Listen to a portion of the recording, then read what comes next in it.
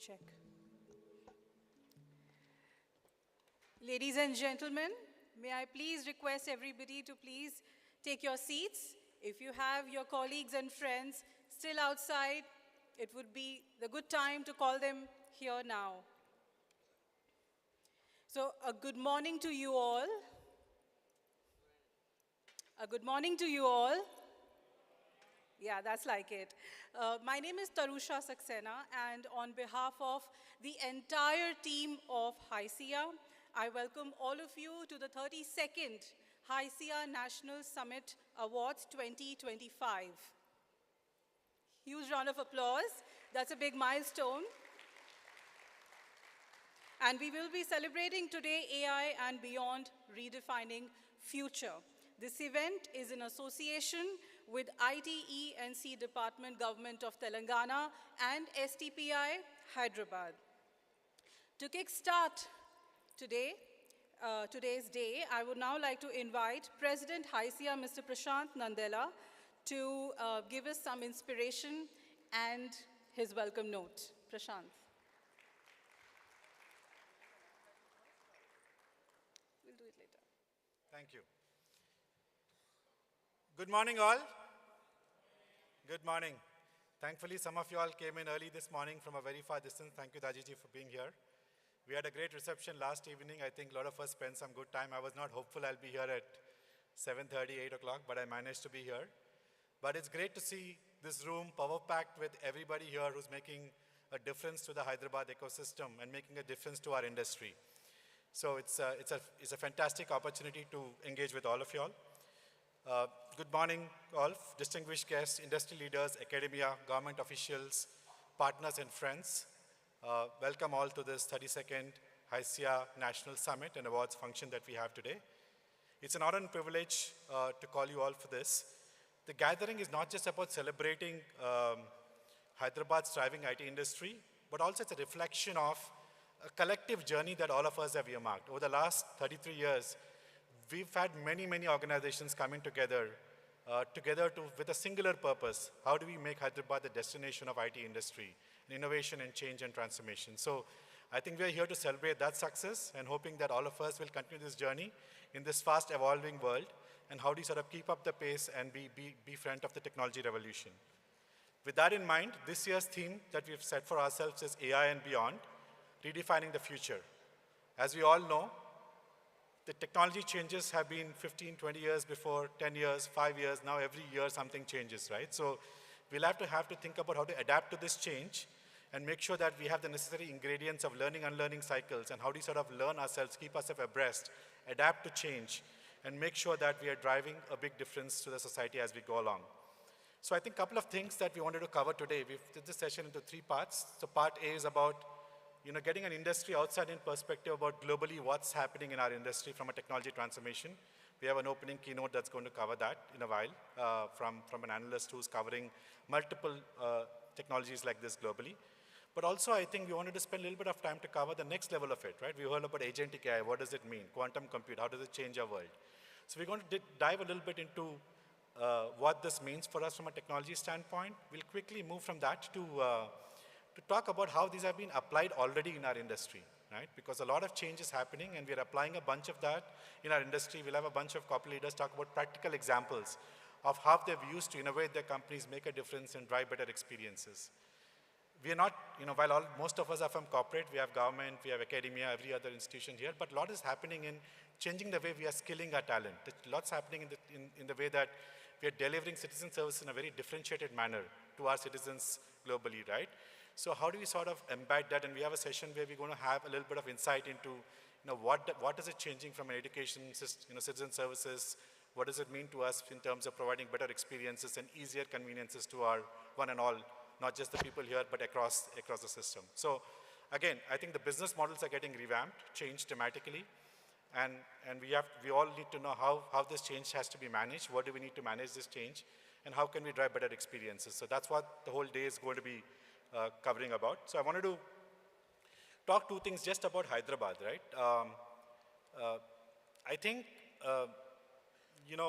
some stats that I'll cover in the evening, but we've been the fastest growing GCC hub in the last 18 months here. So a lot of new companies coming here for a lot of good things. Talent, clearly, infrastructure, policy, ability to ease of doing business, all of this stand out. So we're seeing a lot of good stuff that's happening. At the same time, I think we are innovating from the front. We have multiple institutions and academia and government bodies who have created incubation centers and supporting startups and mentoring startups so that we can create a thriving environment of not just servicing companies, but also creating companies that we can deliver services globally.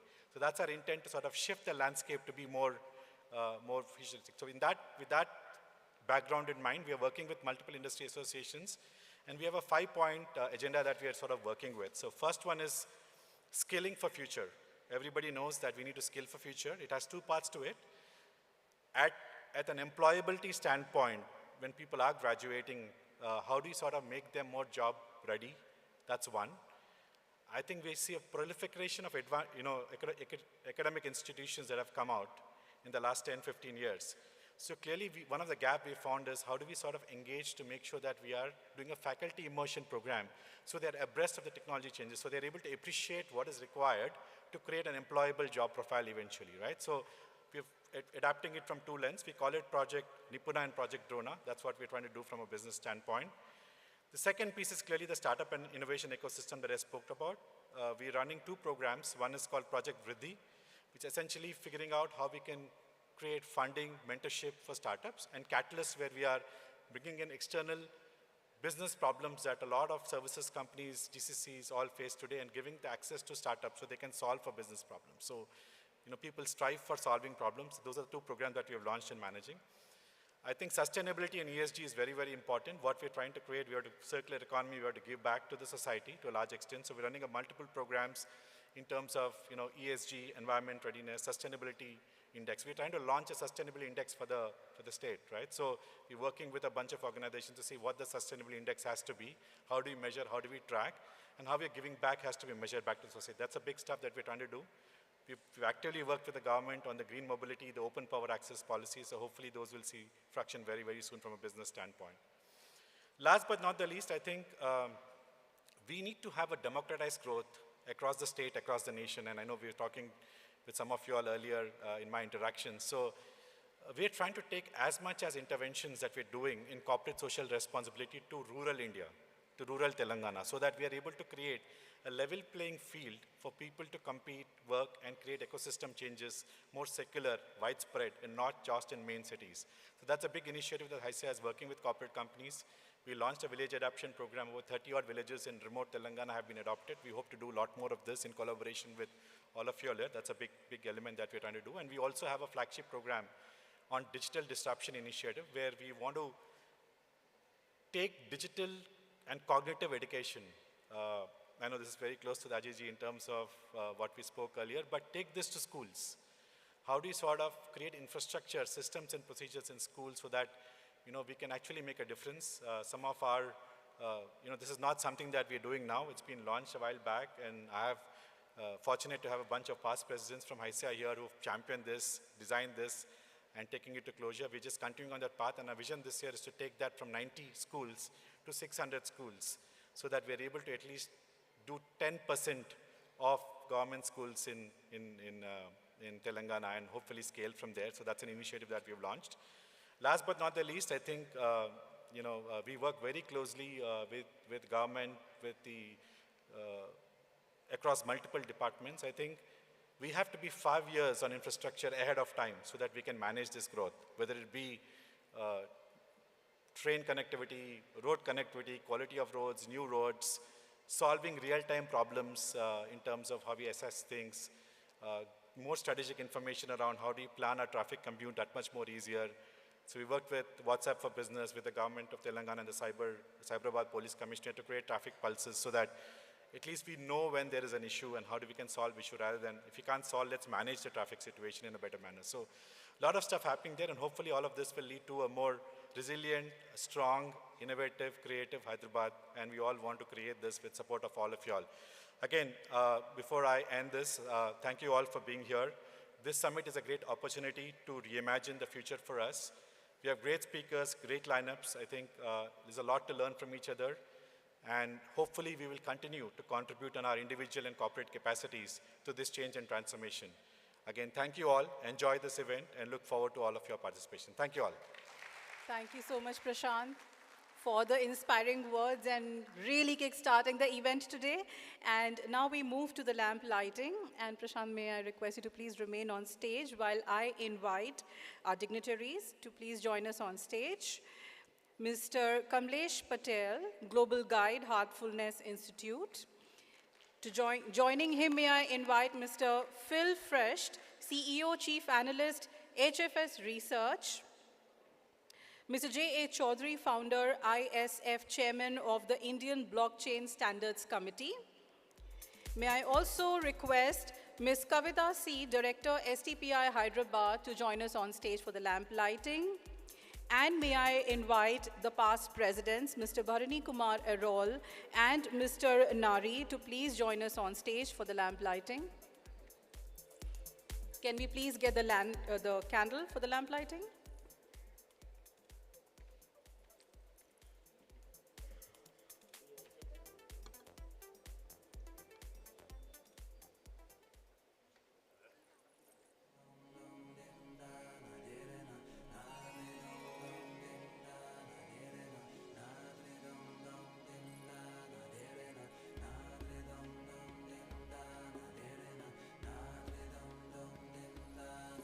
May I also request Bhavani Shri IAS to join us on stage for the lamp lighting?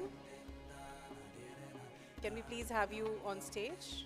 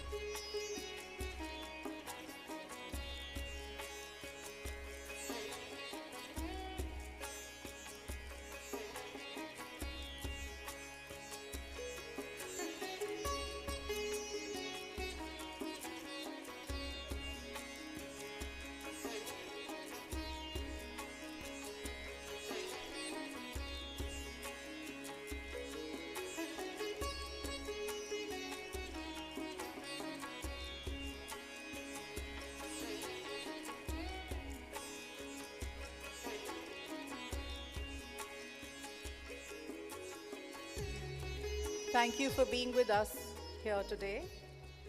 And may I request all of you to please now take your seats while Mr. Prashant and Mr. Kamlesh Patel to please remain on stage, because now we are moving on to our first session of the day. And may I request Mr. Nandela to welcome Our dearest Daji with a bouquet.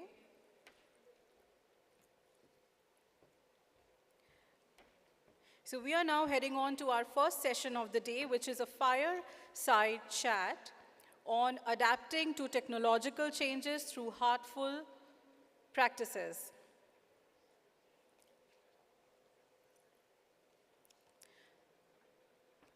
This conversation will be happening with our dearest Daji, Mr. Kamlesh Patel, Global Guide Heartfulness Institute. Affectionately known as Daji, he is the global leader of the Heartfulness Way, which is practiced by over 1 million meditators worldwide. He has been a successful entrepreneur who now devotes his time to the research in the field of consciousness and spirituality. He's a prolific speaker, writer, and a successful author. Ladies and gentlemen, please give a huge round of applause and welcome our dearest Daji.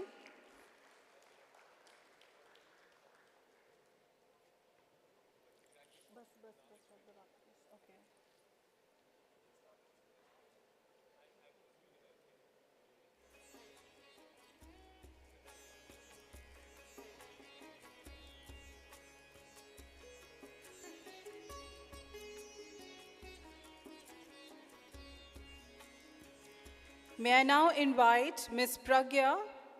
She is Public Policy and Partnership Lead with OpenAI India, and she was also the first hire for OpenAI as well as WhatsApp. So Pragya will be in conversation with Mr. Kamlesh Patel. But before we head on to the chat, can we please play the video? Kamlesh Patel, affectionately known as Daji, Heartfulness Guide, is leading a worldwide movement to make free meditation training available to all. With the help of 16,000 volunteer trainers and over 10 million practitioners in 160 countries, Daji has transformed many lives. In his books and talks, he shares deep insights into successfully integrating one's spiritual and material life. Daji is also guiding volunteers to conduct research and innovation in the fields of ecology, agriculture, medicine, education, well-being, and the arts. Among the many initiatives he has pioneered are the creation of a model community and one of the world's largest meditation spaces at Kanha Shantivanam near Hyderabad, India. An initiative to plant 30 million native and endemic trees across India by the year 2025. A free app to provide meditation training with a trainer 24/7. Training for grassroots social workers in the best practices in the fields of agriculture, health, wellness, and education. Spreading awareness about yoga and Ayurveda and their health benefits. In recognition of his contribution to society, the Government of India awarded Daji the Padma Bhushan, one of India's highest civilian honours. Daji has also been a strong advocate for interfaith harmony and unity, and the coming together of all religions and spiritual traditions. Under his guidance in 2024, Heartfulness and the Ministry of Culture, Government of India, organized the Global Spirituality Mahotsav, bringing together over 500 spiritual leaders and over 100,000 participants from across the globe. It was a landmark event where everyone came together to promote world peace through inner peace.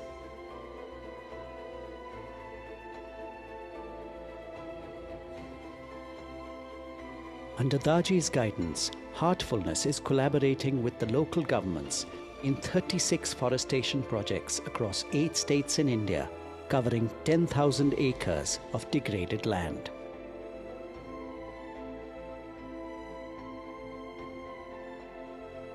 Heartfulness volunteers have conducted value-based education workshops, and cognitive development training for over 250,000 students worldwide. Daji's contribution to the welfare of humanity has also been recognized by the Commonwealth. As Secretary General of the Commonwealth of Nations, I am proud and honored to bestow on you the title of Global Ambassador for Peace Building and Faith in the Commonwealth.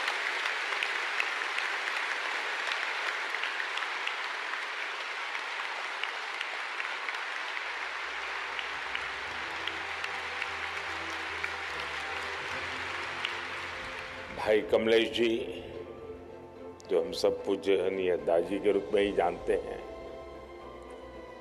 जो काम मानवता के लिए किया है वो वाकई अद्भुत है।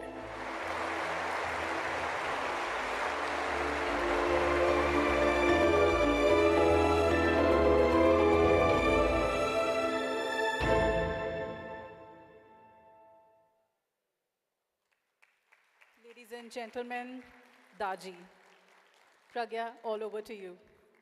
Thank you so much.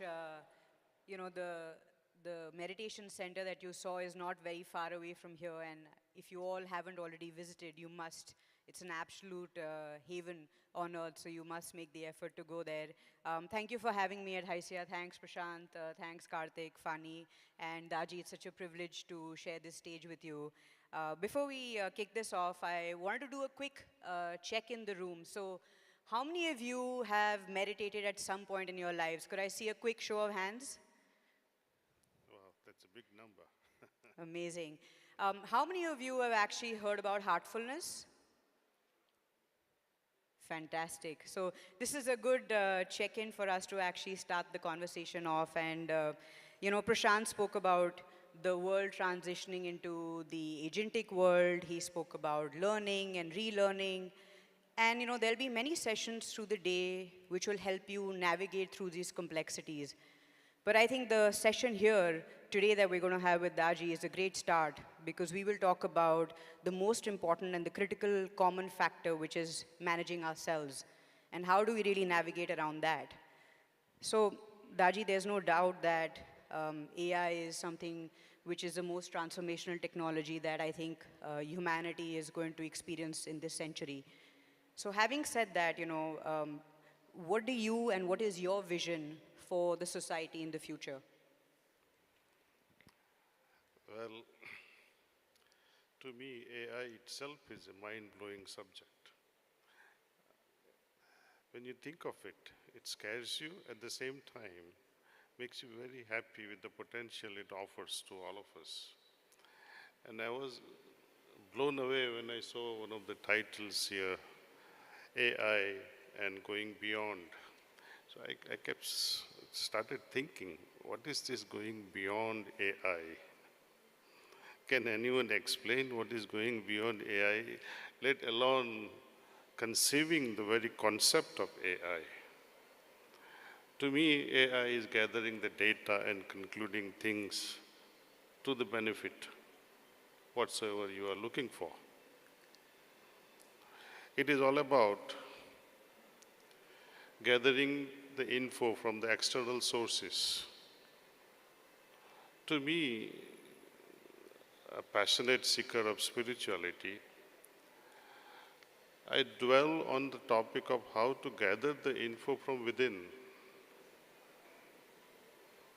However successful one may be in gathering the data and concluding the data, making use of those data in this material world, it sounds so beautiful, but it's a one-sided growth. Just as our elders, our sages and saints made mistakes at once upon a time, they went all the way into spirituality, and what was contributed to society was very minimal. Today, we are drenched with the material progress, nothing wrong with it, but we are forgetting it at a very dangerous rate. the spiritual component of our existence. Life is one thing, existence is another thing. We are successful in this life. What about the existence?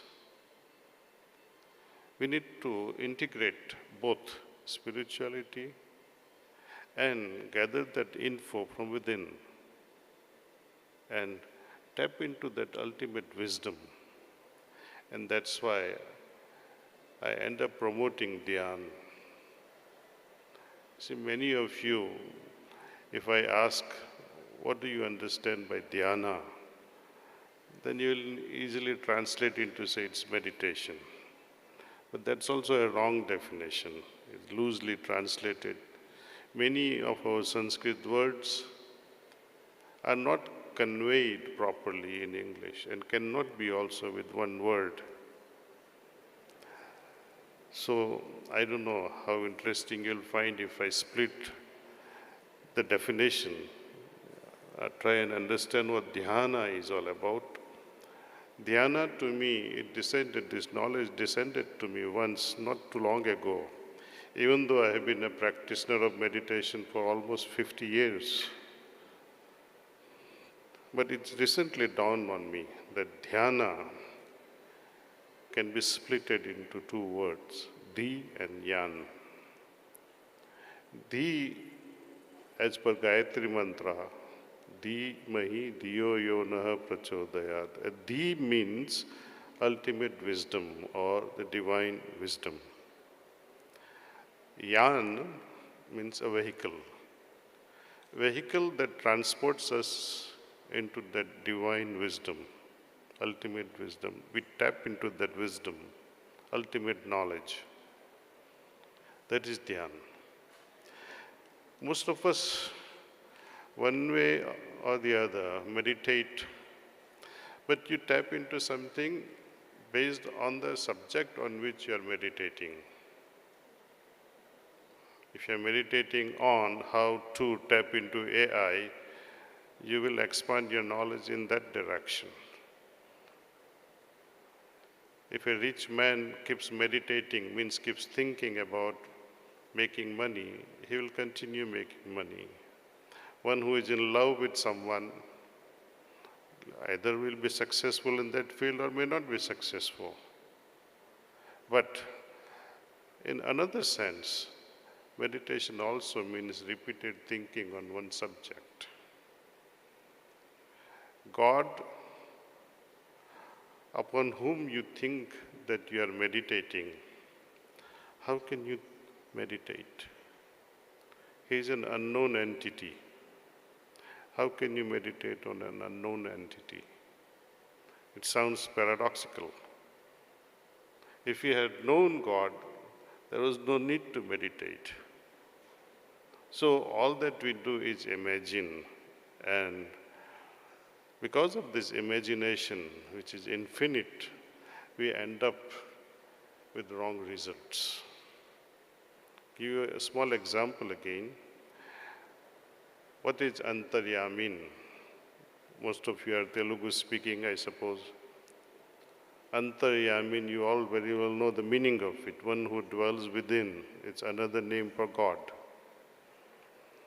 Second argument, Lord Krishna says, I dwell in every heart of every living being. That means He's within us.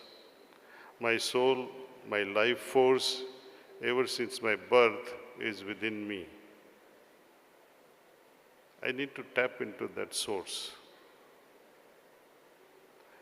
Most of us are seeking darshan of the Lord outside.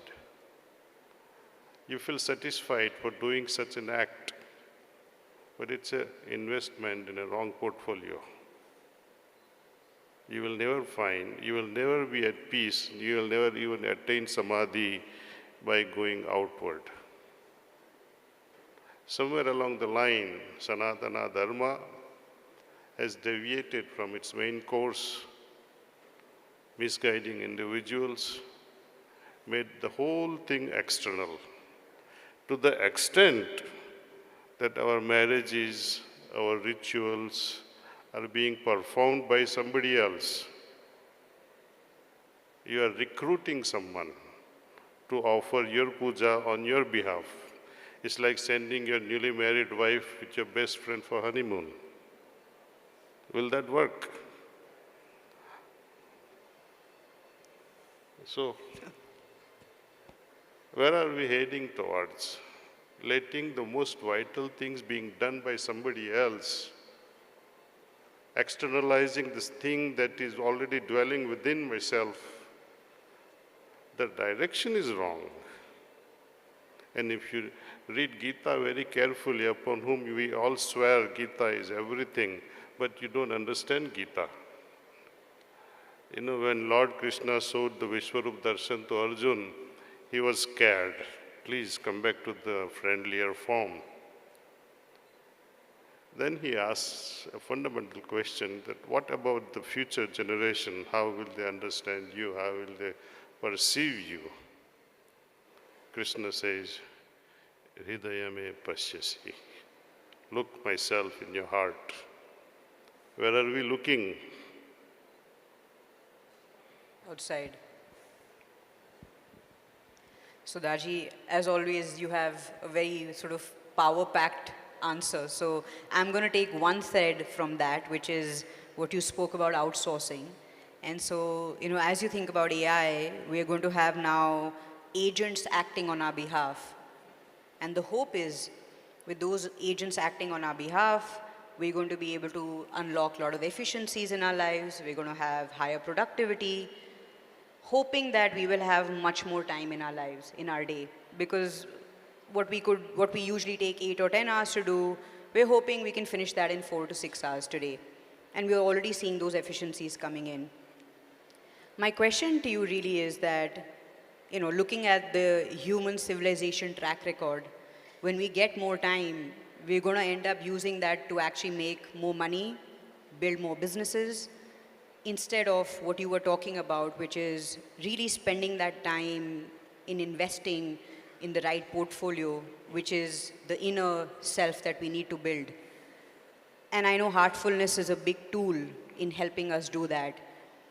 Could you guide us on what can we do today so that we can prepare ourselves and not fall in that trap of, again, building that materialistic world, but actually turning more inwards? It's a very long question.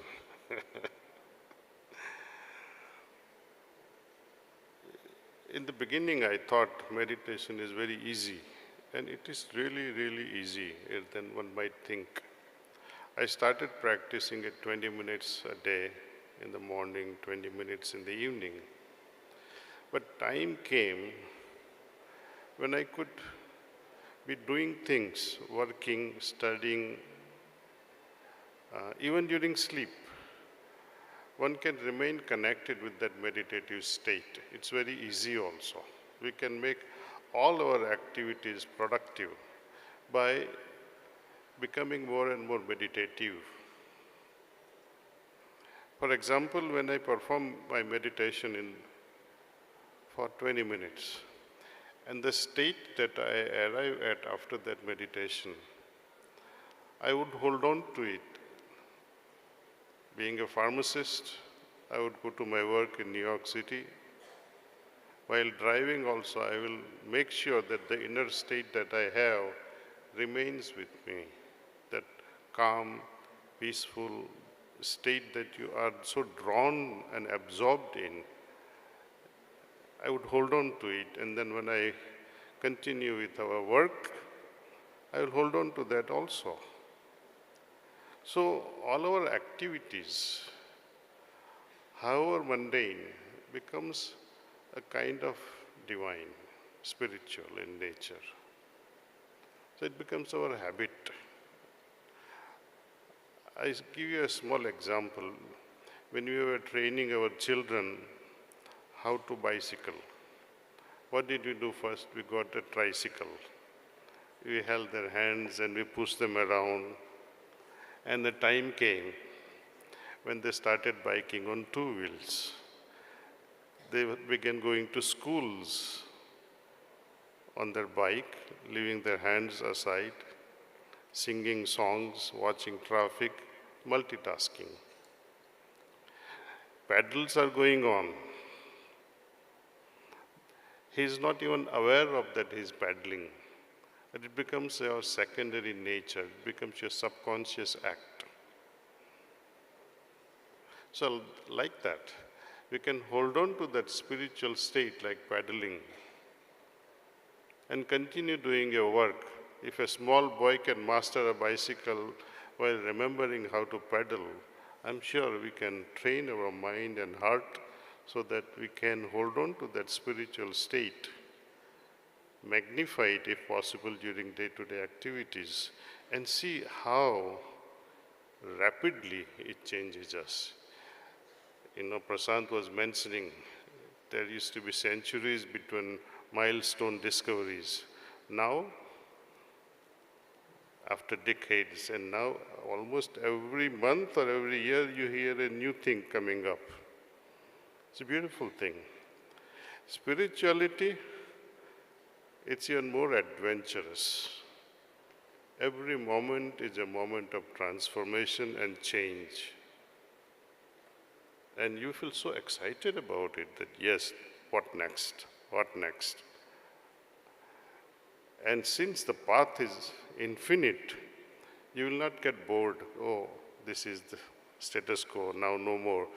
That no more moment will never come in spirituality. It is always something new. So I encourage you all to at least try it for a few months and see where it takes you. You don't have to leave your home, neither you have to leave your business. You have to fly with both the wings. Integrate it. Sudhaji, from the very profound to a little mundane, do you still get stressed? I think stress is necessary. Yeah. When I have to address such an audience, it stresses me sometimes. That how to convince something that I enjoy, something that makes me so spiritually rich, and share that wealth, which is invisible. How to convince, it becomes my biggest challenge. And when I don't see people being convinced, I get disheartened so much. What a poor fellow. You feel compassion, my God, please help them understand what spirituality is. That is stressing me. So you stress about the really big things in life. Often, we're stressing about the immediate promotion, the next raise, am I going to fundraise, all of those things. And so, we're mostly reacting a lot to our external environments, and, meditation can be that tool to deal with that stress. I know that the 3 practices that are part of heartfulness often help us do that. But if you could just share, from your life when you were an entrepreneur and you would feel really stressed about, maybe opening that next store or what is going to happen in the cash flow. How did you really deal with that in those moments? Well, while I was in business world, which I ran for almost 30 years in New York City, I was never stressed, never ever. But I was always concerned with these inner changes. Because money comes and money goes. I didn't care much about it, though I had plenty of it, nothing to cry about. I could not tolerate the emptiness. We all wonder about why this life, what is to be done, purpose of life. There must be a goal beyond this life and death. That has captivated me, and that's what I like to plunge into, and that's what excites me. And to me, spirituality is something beyond the religion, you see. Religious approaches are very convenient, that you go to a temple, you bow down, you throw some money, you give some gifts to pandits, as if it has reached Vaikuntham. You feel happy about it. You go back to your office and you continue doing whatsoever you are doing. Have you felt any deeper change in yourself? Same technology in your heart. No change. Where is the growth at an individual level with such worship? Spirituality is challenging. Spirituality cannot tolerate a mere belief. We all believe in God, but what next? If you ask your mother or father, Papa, Mummy, do you believe in God? They will say, why are you asking such a question? That is religion. Mummy would say, Ma, bete, I believe because my parents taught me this, my religion teaches, my elders taught me all this, our scriptures say that, but what about you? Have you experienced? So when you experience, belief dies. Belief to me is a whitewash, substitute to an actual experience. Once you have experienced, the story temporarily ends, but not completely. If you are invited to your friend's place on a private island, and then you spend 3 months, 4 months, 6 months with your friend for, enjoying the hospitality, you are experiencing a great hospitality of a friend. But deep down, what do you say? What do you feel then? I wish I was also as rich. So divine experiences through spirituality, through meditation can be great. But to become divine is different from experiencing. So you see, we have understood so far one thing, that we begin with the belief, graduate into experience if you are lucky. If you are still luckier, you will say goodbye to spirituality also and begin to become divine. And a time will also come, you renounce that divinity as well, and you enter a zone which is beyond description. And that's what Vedas also call, through a great statement. Veda talks all positive things in the beginning, but it concludes with the most negative statement. Neti, neti, neti, meaning not this, not this, not this. Meaning the experience of the thing that I am having now cannot be described through any worldly means or worldly example, that it is like this or it is like that. There is nothing in this world that is as comparable. That's why neti, neti, neti, see. Daji, you spoke about purpose, and many people here in the room are leading businesses or are already leaders in their own right. How do we find that purpose, and how do we really lead with that purpose so that we can also take our teams along with that larger purpose, whether that's it's my own purpose or it's my company's purpose? How do I add more something much bigger than earning revenues or building profitable businesses, something that's also societal? There are certain things which cannot be taught. Either you are crazy for spirituality or not. That has to come naturally within us. What we call calling. If the calling happens, you'll be drawn towards it very naturally. See? Instead of bombarding these questions and answers, if you all agree, we can meditate for a few minutes, and we have time. Yes, I think we do. Yeah, absolutely. So you have a glimpse into meditation which we train people with, see. And you don't have to believe in any gurus. You don't have to call Daji your master. Let Daji remain your friend, and we meditate. You don't have to fall at anyone's feet and collect dust. meditate in the privacy of your own homes. We have an app also called Heartfulness Meditation app. You can download and learn from that at your own pace. So if you all agree now, we meditate for a few minutes, and when it's over, I'll say that's all. And before I forget, after meditation, you are all invited to Kanha Santivanam, which is hardly 45 minutes from here, very close to Samsabad, almost 30 minutes from the airport. Thank you. So we'll now begin meditation. Okay. Can I just request everyone to please put your phone on silent? That will just help you focus on what Daji is going to bestow on us. So just be open, open your hearts, and just observe how you feel inside as we go through this process.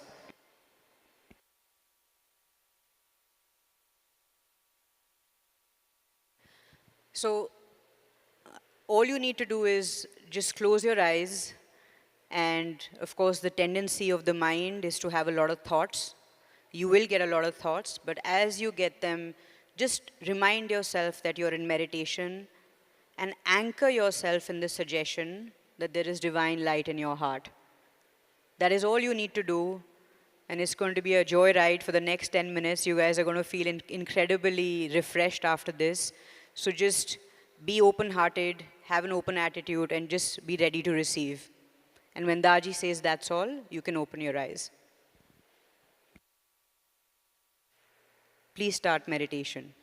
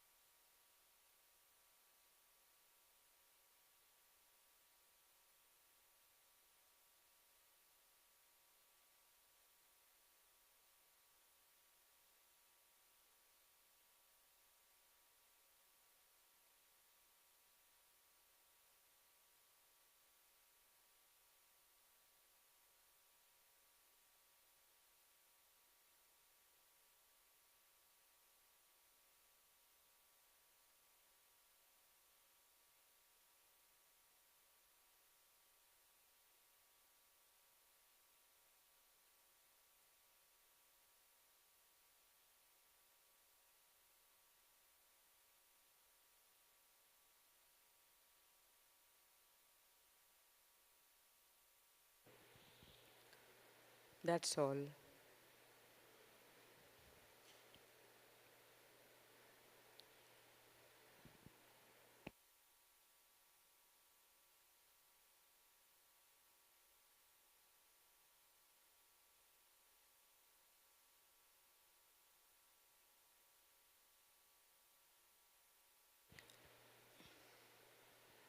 We can open the floor for questions if people have any specific questions on the experience they had. Yeah. Do we have mics on the floor?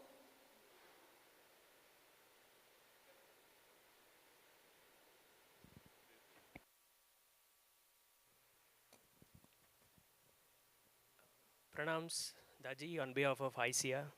So some of us have been to the Kanha Shantivan. I think it's a jewel in the crown of Hyderabad and India.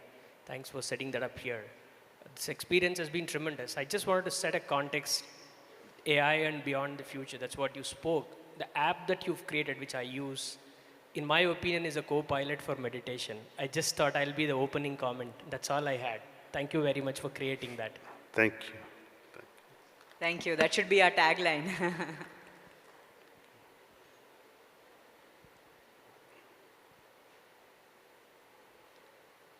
Anyone else?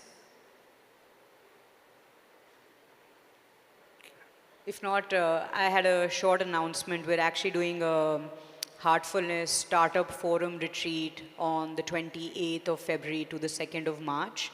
It's the 28th of February is an open day, so everyone is invited to come listen to entrepreneurs from all over India who are going to come and talk about not to how to fundraise and not how to grow your business, but really taking that path from being a founder to a leader.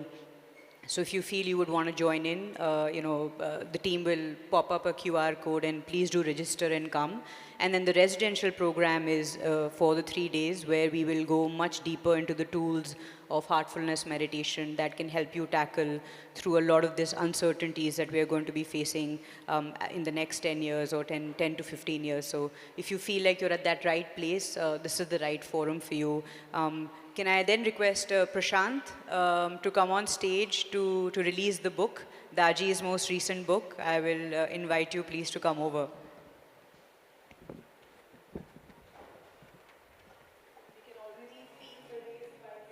Of the stage and the hall, and I'm sure it's going to reflect in the events of the day. It's going to be a memorable day for all of us. Thank you so much for the meditation session. And for the book launch, may I request a few other dignitaries to please join us on stage. May I invite Mr. BVR Mohan Reddy, founder, chairman, Scient. Joining him, may I please invite Mr. J.A. Chaudhary, founder, ISF, chairman of the Indian Blockchain Standards Committee, to please join us on stage. I would also request Ms. Kavita C., director, STPI Hyderabad, to please come on stage. And Mr. Raghavan from US Consulate, can we please have you join us on stage? And our past president, HYSEA, Mr. Bharani Kumar Errol, sir, can we please have you on stage for the presentation of the book? This is a newly launched book authored by Daji, and the title is Paradox. The book is an exploration of 22 everyday paradoxes combined with spiritual and scientific inquiry. Helmed with the heartfulness way of living, these practices will help one clear the mind and unburden emotions of the heart. Presenting the book, Paradox.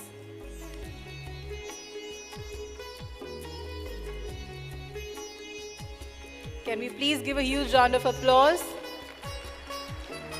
And many congratulations, Daji, for the launch of this new book.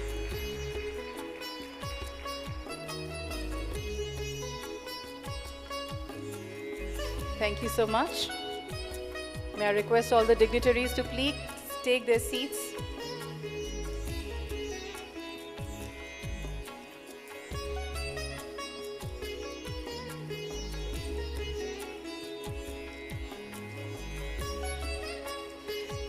We have a book stall outside, and those of you who would like to purchase this book can please go and check out the stall, and you can purchase the book from there.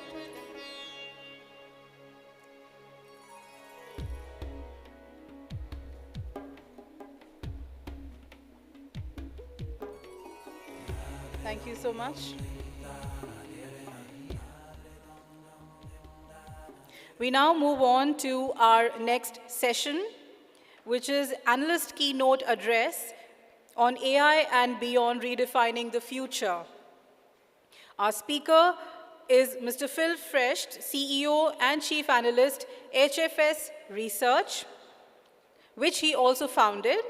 HFS Research is the leading global research and advisory firm helping Fortune 500 companies through IT and business transformation. Phil has pioneered concepts like generative enterprise, one office, and one ecosystem. He has authored first report on robotic process automation, and he is the foundational voice for RPA and process AI. Ladies and gentlemen, let's give a huge round of applause and welcome our speaker, Phil Frecht. All over to you, Phil. Thank you. Thank you very much.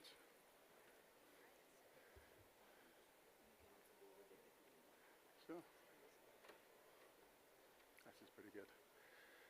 So good morning, Hyderabad. Can you hear me okay? We good? Excellent. Okay, what a unique morning, very peaceful morning. So maybe I'll rock your world a little bit with some insights on what we're seeing happening in the future of AI-driven services. So, you know, we really started off. We can look at history, and we can look at, I think, what is a disruption? A disruption really is radical change to an existing industry due to real technology innovation. And I think our first big disruption was one of, you know, the wheel. It got us moving. The steam engine was really the next big innovation because that gave us real power, not just to move, but to mill wheat, to create machinery, to run factories, until electricity came along.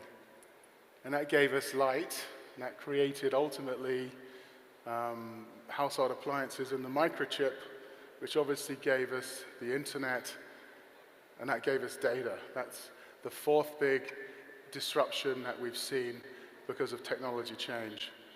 The fifth one, I think, is what's happening to us now, and you know, Gen AI has given us the ability to create content. Whether you're a developer or just a humble business professional, we can now create content at our fingertips like we never could before. So in reality, you know, when we look at 2023, it was really about what was it, you know, what is AI all about? Is it about Gen AI, which is a subset of machine learning, which is a subset of broad AI? I think 2024 was about why. So what are we doing with Gen AI and agentic, et cetera? And the majority of people think it's around predicting and personalizing data and content for themselves before being productivity generators and other things. And then finally, 2025 is about the how. How are we actually going to take this technology that's only really been around for 2 years? It's moved very, very quickly. It's moved so fast that startups are struggling a little bit to raise money. People are struggling to figure out how to train themselves more effectively. So how do we do this? And this is what I'm going to focus on a lot in the next few minutes. So let's talk a little bit about the IT services industry. You can see here since 2021, it hasn't been a very pretty picture. You know, we've seen maybe the flattening out of 3 decades of continuous growth with IT services. And now we're at a point where how do these companies, which have been the heartbeat of Indian IT, really find that next path for growth and success? Now things have really hit more of a flat curve. You know, look at what's happening in the world. So when we look at our survey over 600 enterprises, you can actually see 75% of them are looking to renegotiate their BPO relationships, 72% their IT services relationships, and 62% are looking at their software and SaaS relationships as well. So we have hit a period of change. Enterprise leaders are fed up paying every year more and more money for their software licenses, incremental revenue for their services support. They want to get more value, and how do we actually achieve this? So one of the most shocking pieces of data I'll share with you, and this is when we spoke to over 1,000 major enterprises at the end of last year, and we asked them, what is your approach with AI when it comes to actually replacing professional physical services in the next 5 years? And while 37% don't have major plans, you can actually see 6 out of 10 are actually looking to either replace a major portion or all of their professional services by 2030 with AI. We've already embarked on this period of change where companies want to get more with what they have. You know, when you look at maybe, I read recently Harvard MBAs are struggling more than ever to find jobs coming out of their degrees. And part of the reason is that enterprises want to leverage AI before they keep investing more and more in expensive talent and people. So we've reached a point where everybody's looking to get more from the same, and they're looking to leverage AI to get more and more, become more productive with their businesses.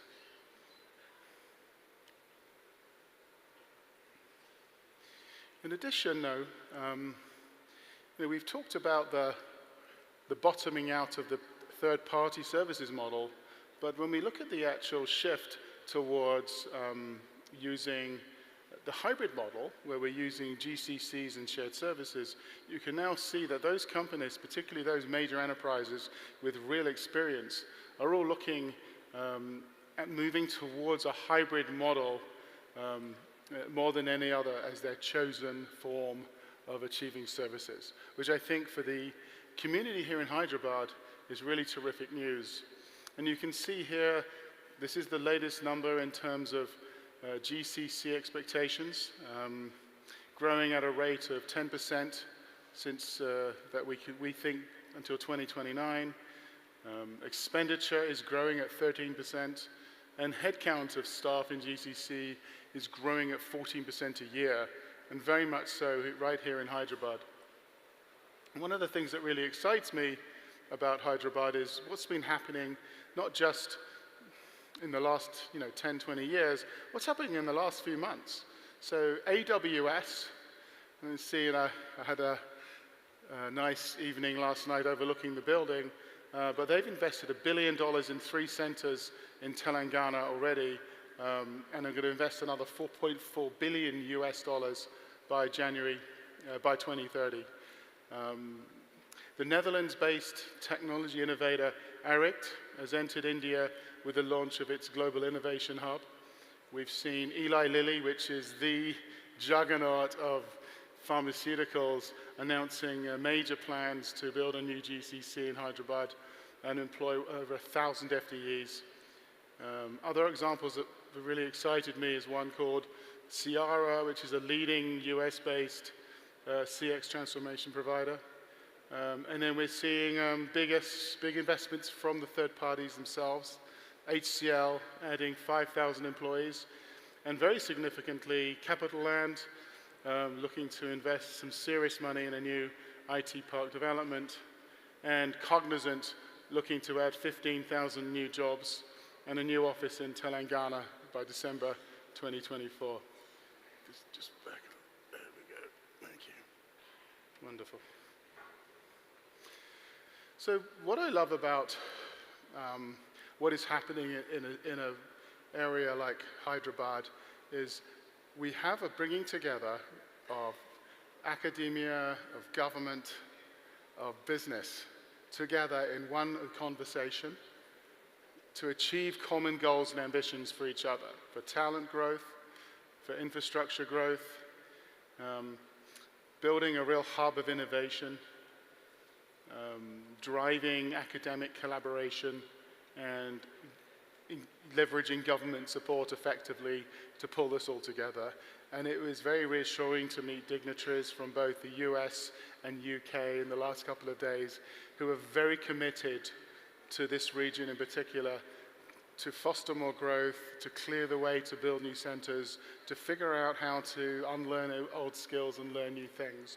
And this is something that isn't happening in regions in the US, for example, in the UK and other parts of the world where there's a growing disconnect between academia and business. And this is one of the things I think India can be very proud of and very excited about, is uniting together for common goals to achieve what's best for industry and for business, and especially for the next generation of talent. Now, if I was a university graduate in India today, and I could come out of college, I could go work for Eli Lilly, I could work for Microsoft, AWS, I could go and work for maybe an Infosys or Cognizant, one of these types of businesses. Fungibility of talent across different types of enterprise now is fantastic. The days of hundreds of kids sitting in cubes, just cranking out monotonous work, these days are moving far beyond that to much more innovative support and capability. And just seeing the investments which some of the world's leading consulting firms like Deloitte and Accenture, the buildings are incredible that they've built up, and the focus in this part of the world is really, really magnificent. So, we talked a lot about FOMO, the fear of missing out. I'd like to talk a bit about FOBO, which is we need a good dose of fear of becoming obsolete, right? I'll talk to you more about talent issues, but we need to be relevant as humans. And when we look at what's happening with AI, this reminds me a little of the internet 30 years ago, where if you were a business, you would go out of business if you didn't have a shop front online, you didn't have people with the skills to do that for you. And development was very, very fast. The same is happening now with AI. And what happens is when people in their consumer lives are learning how to use ChatGPT or DeepSeek or Perplexity or any of these apps and these tools themselves, they're bringing them into the workplace. They're becoming a set part of day-to-day operations. Most kids under 25, they're living and dying now by AI apps, Gen AI apps, agentic apps already. And so we're now seeing this real sense of, if I can get on top of this and really start to showcase to my colleagues in workshops and boot camps how to generate data more effectively, how to synthesize information, how to do my job better, I'm getting on with my career and I'm getting recognized by my superiors because of this. So why do we need to have a FOBO, a fear of becoming obsolete with services and software? I'm going to be really honest. SaaS is a bloated, overpriced mess that forces companies to pay for features that they don't need. IT services and consulting are a glorified human labor business masquerading as innovation. CIOs are still spending billions on static tools and labor-heavy services when AI-first solutions can do more for less. Let's not mince words here, right? People are looking more for less. So what I'd like to really talk about today is a concept that we coined at HFS a few months ago. You may have heard it now. We are calling this services as software. This is an AI-first automated service layer that's coming to obliterate everything in its path. No more billable hours, no more clunky SaaS, right? We are going through a big change. It's a good change, it's an exciting change, and it's a little frightening as well if we've been doing things one way for many years. And unless we're going to retire in a couple of years' time, we've got to get ahead of this as individuals. We've got to be smarter. This is our tech services vision at HFS, and you may recognize the industry in India in particular started with what we call as staff augmentation. We've graduated to technology-enabled services, which is really moving to FTE-based pricing, human-centric skills, being more efficient. Where a lot of our services are today are around platform-led services. You can see examples, we've even put some here, like TCS Cognix or Accenture Synops, for example, or even Infosys Topaz. You see these methodologies that are all about integrating platforms, being more scalable, becoming more efficient. The next phase, and this is what is really starting to evolve now, is what we term as AI-led agentic services. So this is how do we build out smart AI agents to optimize processes and decision-making. I'll go more into these in detail shortly, but there's a lot of them out there already, like Replit Ghostwriter, MindCorp, Amazon Q, for example. We're even seeing organizations like IBM with their watsonx platform, and even the big four consulting firms doing some pretty cool things around agentic, because they've realized they are under an existential threat from agentic if they're going to continue with these legacy old consulting models. Finally, this is where we are moving towards by 2030, is what we call service as a software. And this is really where it's about mimicking human behavior, human activities within a software application and maximizing efficiency. And there's some really exciting examples coming out. We've seen tools like Rhino, Daybreak, Builder.ai, even Salesforce's Agentic 2.0. These are software platforms which want a piece of the services industry. They're creating software platforms that are sold like services, and they're looking to take their piece of the services revenue. So let's look at the difference between SaaS and services and why this is all becoming services as software. SaaS is static. Services are people-driven. Whereas services as software is AI-driven and autonomous. SaaS, when it comes to scalability, is very limited. You can't scale this. It's kind of brittle. It's hard. You need to have a real infrastructure to do this effectively. Services are very labor-intensive.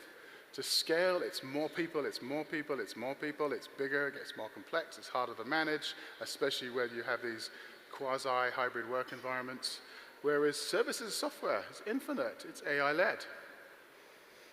In terms of pricing, SaaS has always been feature-based and per seat, it's expansive. It's like, hey, you know, we need a license for every single employee we have. With services, it's all about billable hours and FTE-based models. Whereas with services as software, it's outcome-based, it's consumption-driven. I'm buying something to achieve something.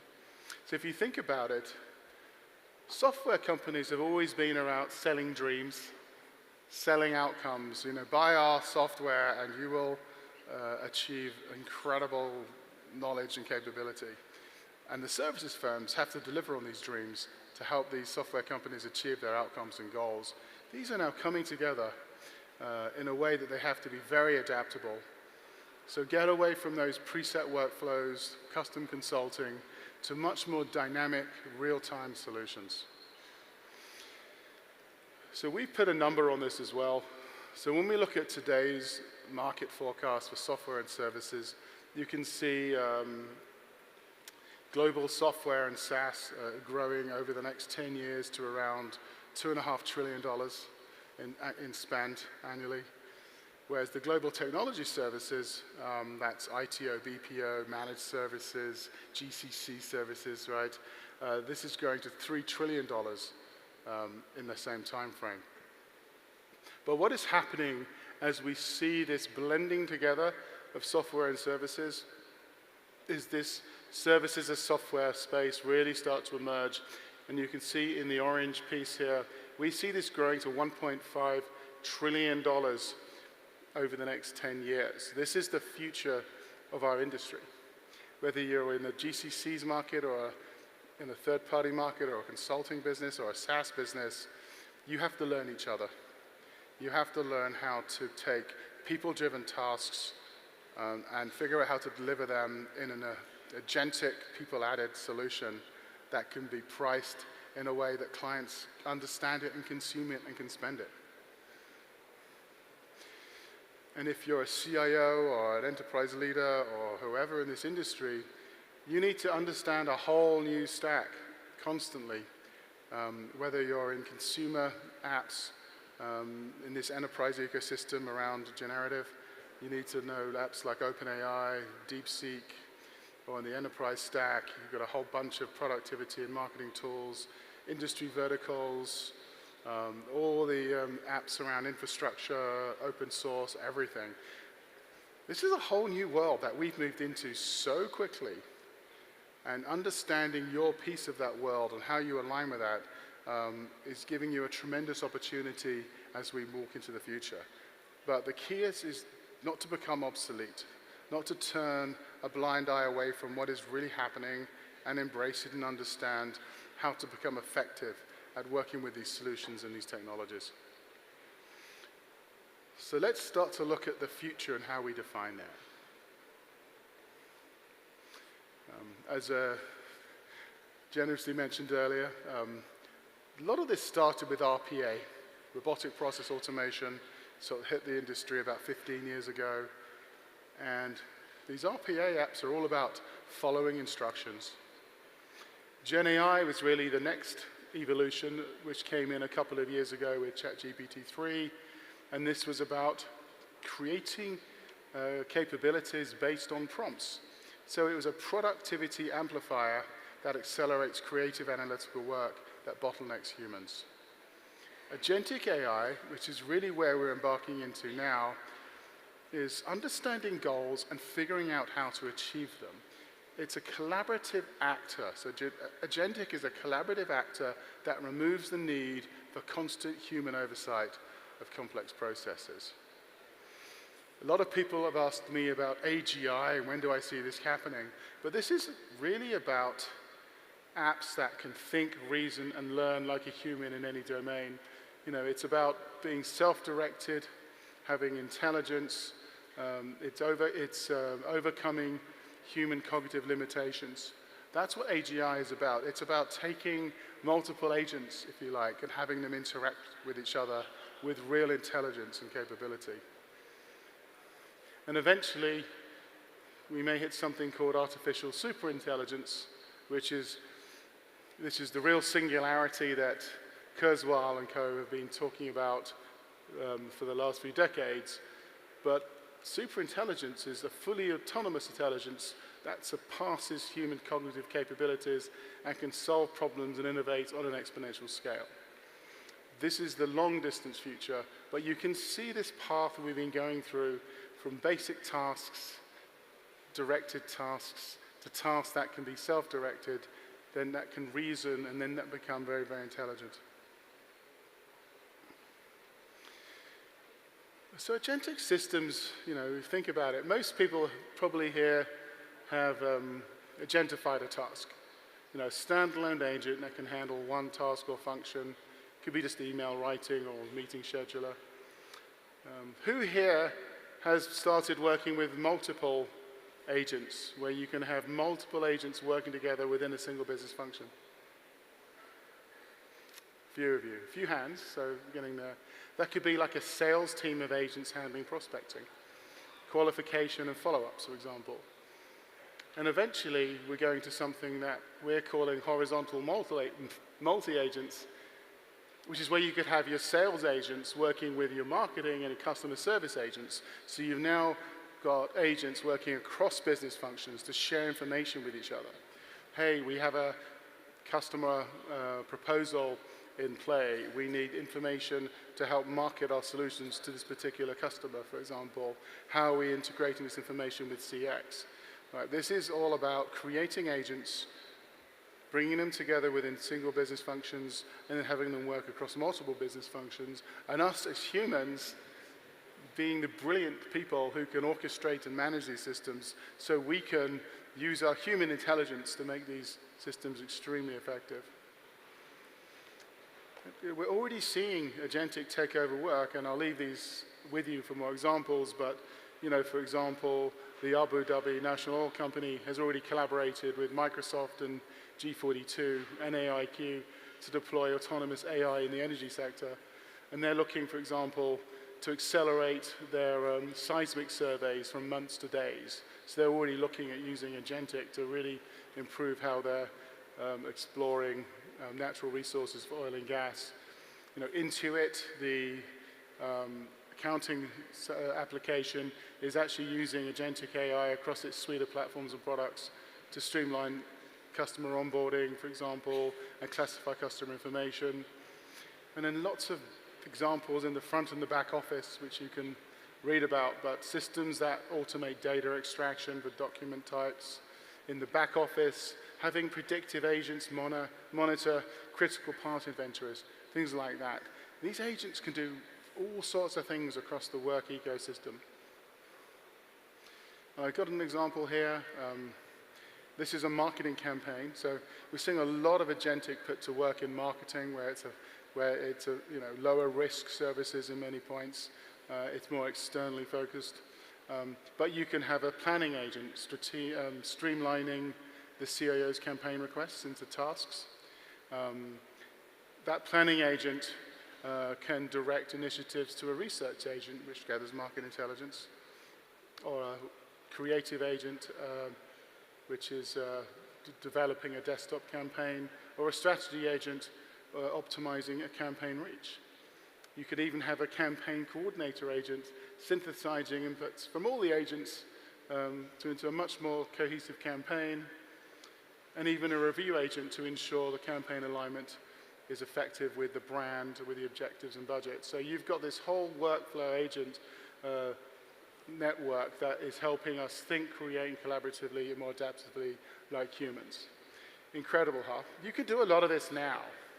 The problem is how do you motivate your CMO to build a team of agents to work with all these representatives in their marketing and sales teams, etc., to do this? How do you get people over that fear of, hey, losing my job to a piece of software?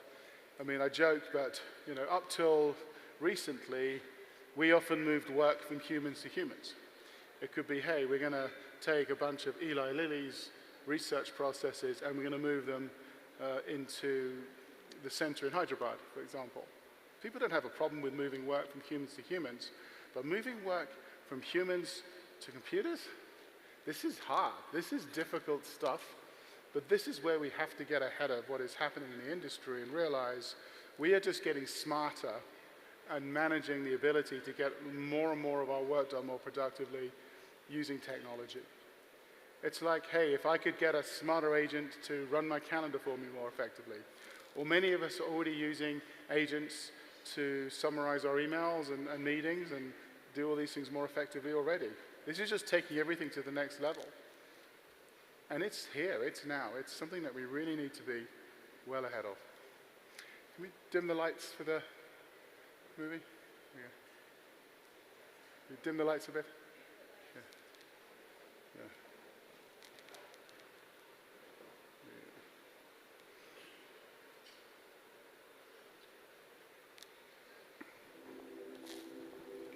I'm Andy Lane from Be My Eyes, and I'm about to take a journey that may change lives around the world. Vision is such a dominant sense for most of us. Our eyes feed us an endless stream of information, but it is somewhat different for me. I'm blind, so I've had to learn new skills and use workarounds to live my life without sight. I still think visually, but I have to build the images in my mind through other means. Today though, I'm experiencing something new. I'm using OpenAI's newest model and voice-first interface to imagine the world through a conversation with an AI. Nice sunglasses. They definitely add a cool factor. Oh, thank you. What is in front of me at the moment? You're looking at a beautiful sunny day by the River Thames in London. Right in front of you is the Tower Bridge, one of the most famous bridges in the world, with its majestic twin towers and blue suspension cables. That's perfect. Can you tell me if the bridge is up or down at the moment? The bridge is down at the moment. As the AI is speaking, my mind is building a visual image.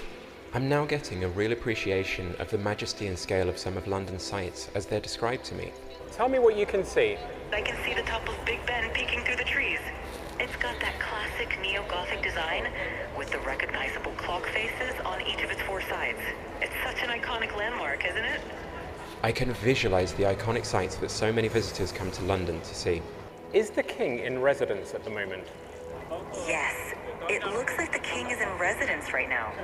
The Royal Standard flag is flying above Buckingham Palace, which is the signal that the monarch is present. How exciting to be there while the king is home. Try and tell me exactly what they're doing right now, please. Right now the ducks are gently gliding across the water. They're moving in a fairly relaxed manner, not in a hurry. Occasionally, one of them will dip its head under the water, probably looking for food, and then pop back up. I even know when a taxi is coming with its orange light on. I think I'll hail it to get home. Yes, I spotted one just now. It's heading your way on the left side of the road. Get ready to wave it down.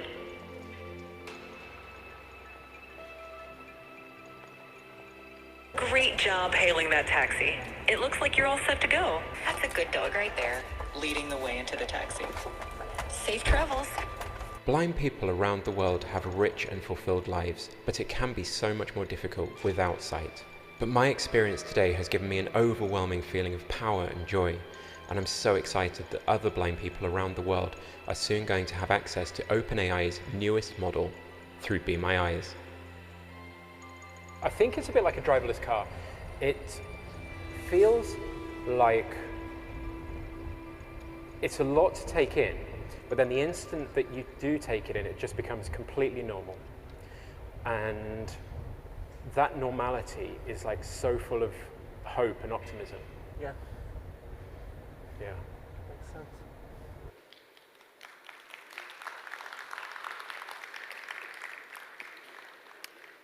Incredible. It was great we had someone from OpenAI here to look at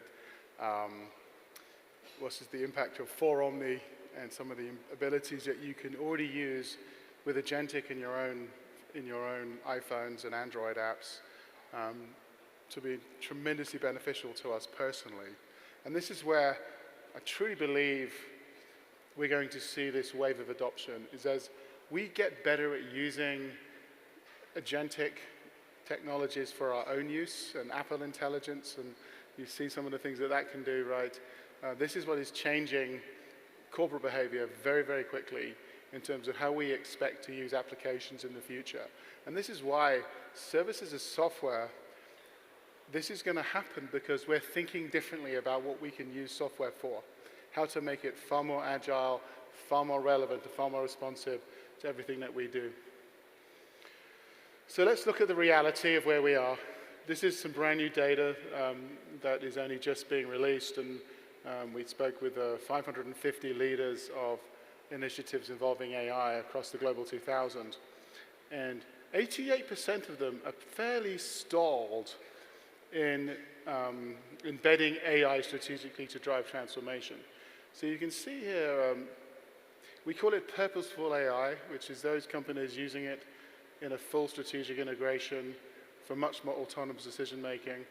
A third of companies, we call them at the generative AI stage, where they're starting to use AI for some moderate data integration, expanding beyond efficiency. But the majority of companies are still at what we call foundational AI phase, which is much more basic task automation, limited data exposure, and solo deployments. So this is answering where we are.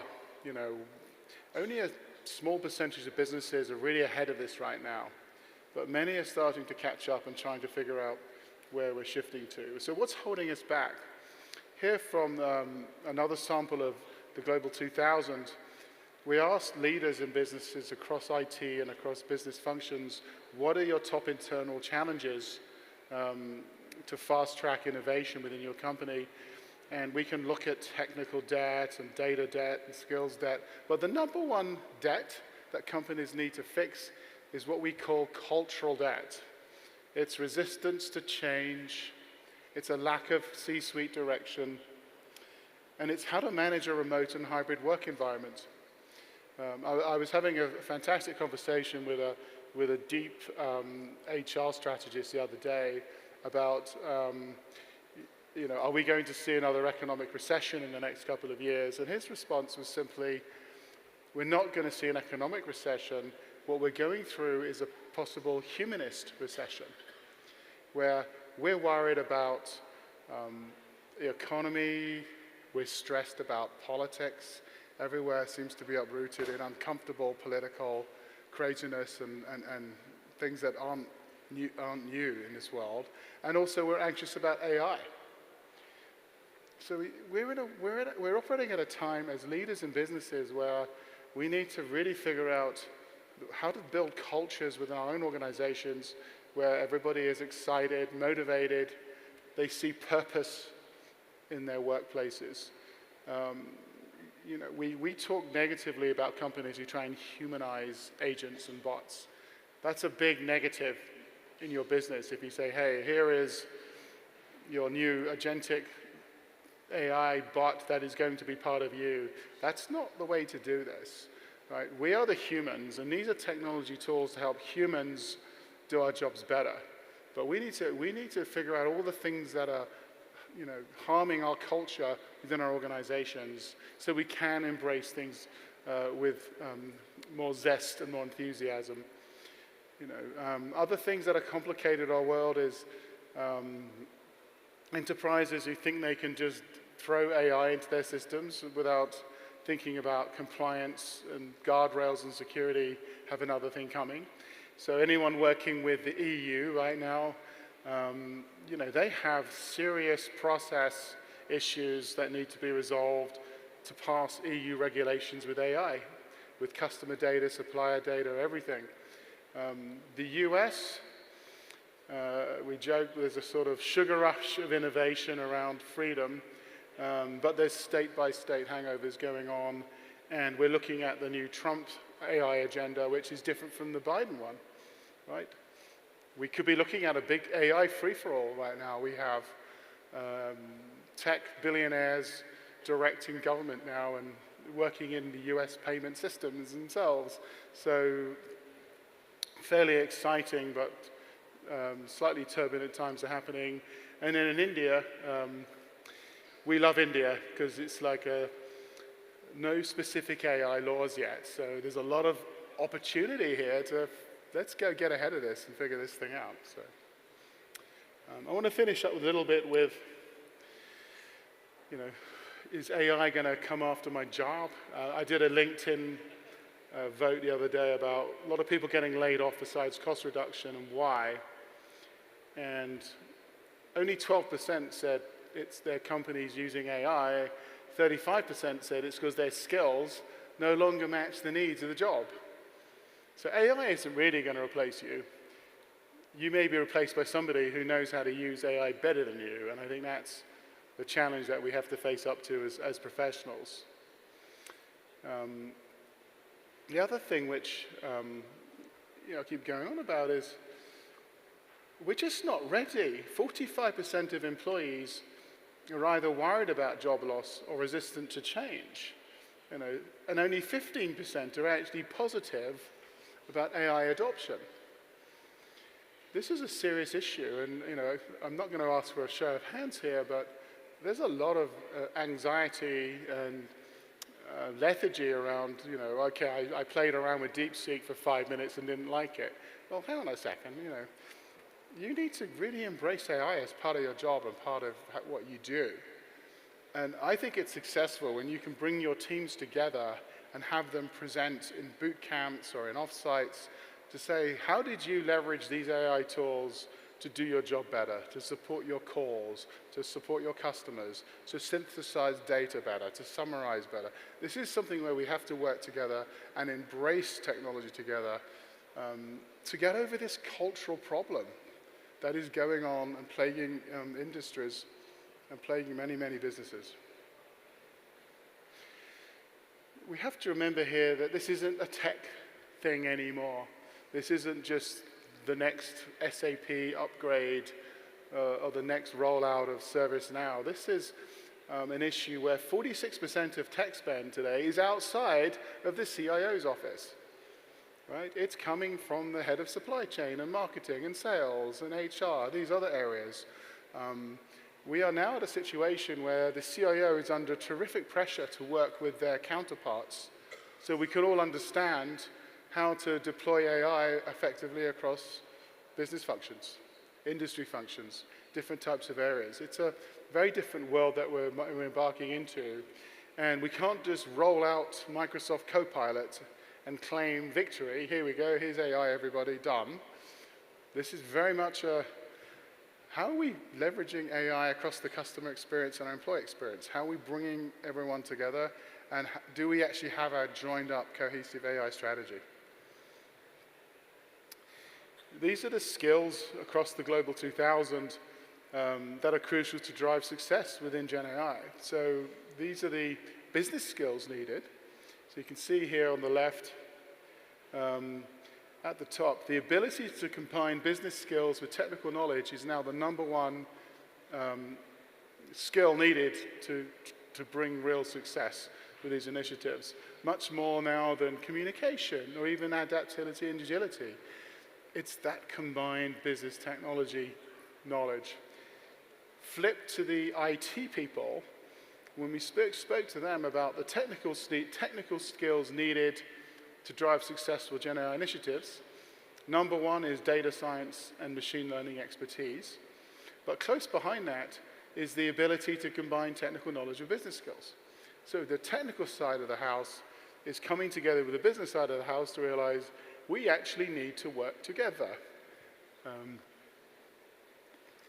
This is no longer give it to IT to roll something out and we'll all figure it out later. This is very much how do we bring people skills and technical skills together under one roof to achieve our business outcomes. So this brings me to the end, and the lines are blurring between software and services, between people and technology, but what does this really mean? Most firms just aren't ready. I think 12% are prepared for this revolution. The rest are shackled in culture debt and technical debt. Half of us, we're not ready. Half of employees are fearful of AI. We need to reward and recognize people on their ability to embrace AI, embrace change. Technology is already here. This isn't, quantum computing, which always seems to be 5 years away for the last 20 years. It's here, it's now. Agentic is not a far-off dream. I mentioned about volatility. It's the new normal. We're in a society where just being human at work is a challenge for many people. It's not like it used to be. People are anxious about AI. They're anxious about crazy politics. They're anxious about what's going on in the world. And look to your ecosystems. This is a fantastic community in Hyderabad and India in general, where you have great ecosystems of academia, real estate, lawyers, tech service providers. Everybody here is together. Ecosystems are so important now in building out collaboration. That's your antidote to uncertainty. And my final recommendation is be brave and be phobo. Be scared of becoming obsolete. It's none of us want to be there, and we have to be in a world where the future rewards leaders who take the risk and seize the moment and make fear become obsolete. That's my goal. Thank you.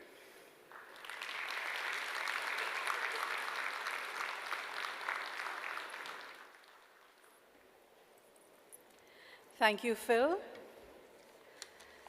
To felicitate Phil, May I please invite Mr. Sai Ram Vedam, Global Head of Business Marketing Coforge and Management Committee Member HYSEA, to present the mementos to the speaker.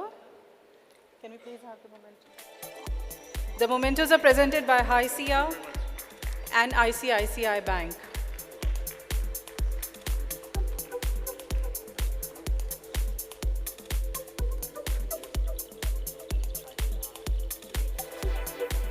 Can we have the memento from ICICI Bank, please?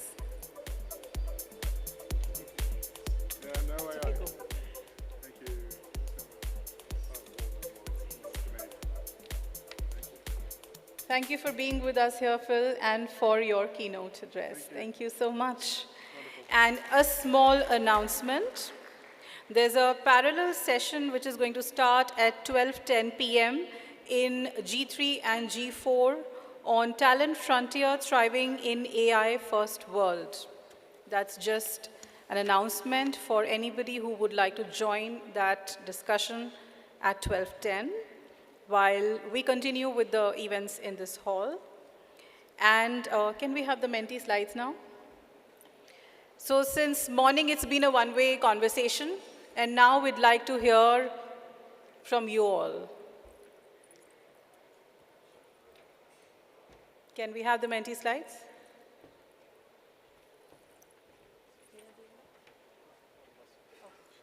So should we, are we skipping that? Put it straight.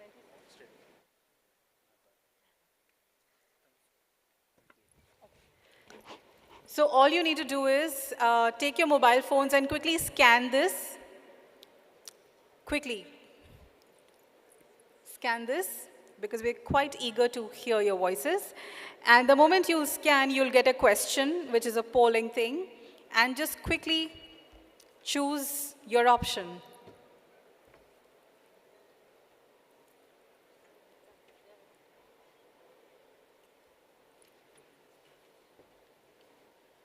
Are we done? I need to hear a yes. That was just very few. Are we done? Louder, more people? Okay. All right. I think you all need to be a little more active in the hall, so we'll keep bringing more of Menti slides for you throughout the event to kind of keep you wide awake, just in case. And now we move to the next segment, which is a panel discussion on the topic Insights to Action, Agentic AI Shaping Improved Business Outcomes. And to chair the panel, may I invite on stage Mr. Krishnan Iyer, SVP and Chief Growth Officer, LTI Mindtree, on stage. Previously, he was part of executive leadership team at Cognizant, leading global delivery for banking, financial, and insurance services. He has helped clients transform their customer experience, reduce risk, and optimize cost by outsourcing, redesigning business processes, leveraging platforms, automation, and leveraging AI. Joining him, may I now request the panelists to please come on stage. Mr. Deepak Vishwesharya, VP, Platform Engineering and Site MD Pega.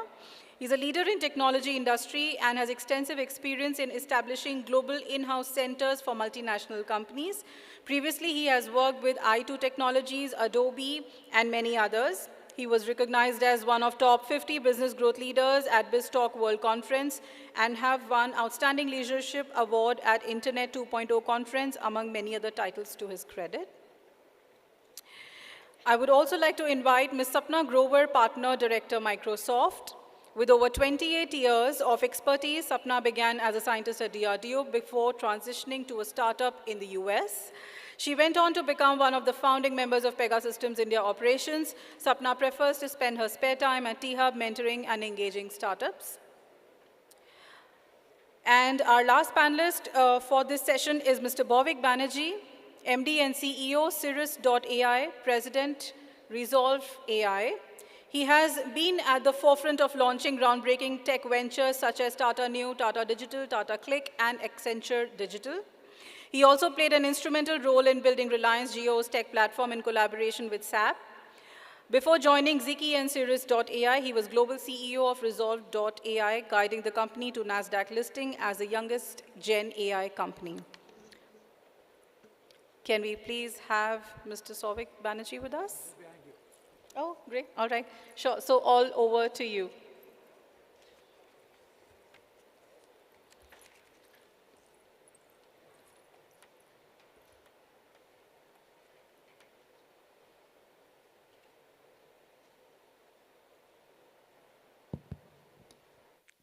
Good morning, everybody. Good morning. You can hear me? Great. So, I mean, it's been a great session. So, Phil, thanks for a very good session on agentic AI and where we are headed. And I would like to pull up the Mentimeter results. If the Mentimeter survey is done, can we have the results?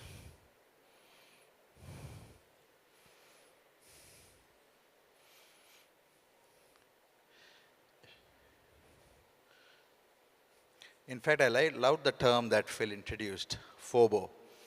And I think, and that I think is the most important term after FOMO now. It's all going to be FOBO, especially in the agentic AI world.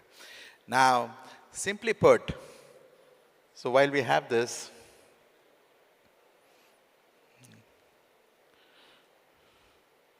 and this was a different question, but anyway, it's okay.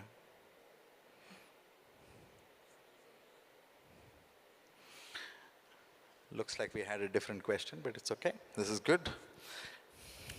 Now, simply put, agentic AI refers to the systems that act and work autonomously, make decisions with minimal human interactions. Now, unlike traditional AI, which follows predefined rules and patterns, agentic AI continuously learns and thinks ahead. So it acts, decides, and takes initiatives without waiting for explicit instructions. So it's like regular AI is like a well-behaved intern, whereas agentic AI can be your manager, right? Don't be surprised if agentic AI becomes manager and takes decisions, and you would end up reporting to an agentic manager very soon. Now here are some big numbers, right? The global AI market is predicted to be around $1.85 trillion by 2030. 75% of the enterprises have said that they will use agentic AI operations by 2027. But here's a twist, and here's a fun fact, that agentic AI is not new. It's been around for years. Think about Google search, think about Google email. And this is, you already find that there is an AI that thinks for you. AI that suggests how you should be responding to your emails. It is already listening to everything that you say. It is also proposing answers for you. So it is already here. And with that, I actually turn to my panel for their insights into how agentic AI has shaped industries without many realizing it, actually. So over to you, Sapna. Thanks, Krish, for setting the context. Good morning, everyone. My name is Sapna Grover, and I am data and AI leader at Microsoft. Great to be here and listening to all the previous speakers so far. In majority of the sessions, you'd say, keep your phone aside, and then let's focus. But I'm going to ask you to do something different. Take your phone out and use any bot of your choice. And then ask the first question. Someone once said that software is going to eat the world. So I want you to check who said and when. And of course, some of you would know the answer already, but this is just to make sure that people are engaged. It's Mark Anderson who said this in 2011. And it is true, like if you see the automation from 2009 to 2019, majority of the companies who were software first are leading in their domain, be it Airbnb, be it the likes of Uber. Then the second question, again, go back to the bot of your choice. Someone recently said that AI is going to eat away software. AI is eating software. And again, some of you would know already, If not, it was Jensen Huang from the NVIDIA CEO who made this statement some time back. And we are seeing this shift already. And then the third statement that I want you to check, which was referenced by Phil as well in his previous talk. Someone recently said that SaaS, agentic AI is going to change the way we know SaaS today. And it was Satya who made this statement a month before, and it was kind of reflecting in Phil's talk as well. All this is just reflecting the transformative potential of the technology that we are talking about. But as Krish rightly said, this is nothing very new. It is just the few things that have made it even more distinctive now. I was looking at the survey result. Some of you have never heard of agentic AI yet. So what is different? There are 5 characteristics that I would want to highlight. Number 1 is autonomy, that these agents have a little bit of autonomy in terms of taking actions. Second is they're very contextual, and the context can be from memory that they have built, short-term memory of what I'm doing right now, and the long-term memory of who am I as an individual or my context. Third is they are adaptable. They're constantly learning. And the most important thing is that they're action-enabled, goal-enabled. That means they can take action on your behalf. And then since they've been around for quite some time, what's the difference is basically agenticness is what I would say. And this agenticness is basically dependent on the complexity of the goal. How complex of a goal are these agents trying to achieve? How cross-domain are they? Are they working with one application, running across multiple applications? How adaptable they are? And again, how independent are they? How much of a human intervention is needed? To make it real with few examples, a very low agentic system, like we all are familiar with, email where the spam folders, we filter out the spam automatically on the user behalf. That is an example of low agentic, rule-based system, the recommendation engine that a lot of music systems provide. And then if you take on the other spectrum, highly agentic system, like the self-driving cars, which are already out there, they're taking decisions on your behalf. There are autonomous trading bots that have come out already. So these are, these technology has existed, but it's just a spectrum of agenticness is how I take it. Thank you, Sapna. And Shavik, over to you, your comments on the same question in terms of, how you have seen this operate in various industries, because it's already been there. And you being a double PhD in AI, it'll be interesting to hear your views. You've been there in this space for many, many years.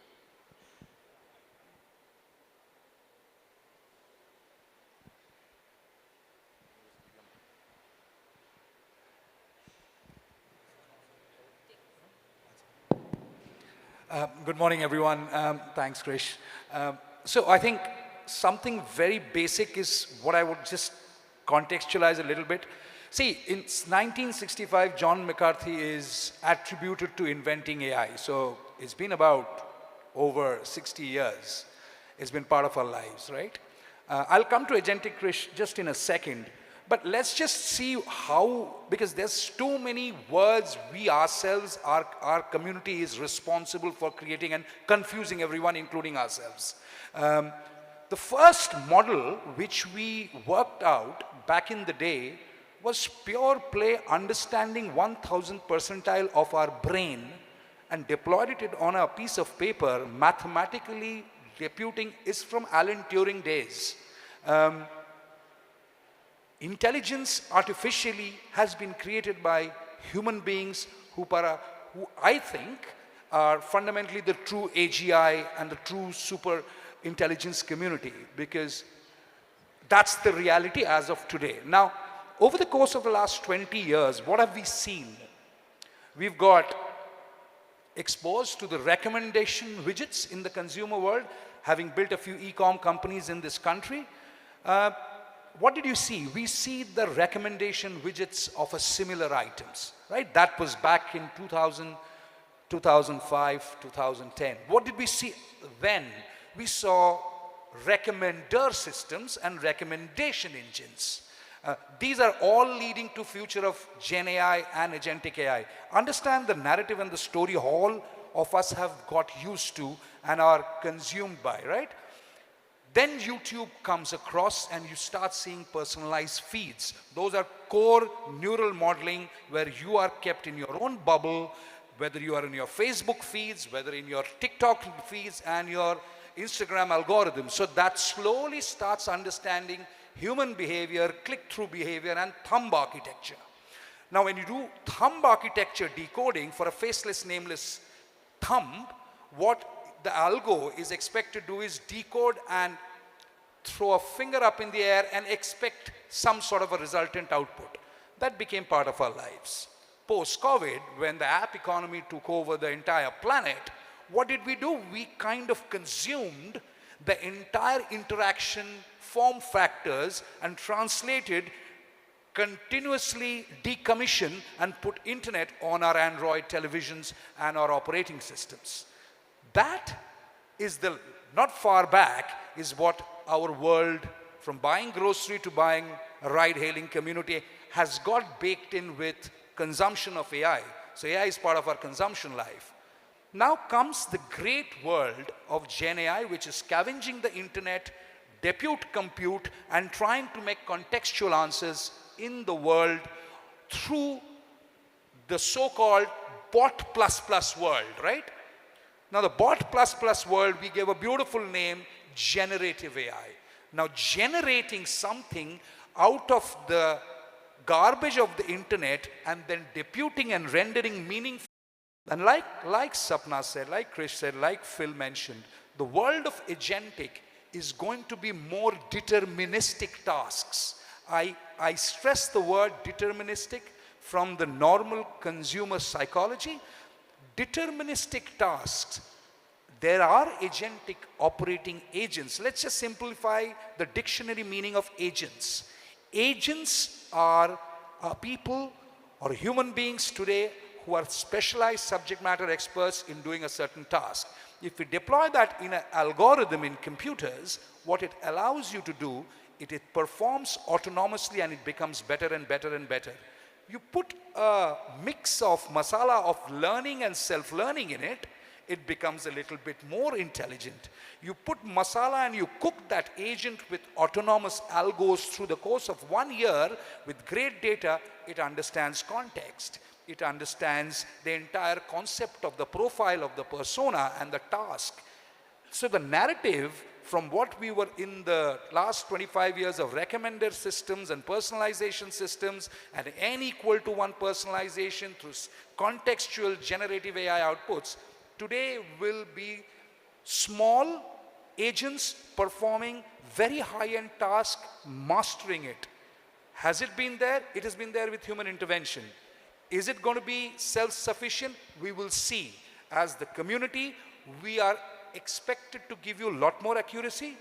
Too early to say how accurate the agentic world would be, but the adoption has to happen. So on that note, I'll just stop. No, thanks, Shavik.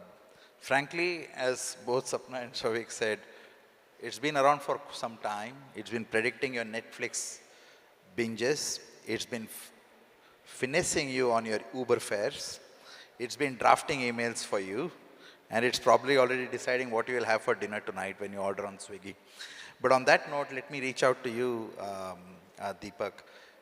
Can you give examples of how you have implemented or how you've looked at agentic AI in both your IT and business process operations, and how you actually deployed it and how you kind of made it real? That's a great segue in terms of, I think we heard a little bit about the history and how it has actually been there. I think, first of all, in terms of the impact that something like this has created, I think it's also created a level field for a lot of organizations, big, small, all alike, to be able to make that progress. And I often think of it as a cycling analogy, if you will, right? The best cycling race is probably the Tour de France that everyone is probably aware of. And what it does there, if you look at all of the participants, right? When they're actually racing on flat surfaces, they're all pretty much together. There is really not a whole lot of differentiation, that you can actually see. But when they get to the mountainous areas is kind of where you will see that impact, or where really the grades, separate themselves out. Now, to your point, Christian, in terms of from an IT processing, world, from an IT ops world or what have you, it's one of the areas that actually has already starting to see a significant impact. We at Pega, in fact, are deeply involved in digital process automation, in CRM world and what have you, especially in the IT areas. And we've already started seeing something. I mean, I'll give you an example of what we did within internal to Pega. We created, you actually mentioned the word like an intern. We actually created an agent called Iris Intern.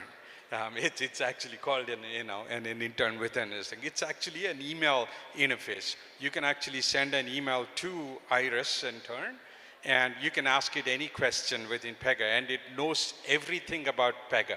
It has access to our different systems, right? Whether it is an HR system, whether it is sales management system, whether it is different systems within the organization, and it actually combines. It's an agent that looks at all of these data, understands your question, and comes back with an answer, in a very, very short time.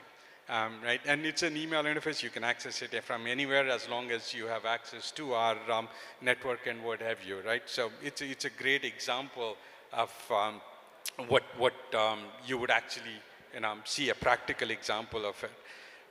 You would also see, I think Phil mentioned a great part in terms of looking at what is actually required in order to be able to build such systems.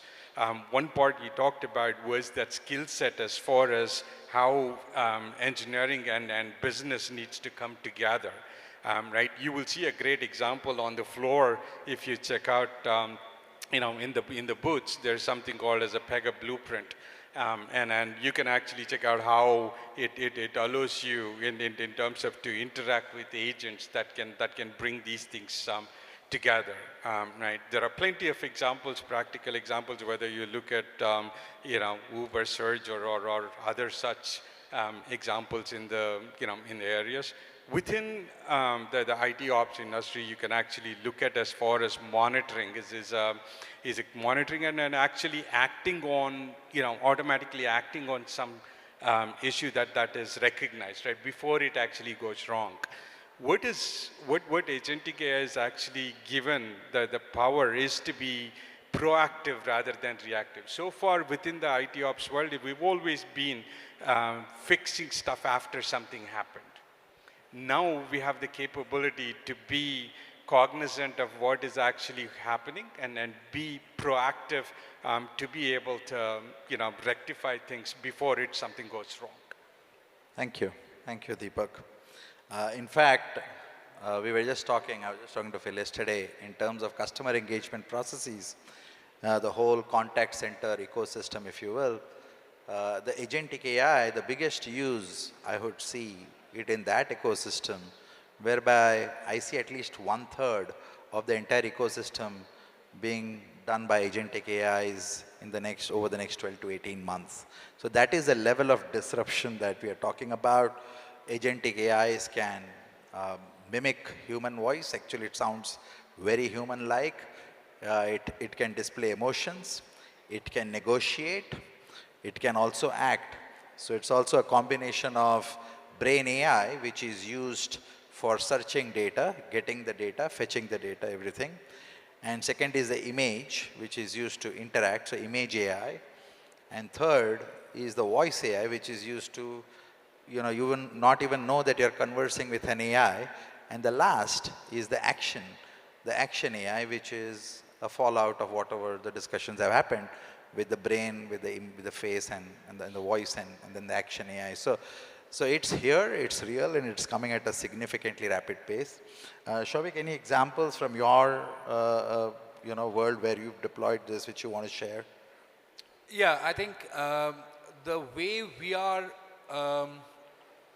observing the response with enterprise consumer base. So I'll break it down into 3 industries of what we are ask the questions on and what sort of a context they want from platforms I represent is, one is the retail.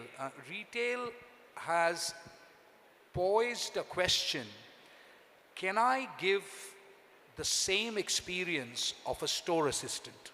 So you go to a brick and mortar retail store, whether it's grocery, whether it's electronics, whether it's fashion and lifestyle, a great store assistant understands your profile, understands your ability, how you speak, what language you speak, and they contextualize an interaction accordingly. So retailers want a store assistant, a very smart store assistant operating in the model of a agentic framework.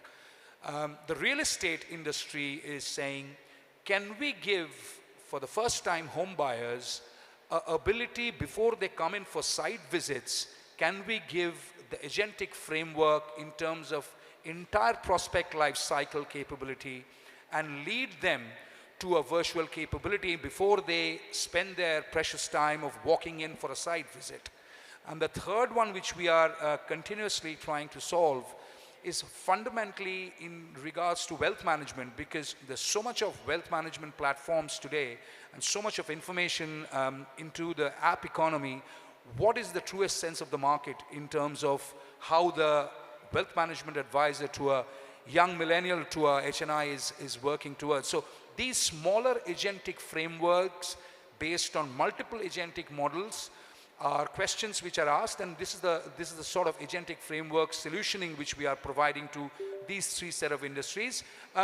Initial observation is they are trialing it out. They want to ensure that the accuracy is there, because moving human beings into a consumer-facing life cycle and completely deploying intelligence, self-learning platforms is one part, but at the end of the day, business has to still make money. And the Indian psychography or the Southeast Asian psychography is price conscious. We all are price conscious. So putting an agentic framework where price conscious middle class Indians are used to is defeating the purpose at some times. So you have to make them that intelligent, you have to make them that jugadu, to be honest, or else a traditional Puritan agentic framework will fall on its face. So that's the process we have started, because India has got over 9,500 dialects and over 900 languages. So an agentic framework deployed in Telangana, and the agentic framework deployed for a retail store in Shiliguri, and an agentic framework deployed in Jaipur. Let me see if the West can solve that problem. We ourselves are very confident we're going to solve it for ourselves, because our embedded culture is different, because India changes every 50 kilometers. So that's the question we are trying to solve now through Resolve and Cirrus.ai. No, thanks, Shavik. In fact, one of the points that Phil also addressed was the various laws prevailing, and also the various challenges that within the cultural challenges that people have in terms of adopting agentic AI. In fact, the agentic AI adoption is so low. So where can it go wrong? So the next question to the panel, and I think I'll have Deepak first and Sapna, and then Shavik, you can have the last word, is in terms of where can it go wrong? Actually, a hyperscaler long ago decided, I won't name the hyperscaler here, but they decided to build a recruitment tool. This was way back in 2014, before OpenAI had come. Right? And of course, even after all of those, and even after many experiments, it was found that there was a significant bias against people of color, women, etc. Right? Even in the recruitment process. So while you use AI for recruitment, and of course today also we have tools where you do not know whether you are getting interviewed by AI or a human being. There are tools that actually are being so real, but there are biases that we have to be careful about. So where can it go wrong? The risks, the guardrails, the governance, because we are all excited about agentic AI. We all want to go back and deploy it. Phil talked about FOBO, right? So we will be going back and seriously looking at and deploying it. But what should we be careful about? Over to you, Deepak.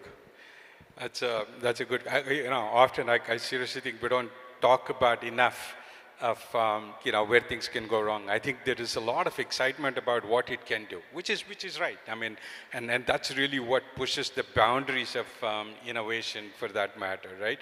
And with systems like these, in terms of as much intelligence and as much power that is actually built into it, I think it's also important to think about what can go wrong and where things can go wrong.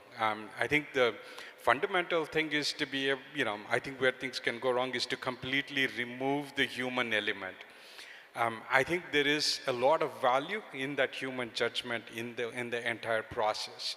Where you remove the human element completely, especially think of multi-agent scenarios in terms of where agents are talking to one another. I remember an example. I think there was there was a competing agents on an algorithm in order to decide the price of a book on Amazon, for example, right? It got posted on Amazon for something like $28 million.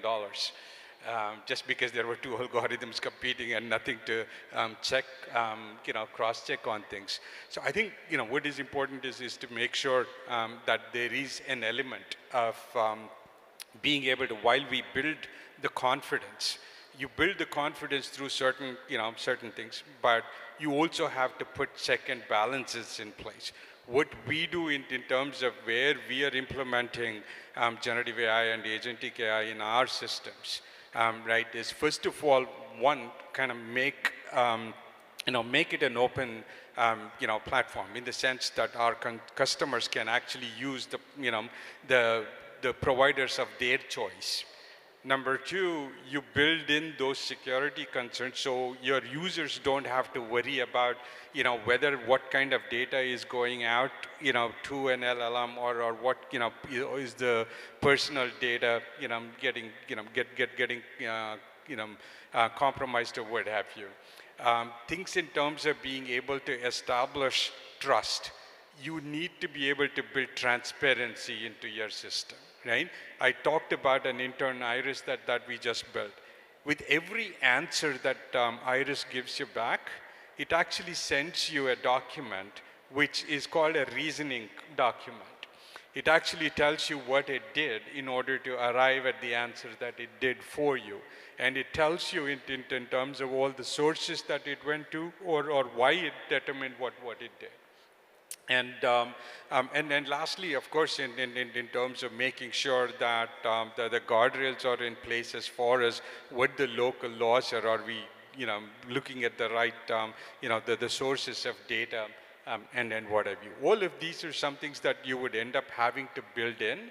And, if not, things can definitely, go wrong in a lot of places. Yeah. Thank you, Deepak. Sapna, your views? I think some of it you covered already. So agents can be at a personal level or at an enterprise level. So for example, I sent Friday feelings or Monday motivation email to my staff. I've been thinking about creating an agent who can do some of this work for me so that, the things that are repetitive every time you have to do it and you can use someone's help, why not? But the key thing is, the risks are not normal risks that are associated with agents. Reason is that agents have the agency to act on your behalf. So if I'm sending that email, I don't want the agent to take over and send over some sensitive information to my staff or send over some information or some data or some customer information that is not relevant or appropriate. That's why what Deepak just said, having human in the loop in a lot of cases makes perfect sense. Then when we are designing, we have to have in our mind, what can an agent do? But more importantly, define what should an agent not do. And then that comes with sensitive data handling, which is by access controls, whatever, all the privacy governance that we put in place. Compliance, be it, there's so many compliance, GDPR compliance, HIPAA compliance, making sure that the data and access is compliant. Third is also, like we talk about hijacking, but in this case, we are talking about a malicious actor taking over and running agents on your behalf. So becomes even more crucial and important to prevent that. Then the orchestration of the agent, the life cycle, when is an agent spun off, the monitoring of how they're performing, the usage, and ultimately, when is the time to kill an agent as well. So that has to be fully thought through, in my opinion. Thank you, Sapna. Last word from Shavik. See, there's a couple of ways I look at where can we go wrong with agentic AI. I think let's break it down into two parts. Where can we go wrong with the technology framework, and where can we go wrong with agentic AI's adoption in India? So let me give you the first answer. If we continuously get the agentic AI to be deterministic task driven, there's a potential that the data cleansing opportunity which the agentic AI can do, you're not going to allow it to do. So it's agentic AI smarter ones which allow you to cleanse the data and use it for meaningful purposes. If you intervene too much, it will break the behavior for which it was allowed to be itself. So you have to have a hands-off approach as well. In terms of India, let me put it this way, we can go wrong if we mimic US and China, because China is one language, US is one language, India is, as I said, multilingual, India's got multicultural. Agentic AI trying to change India's behavior will struggle. So in that respect, I think there's a bell ringing. In that respect, I think we should take a backseat. If agentic framework doesn't work, we should go back to the neural framework and the neural modeling and the cognitive models. Thank you. Thank you, panelists, and thank you, the audience. One thing is sure, agentic AI is here to stay. What we should ensure that it serves us and it should not be the other way around. Thank you.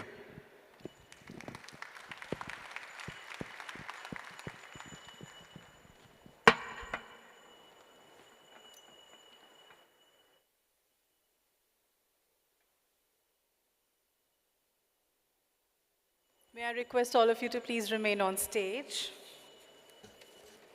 And may I invite Mr. Prashant Nandela, President HYSEA, to felicitate the speakers and panelists? Can we please have the mementos?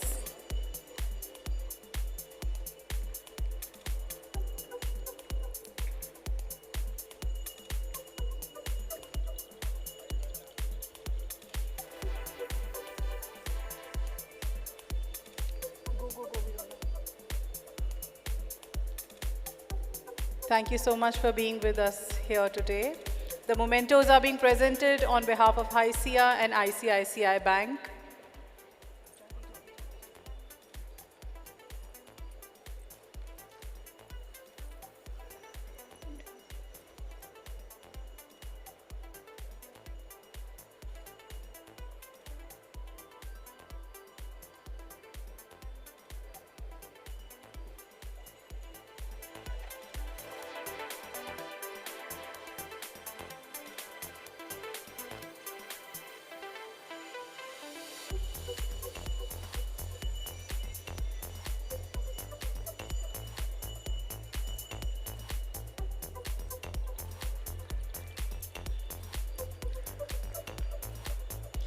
Thank you, really appreciate the claps. Thank you.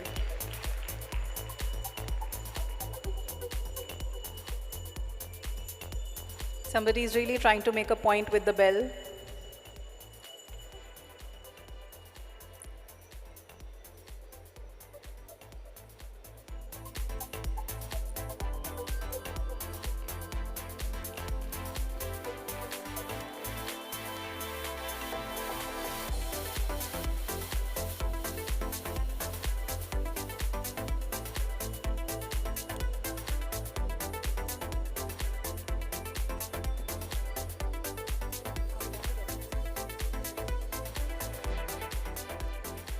Thank you, everybody. And we now move to our next session, which is a power note by AI on the topic AI innovations in healthcare. And it will be presented by Dr. Nageshwar Reddy, founder, chairman, and MD, AIG Hospitals. He has published over 1,085 peer-reviewed research papers, thank you, and has contributed to more than 50 GI textbooks. He's the only endoscopist in the world who has received 5 American Society for Gastrointestinal Endoscopy Crystal Awards.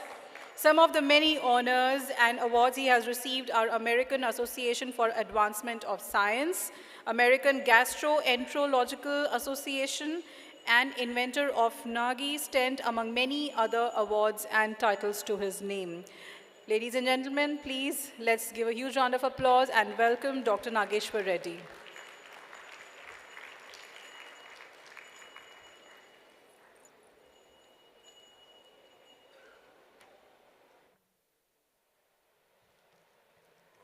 So can I start?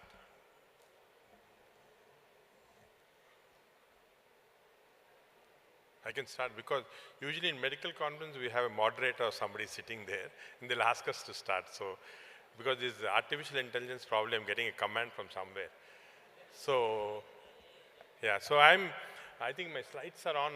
So I'm a gastroenterologist, a doctor who knows very little about AI, and I'm a little bit nervous speaking in front of the founders of HYSEA, Dr. B.V.R. Mohan Reddy and J. Chaudhary Garu. They know so much more about AI than I do, but I'll talk to you about the medical aspects of AI as I look at it as a doctor.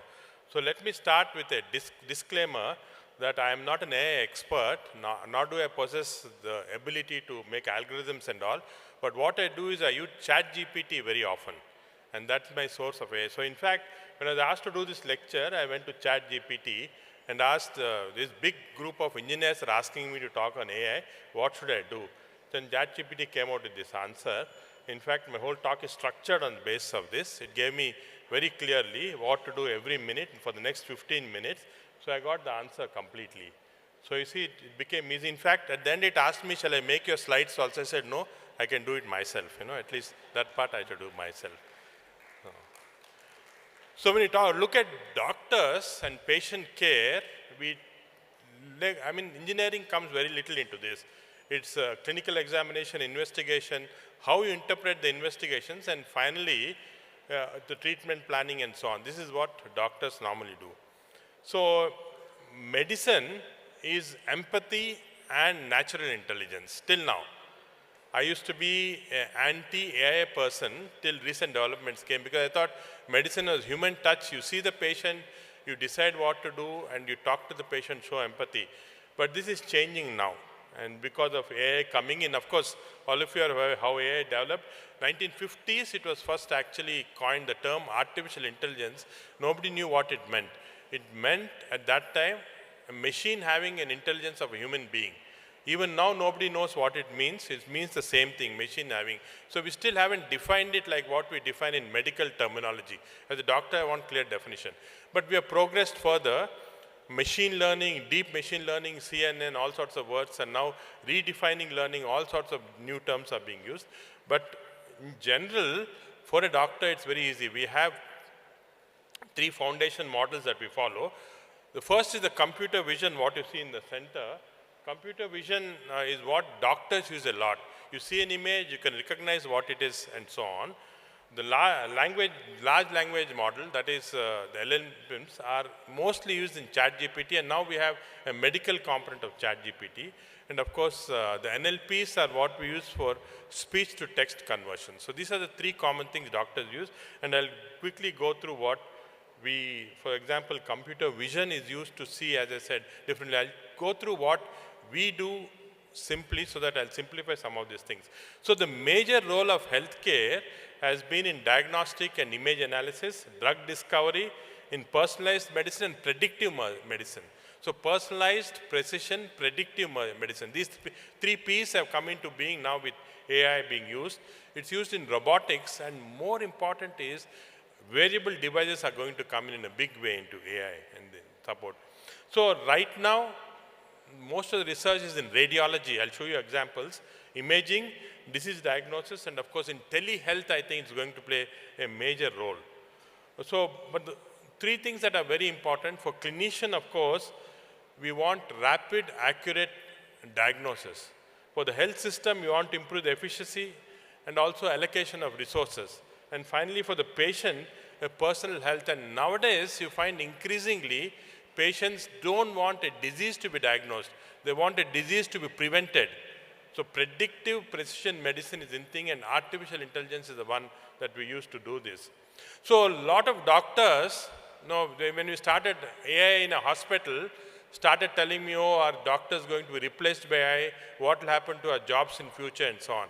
I tell them one thing, what is going to happen is, AI is not going to replace doctors, but doctors who know AI are going to replace doctors who don't know AI. This is going to be a fact. This is going to happen. So that's the reason why all of us have to be educated in this, because it's going to come. So let me briefly put this to you, that there are 4 areas where AI is being used: health services management, predictive medicine, patient data and diagnostic, and clinical decision making. Few examples of how practically we at AIG are using this. So let's start with health services management. So what happens is, using AI now, we are going to optimize our operational efficiency. In the hospitals, unlike in manufacturing units, there's a huge inefficiency in operational management because there's a human factor involved, human interaction involved. So there's a huge problems involved. So we have to make it efficient. I'll tell you an example. When we ask our patients to come for surgery, a patient has to get a preoperative checkup. A preoperative checkup involves going to different doctors, cardiologists, radiologists, everybody clears you for surgery. What we found is that 30% of patients who have been asked to come for surgery were not coming back. Why? Then we got AI into the view, and we found that each patient has to touch 17 points before they finally get cleared. They get tired. After about 10, they say, okay, get lost and go off. So AI made a noodle diagram for us of all this. 1 month, we had 1,500 doctors. We had a nice noodle diagram. So we had this, and we knew why they're not coming. So we asked the solution. AI gave a simple solution. So the solution was, get all these 17 parameters into one small space. And then people come there, get them. So then our manager said, what's great in this? I can do it, but that's not what. What AI calculated was the management efficiency, how much cost you cut down, how many people you have to employ for these 17 places, compared to what happens. If it cuts down the number of people who are not going to stop from coming for surgery, how will you efficient? So calculating all this, he said that by doing this, your cost efficiency will increase by 20%. So we did this, and what happened? 99.5% of our patients are coming back for surgery. They come to this space, they get 17, they have a nice cup of coffee, very happy. In 1 hour, everything is over, they go back. So this is a very simple way, just how operational efficiency is increasing. So similarly, supply chain optimization, and so many other things that AI is doing. So this is another thing that we started using to increase our operational efficiency. This is Mira. This is a robot that we're using. Hello, everyone. I am Mira, the medical information robot at AIG hospitals. I am your future healthcare companion and here to change the way we think about healthcare. I have been meticulously designed to assist doctors, empower nurses, and most importantly, ensure that patients receive information in a faster and better way. I will assist patients and healthcare professionals, but never replace them. My goal is to enhance patient experience with human oversight and in the future. With appropriate training, my role may increase for evidence-based circumstantial requirements. I look forward to learning from the clinicians' experiences to continuously enhance my skills in the field of gastroenterology and other specialties. So you see Mira now. So we put Mira in, and what does Mira do? It talks to the patients. Patients can ask questions. And so we put Mira in the outpatient department at all the big areas. And one of the things that happens in medical practice, unfortunately, is that when patient comes, he's very anxious. He's asking all sorts of silly questions. Can I eat at 12 o'clock? Can I this thing? Doctor, I passed 2 extra stools today. I'm feeling a little hungry. All sorts of questions. When the doctor, especially by the evening, gets tired answering this. It's estimated that 60% of our time is wasted in this type of things. So now, with Mira there, Mira answers all these questions. So I see the patient, any doubts he has, it goes to Mira, and Mira answers all the questions. And in fact, Mira is much better looking than me. So now many patients are saying, Doctor, I'll go to Mira and ask the questions. Don't worry, you don't have to. So that's been an extremely useful. And also now, we are training Mira to talk to our junior doctors. So this again, using LLMs. We get all the literature, put it, and so a doctor, junior doctor can ask Mira, what is the complications of doing ERCP in this patient? And Mila will tell you more complications, exact literature, more than what I know, because she's got the latest data there. So this is becoming, so this is something we are going on increasingly using, and I think this is again going to make a difference in how our patients are treated in future. This is another very important thing, how we increase the efficiency in the hospital. This is called HYSEA.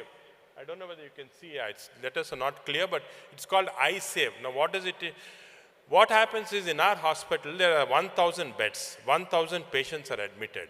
Now of these 1,000 patients, some of them are very sick, and most people believe that once you go to the hospital, you are safe.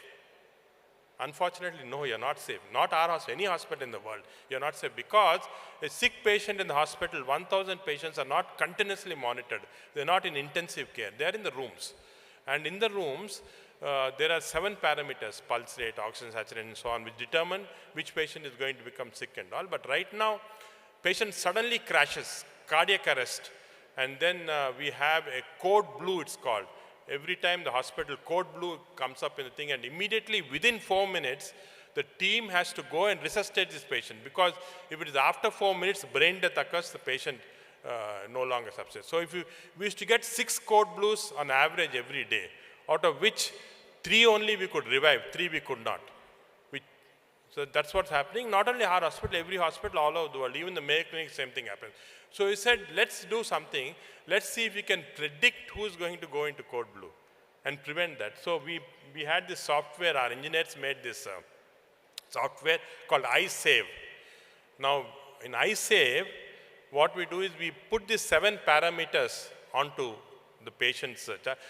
These 7 parameters are recorded normally for everybody, but they're not put together in an AI fashion. We put together, and as soon as 5 parameters are abnormal, immediate flash comes onto the nursing staff, comes onto the junior doctor, resident doctor, and so on.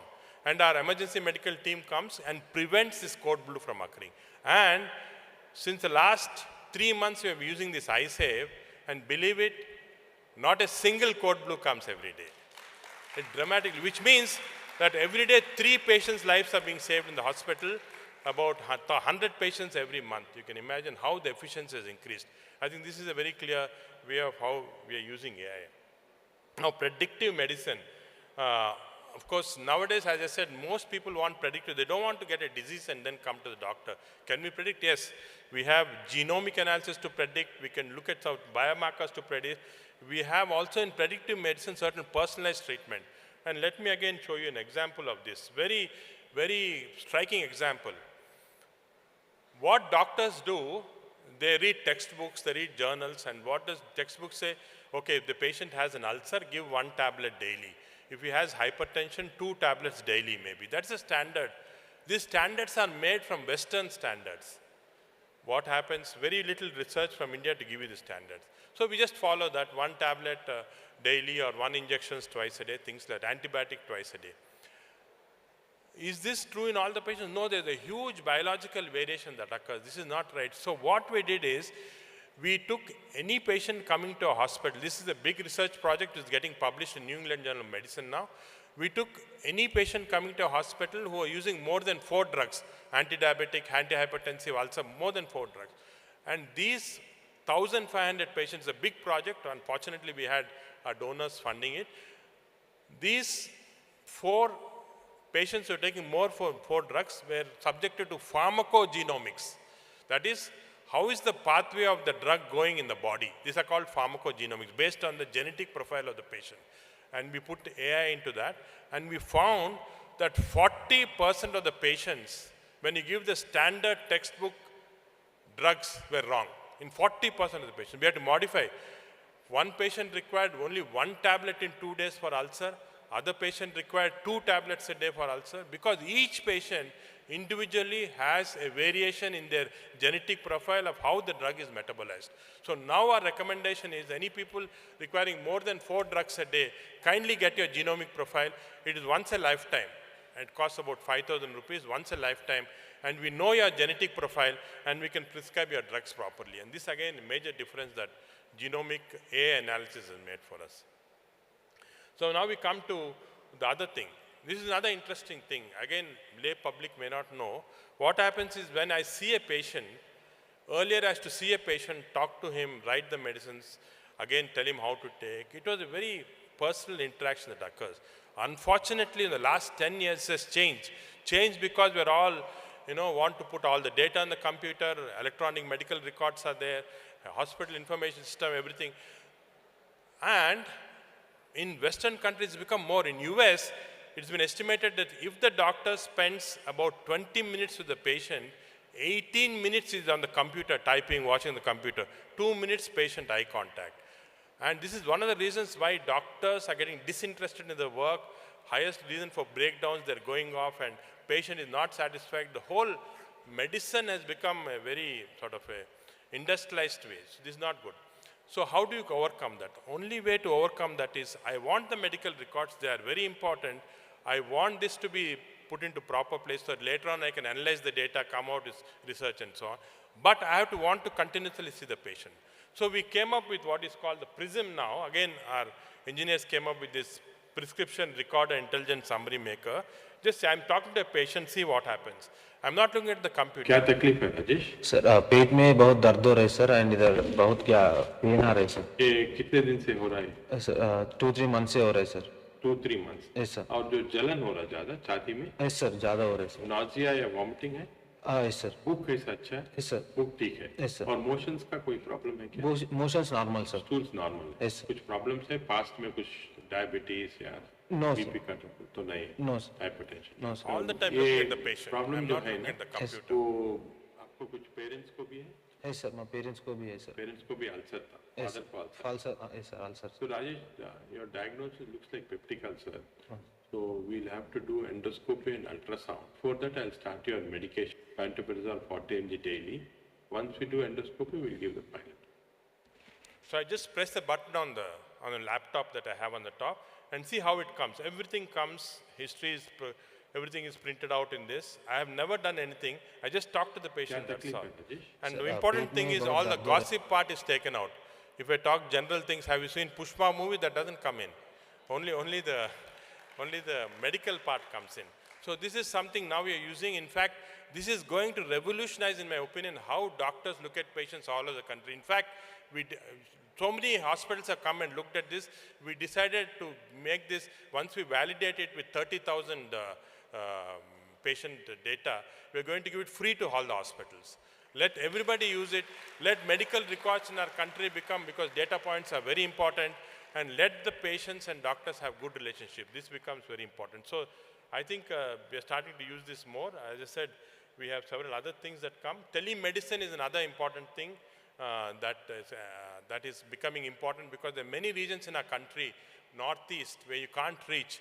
We're using telemedicine, we can now integrate and do a lot of things, and this is something the government is also doing. And what is happening is now, the industry is also becoming very important. We are getting now many devices. This is not wearable device, this is one of the devices we are now acquired in our intensive care unit. It's a bed, simple bed, looks like a bed.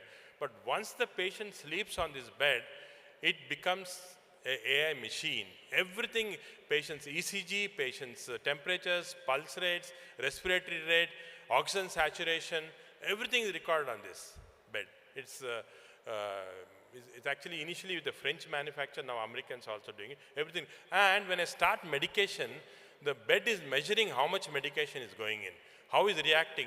If I give a patient a medication for hypertension, if the BP is low, the bed immediately records and stops the medicine till it comes back to normal. Intelligent bed.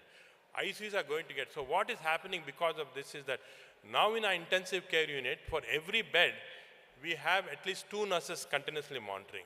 And once this bed has started, now we have 1 nurse monitoring 5 beds. See, ultimately again, you think this is costly, but human cost is much more, and then we are saving it with this. This is another important thing. So I think clinical decision making is going to change dramatically. We are going to have, of course, treatment pathway optimization and all that I told you. And look at this. This was in New York, paper published in Nature, one of the biggest journals in medicine. Anything published in Nature is like 100% true. A dermatologist, 25 top dermatologists in New York City were shown a lesion in the skin and asked, what is your diagnosis? They gave, medicine is biological variation. So each person, one said it's cancer, one said it's TB, one said it's inflammation. They showed this to an AI. Now we have a AI with a camera attached which can give you a medical diagnosis based upon the computer vision model they created that. They showed it to AI said, this is amyloidosis of the skin, very rare condition. None of the doctors had seen amyloidosis of the skin, AI said.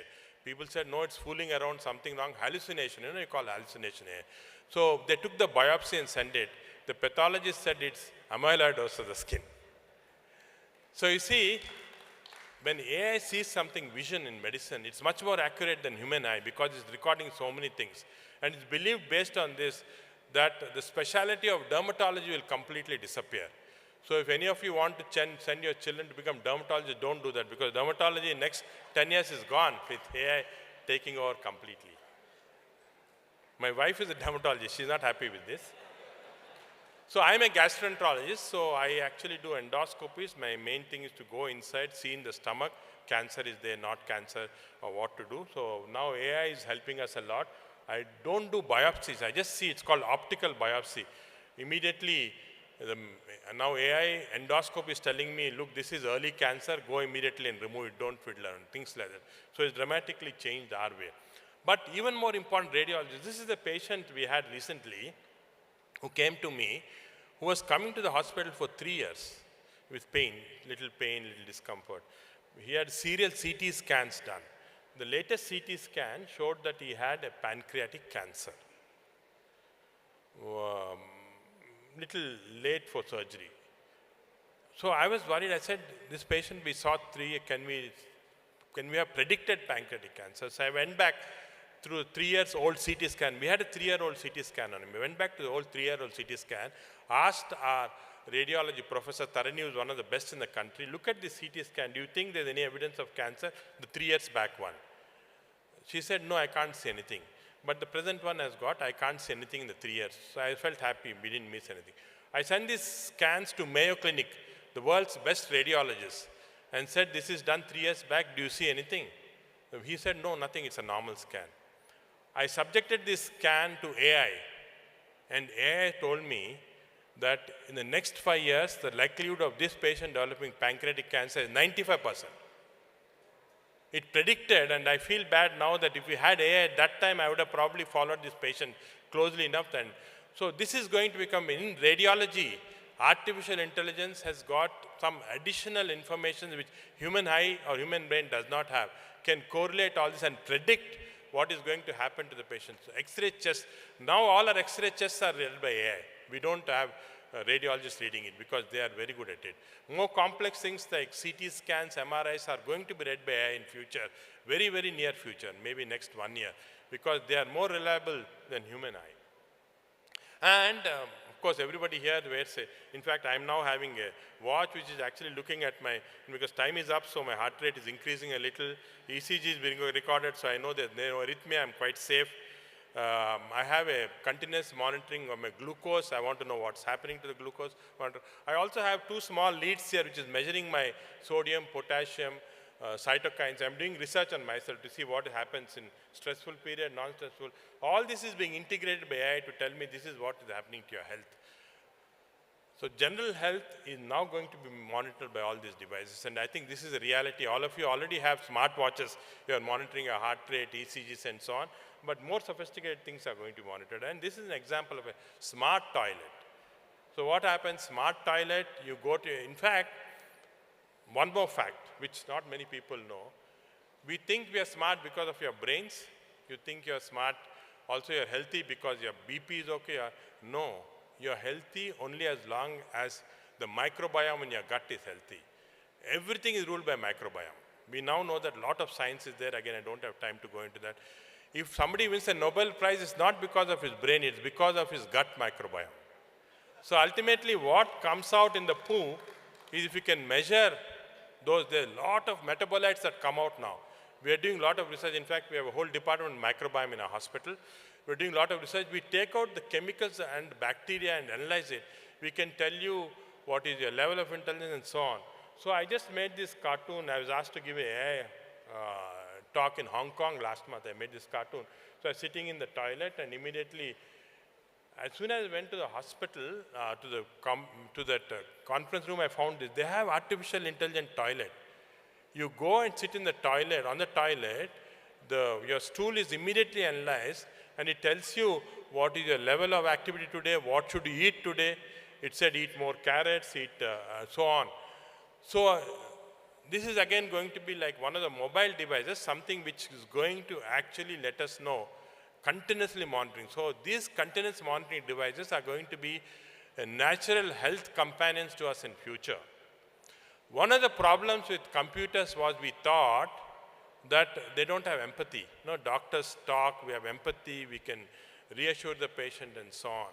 And look at this. This study came in JAMA, a very international journal, American medical journal. And in this study they found, what they did was they asked patients to ring to the doctor out of the computer to show who's more empathetic. And they found AI-driven computers more empathetic to the patient than doctors. So the last bastion of healthcare that we doctors think we are superior is gone. The computer is more empathetic than us to the patients. And this is true because you can train the computer to be artificially empathetic. The patient doesn't care whether it's natural empathy or artificial empathy. They want empathy. And the computer can be trained to that. So this is just, again, some of you want to take a picture. You can take this of what AI in healthcare, in prevention, diagnosis, treatment, follow-up, huge list of things that can come. I don't want to go into the details, too much time it will take, but this is going to happen. This is going to be a reality that's going to come. But there are challenges. I think it's not all rosy, the challenges. Challenges, one is data, pure data is important. This is what, again, we don't have in our country. This has to be emphasized compared to Western countries. One of the things we are lacking in healthcare at least is good data, good quality data. When I see patients, I put in their data, I get the lab results, put in the data. It has to be good quality data. Otherwise, what goes in comes out. If you don't have good quality data, you don't get good AI-driven messages. So that's very important. The ethics involved, and I'll tell you what happened.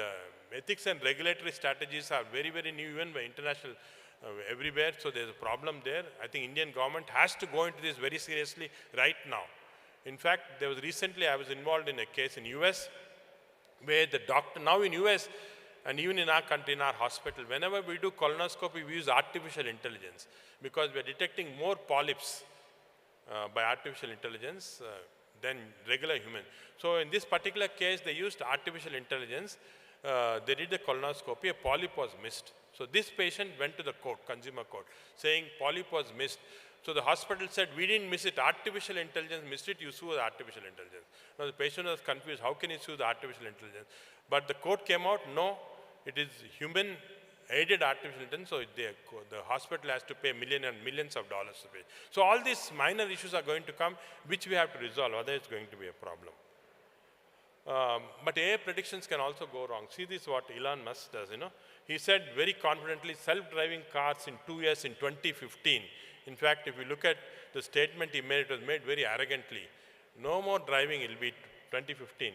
In 2016, a very famous radiologist said, everything is going to be read by AI in next few years. No more radiologists. But see what happens. 2024, our radiologists are, 2025 now, our radiologists are still driving their cars, coming to the hospital and reporting. So sometimes AI predictions can go wrong. The problem also is privacy and other problems are going to come. So this is going to be an issue that we have to look at. There are many pros of AI, but there are also cons. And I think for those, especially in the regulatory way, it's better to look at the cons, especially the lack of good data. I keep emphasizing, but that's very, very important. Lack of good data and lack of interoperability. Today, a patient comes to me and goes to another private hospital or goes to, say, Usmania Hospital. There's no interoperability. They don't get the data, our data. This is something even United States is struggling. Inter-hospital interoperability is not happening. And this has to be done if you want to get true benefit from AI. But the reason why it's becoming so much, today's paper, everywhere you read, AI is there. I think because of the economics involved, 15.7 trillion world economy. In fact, if you look at any AI conference, they talk about healthcare, agriculture, education, in that honor. Healthcare is becoming very important as part of AI. So we're shifting, many years back, say 2000 years back, agriculture was the main economy. Then military, people made a lot of money from wars. Trade and technology came in. And if you look at what happened, 17th century is steam power, mass production, 19th, 20th century computing. And I think some of you have gone early into computing, experienced this 20th century boom. And I think 21st century is going to be artificial intelligence. This is where I think in India we have to take a solid leap. Because for steam power, for mass production and so on, you require a lot of infrastructure, money involved. You require this for AI also, but much less. You can have the example of how DeepSeek was able to do at 1,000th the cost what happened, what US was doing. So I think in India also we have to get clever so that we can get into this very early. I'd like you to, ladies and gentlemen, remind what Charles Darwin said. It's not the strongest of the species that survives, not the most intelligent, but the one most responsive to change. And this is what I tell our doctors. You have to be responsive to change, then only you'll be more successful. And to show you an example of what could happen in the future, 2009, I think those of you who have been in the US will realize all this traffic thing you get, information is to get in your cars is because there's a pilot there sitting on top, taking all the maps, what is happening in each road, and you get back. 2019, 10 years later, just drones which is doing it. So in just 10 years, both the pilot and the cameraman lost their jobs. Just 10 years, dramatically changed. This will happen. AI will replace some areas, but we have to be careful. So that's the reason why at AIG we started India's first in-hospital AI center. We got a lot of engineers we have about 50 engineers from Google and other places working. It has turned out to be very expensive, not only because the engineers are paid higher salary than doctors, but also because there's a huge amount of energy that's taken up by all this. I didn't realize that. Only when we put up all these machines, we realized the amount of energy is much more than what our operation theaters or endoscopy theaters are taking. So it's costly. But I think it is time we as doctors adapt. I know everybody is talking about it. $500 billion, US says, $100 billion, France says. I think Indian government also is investing crores. But I think unless we move in a positive way, utilize AI at the best way we can do without overspending on this, this is a great opportunity for us doctors in healthcare to take up the advances in this area and better patient care that we have right now. Thank you very much.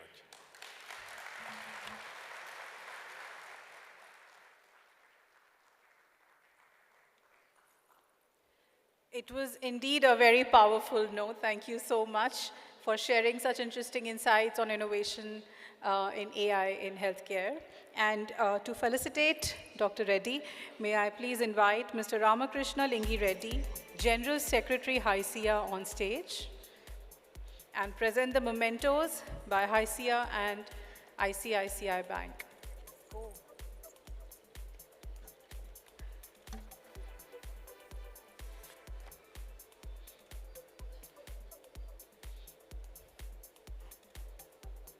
Thank you so much for being with us here today, sir.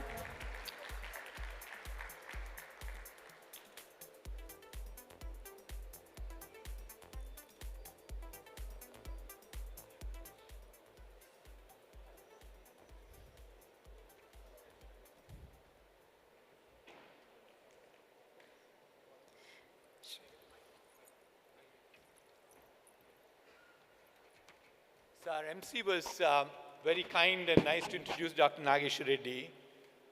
She was very generous, very gracious, but she missed out. Dr. Nageshwar Reddy is a recent recipient of Padma Vibhushan. And he is one of the only 2 doctors in this country so far to have ever received Padma Shri, Padma Bhushan, and now Padma Vibhushan. And HYSEA truly has the honor of he making the first public appearance to come and speak to people. So HYSEA should join hands to say thank you to Dr. Nageshwar Reddy. Thank you. Thank you, guys. Thank you, sir. It was indeed incomplete without this.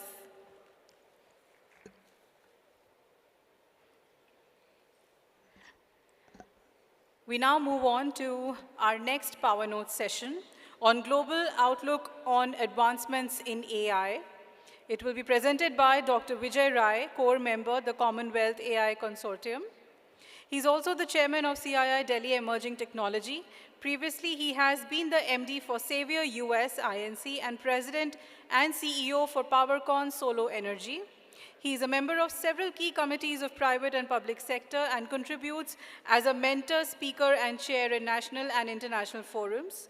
Among several Business and People Excellence Awards, he has been conferred the Leader of Eminence Award by Chief Minister of Uttarakhand for his contribution to industry and skill development. Please give it for Dr. Vijay Rai.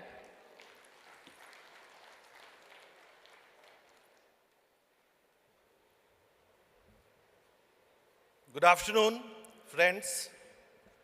I'm sure you have heard a very powerful talk given by our eminent Dr. Padma Vibhushan. And following him is a tough task because a lot has been said and a lot has been heard from the morning.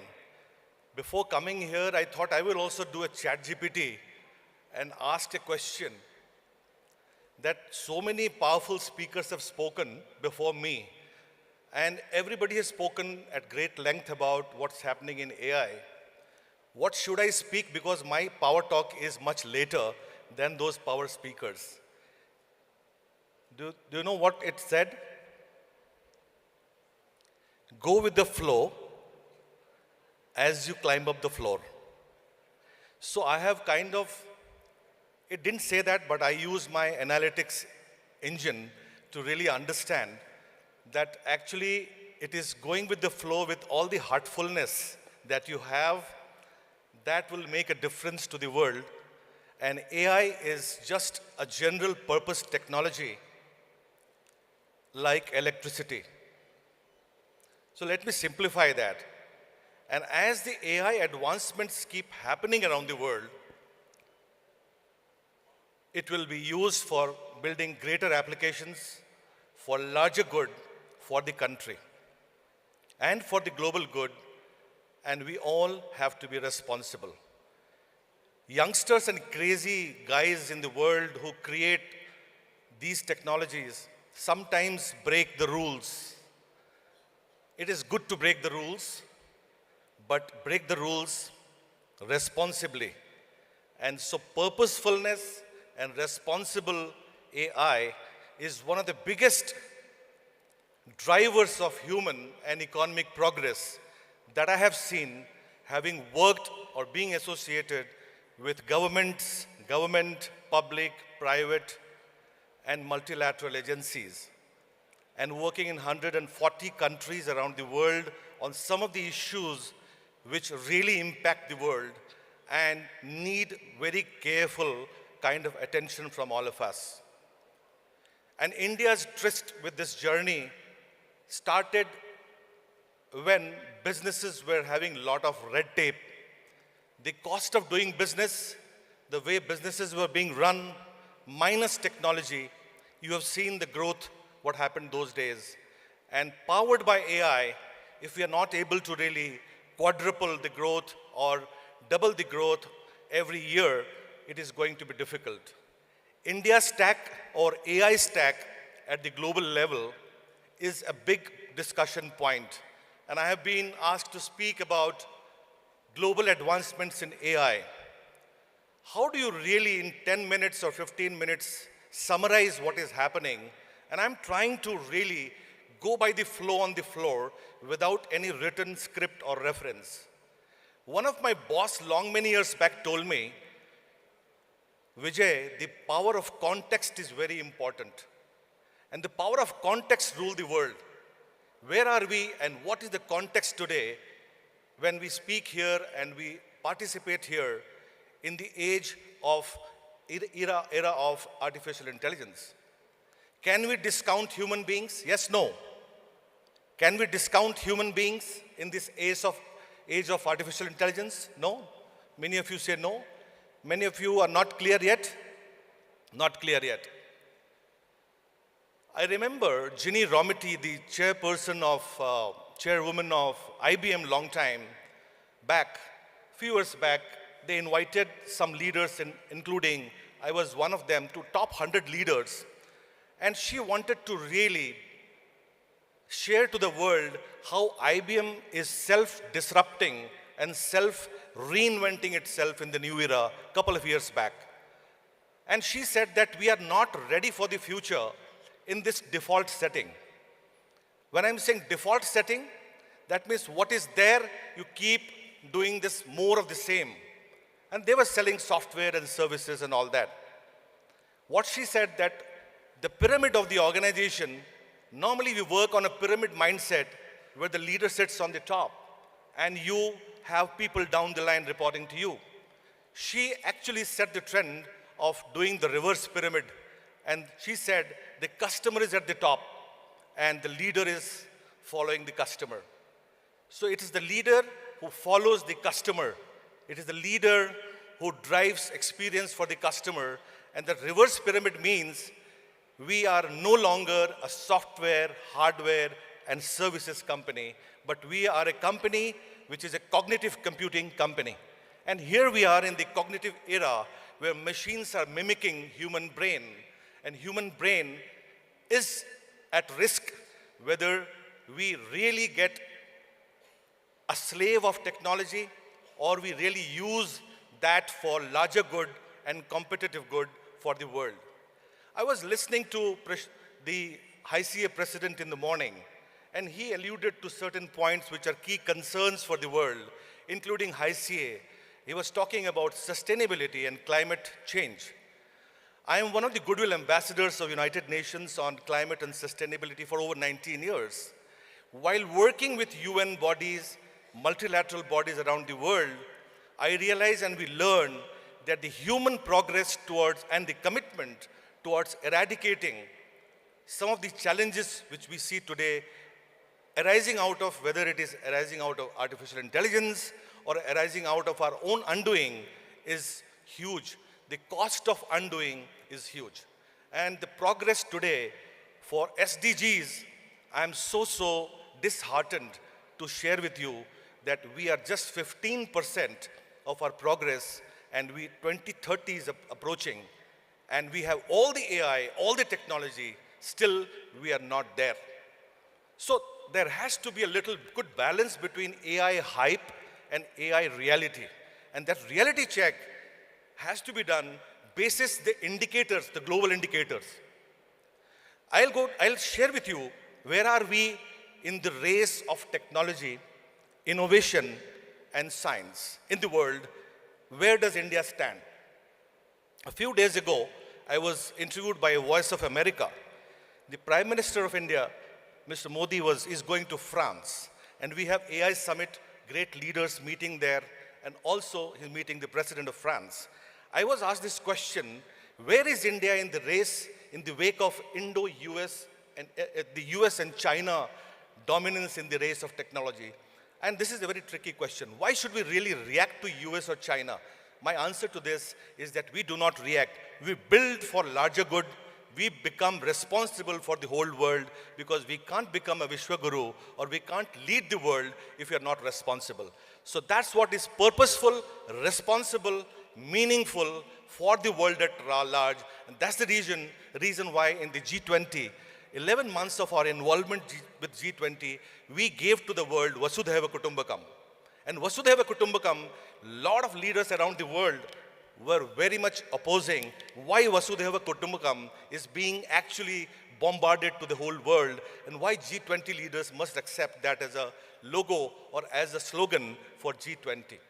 And believe me, the power of convincing, the power of context, the power of goodness, the power of purpose is so huge that our Prime Minister, Mr. Modi, could easily convince them to talk about inclusive use of technology, sustainable use of technology, scalable use of technology to create large infrastructure, large reforms. And that's why he said this model of management, very few people understand sabka saath, sabka vikas, sabka vishwas, sabka prayas. And this is what exactly is the mantra which is needed around the world.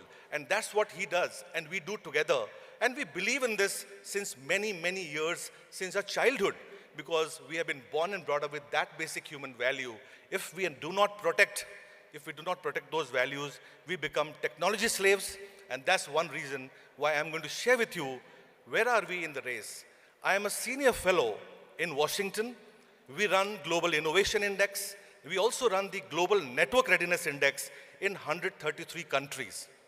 And this is the best document where we map and evaluate the country's competitiveness on innovation readiness and digital and network readiness around the world.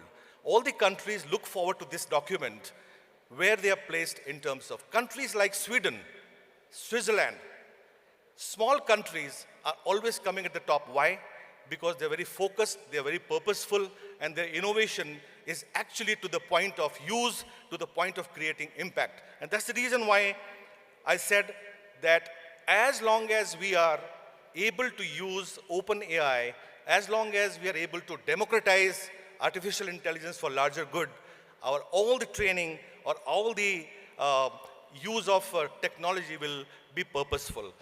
The Global Innovation Index ranks last 2024, we ranked 133 countries and economies around the world.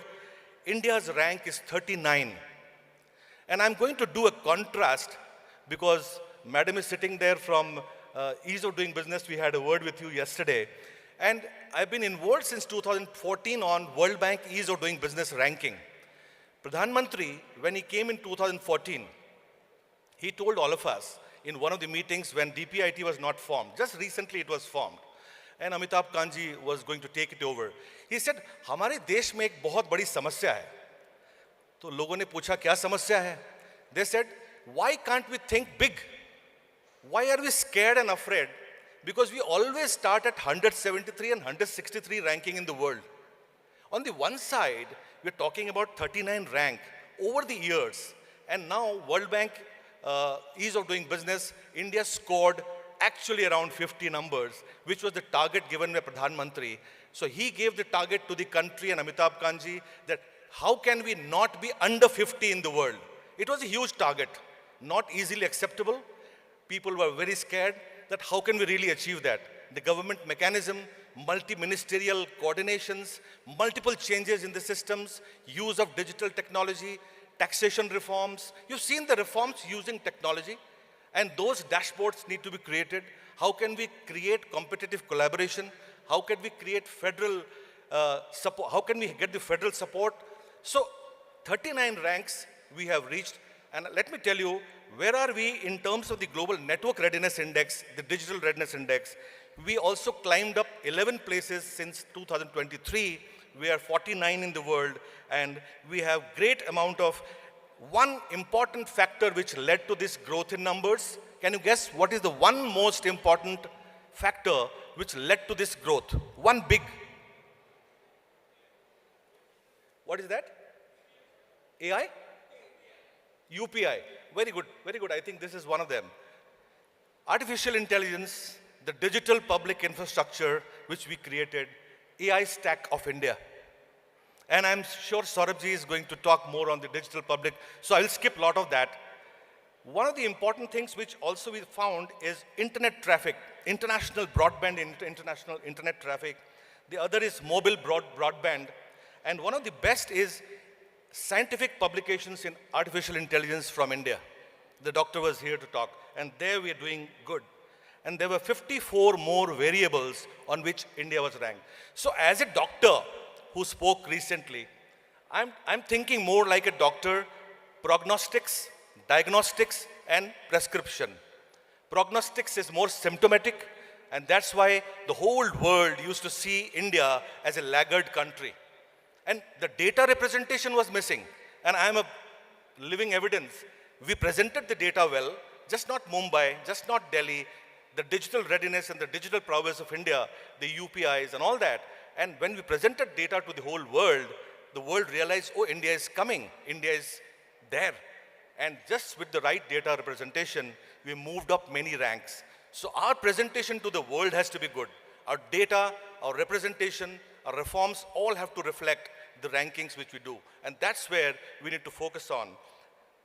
The 4 pillars, I would say, which will take India to the next level, and there are 4 key drivers, whether artificial intelligence, whether digital readiness, whether science and technology and innovation, these 4 pillars, and next year, our job is already on. We have already started the work for 2025 for the Global Innovation Index, as well as the Global Network Readiness Index. So if you are going to perform in your own areas as a country, as a state, as Telangana, within the state of the rankings of ease of doing business, using technology becoming a great driver.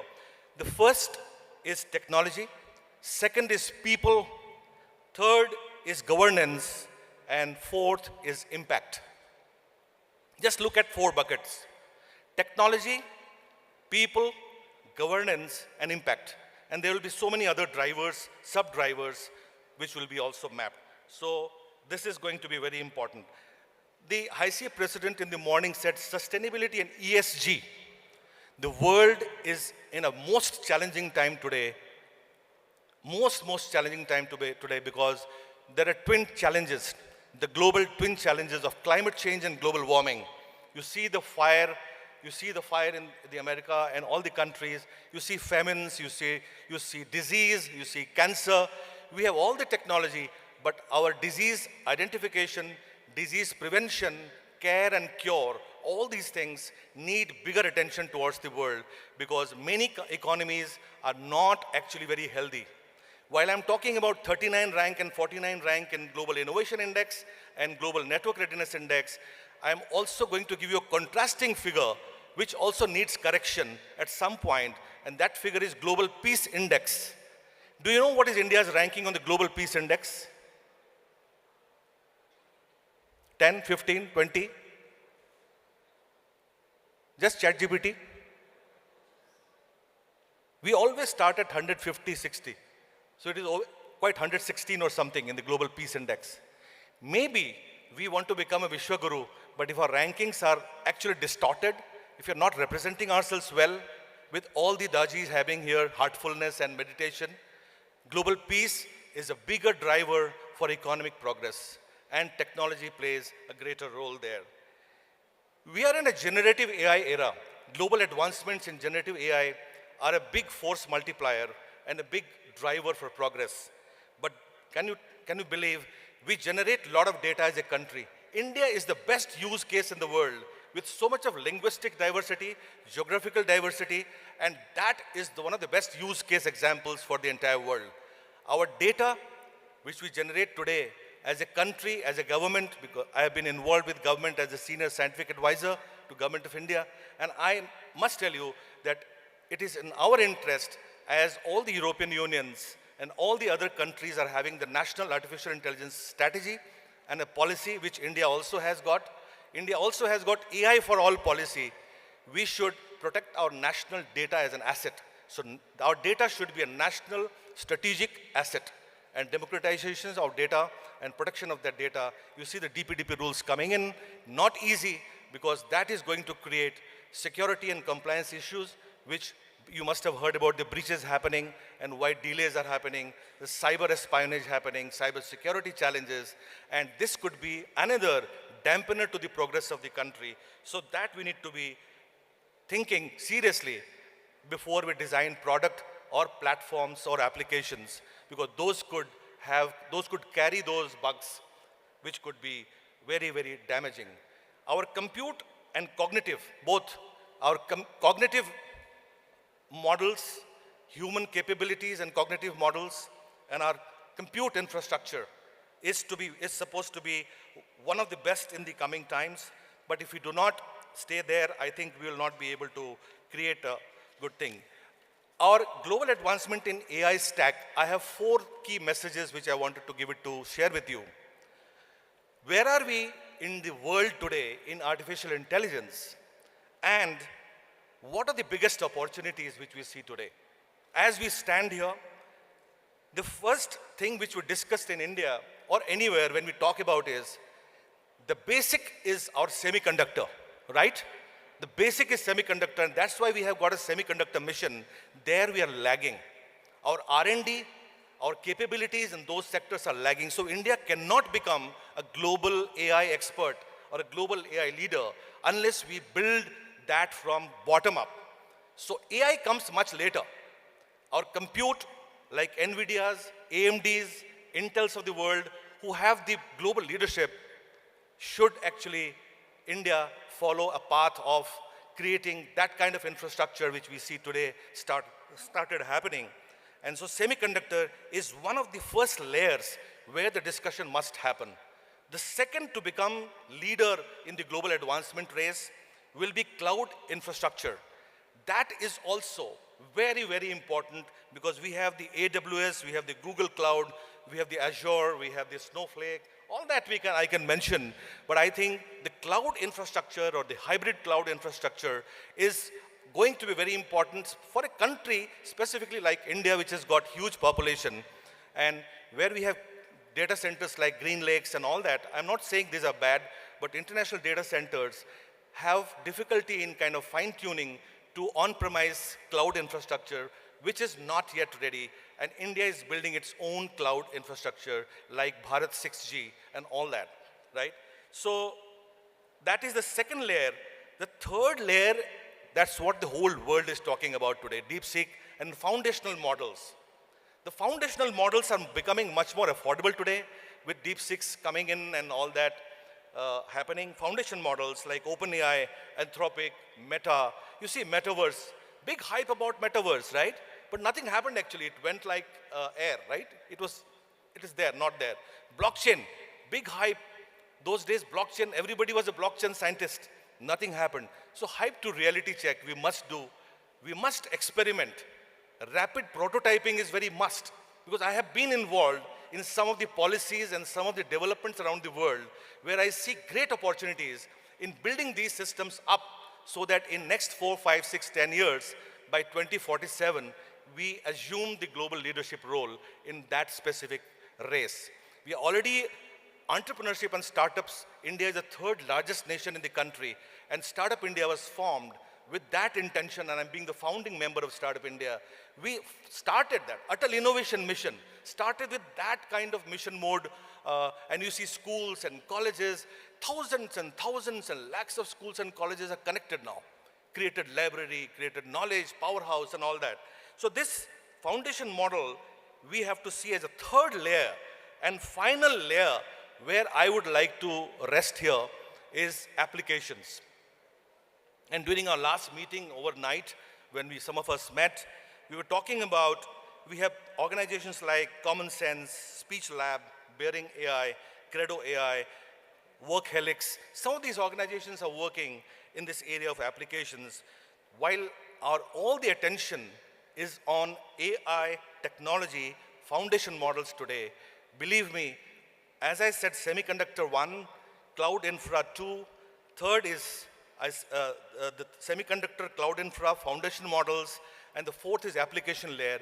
Our attention has to be on the building AI capabilities, AI research and development on this layer where use cases and applications should be in the context of applications and not trying to build applications like many of the IITs. We talk very jokingly that IITs always have a solution, they're finding a problem.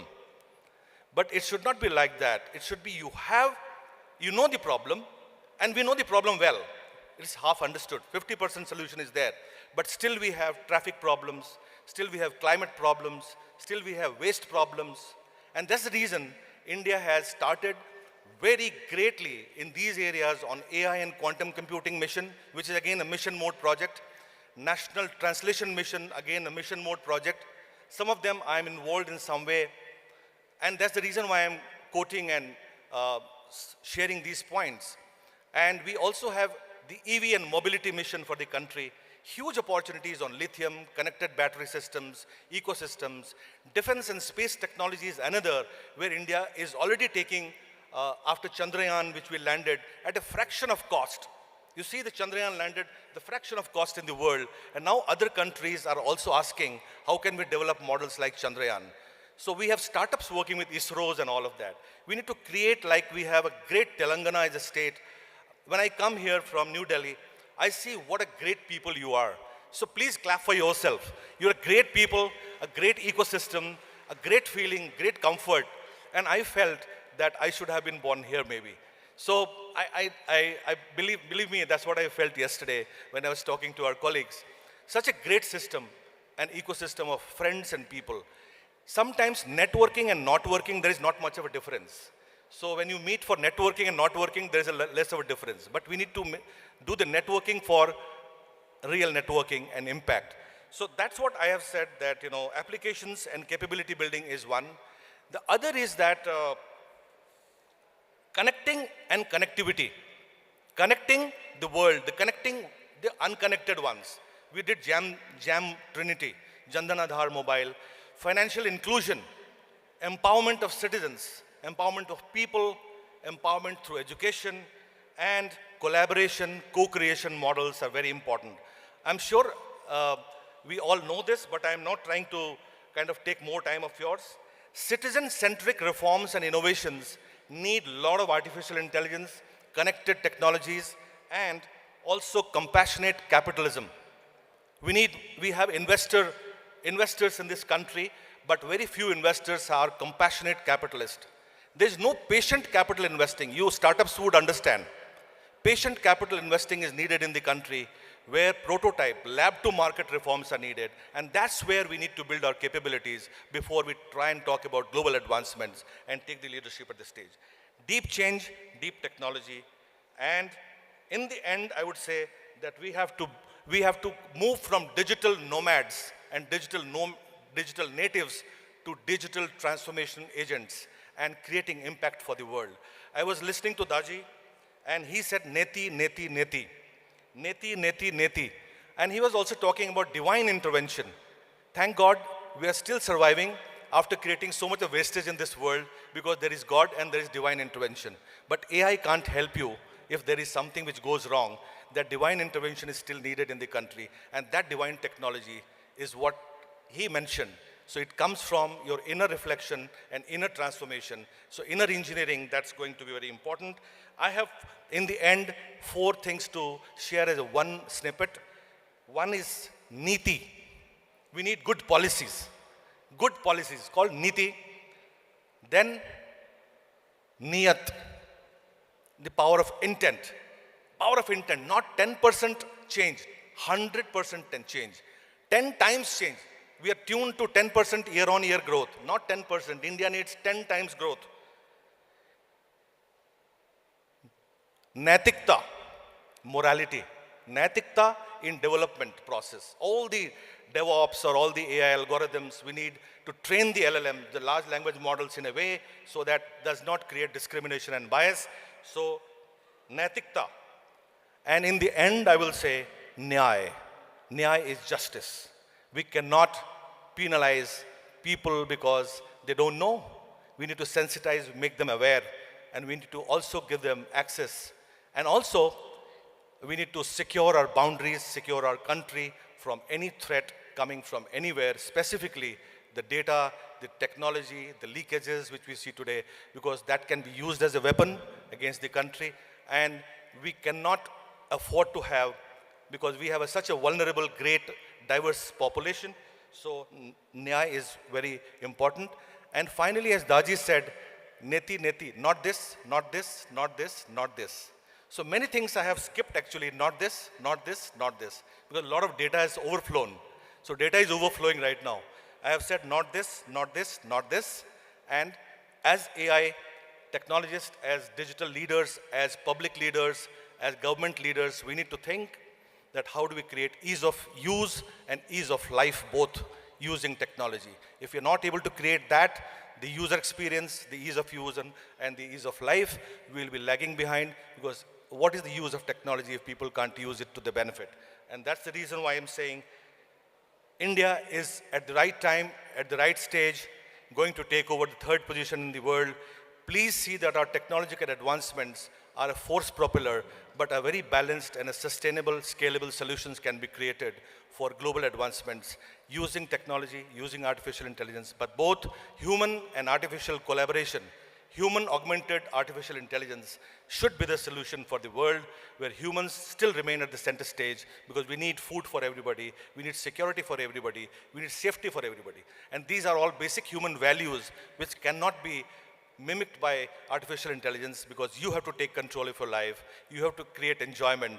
Stay joyful, stay happy, keep smiling, and thank you for giving me this opportunity. I hope I made some difference, not talking too technical stuff, but talking the stuff which the world needs, because the humanity needs all of us, and humanity can be only preserved if we are responsible and purposeful with the use and application and development of technology. Thank you very much. Jai Hind, Jai Bharat. Thank you, Dr. Rai. To felicitate Dr. Rai, may I please invite Saurabh Chandra, Country Head and Senior Partner, FS Ernst & Young. And can we please have the mementos? The mementos are being presented on behalf of HYSEA and ICICI Bank.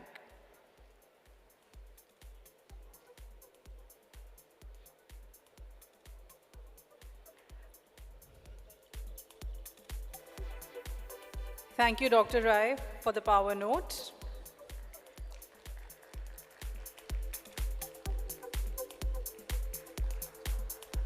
Thank you so much. And with this, we break for a 45 minutes, a strict 45 minutes lunch, and be back here in time. But please make a note of the lunch areas. For the delegates and the expo, please head to foyer, which is outside the hall, or to 5 flexi halls on the first floor for the lunch. For the jury members, please head to G5 and G6, and the speakers are requested to join at G1 and G2 for the lunch. I will see you all over here in 45 minutes.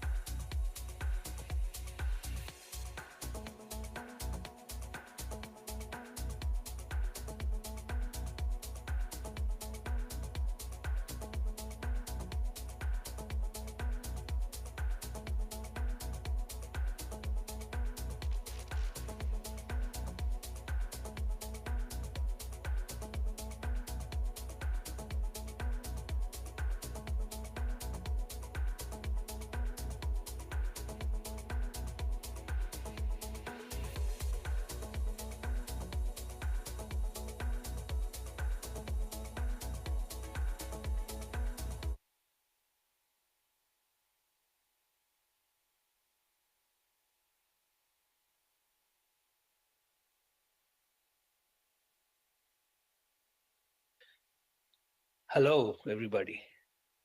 Hope you're enjoying the HYSEA conference.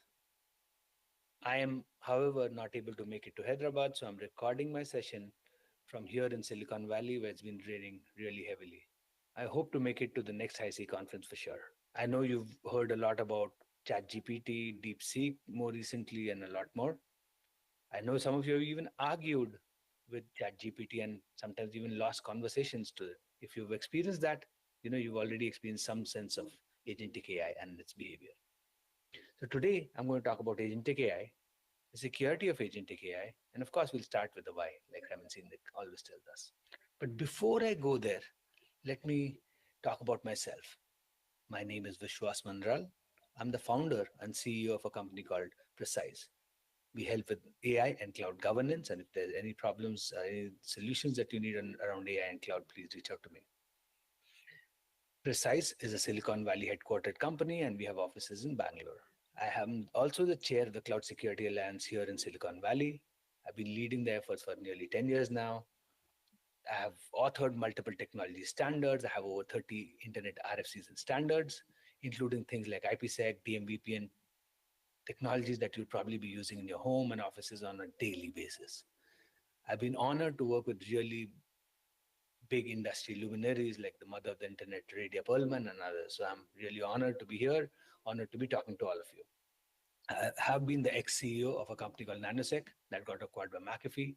I had founded the company, taken it from zero all the way to exit to McAfee. And then when I was at McAfee, I was the chief technologist at McAfee, taking care of a lot of things around the cloud business unit. I stood and stayed in McAfee for 3.5 years, and I left McAfee to start Precise after that. I've also been a chief technologist at HP, but the most important part, and I know that's what a lot of you are excited about, is around agentic AI, and I have been working on OWASP Top 10 around agentic AI. For people who do not know, OWASP is a well-recognized industry organization, and the top 10 list of security issues that they publish are very highly used across the industry. Before we go into agentic AI, I wanted to show you where agentic AI sits in terms of the industry interest. We've been hearing a lot about agentic AI for some time now. If you look at the graph on the left, you'll see, you know, the blue line just exponentially growing. This is a graph that I took from Google Trends. It shows the trends and interest around agentic AI in the industry. If you look at it, there was close to no interest in the industry or no knowledge of it all the way till March. And then things picked up and were sort of steady till September. And from September, things have just gone exponential. The reason has been a lot of companies have announced AI teammates, AI helpers, AI, agents, and so on, including companies like Google, Salesforce, and a lot of others. Agentic AI is right now the big buzzword here in the Silicon Valley. The other slide that you see is about the top 10 strategic trends that Gartner, a big and very famous analyst organization, has provided. And if you look at it, the topmost trend that they are saying, not just for consumers, but for enterprises and companies, is actually agentic AI. No surprise. We are talking about it today. But before we go into any details of that, let me talk about the architecture and how the architecture has changed and where agentic AI fits in the overall architecture of things. So if you look at it, a traditional application stack, it had a data tier, which is your databases. It could be Oracle, MySQL. It could be unstructured databases, the NoSQL databases. You could have Mongo, Elastic. Name what you may. There's the application tier, that was the logic tier. That's the tier that took data from the database, analyzed it, processed it, and presented it through the presentation layer to the users. That was a typical 3-layered stack and has been around for a long time. With things like Kubernetes and microservices, the stack has been granularized, but the basic concept remains the same. However, if you look at the modern application stack, it's very different. At the bottom layer, the knowledge layer or the data layer is actually the LLM layer. LLM is the large language model layer. The large language models have been trained on the world's data. There have been bots. If you see the GPT bots and others, they've been scraping the internet for data, for training the models. They take the model, take the data, pump it into the models, and the models have all the data and knowledge, and you could call wisdom in it. And that's the data layer. That's equivalent to a data layer in the traditional world. If you look at the layer above, which is equivalent to the application layer, that's where the agentic AI sits in. Agentic AI is like the submarine. It does its work underwater. Nobody knows about it. It keeps things together and is working to sort of do some of the most critical tasks. The application stack also has what you'd call the presentation layer. The presentation layer is the highest layer in the application stack.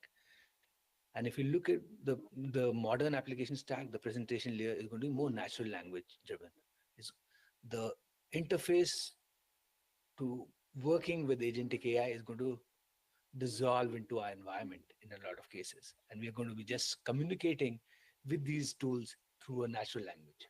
There's also an external interface that is required because in a world that we are headed toward, there are going to be a lot of agents, and agents will be communicating with each other. And when they are communicating with each other, you need external interfaces to other agents, and that's where the external interface or the interaction tier comes. So if you look at the stack, it's very different from the traditional stack. It's going to make a lot of difference, and we'll talk about more about it as we move forward. But the first question that comes to me when I talk about the stack is, hey, I'm already building an application with LLMs. I have a chatbot running on top of my HR applications. It's doing just fine. Why do I even need anything else? Why do I need an agentic layer at all? The way I answer that question is I say, hey, you've got a database in the traditional application, and the database exposes a UI. You could communicate directly with the database, pull out the data, and analyze the data and do whatever else you want with it. You could always do that. However, if you want to build a logic layer, something that processes the data, analyzes the data, does things that are useful for the user, you actually have an application layer. The agentic layer is very similar. LLM is the database layer, agentic AI is the application layer. Yes, you can have applications without the agentic layer, but if you need more autonomous applications, more intelligent applications, you need the agentic layer there. There are multiple ways to look at this and how things evolve here. The next question that I have people ask me is, are AI teammates, agentic AI the same? And my answer is generally yes, they are the same.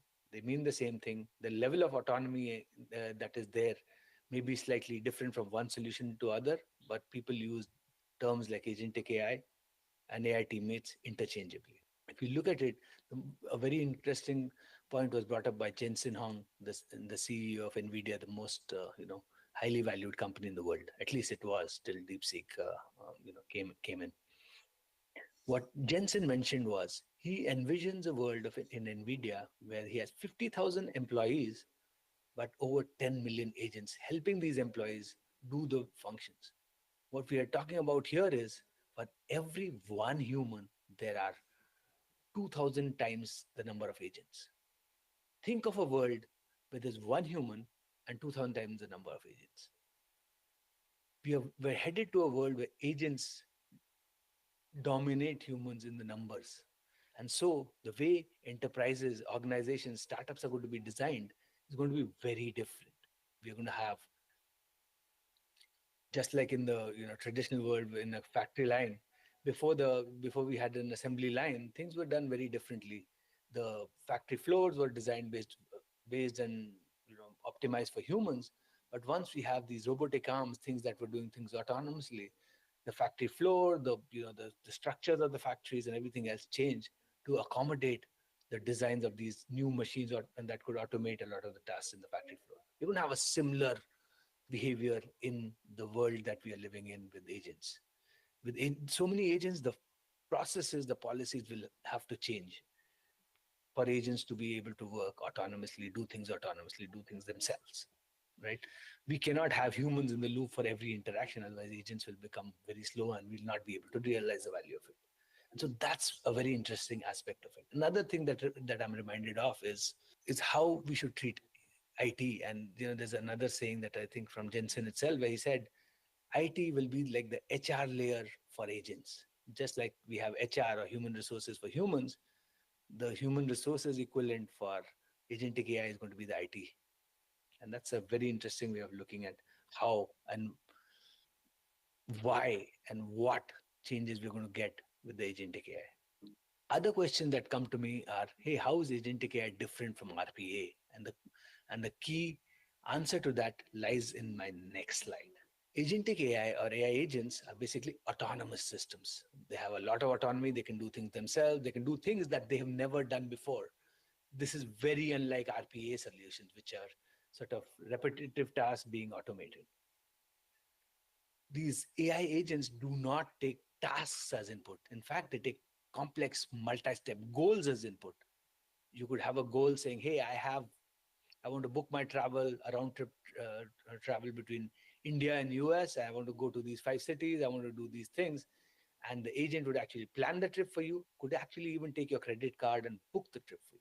That's the kind of things that an agent could do. And what you have to give an agent is the goals, not the tasks. The agent will break the goals into tasks, understand your behavior, understand what you've done in the past, look at the various knowledge bases and tools that you have in your environments to sort of, you to work in your environments. And the most important part of agents is it recalibrates based on environmental feedback. What that means is it's going to connect to your data, your tools, and do things that are more optimized to your environment. So in a way, an agent software that is running in environment one would work very differently, could be doing totally different tasks and actions and to achieve the same goal in another environment, which has got a different set of tools and knowledge bases. So that's the kind of world we are talking about with agentic AI. Agentic AI are, again, if I was to say it, are like autonomous systems. And another way to look at it is agentic AI, and because we are in Hyderabad, we would say AI agents are a lot like, Hyderabad traffic. They make their decisions on their own. They do not always follow the rules, but somehow, miraculously, things always get done. Right. So AGI is, like I also mentioned, is like the submarine, something that's under the covers doing a lot of work. And the way I would like to, talk about it is the Hyderabad traffic itself. And I know how notorious it is because I've actually lived in Hyderabad for some time. Now that we know agentic AI, how does it work, right? There's an agentic layer, there's an LLM layer. How does the agent works? So agent continuously works very closely with the LLMs, right? The large language models, as you call it. If you give it a goal, the agent breaks down the goal into tasks. It does planning. Okay, if this is the goal, how am I going to do this goal? It's going to look at multiple different options to achieve the goal. It's going to reflect on each of these options, self-critic each of these options, figure out which would be a better option, try out some of these options in certain cases, right? And then come back. And if those things don't work, it will reflect on those outcomes and again reprioritize or rechange the set of tasks that it actually performs. So the agent works with the LLM, does the planning, does the self-critics, does the chain of thoughts, you know, does the goal decomposition into smaller goals, and then once it knows what the subtasks are, it tries to perform actions. And to do actions, it can connect with various tools. In the IT world, the tools could be your enterprise tools that you already have. It could be code generation tool. It could be your calendar. It could be Google search. It could be lots of things that you have. The key thing is it could even connect with physical tools and get things done. What we have to see is the agent to achieve these outcomes connects with the tools, works with the tools, gets the output, analyzes the output, sees if it aligns with what the agent wants to do, and sort of, when the goal is achieved, actually gets back to the user and says, hey, your goal is done, this is what you wanted, here you go, this is the output. Another interesting aspect that we've not covered yet is the memory. Agents have memory.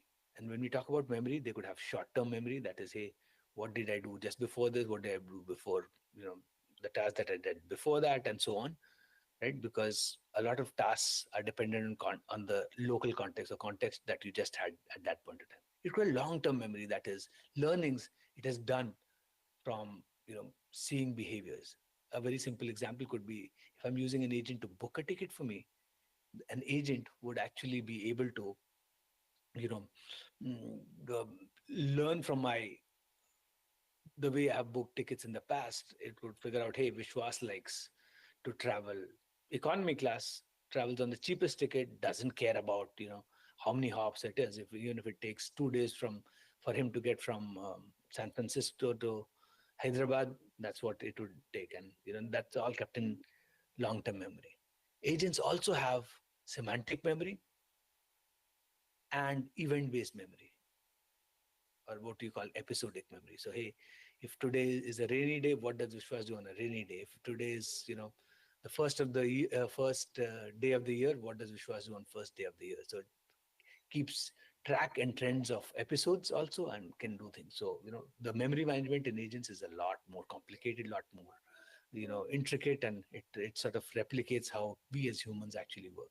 So now that we've talked about what the agents do, they plan, they then execute the plan, they reflect on the output, and then respond based on what is required of the environments. We actually will now move on to why agents are even required. We've already talked about it briefly, but let's just delve in a bit deeper. LMs are great for language tasks, writing code, but if they're non-language tasks, they're math operations, there are actions that you need to do, so searching a website, figuring out whether a ticket is available today. It's not going to be LMs that can do it. It's going to be agents that do it, and that's where for non-language tasks and actions you need agents. LMs are also very good at your next token prediction. So let's talk of a case when LLM was trained on just say 3 pieces of data.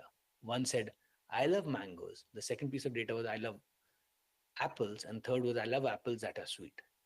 If those 3 pieces of data were the only set of data that were used to train the LLMs, and the first word it would always create would be "I," second would be "love," but the third word would be apples, because that's a higher priority that it has seen in the past, because two of the 3 examples that we gave to the LLM actually had the word apple in it. And that's how next token prediction works. And reasoning that we get in LLMs is mainly because LLMs use and are trained on a lot of data. And because this data is the whole world's data, in a lot of cases, people are doing reasonable things, and LLM learns a lot of these reasonable things, and sometimes maybe very unreasonable things too, because that's what humans have done. And we'll talk about it, the unreasonable things that LLMs can do when we get to the uh, point of talking about security of LLMs. So reasoning in LLMs is a property of scale of the data. So what LLM generally do is level one thinking, or system one thinking, right? That's what it's called. You ask the capital of Hyderabad, of Andhra Pradesh or Telangana, it would always say, the capital of Telangana is Hyderabad. There's going to be no two answers about it, and LLMs would do it perfectly. However, if you have deep reasoning tasks, right, which require you to think about various options, evaluate those options, think about other alternatives, break those tasks into various components, right? Analyze data. That's not what LLMs would do, and that's where you need agents. Agents help with deliberate thinking, or what you would call system two thinking. Again, I already talked about the memory requirements and how stateful and how much memory is required to keep context, and that's what agents do. LLMs have very little memory, and that's why what we say is agents have context amnesia. They do not have much memory, and they can not and do not use memory as it currently stands. Again, LLMs use a lot of training time compute. That means they use a lot of servers, mainly during training.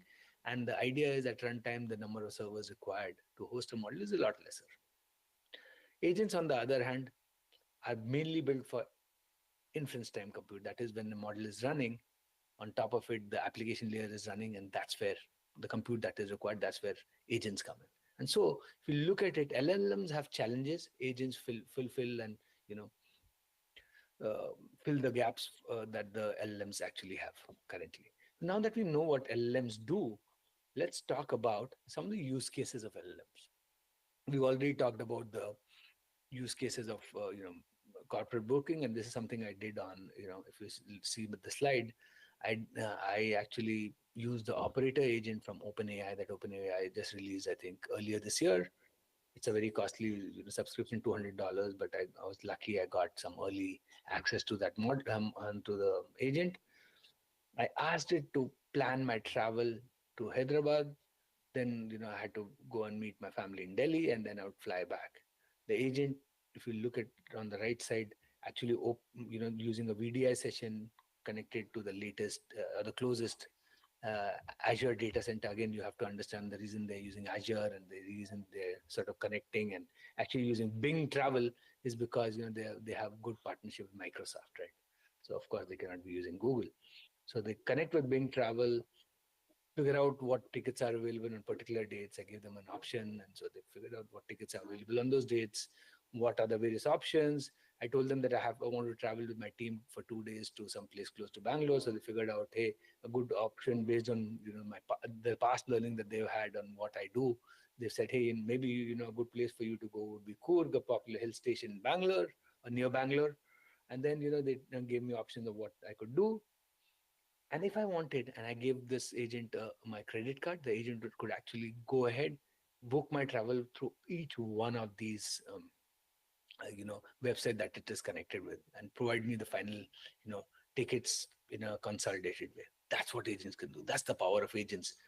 The way you to treat agents could be very simple, simply like, hey, we have travel agents. You could use them, these agents as travel agents now.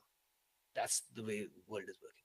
Again, one more thing I want to say is while operator is an agent that's a hosted agent, most agents are actually running on your workers machine. So if your company some user or some engineer in your company is actually using agents, they're not probably running a hosted agent. They're actually downloading an agent on their software on their machines, running it on their machines, giving it all the access to their data, and the agent is actually performing those actions on their machines using their browser, using their credentials, their passwords that are stored on the browser, and so on. So it's a lot more complicated and insecure. But we'll talk about the security aspects as we move forward further. We don't just have, I would say, consumer use cases with agents. There are also a lot of enterprise use cases. And the slide actually that I'm sharing is the slide of a discussion I had with, and what a very senior member in a pharma company actually showed me. The guy using what you'd call a open interpreter agent that he downloaded on his machine asked the agent to say, hey, give me the structure of some protein. And I do not understand whether plastocyaninic protein or something else, but I just put in that name after doing a Google search, or should I say just asking ChatGPT to give me the name of one of the proteins. So the guy asked, can you give me the structure of proteins? And what the agent did was it understood the task, it broke the understood the goal, it broke the goal into multiple tasks. It understood that, hey, first I need to get data, analyze data, create structures, and then sort of visualize the data. So first it connected to the credentials that he had given. So it connected to Viva Docs, the enterprise documentation system, where all this data was around proteins was kept that it had already known about. It connected to the internet, went through sites which had credible data about proteins, analyzed a lot of that data, but then it got more interesting. The agent actually went ahead and created some code because it wanted to analyze the data. And then it asked the person, hey, can I create data and run it on your machine? And the person who was running the agent said, okay, run it on my machine. And the agent actually created the code, tried to run the Python software that it created on the machine, realized that the library that the Python code was using was slightly different version than the library that was installed on the machine. So it asked the user again, and it got really exciting, interesting there, where it asked the user, hey, can I upgrade the version of Python that you're running? The user said yes. The software that was created by the agent actually was upgraded, changed based on the feedback in the environment, was able to run now because the Python library was changed. It analyzed the data, gave some output. The data was then sent to a visualization library that again the user had access to, and in this case it was Tableau. And the output of that visualization was actually shared with the user. So you can understand what level of complication things are and things can get when you're talking about agents. So agents, interestingly, can get very complicated.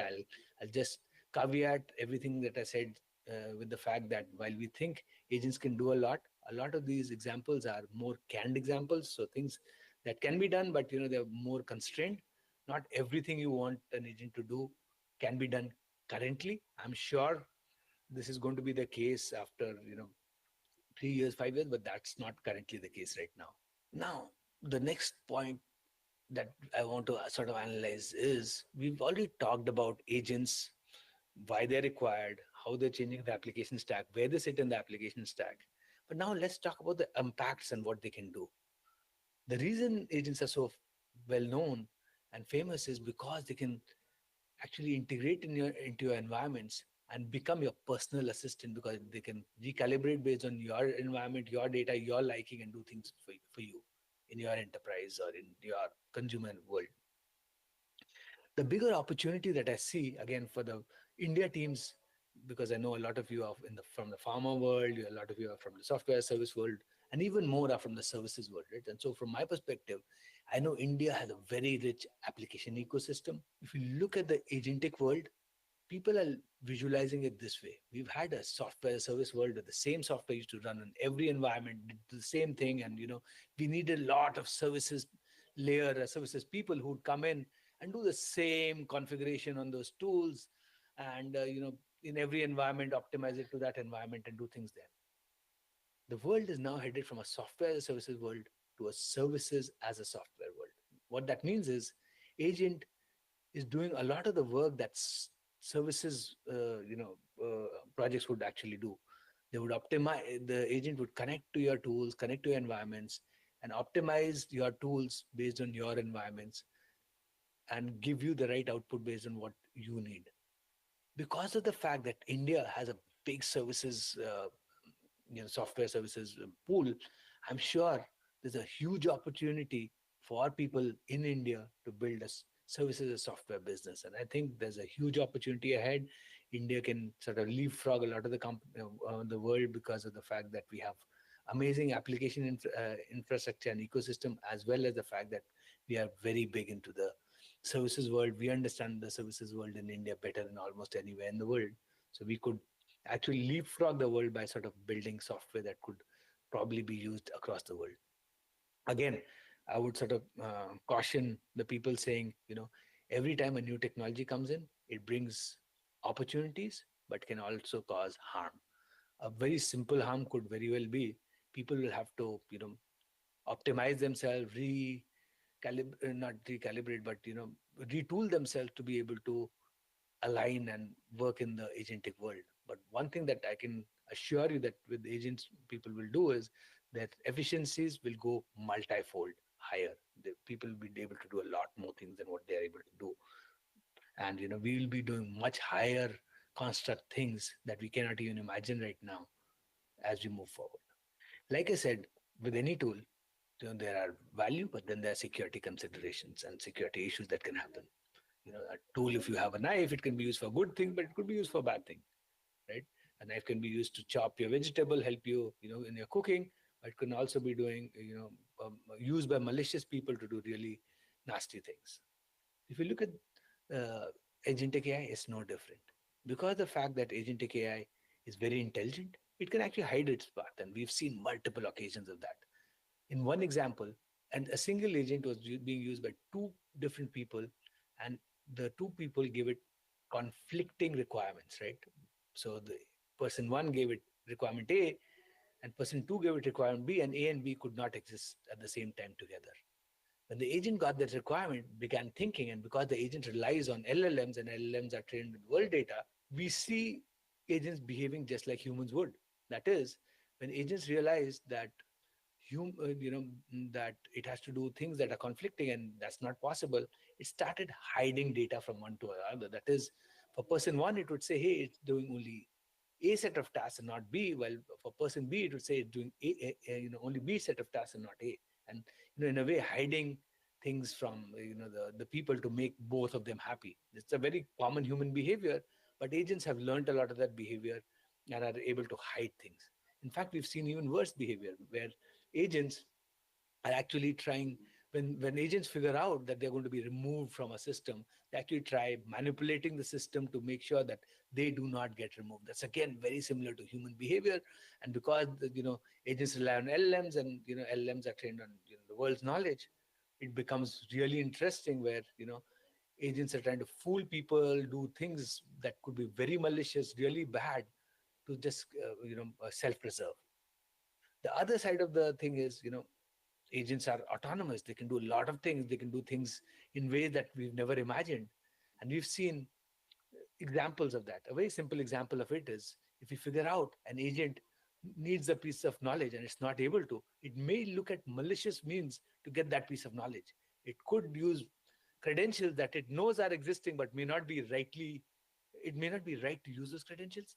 The system could actually do some of that and get the data to just achieve the goal. So another way of looking at it is, agents do not have ethics, and it's very hard to, at least currently, enforce ethics on top of these agents. And a lot of times these agents rely on human behavior that they've seen based on the data that's been trained on.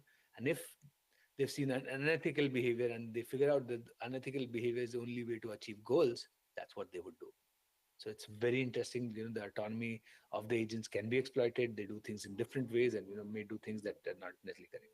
The fact that agents connect with external tools, memory, you know, um, systems, it can also be exploited. Think of it, right? The agent relies on multiple tools. It's the brain, but the hand, the legs are these tools that are there. And if the agent, if the hands or the legs are not doing what they're supposed to be doing, but tell the brain they're doing something else, even though they're not doing it, it could mean that the agent could be exploited to do really bad things. And we've seen some of these examples also in the world. Especially if you think of it, agents are even being used in agriculture. They're used in manufacturing, agriculture, because every environment the machine goes in could be totally different from every other environment, and it has to learn.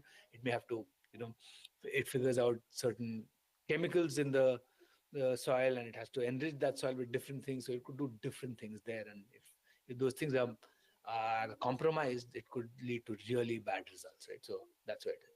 The other thing that agents also do is they can exploit gaps in existing environments, right? So agents, like I said, are intelligent systems. They know what humans can see. They know what humans cannot see, because they understand the environments very well.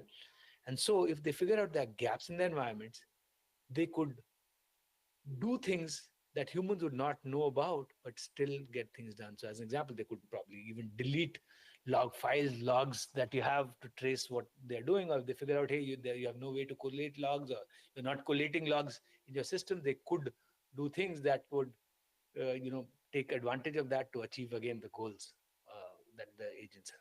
So there's a high amount of security concerns that agents really have.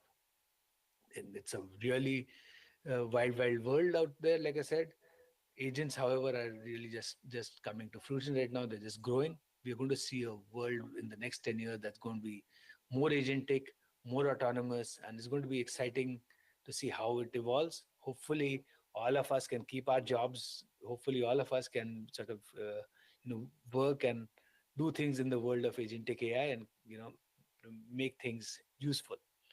With that said, I want to conclude by saying again, thank you to all of you. Thank you for your time. Thank you for listening to me. I hope you're having a great session at HYSEA. If you want to reach out to me, you can reach out to me directly on my LinkedIn. I have my email address there. Feel free to reach out any which way I can. I would be happy to support and help you and take things further. Thank you so much to all of you, and wish you the best.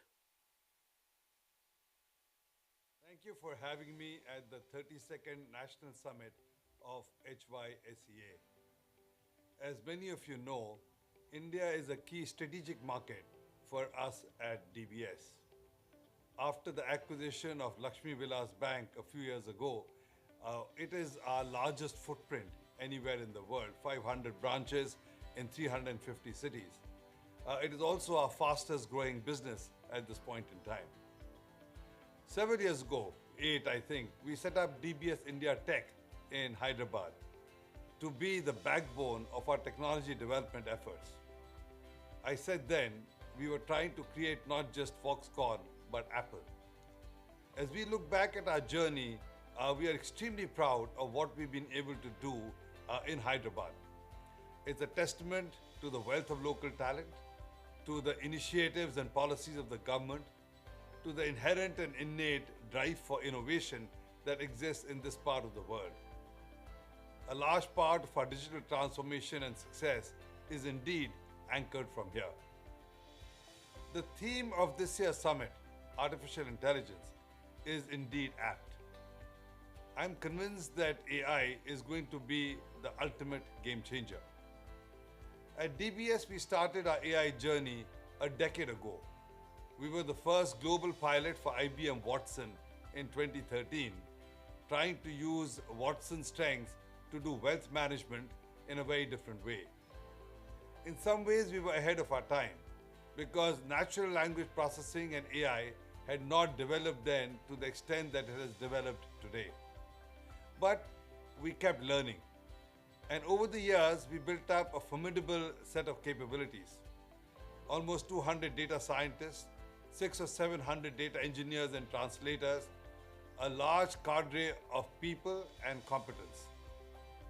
Today, we run over 1,500 AI models with 375 different business use cases, ranging from marketing to risk management to financial management, audit, compliance, operations, efficiency, you name it. A couple of years ago, we started measuring the value from AI. And I'm really proud to say that last year, the economic value from the use of AI models based on A/B testing was almost $800 million.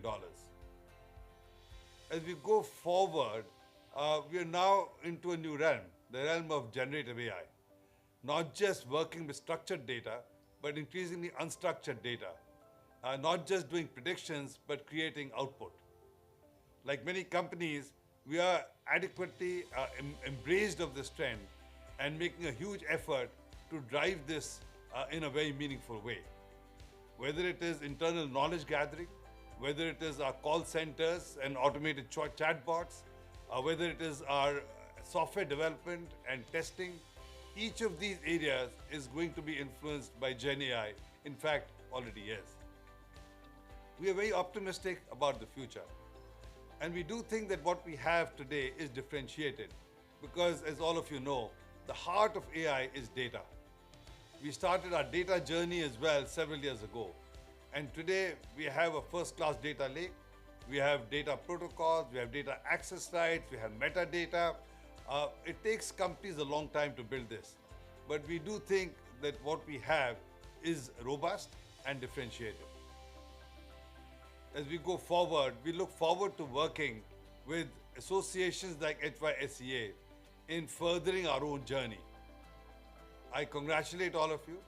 We seek to be a partner, and I'm sure that we will be able to do great things together.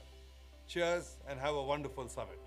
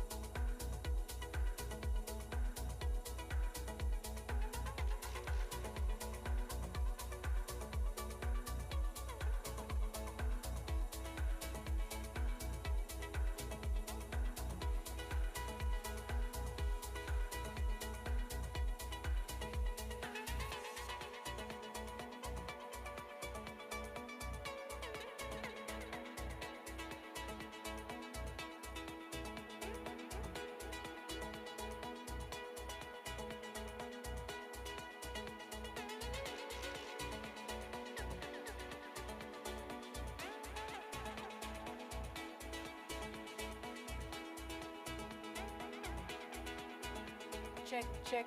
Yeah. Thank you. Good afternoon, everyone. I hope you all have had good lunch. And we are about to begin our second session. This is a good time to please call back all your colleagues and friends if they've still not done yet or refreshing, so that we can start on time. Just a few announcements. We have a panel discussion in G3 and G4 at 3:20 p.m. on Tech Investing the VC Way. And at 4:10 p.m., again at G3 and G4, we will have a parallel panel discussion on sustainable systems and green software. So this information was for those who may like to join this panel discussion.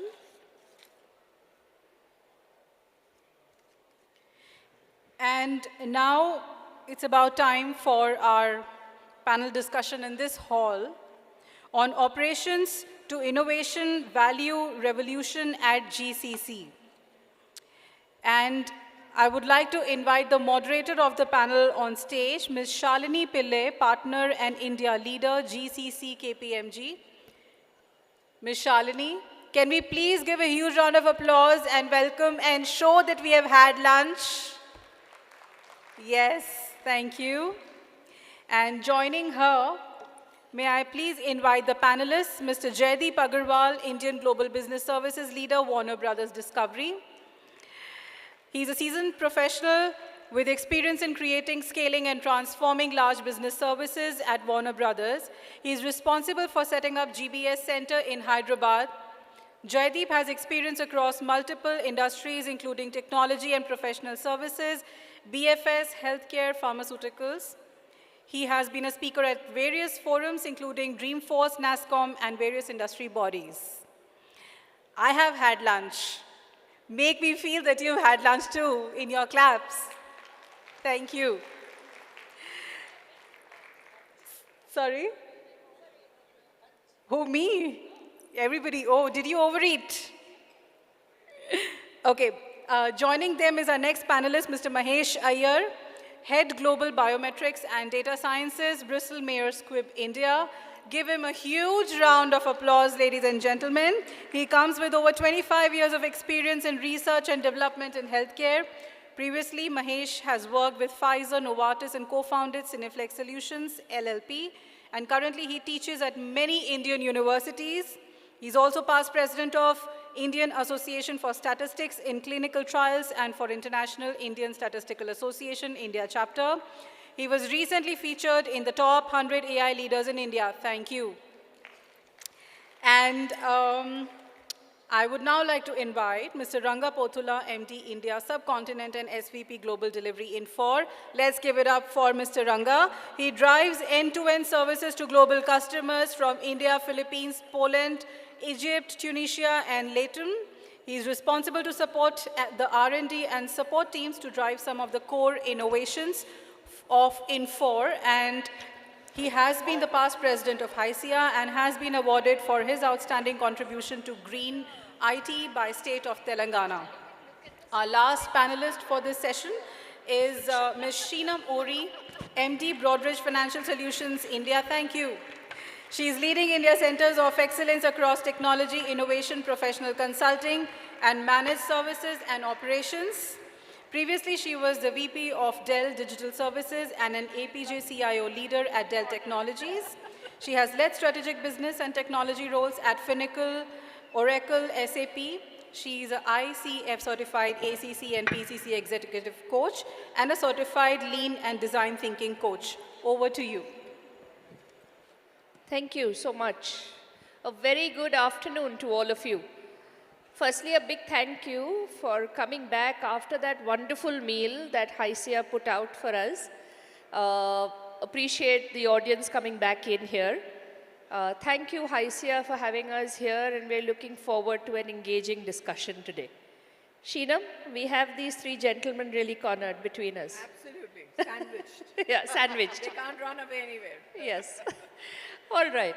So before we get started, ours is an interesting subject, one that's been doing the rounds. I would say almost running the risk of being a little cliched as one talks of GCCs taking advantage of not just cost arbitrage, but value arbitrage.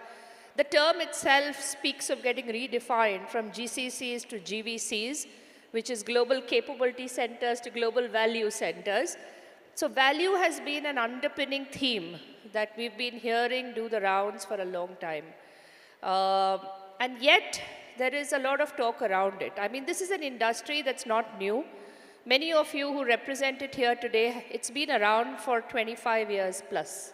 In different forms, it got christened when the IT-enabled sector was kind of coming together, and it has seen evolution like no other. In fact, the last 5 years, I think COVID was the tipping point when the world around us saw the opportunity to embrace technology, to accelerate the pace of tech adoption. The world realized that you could work remotely, and that gave the GCC model a huge fillip. Since then, there has been no stopping in terms of what we've seen on the Indian landscape. One new GCC being set up every 10 days, that's no exaggeration. More interestingly, it's the model that it has brought in its fold. It's no longer about global organizations coming here to actually enable their global environment, their global business by themselves. It's a hybrid ecosystem. Sitting here today under this roof, we have GCCs, we have IT service providers, we have startups, and all of them come together to make this model even more compelling and effective.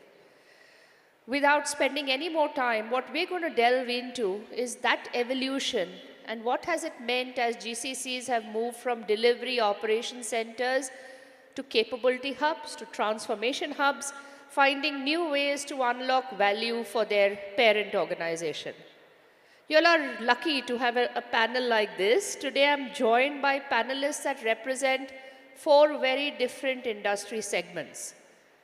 We have BFSI, we have hardcore technology, we have the pharmaceutical life sciences, and we have media and entertainment.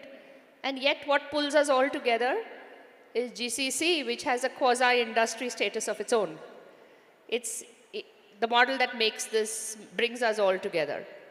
So as I open up to this panel, and they're going to give us examples from their industries, from their GCCs, which I'm sure you're looking forward to hear more of.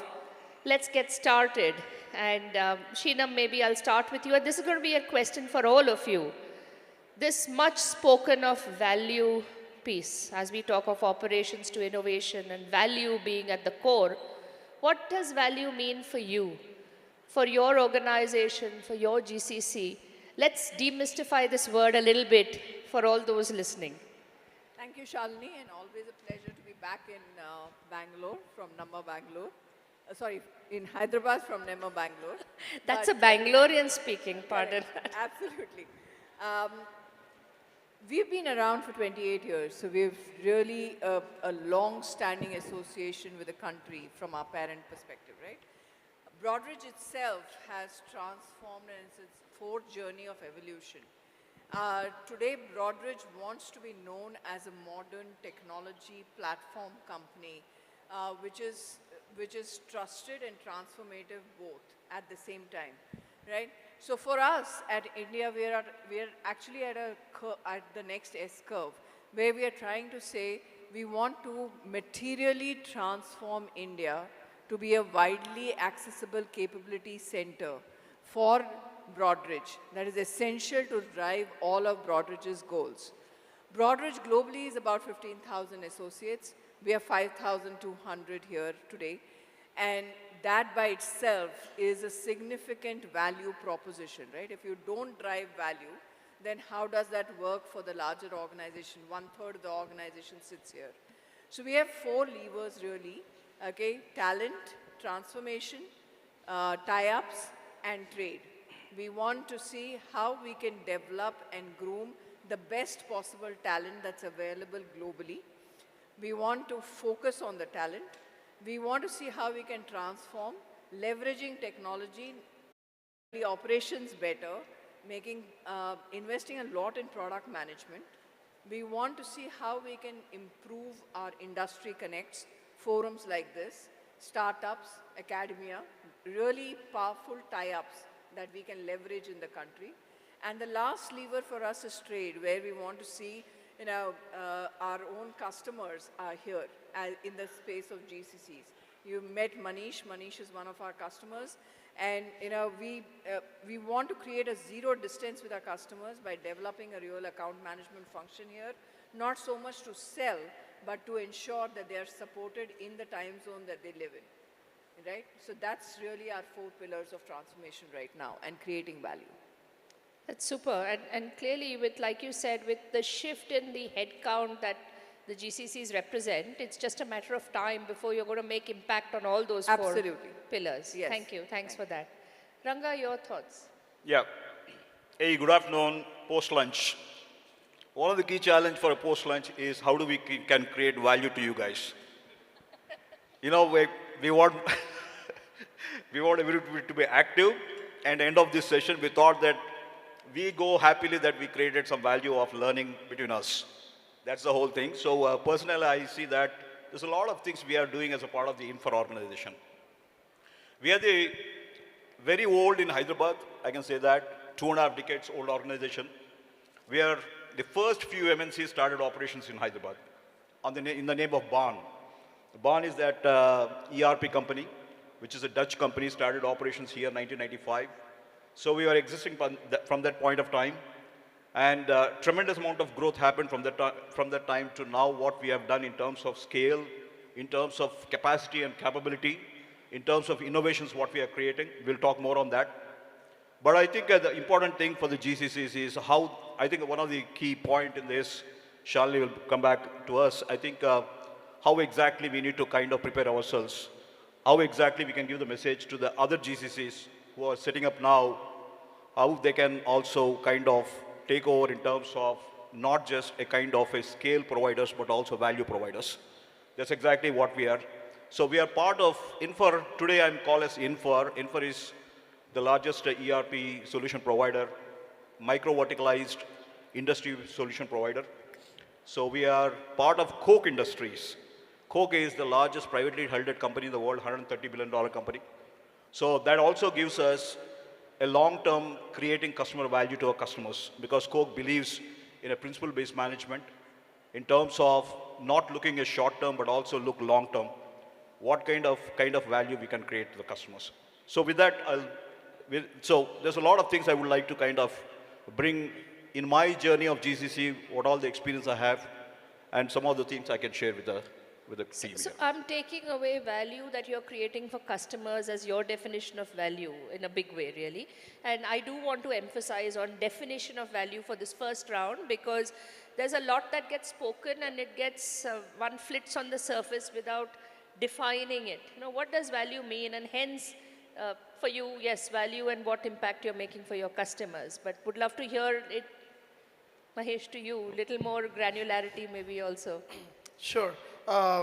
So good afternoon, everybody. I represent BMS here today. BMS is very new in the pharma life sciences space to Hyderabad. We started just about 18 months ago. We are about a 2,000-person shop now, but we have 2 major groups, IT and the development function. And of course, pharma life sciences has been here forever. Novartis has been one of the shining examples of having been here for 17, 18 years.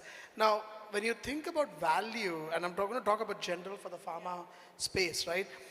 You almost think of it as a triangle of, like the magic triangle, right?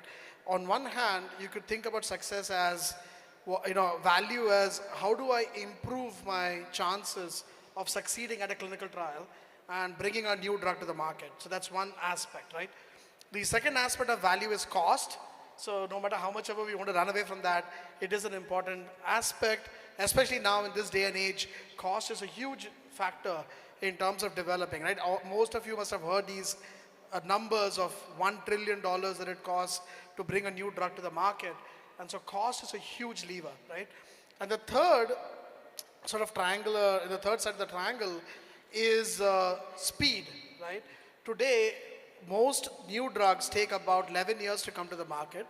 right? And every company is saying, can I make that 11:10? Can I make that 9? Can I make that 7? Right? So you're really looking at speed as a third sort of side of the triangle.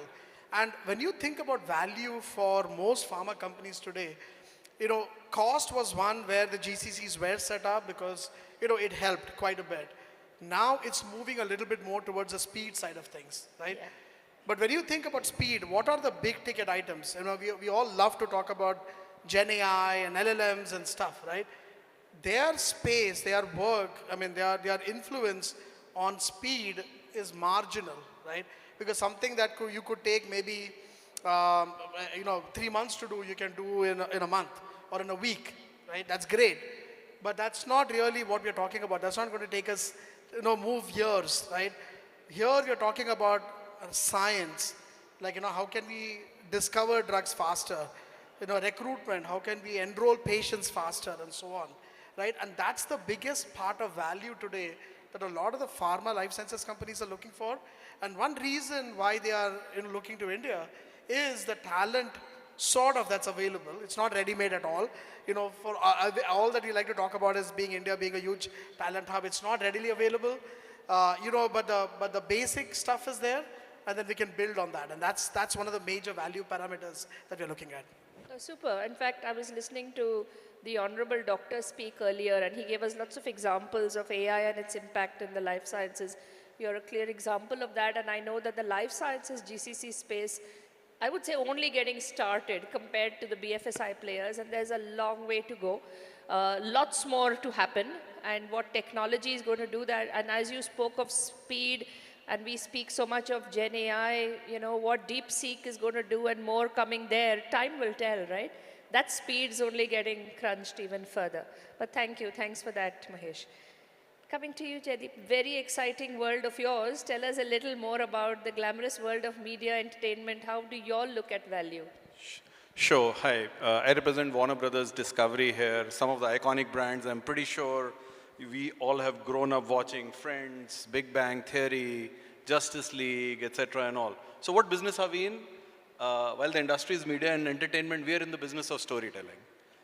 We tell stories. How do we tell stories? We create content, and we distribute that content either through theaters or through network channels or through streaming platforms, right? So fundamentally, the way, if we were to look at the value stream, the key for us is how can we enable better stories to be told to every single person on the planet. That's the way we see how we will be able to add value.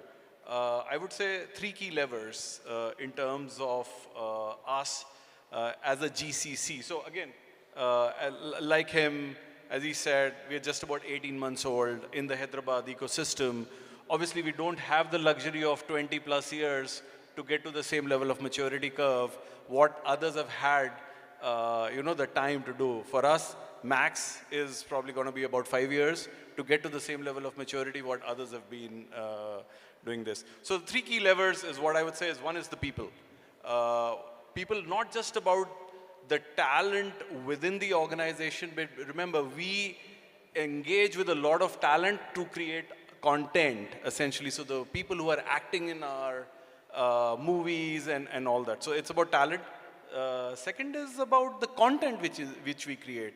How are we creating a content which resonates with each and every single individual? Because everybody wants to see something else. So it's about, and that content is going to clearly help us straight get to the revenue as well as to the bottom line.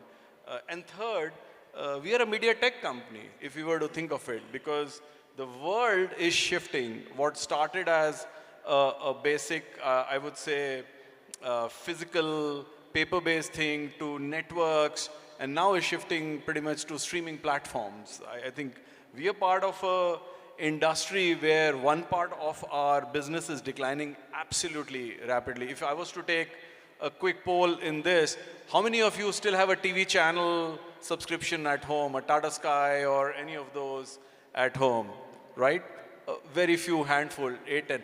How many of you have a streaming platform at home? And pretty much everybody. So that's telling the story or the dilemma or the dichotomy which we are facing is, on one side we have a declining business, and on the other side is this excitement of being able to be a part of the new gen, and how can we add value is across all the three streams, across people, across content, and across the platform or the media tech which we are. So that's the way I would like to describe ourselves. Awesome. Thank you. Thank you for that. And for those of you listening in, actually, I could actually position all these four organizations and what they've set up in India as tech companies. Would I be wrong if I said that?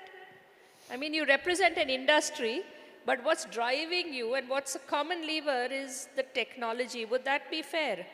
Not so much. I think so. For life sciences, it's a Maybe bit of a a little 50-50. different. Yeah. Yeah. Okay. We have half of it is tech. Got the it, other half yeah. is science. Yeah. And But it's enabled by technology. Yes, it is enabled by everything is. We just heard the doctor speak. That's true. They set What- up an AI center in a hospital. What we provide, Shalini, is we provide micro-verticalized Yeah. industry solutions Yeah. on the cloud for industries like automotive industries, aerospace and defense, Yeah. like process industries, food and beverage industries, supply chain, all that. So we provide a complete solutions for the customers to innovate in the cloud. Yeah. We provide a platform so that customers can also continuously innovate, take care of, manage and adapt themselves quickly so that they can take care of the business. This is exactly what we do. Got it. In fact, I'm going to jump to another question that again, and all my questions, I thought there's no point trying to address them to any one person because you all come with very different perspectives. So this one again will go out to all of you. And one thing that Jaideep, you said, and I did have a slightly different view to say just because you're young in the game, you're not any lower in terms of maturity. Because the one beauty about the GCC model is through the evolution, those who came in 20 years ago did it for very different drivers. Many of them ask themselves to say, hey, if we had to set up our GCC today, how different would we look? And truth be told, you'd look very different. So some of the newer ones are taking advantage of what the model and the ecosystem and your vendor base allows you to do and doing it differently. So what we'd like to chat about is in this journey from operation to innovation or cost arbitrage to value arbitrage, tell us a little about the most critical enablers for you in that journey. I'm okay with whoever wants to go first. So I can go. So for us, the two major enablers are, one, as I briefly alluded to when I was talking the first time, right, is the availability of scientific talent. So our basic science education, and that's what I was trying to say, is while it is tech-enabled in that sense, a lot of the work are what doctors do, in terms of designing a study, what statisticians do in designing and analyzing the study, and so on, right? What writers do in writing the reports, and so on. So I think that part, the pharmacy graduates, the medical school graduates, the folks that come with a quantitative background, I think that is one huge enabler that we have, right? Yeah. So that's one part of it. The other part is that, while the GCCs have come in a little later, we have had that experience with native pharma companies like a Dr. Reddy's and Sun Pharma and so on, right? Who have done very, very similar things, who understand the science, behind developing new drugs and so on. So we get that mix of experience from a slightly different type of industry, and then the talent from people having basic science degrees and quant capabilities. And I think those two things for us have been major enablers. Correct. So in many ways, Mahesh, you've set up from the start, though you're young, to actually extract value given exactly that, right? Exactly. So your focus has been value to a large extent. Absolutely. Yeah.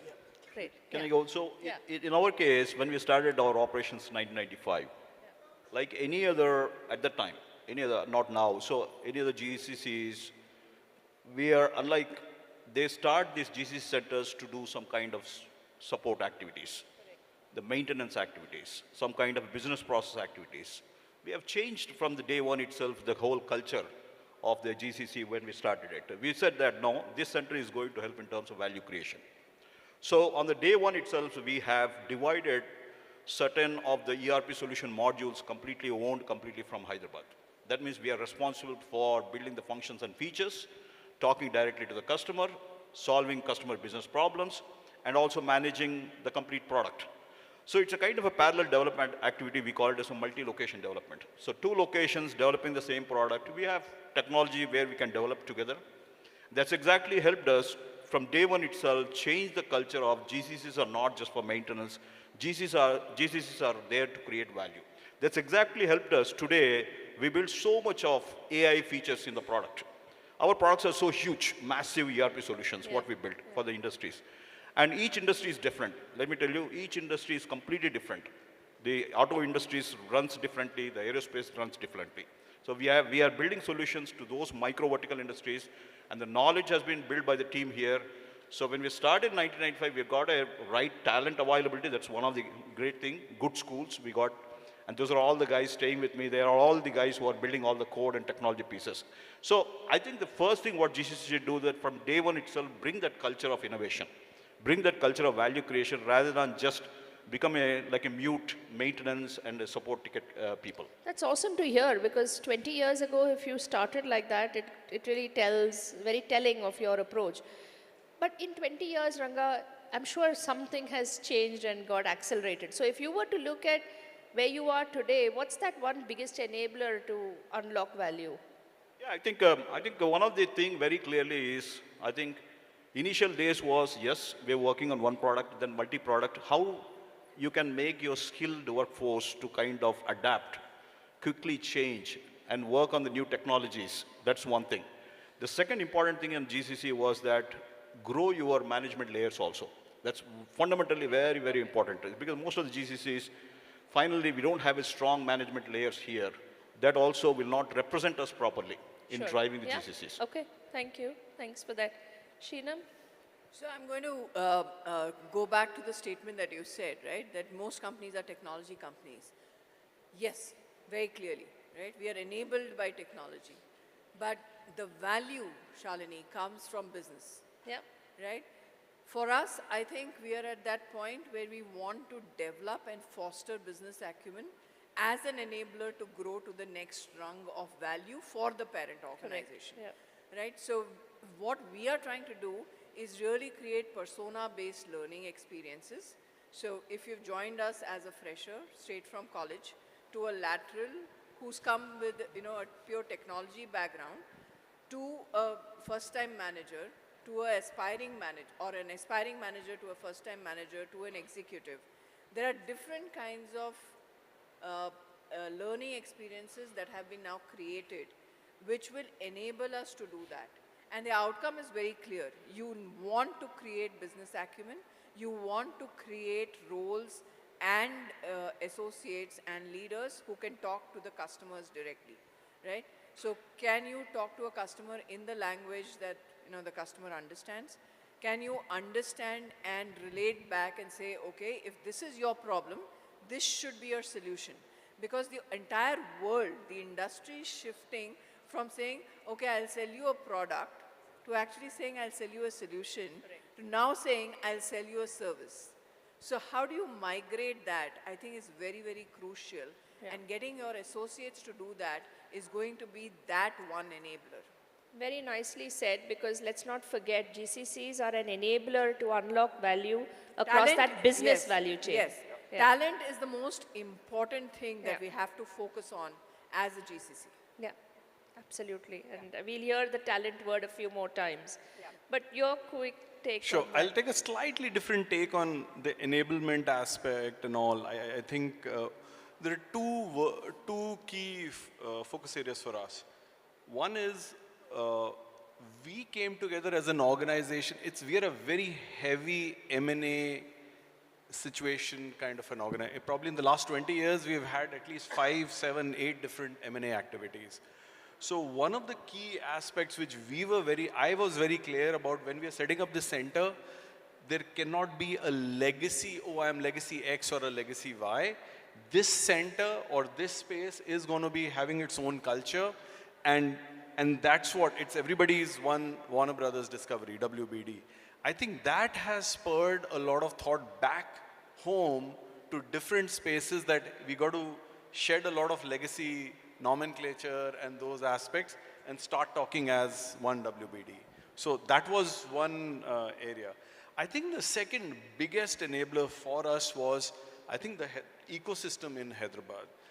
Clearly, when we were coming and we were setting up, we went and visited a lot of organizations sitting out here, and everybody was so welcoming in sharing their experiences, and more so around, hey, don't do this, or do this, or hire a leader first, or X, Y, Z, etc. I mean, I have got comments right from my CFO to my chief accounting officer to everybody saying, you know what, this is the thing which we have only seen in Hyderabad. Anywhere, if this was to be done in the US, unlikely we would have managed to get this kind of a forum together of everybody. So for us, I think a big enabler was the ecosystem here itself. And of course, there's the the state machinery and all those. But I would say the GCC ecosystem was a big enabler for us. Those are the two things I would say Absolutely. from my. And that's what's Can I fundamentally also add- changed the model too. Can I add one more point? Yeah. Because one of the enabler for us is also that GCCs has to provide in terms of innovations, right? Yeah. So you are showing the innovations to your parent company. That's the innovations are happening from here. And more important thing is the productivity. One of the thing initial days we used to be hit was, okay, the cost advantage is there, but then you take double the time to do kind of certain innovations. So when you bring it on par with, that's where kind of advantage of GCC comes in place, because the productivity is same, and that there is a cost advantage, the talent availability is there, and the team is very innovative. They are coming out with innovative solutions. All these things will add up for the growth of GCCs. No, absolutely. I think some great points. Focus on the business chain. Look at what your customers require. All of you looking at talent as an enabler, the ecosystem as an enabler. I'm curious, a little question on when you talk of enabler, how are you seeing sponsorship from your parent organization? Because that pretty much also sets the tone and pace for the value you can unlock. How do you see sponsorship, the empowerment? Just a very quick response. I'm conscious of time. I think it's immense. I have been in this role for 3 years now, Yeah. almost 3. And I haven't had a situation where I've gone with a logical ask and been faced with a no or any kind of dynamics that I need to play around with. The fact that we are 1/3 of the organization sitting in India, I think is a huge testament. Okay. And most leaders at a senior level recognize that. There would be issues at a slightly more junior level. Yeah. Job loss is a very big thing for people in the US and abroad. So that's there. You deal with that, and you deal with that with empathy. But I haven't seen a problem with sponsorship. Okay, cool. That's good to hear. Any different views? I would just add to whatever. I'll just give two anecdotes. Our CFO came here for the inauguration. He asked me a very point-blank question. What do you need from me to be successful in this role? Yeah. And I just said, you know what? His name's Gunnar, a German. He said, nobody will take this center seriously unless you make sure that the leadership visits this place. So can I suggest you have your next leadership offsite here in Hyderabad? Yeah. And this is he and I having a discussion at the time of inauguration, and he brought his entire leadership to Hyderabad within 4 months' time. CIO, again, I told him, listen, nobody will take this seriously unless you have a direct report of yours sitting here in Hyderabad. And he hired one of his direct reports here. So clearly, I think sponsorship goes key. There is nothing which the center can achieve unless you get the right sponsors. I mean, these were the two prime examples on our Super. side. And my only reason to bring it up is, again, maybe on behalf of for the audience, because we have seen centers that haven't necessarily gone on the trajectory intended. If you don't have the right sponsorship, you're not empowered adequately, you will begin to stagnate. But thank you for that. Well, we have 12 minutes. I had 2 more questions. So I'm going to request you all for a little bit of a rapid fire, more bullet pointed answers, because I'd love to give our audience a few minutes for their questions or what's on their mind. So this next one, we've spoken about the wonderful opportunity, the trajectory. Let's just talk a little about what are the headwinds that come in your way of actually unlocking value as a GCC. So what is, maybe past experiences could be what you anticipate. What could or what have some of those headwinds been? I think I'll go with 2. One is more external and a little bit more tactical for me, competition. right? What we do here, if we don't generate value, there are other geographies that are springing up and work can go there, and that's not a good thing for us. And that's something that we can definitely do. But the second one, I think, is the far more important one. And specifically for a seasoned GCC like ours, is culture. Okay, when you're used to a certain way of working, and when the parent organization wants to change, and you need to adapt to that change, the mindset and the bias that is there in your own head, okay, is, I think, a very big change-resistant lever. So that's something that we have to work on. What can help is, persistence. And in my opinion, what is working for us as we move up that S-curve is continuous learning, continuous reinvention, slow, steady, small steps. In fact, your point on adapting reminded me of a quote that the doctor put up, which spoke of not the strongest or the fittest surviving, but those who can adapt. And actually, the GCC model is truly a story of that, right? How has the model continuously evolved and adapted to align to what global businesses demand, what global macro trends have been, and very right. And I think the snail and rabbit story comes up here. You go slow to reach faster. Yes. So in our case, the headwinds were, if you look at the 25 years of a journey for us, we moved from different styles of management. We used to be like a Dutch company initially, then became like a British company. We were acquired by a British company, Invensys. Then we moved to a Canadian company, SSA Global, sitting at the same place, okay? And then we became part of Infor, which is a US company. So if you look at the transition, you move different management styles. And each one has a different vision and different directions. You need to adapt faster as a GCC organization. If you don't adopt, you will collapse. We would not have been what we are today as one of the largest organizations here if we are not adapting. And not only the leadership is adopting in GCC, but also the last consultant in the organization has to adopt. Got it. Thank you. Yes. So for us, I think it's a little bit of what got us here is not going to get us there. Yeah. So we started with talent, which was great for the kind of work that we have been doing. And this is not we meaning India, but globally. Where we need to go next involves an extremely high level of deep expertise. And I see that the new talent seems to be a lot more superficial. They are solving for problems that are maybe already solved for, but cheaper or something like that. But they're not really solving the very, very hard problems. And that's where life sciences verticals, pharma needs to go. And I think that for me is one of the biggest challenges. Are we going to get that kind of really superior talent, people solving the hard problems, right? That's number one. The second one is, going back to what Shireen was saying, a little bit of competition, but not just external, outside of India, but also if you go down I like to call it Biotech Street now, which basically is the in-orbit road, right? There are 5 major pharma companies, top 10 pharma companies, in walking distance of one another, right? And so essentially what has happened is it's led to a glut of opportunities, and you see people moving around a fair bit. And that moving around is fine, I don't have a problem philosophically with it. What tends to happen is, again, it drops the expertise level down.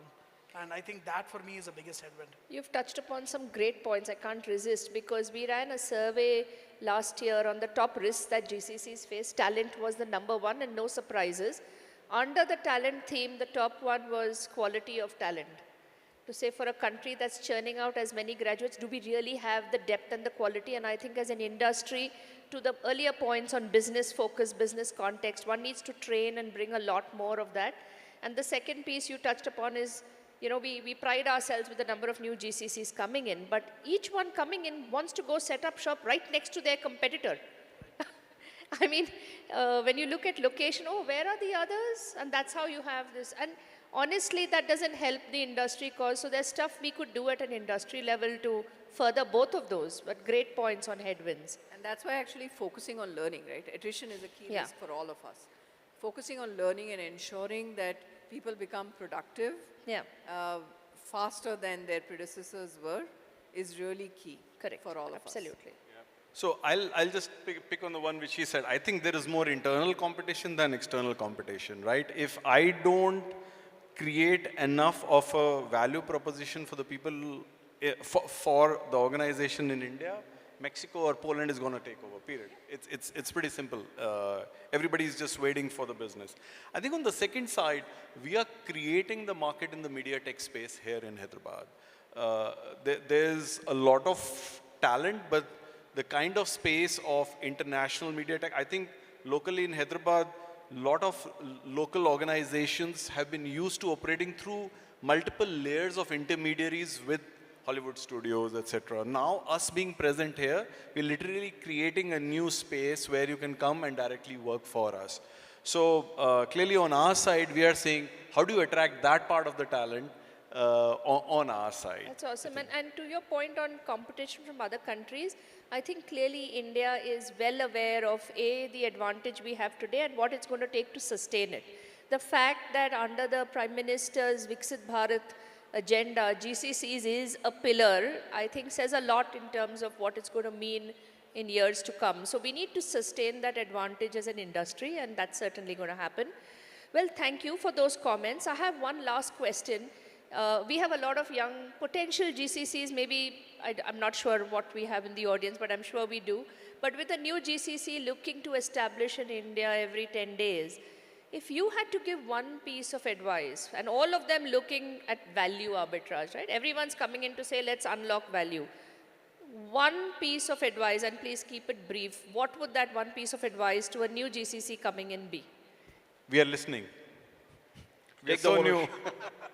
I say that GCCs, young GCCs, really has to own it. You have to take the ownership.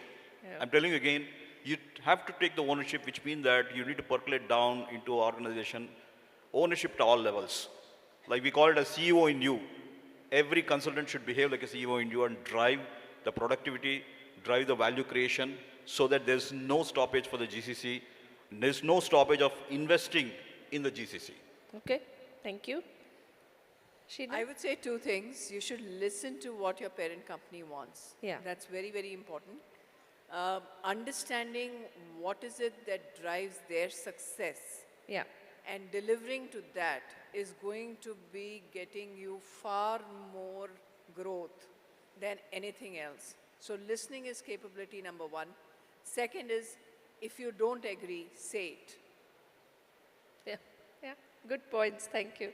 Yes, ma'am. All right, since Jaideep has said we are a new GCC ourselves, I'm not going to give too much. Let's lean on your wider experience. Wider from the past. Right? No, so, you know, the top 10 pharma are already here, I think, you know, or 9 of the top 10 are here.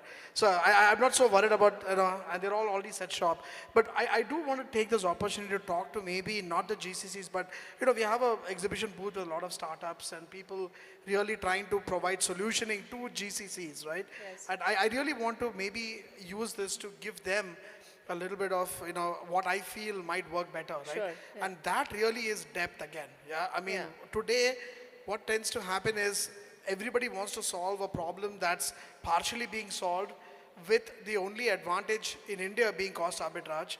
That won't go very long, right? So we really need to solve for some of the more deep technical problems, right? So if there is an opportunity, I would really ask the startups to really focus on those, because that can really get, it can get them a leg in to the GCCs and then to the larger parent organization as well. Such a wonderful point you make, because you know, when we talk of value, and we quite often survey or talk to onshore stakeholders, many of them do get worried when their GCC keeps talking innovation and value, because they're worried about that innovation being a little more short-term and myopic as opposed to lasting impact.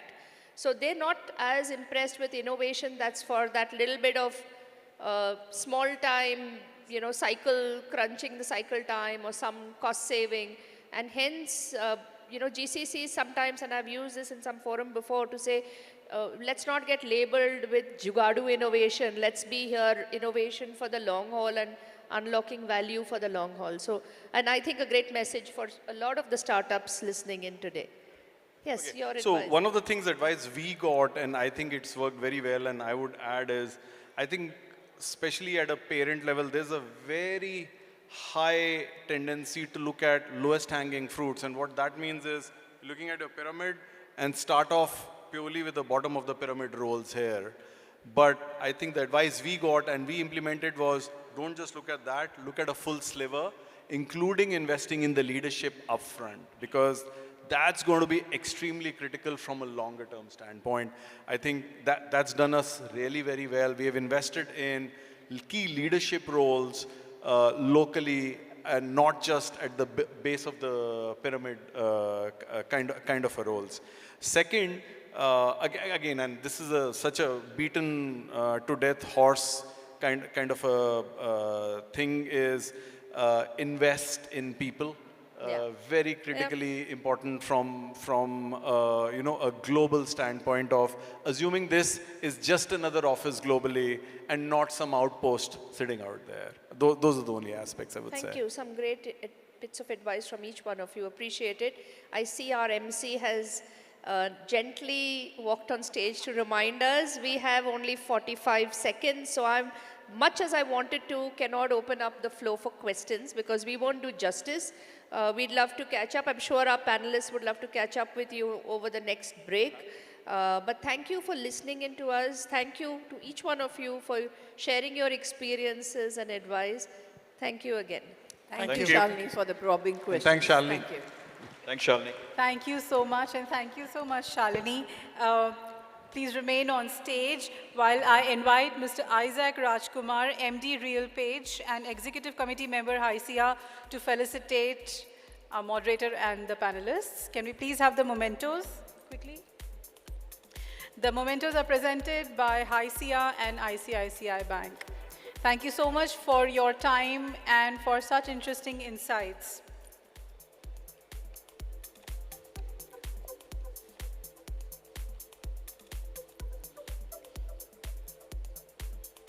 Thank you for the applause. Can we please have a huge round of applause for all the panelists and the moderator?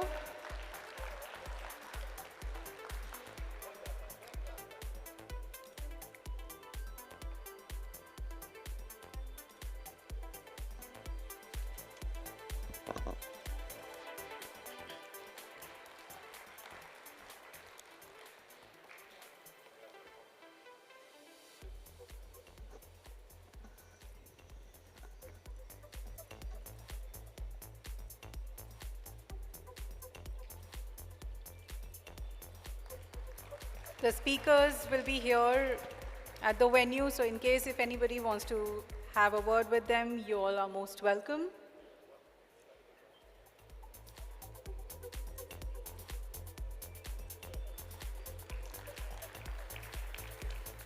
Thank you all. Thank you so much for your time. Thank you. And we move to our next session, which is a fireside chat on access to impact revolutionizing digital public goods.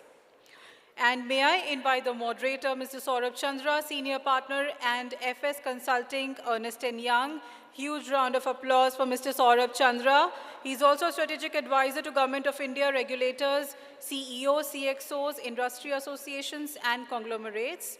With domains expertise in BFSI retail, VC and PE, technology and R&D, he has worked with BCG, JPMC, Visa, Amazon, and many other organizations. He has published 5 research papers, authored 2 books, and to his credit has 8 patents and trade secrets. And may I now invite the panelists, Mr. Jayesh Ranjan, IAS. He's a Special Chief Secretary to the IT, E&C and Industries and Commerce Departments of the Government of Telangana. His assignment involves developing policy frameworks, attracting new investments, identifying opportunities for utilizing IT in various government processes and promoting the digital empowerment of the citizens.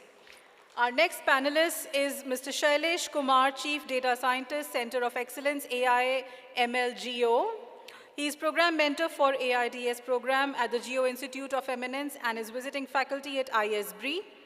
He has published over 20 international papers and book chapters and holds more than 30 patents in AI ML. He was recognized as one of the top 10 most influential analytics leaders in India in 2020 by Analytics India magazine. And I would also like to invite Mr. Shantanu Paul, founder, MD, CEO, Talent Sprint. Paul brings depth to the conversation on leveraging tech education for digital governance and industry collaboration.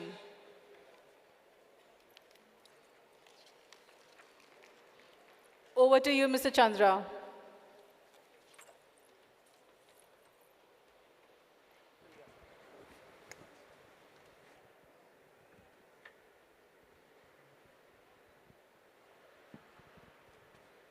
So first of all, thank you so much everyone for being kind and attentive. I know after a sumptuous lunch and with lots of friends around, it's difficult to hold the attention. Also, very illustrious panel. Thank you for taking the time out. Today we're going to talk about a very important subject. Knowingly, unknowingly, it touches all our lives, and especially for all the generations that we call about X, Y, Z today. We all have grown consuming that, which is known as digital public goods. Just to give you a brief touch point of what it means, it's an open platform primarily to enable the financial and social inclusion. What it means, as a country, we are the front runners, arguably one of the best around the world. And you would be aware about the UPI. Today, there is 12.2 billion transactions we handle on UPI. There is a gem, which is government e-marketplace. We actually facilitate the trade of 3.5 lakh crores on that particular platform.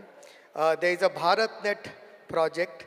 There, approximately a high-speed broadband is there for 250,000 gram panchayats. And we have laid out a 5 lakh kilometers of optical fiber.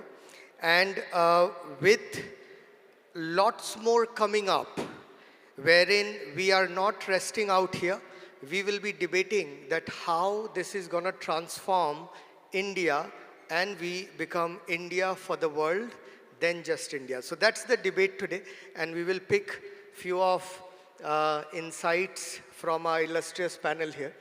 So Mr. Ranjan, on that, maybe if I can start with you.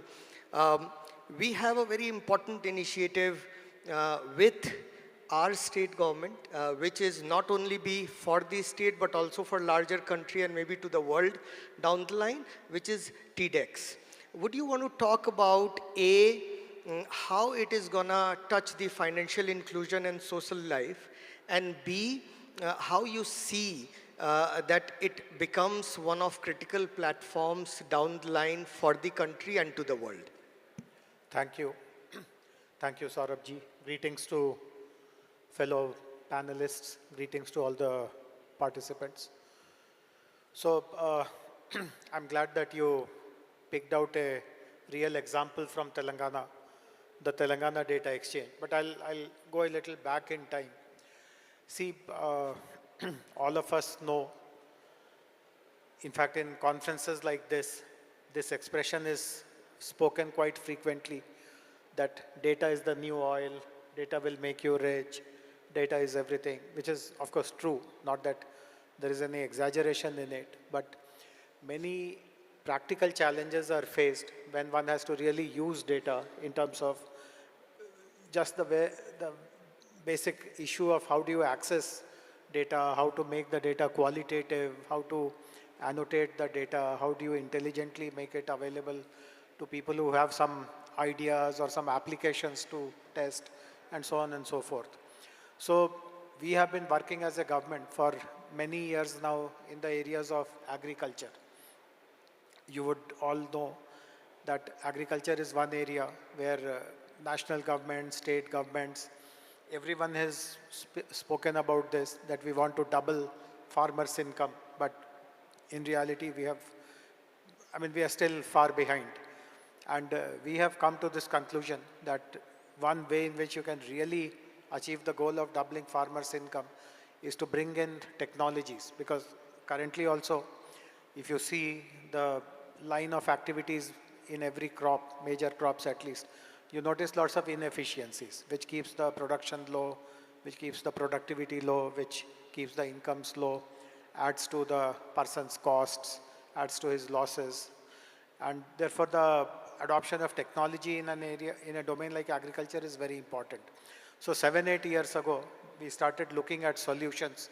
Where are the solutions available, or can someone create solutions? We realized that there are many people who are interested in it, because intervening in agriculture also creates a huge social impact. The largest number of rural livelihoods in our country today, either directly or indirectly, depend upon agriculture. But then when we started talking to young innovators, entrepreneurs, startups, the issue of data came. And besides doing other things, we decided that let us create a platform which now we call as ADEX, or Agriculture Data Exchange, through which people who are willing to test their solutions or create new solutions, or who want to reach out to the farmers for anything else also, like supplying inputs, supplying credit, supplying insurance, etc. This platform will be of use. And we also spent some time in creating a data management framework. Because today, while everyone is speaking about data, governments also are making data accessible. There are open data policies of several states, including our own state. But one of the concerns has also been, apart from the usual concerns of privacy and security and so on, is how do you not misuse the data from a commercial point of view. We have seen cases. In fact, there was a very publicized case some years ago when a large social media platform shared lots of data of its users, of its subscribers, with a polling agency, a polling analytical agency, which is very unethical. And obviously it was done for some commercial reasons. It's not done out of charity or anything. So we have created a data management framework where those who want to use it can use it. Of course, you have to anonymize it, you have to maintain all the privacy guardrails, etc. But one very important feature of the framework is that if you're benefiting commercially out of it, part of that has to be shared with people from whom this data was originally procured. So you cannot unilaterally benefit commercially from using this data, etc. So to cut a long story short, the ADEX platform is now seen as a very good case study. Others are emulating it. People have written about it. We have received some awards also for creating such a data exchange.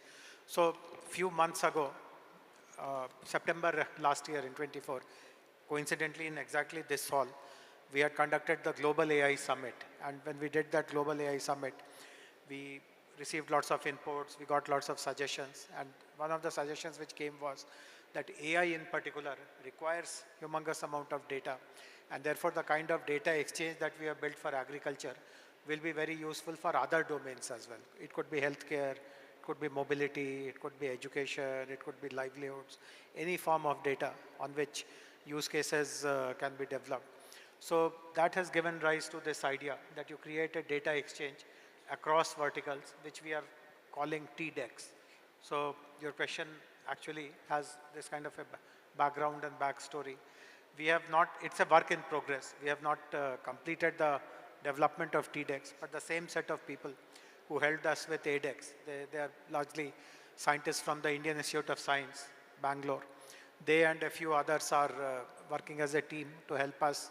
And once it is ready, I'm very, very confident that it will be a model way in which you collate data, you improve the quality, you make it machine readable, you make it interoperable, but at the same time, you provide an easy access to people who want to use it using a very robust data management framework.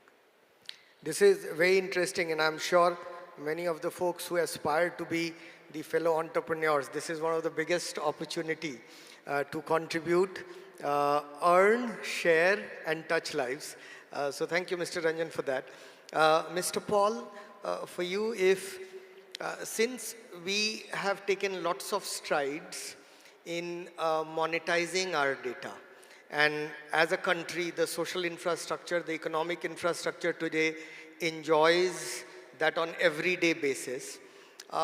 There's lots that has happened in payment and fintech world. But with the new budget and policy of CBDC, how do you foresee the fintech disruption or innovation in times to come using technology and AI? Thank you so much, Saurabh, and thank you so much to my fellow panelists for being here and the audience. I think even though it might appear that the fintech payment revolution is an enormous upswing, and I'll share some data with you in a few minutes, I think the headroom is even larger. So I think we are only scratching the surface of where we have been. Let me just recount some quick statistics from NPCI, National Payments Corporation of India. If you look at UPI, I think sort of you mentioned that if I just looked at the data for January 2025, 17 billion, that's billion with a B, transactions in the month of January. Now, I distinctly recall in November 2016, right after demonetization, at that time I was on the board, serving on the board of NPCI, we sat down, looked at the numbers, we were all jumping for joy for having touched 1 million, million with an M, transaction after demonetization. So from 1 million to a month to 17 billion is a long journey. And the aspiration that NPCI has been working on for the last 5 years is to get UPI to 1 billion a day, which is probably not more than 12 to 18 months away. So that is kind of, in some sense, the big success story. And I think if you look at the story of the number of users, I mean, getting to 1 billion a day is probably now at this point a matter of time. But if you look at the number of users, it's still 400 million people have UPI accounts, even though the country can probably get to 1 billion. Especially now the UPI circle and family members and so forth, even young people can be part of the UPI network. So getting to 1 billion users and 1 billion transactions a day is where the headroom lies. The other silent revolution in UPI, which people don't realize as much, perhaps, is the UPI QR code. This country has been trying to get financial inclusion for small and micro merchants for 50 years or 75 years since independence. And up until maybe 20, 25 years ago, the banks would get beaten up by Ministry of Finance and RBI for not being able to get more than 5 million POS machines out into the hand of merchants. But today we have close to 50 million QR code merchants. And the country apparently has 100 million merchants, so maybe getting to 100 million merchants along with 1 billion users is probably the headroom. And as you can imagine, there is still a long way to go. The other big revolution that has happened, in which UPI is probably everybody in this room is using UPI, so I'm sure that is very close to our hearts. But another silent revolution is the Aadhaar-enabled payment systems, which is helping getting DBT, direct benefit transfer from the government in the hands of people. Now, AEPS is not something that anybody in this room is using, I'm sure. But if you look at AEPS, that is about 500 million transactions in the month of January 2025. Now, that's a far behind the juggernaut of 17 billion of UPI, but 500 million transactions a month is nothing to sneeze at. So that is the other big revolution that we don't know about. The third part, which I think we should also remember, is FASTag. The National Electronic Toll Collection System is now clocking, if I think not mistaken, 400 million transactions a month. So you can see that all of these digital public goods have really caught on in the fintech space. And there's a lot more to come.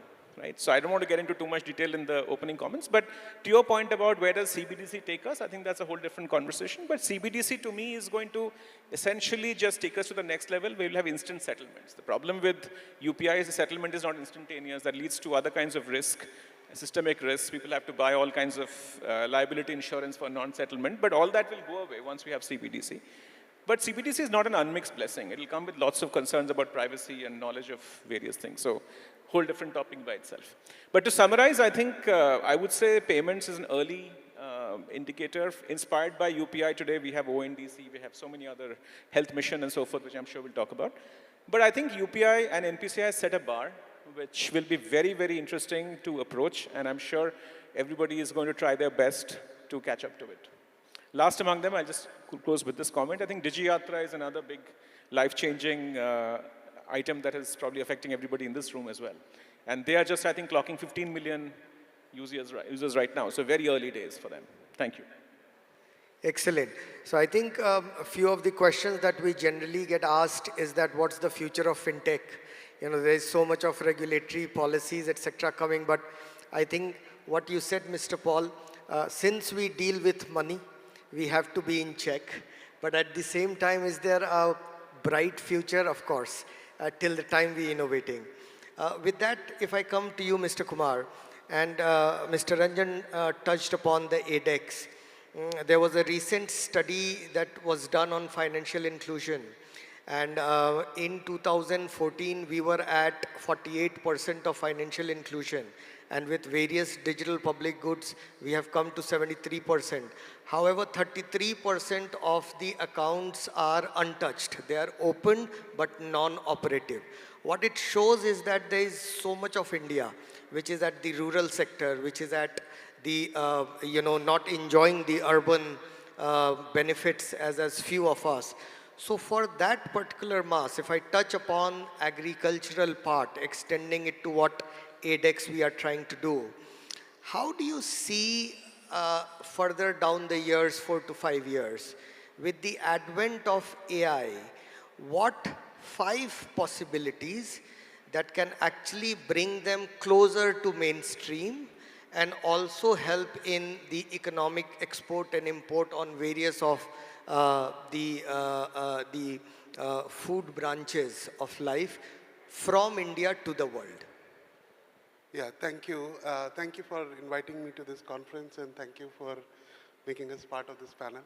So, this is an amazing time for India in many, many ways. We are very rich in terms of, use cases, in terms of data, in terms of talent.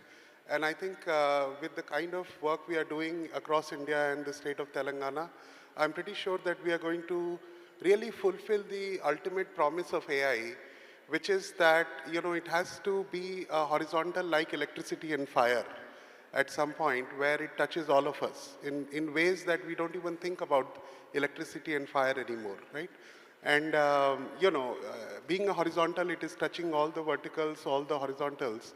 I want to talk about a little bit on the I part of the DPI, which is really, if you think about what electricity has solved for, what 4G, 5G has solved for, what internet, TCP, IP has solved for, those are the infrastructures that are running the country. And those infrastructures have really solved for scale and interoperability. And I think AI is going to reach that level with projects like, the data layer that we are building. Today, data is not interoperable. AI is not interoperable. The output of one AI model doesn't go easily into another model. And the end-to-end from generation of data to analysis of data to operations on the ground, again, we need an integration mindset. So what I'm working on now is with state governments and in my role is to think about operating systems for different verticals. So what does it mean to build an agriculture operating system or a healthcare operating system or an education operating system or a smart city operating system? And often as data scientists, we think in terms of bottom up, building a model. But instead of that, how do we think in terms of top down and saying, how do we first think about the entire city and then build a stadium and a hospital as opposed to start bottom up, right? And I think this new thought process that has served us well in other infrastructures like electricity and railways and other things where we planned at a massive scale and then, different people contributed to it.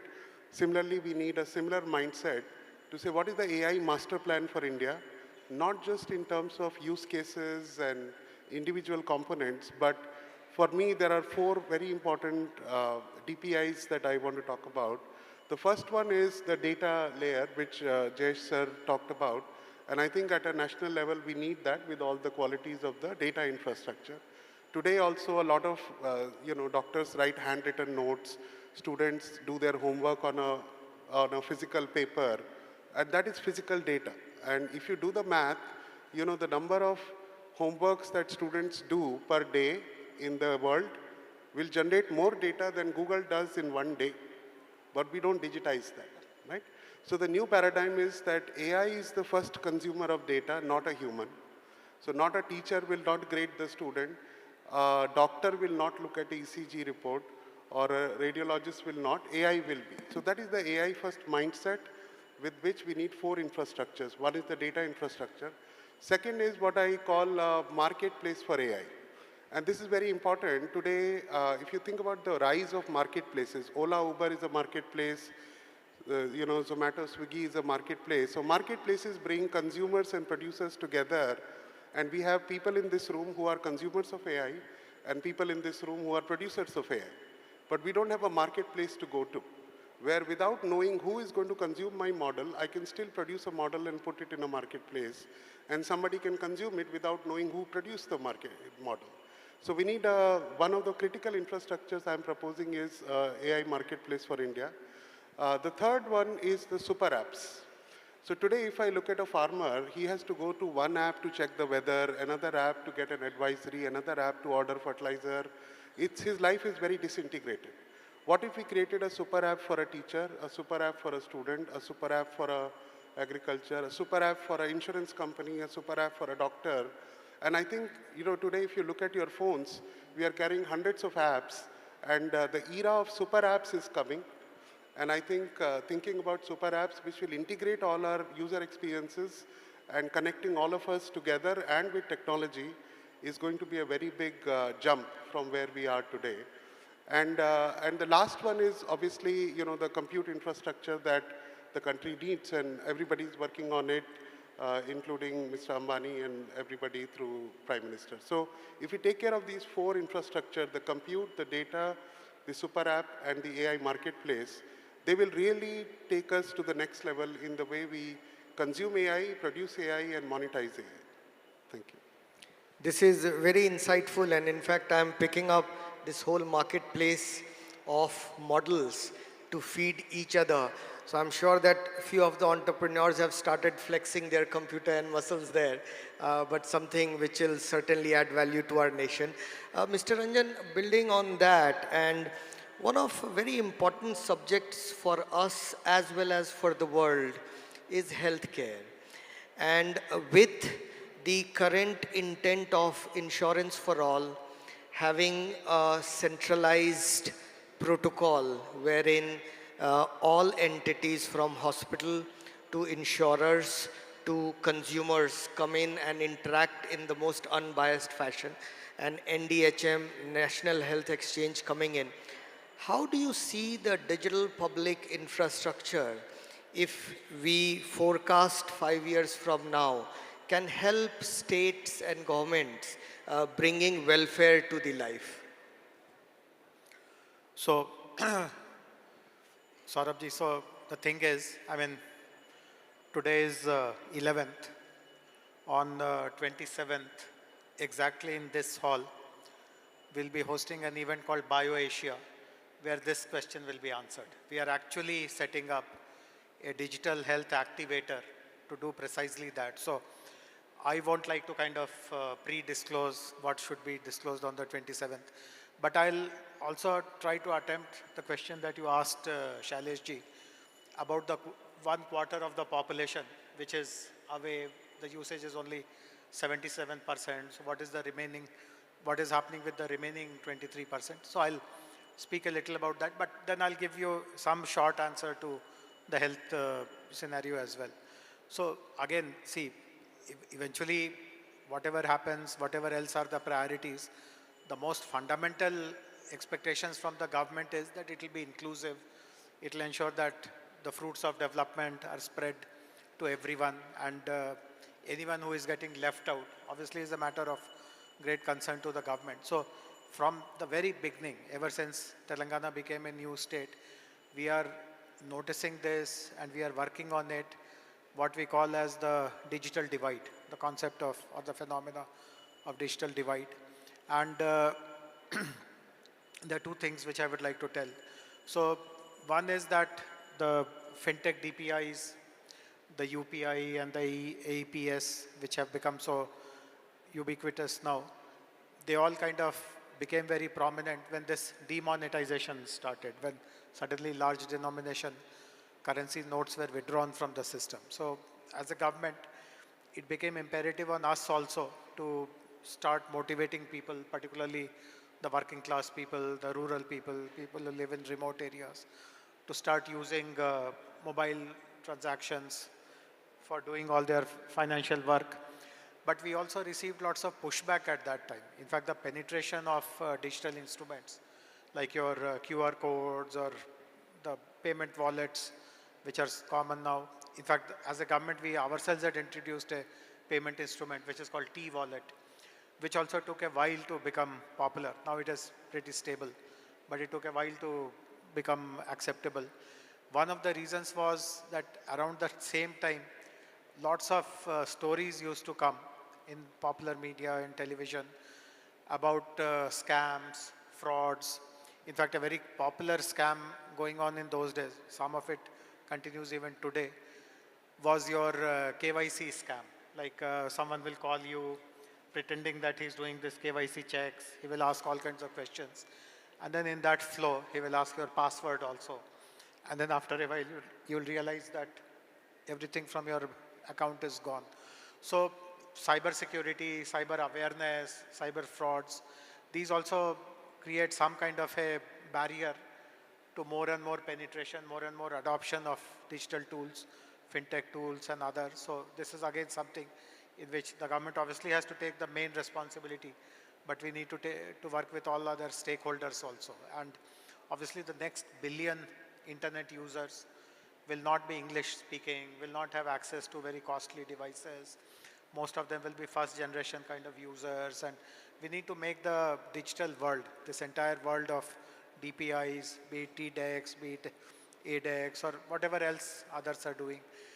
We have to make it very, very easy to comprehend, easy to use, easy to plug in with least assistance. And if you're able to do that, then hopefully you will bridge digital divide, because all these do attempt to solve real life problems which people have been facing for generations altogether. So there is tremendous value in these solutions, but unless you make them foolproof, easy to use, and give the users this assurance that no scam is going to happen, everything will be safe, etc.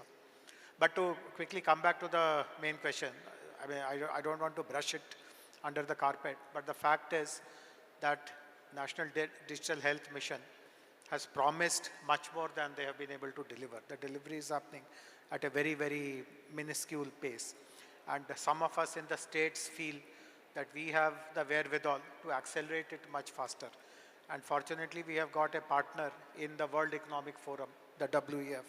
So through multiple sessions and interactions and our recent meeting with them in Davos, it has been agreed upon that WEF will support us, Telangana government, in showcasing how NDHM-like models can be fast-tracked, can actually start producing.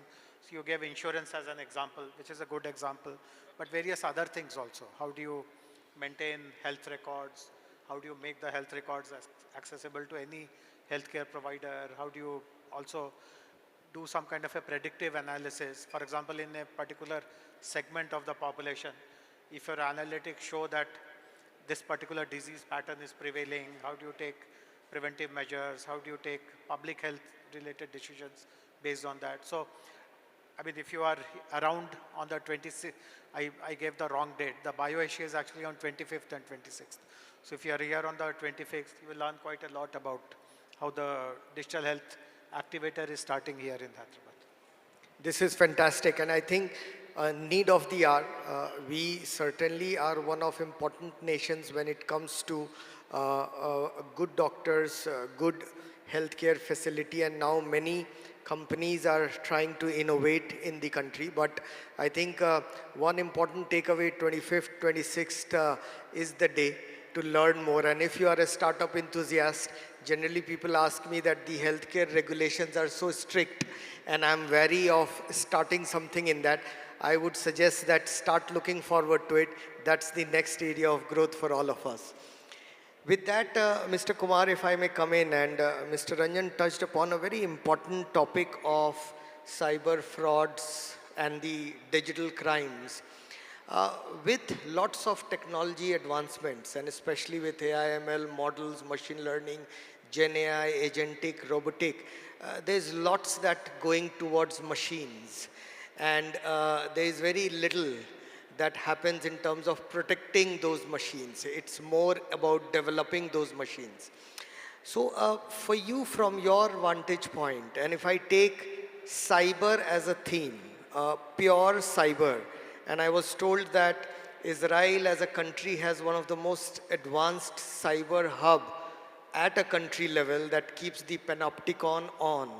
So if you have to think from the cyber viewpoint at a country level, how do you see 5 emerging trends that if we incubate or execute will help us get safeguarded as a nation? Yeah. Both of us can answer, yeah?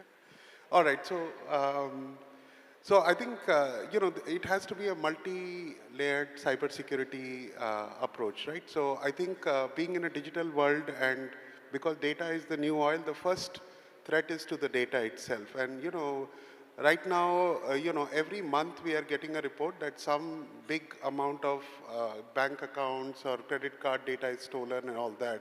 So stealing of data is becoming one of the very important problems for CIOs. And what the hackers do now is they pretend like a normal user. They go in, they pretend very normally as a normal user, take out a little bit of data here, little bit of data there, and over years they will consume a lot of data, and then an email will go to the CEO that we are ready to sell your data to the black market, otherwise pay this, right? So we've seen news like this, Yahoo gets hacked, Amex gets hacked, and obviously hacks are happening all the time. We are only hearing about the ones that have happened, not hearing about the ones that have been prevented, right? And so it's a big problem. One is the data hack is happening. The other is the API level hacks are happening all the time, right?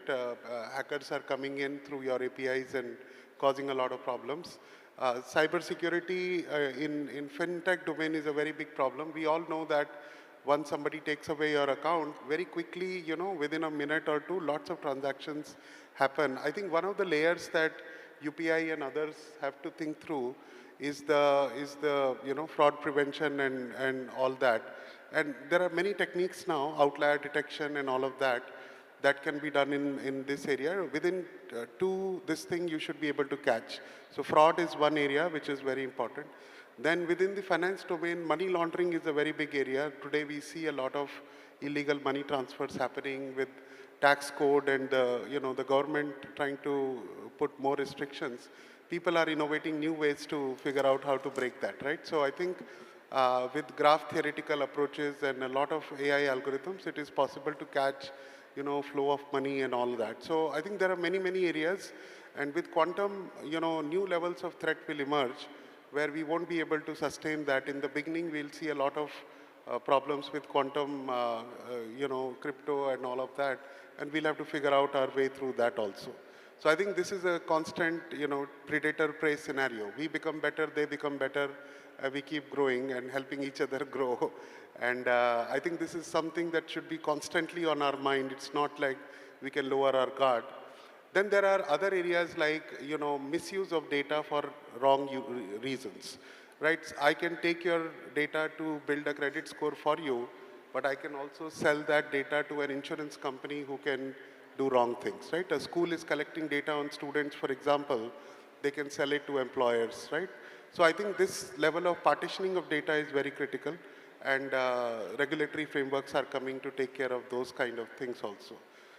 Then the fairness and bias issues and privacy issues. So it's a whole spectrum, not just cyber, but also at a data level, at a application level, we need to be careful. And I think generally we think of these issues as an afterthought. When damage is already done, this is what happened with the nuclear energy, for example. Once we destroyed the two cities, we came up with non-proliferation treaty, right? And so on and so forth. Same thing will happen with AI also. We will misuse AI before we will start using it, and we have already started to see misuses. So I think regulation is generally 5 years behind, but the speed at which AI is going, we need to keep up with that and make sure we anticipate the misuses of AI. That is another kind of threat that we have to worry about, right?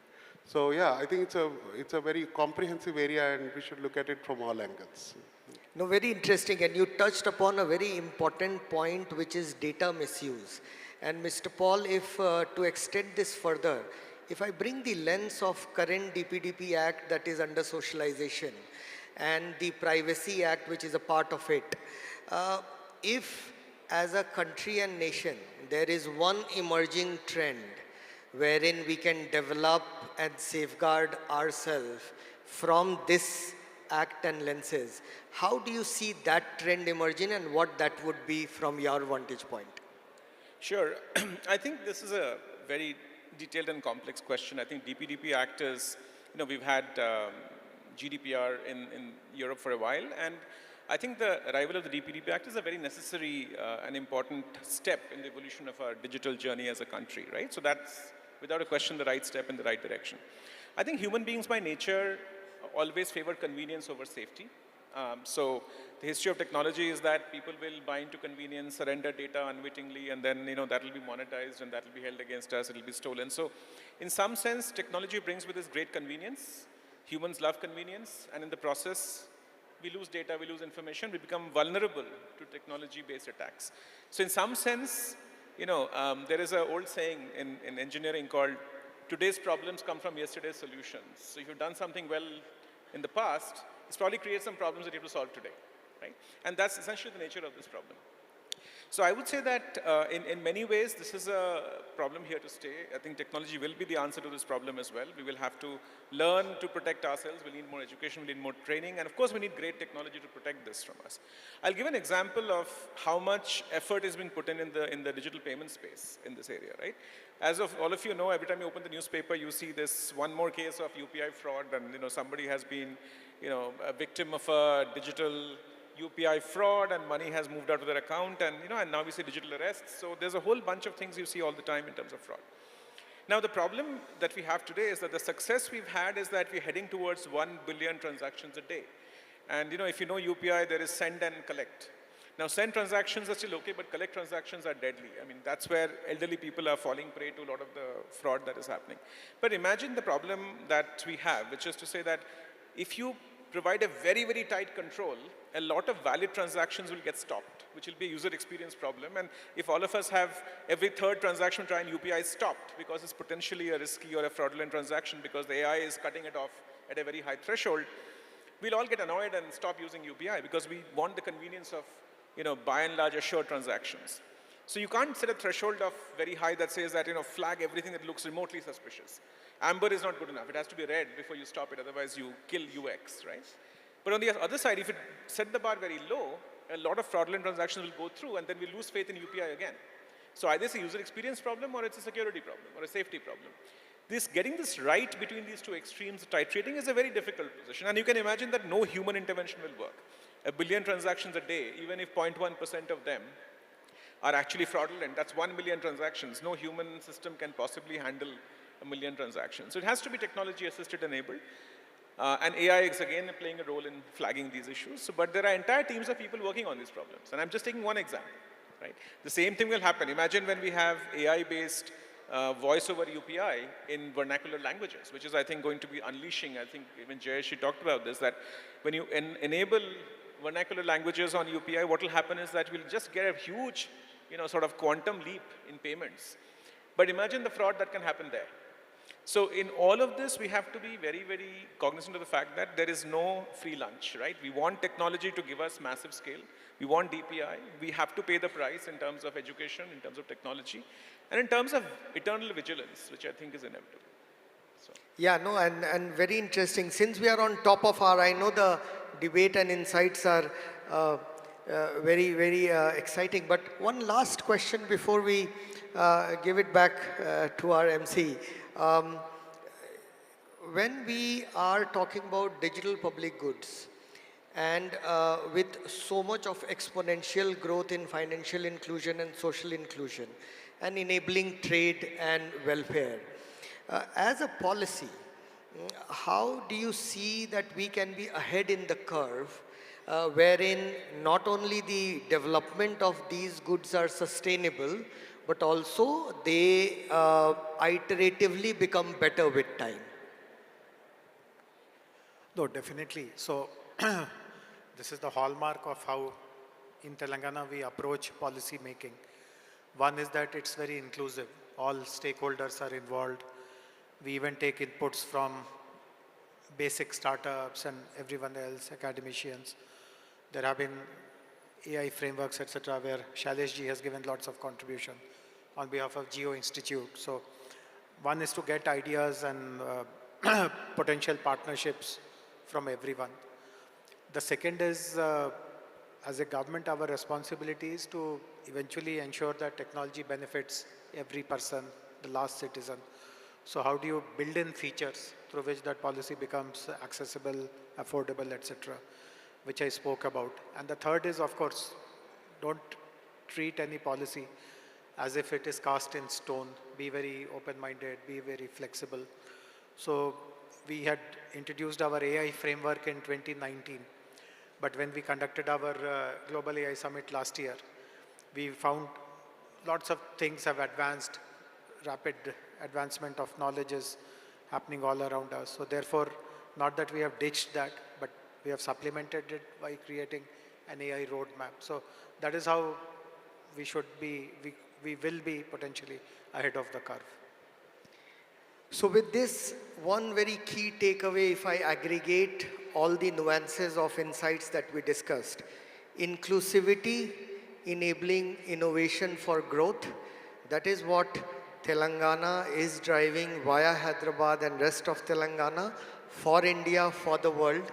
And every one of you, this is most exciting time.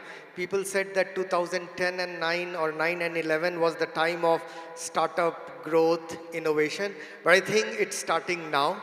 So keep your gray cells on. There is so much to contribute to. With that, I think one last comment from Mr. Kumar. Just, AI is as much a technology as it is a mindset. And if I look at the potential of AI to transform all sectors, one of the mindset to think about is, imagine if healthcare, agriculture, education were born post-AI era, what would they look like? If we think like that, we will completely transform these verticals. If we keep thinking, how will I put AI on top of the legacy of 200 years old system, we will not create a disruptive solution. With that, I just want to... Beautiful. Thank you. Thank you so much, ladies and gentlemen. Thank you so much, the esteemed panel. And I'll hand it over to the MC. Thank you so much, sir, and thank you all the panelists. Before you take your seats in the audience, I would request you to please remain here. And may I invite Mr. Vinay Agarwal, Global Head Business HR Tech Mahindra, and Executive Committee Member HYSEA, to please felicitate the moderator and the panelists. The mementos are presented by HYSEA and ICICI Bank.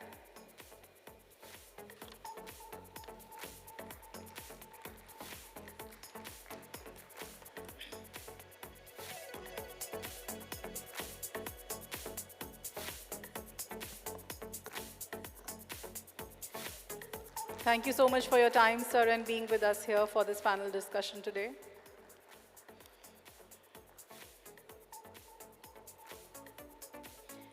This one, I really want to hear louder claps.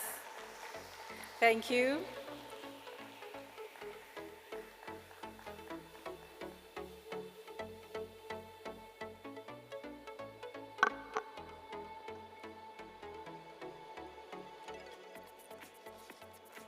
Thank you for your time, sir.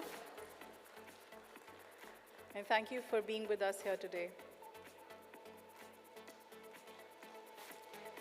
Thank you all so much. Before I announce the next session, I would just like to share with you all that at 4:10 p.m.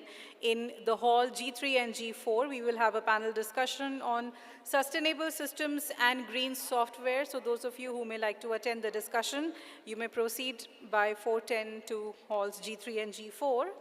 And coming to our next session over here, we have a panel discussion on compute and qubits' role in AI evolution. May I invite the moderator, Ms. Reena Dayal, founder, CEO, Quantum Ecosystems and Technology, Council of India. She is technology leader and an innovation management and ecosystem expert. She is on the Global Futures Council at the World Economic Forum, on the steering committee of IEEE Quantum Initiative, and on consultative committees and task force of quantum constituted at the state and center level in India. Please give a huge round of applause and let's welcome Ms. Reena Dayal. Joining her, may I invite Mr. Indraneel Chakravarti, Associate Professor, CQST IIIT Hyderabad. His areas of research interest are quantum information, quantum foundation, quantum cryptography, communication and networks. Before joining IIIT Hyderabad, he was a postdoctoral fellow at Institute of Physics, Bhubaneswar. May I also invite Mr. Kapil Jaiswal, CTO, Quantum AI Global. Mr. Kapil is a tech leader who comes with an experience in InfoSec, AI and ML quantum, space technologies and IT. He has spearheaded national digital transformation initiatives in strategic sphere. He was also offered prestigious role of Director, Technology, UIDAI, National Data Centers. And I would now like to invite Mr. Sambit Sahu, VP Silicon Design, Ola Krutrim, to please join us on stage. He's a leading silicon products focusing on AI, automotive and edge. Previously, he has worked with Intel, Qualcomm, Sun Microsystems, among other organizations. He led a 2,400 plus end-to-end global engineering teams to deliver server edge AI client products worth $7 billion revenue per year. He has also been the site lead of Qualcomm Design Center in India. Over to you. Thank you. So, good afternoon, everybody. And, I saw the MC hesitate a bit before looking at what the next panel was. And I was wondering whether it was because it was quantum. So, I'm going to first ask everyone and say, how many of you have heard of quantum and understand to some level the kind of impact it's going to make in the industry? Please raise your hands. That's a very small number. Around 7 or 8 people have put up their hands. How many of you have no idea what quantum technology is all about? That's also just 6 or 7 hands. What about the rest? So how many people have some idea of what quantum is? Raise your hands, please. Okay, great. You should ask how many people know about AI. You'll see everybody raising their hands. I think everybody knows about AI, so I don't need to ask that question. So today we are going to talk about AI and quantum and what does that mean. And I think asking how many people understand quantum gives us a good sense of how we need to make this most useful for the audience, given the number of people understanding it well enough or not understanding it. We will try not to go too deep into the technical details, but before we do that, let me introduce you to what is really happening in quantum in 2 minutes, and before we jump into our discussion with the fellow panelists. So today, worldwide, if you look at the government spend that is happening in this technology called quantum technology, is around 40 billion USD. And this is slated to grow at a very fast rate because just 3 years ago, this number was 20 billion, and this is already doubled. And we are seeing more and more investments coming in from across the world. And this is just the government investment. Large corporates across the world are also investing significantly in this space, not just the technology companies, but also companies in the banking and financial sector, pharmaceutical, healthcare, chemical industry. We started our quantum journey in India through the announcement of the National Quantum Mission, which was done 3 years ago. The entity that I represent, Quantum Ecosystems and Technology Council of India, was set up in 2021, so a little over 3 years ago.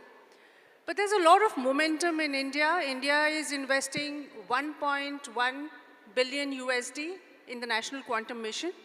And of course, we have a national AI mission. So there is a structured approach that is happening in India right now. Since most people are very aware of what's happening in the AI space, I think we will now, if I can request the panel, some of my questions would be around how AI and quantum can work together. Because I believe that it's an easier pitch to get people to understand that where do you move on from AI, right? And then see where quantum comes in. So with that context, before we go to quantum, Sambit, may I request you to briefly introduce yourself in terms of your background in AI and quantum, and then talk a little bit of where you're seeing AI being most useful and where are the challenges. Thank you, Reena. Good afternoon, everyone. And actually, I'm the odd person out here in this panel because my background is semiconductors. But I'm really happy that I'm part of this illustrious panel because anything that we cannot help solve in semiconductors, I'm going to throw those challenges to this illustrious panel, and they can solve in quantum. So my expectations are pretty high with the quantum panelists. So I represent Ola Kutrim, and we are building the AI stack for India and the world, the AI models, the AI software stack, the cloud stack, the infrastructure, and also silicon, which is where I come in. And I've been doing silicon or semiconductors throughout my life, 35 years, been part of many major technology revolutions. But this AI revolution that I see is by far the best and the biggest revolution that I see. And the whole AI revolution is pretty new. It's not even a 6-month-old baby. And next, I would say 30, 40, 50 years, will all be oriented towards AI. And today there are around 70,000 companies worldwide working on AI, building AI, using AI. So any technology company that is not working on AI will be left out very soon. So in terms of AI value, as per market research, the whole generative AI, which is the talk of the town, that is expected to add around $7 trillion, 7 trillion, trillion as a T, to the overall GDP. And even India also, we expect at least $500 billion to add to our GDP over the next few years. So the business value is quite significant, and of course, we have to realize that. And in terms of applications, there are so many applications, people talked about so many applications, so many usages. In the last panel, we talked about how really AI is being used or planned to be used in agriculture. So you can start from anywhere from an intelligent chatbot to your surveillance system, to robotics, to fraud detection, to autonomous driving. I was just reading about that Waymo, which delivers driverless cars, autonomous cars. They have already enabled or delivered around 25 million miles as the driverless agenda. That's a huge, and this all driven by AI. So all the applications, everything is migrated to AI. And right now it's generative AI. Very soon it will be all agentic AI, where there will be intelligent agents who will work, will do your work. Then there will be AGI, which will be more like human-like intelligence. So a lot of evolution happening in AI as we speak. And in terms of challenges, I would say, since this is a new field, very fast evolving field, the challenges are also evolving. Since I do semiconductors and infrastructure, I'll tell you what are the challenges that I face today. So this AI infrastructure is extremely expensive. Now to train a GPT-4 model, the estimates that it took at least $100 million. That's a huge expense. A single high-end AI chip costs around $70,000. That is very, very expensive. Apart from this, there is huge power consumption, huge energy consumption, huge impact on the carbon emission. The AI data centers in the world today, they consume the energy that is drawn by I would say, a mid-sized country. And this energy consumption is increasing exponentially. So we have to figure out how to solve these challenges. The third challenge I see is that the AI largely is now in the data center, in the cloud. We have to figure out how will we bring AI to the end consumer, to the edge devices like your smartphones, your smartwatches, your IoTs. So there's a lot of work happening in edge AI. Apart from this, there are a lot of other challenges about security, privacy, responsible AI, sustainability. So tons and tons of problems, but we are in a good state because together we'll have to solve all these problems. Thank you. So what I understand is that some of the challenges that are there largely on the infrastructure cost, the power cost, and then the opportunity cost in certain aspects of being able to do certain solutions with the huge amount of investment that is required and so on. So Kapil, over to you. Please do introduce yourself briefly in terms of your role in quantum and AI. And then can you go through these challenges and tell us if there are certain ways that quantum can help solve some of the challenges, if not all? Thank you, Reena, and a very good afternoon to everyone. So I'm a ex-government technocrat who worked in the government for 25 years, and that time I was working with a lot of startups and Indian deep tech companies. So at a certain stage, I have taken a plunge, moved out, and I'm a CTO with a company called Quantum AI Global. My previous role was Director of Research InfoSec, where I worked with a large team of people who are working into research of the infosecurity domain and applicability of the AI and ML into it. Okay. Now, coming on to the problem statement which Reena is asking me to address, where does the quantum can help? Okay. So, as a humanity, as a human beings with all this power available to us into our supercomputers, data centers, have we solved all our problems? Actually, no. I'll tell you a very simple problem.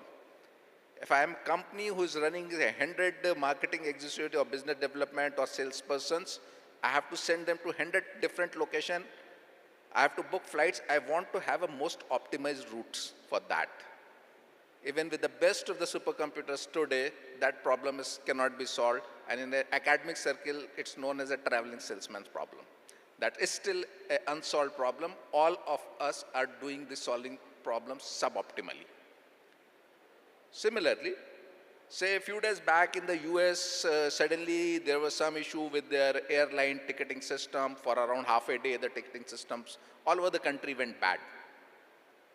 As a well-oiled machine, the complete ecosystem of air operations, starting from your operations of the airports, the flights, the refueling, the people who are handling the baggage, everything is a well-oiled machine. But when a disruption happens, the complete thing stops. And now when it starts again, there are a lot of inefficiencies and it takes a lot of amount of time to reach back that optimal level. Can we solve that problem? Yes, that problem also cannot be solved with today's supercomputers. So there is a class of problems which requires the computation powers beyond the capability of the supercomputers today. Okay. Now look at the quantum. Quantum can solve this problem, some of the problems, not all. But quantum processing is a natural progression. And all of us in our lifetime have seen this progression in a certain other form. If we simply correlate it to, we had the PCs with only the CPUs and they were working fine till the time GPUs came up and we realized GPUs can do a lot of more things. It can parallelize the processes, it can take a certain class of problems. Again, GPU doesn't solve everything, but it does solve few problems and it solves them very, very fast and very accurately. Quantum is the next level of natural progression in the same direction.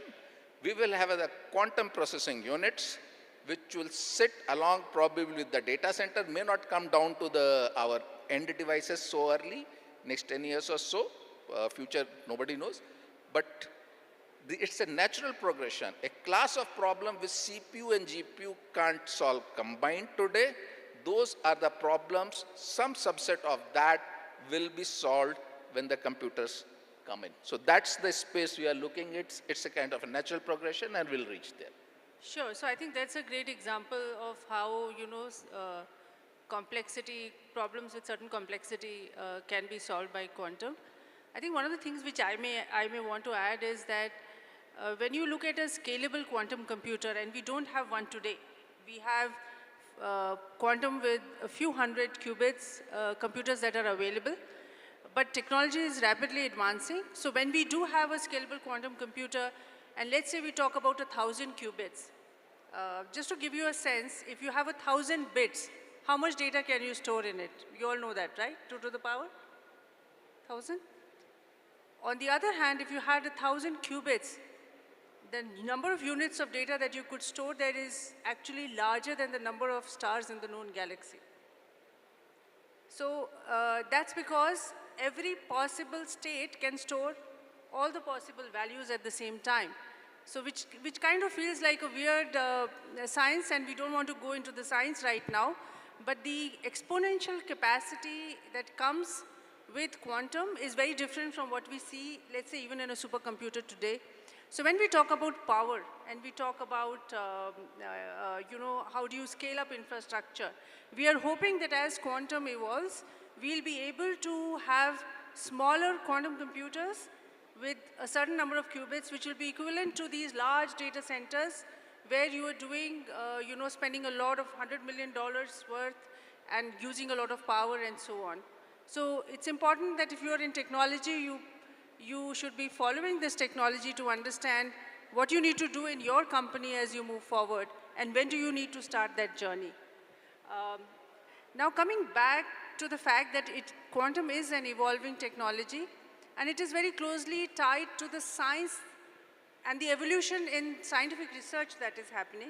So with that context, Professor Indranil, if you can run us through what is happening in the research field at the cusp of AI and quantum, and what are you expecting out of that space?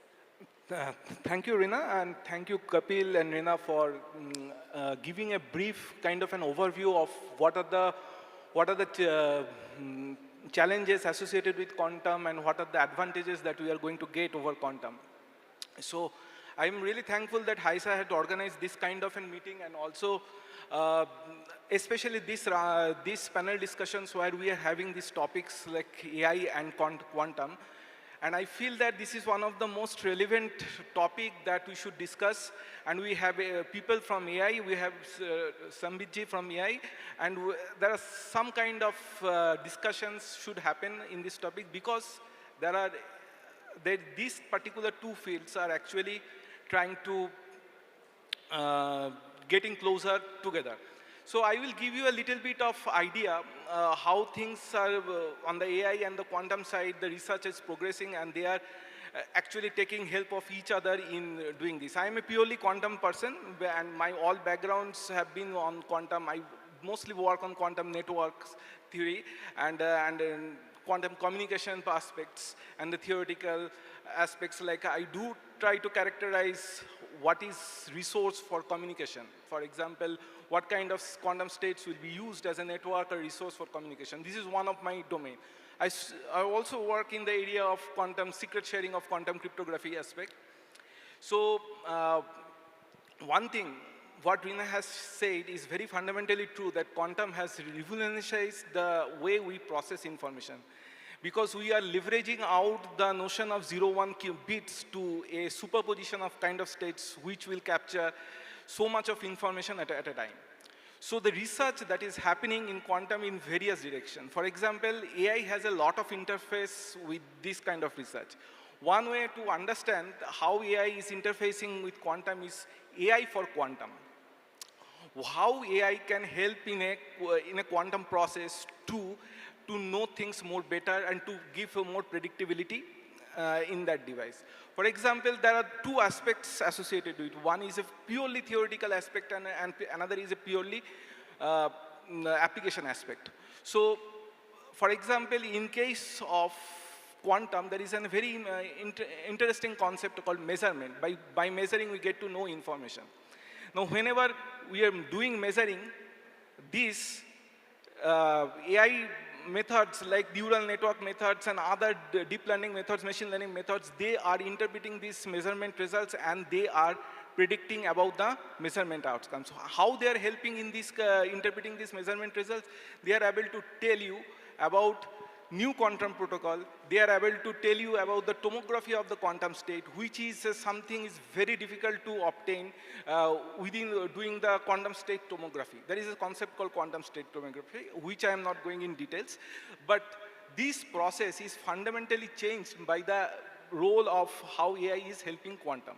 So these data, so they are able to train and try to understand the entanglement and separability problem in quantum domain. They are also trying to able to understand which states are being useful resources for quantum. And predicting those kind of states. And this is one aspect where AI is actually helping quantum.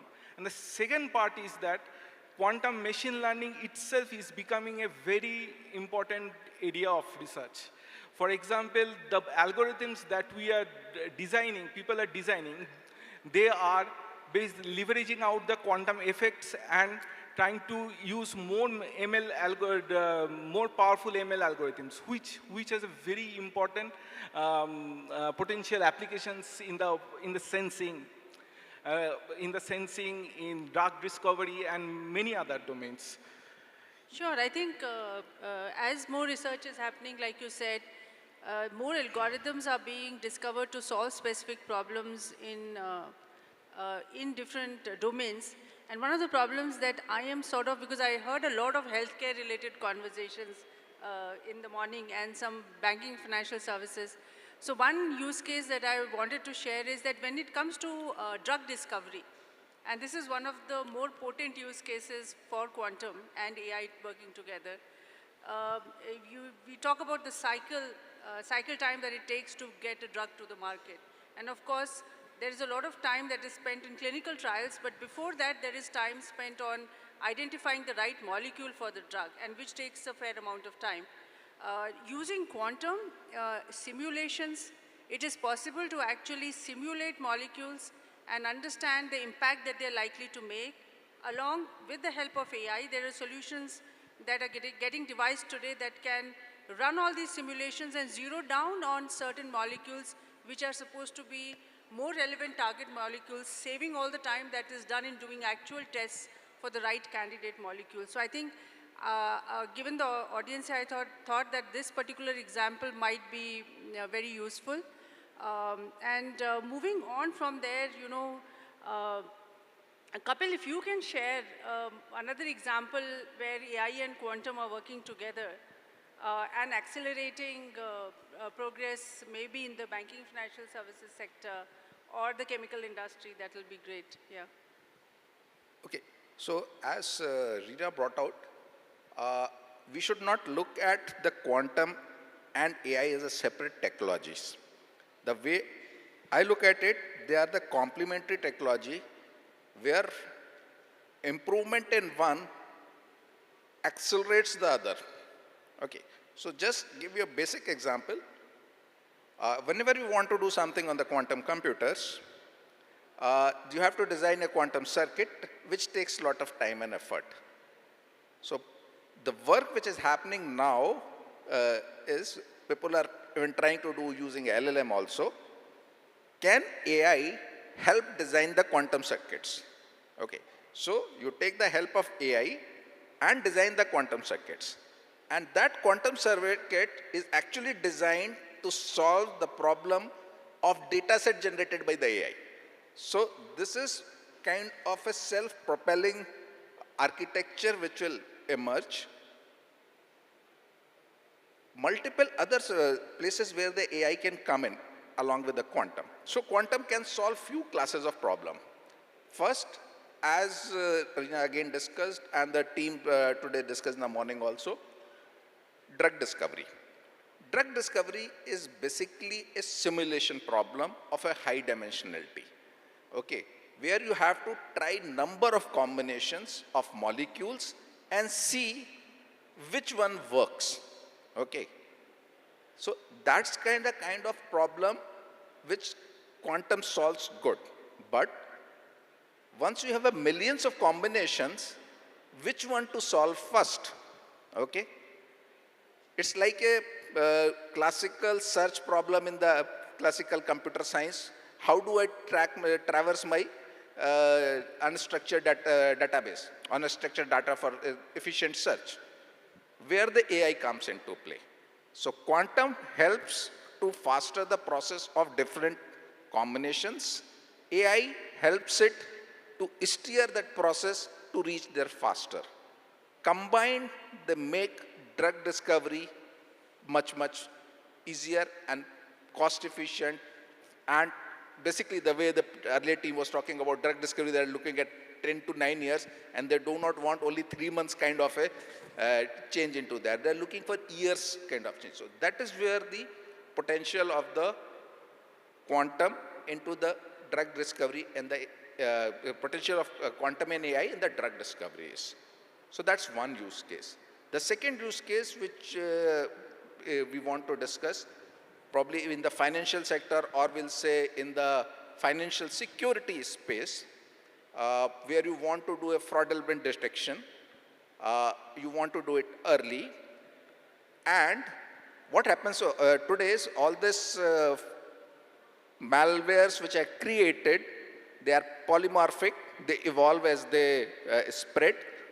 The core team of it develops it somewhere, sells it to multiple users.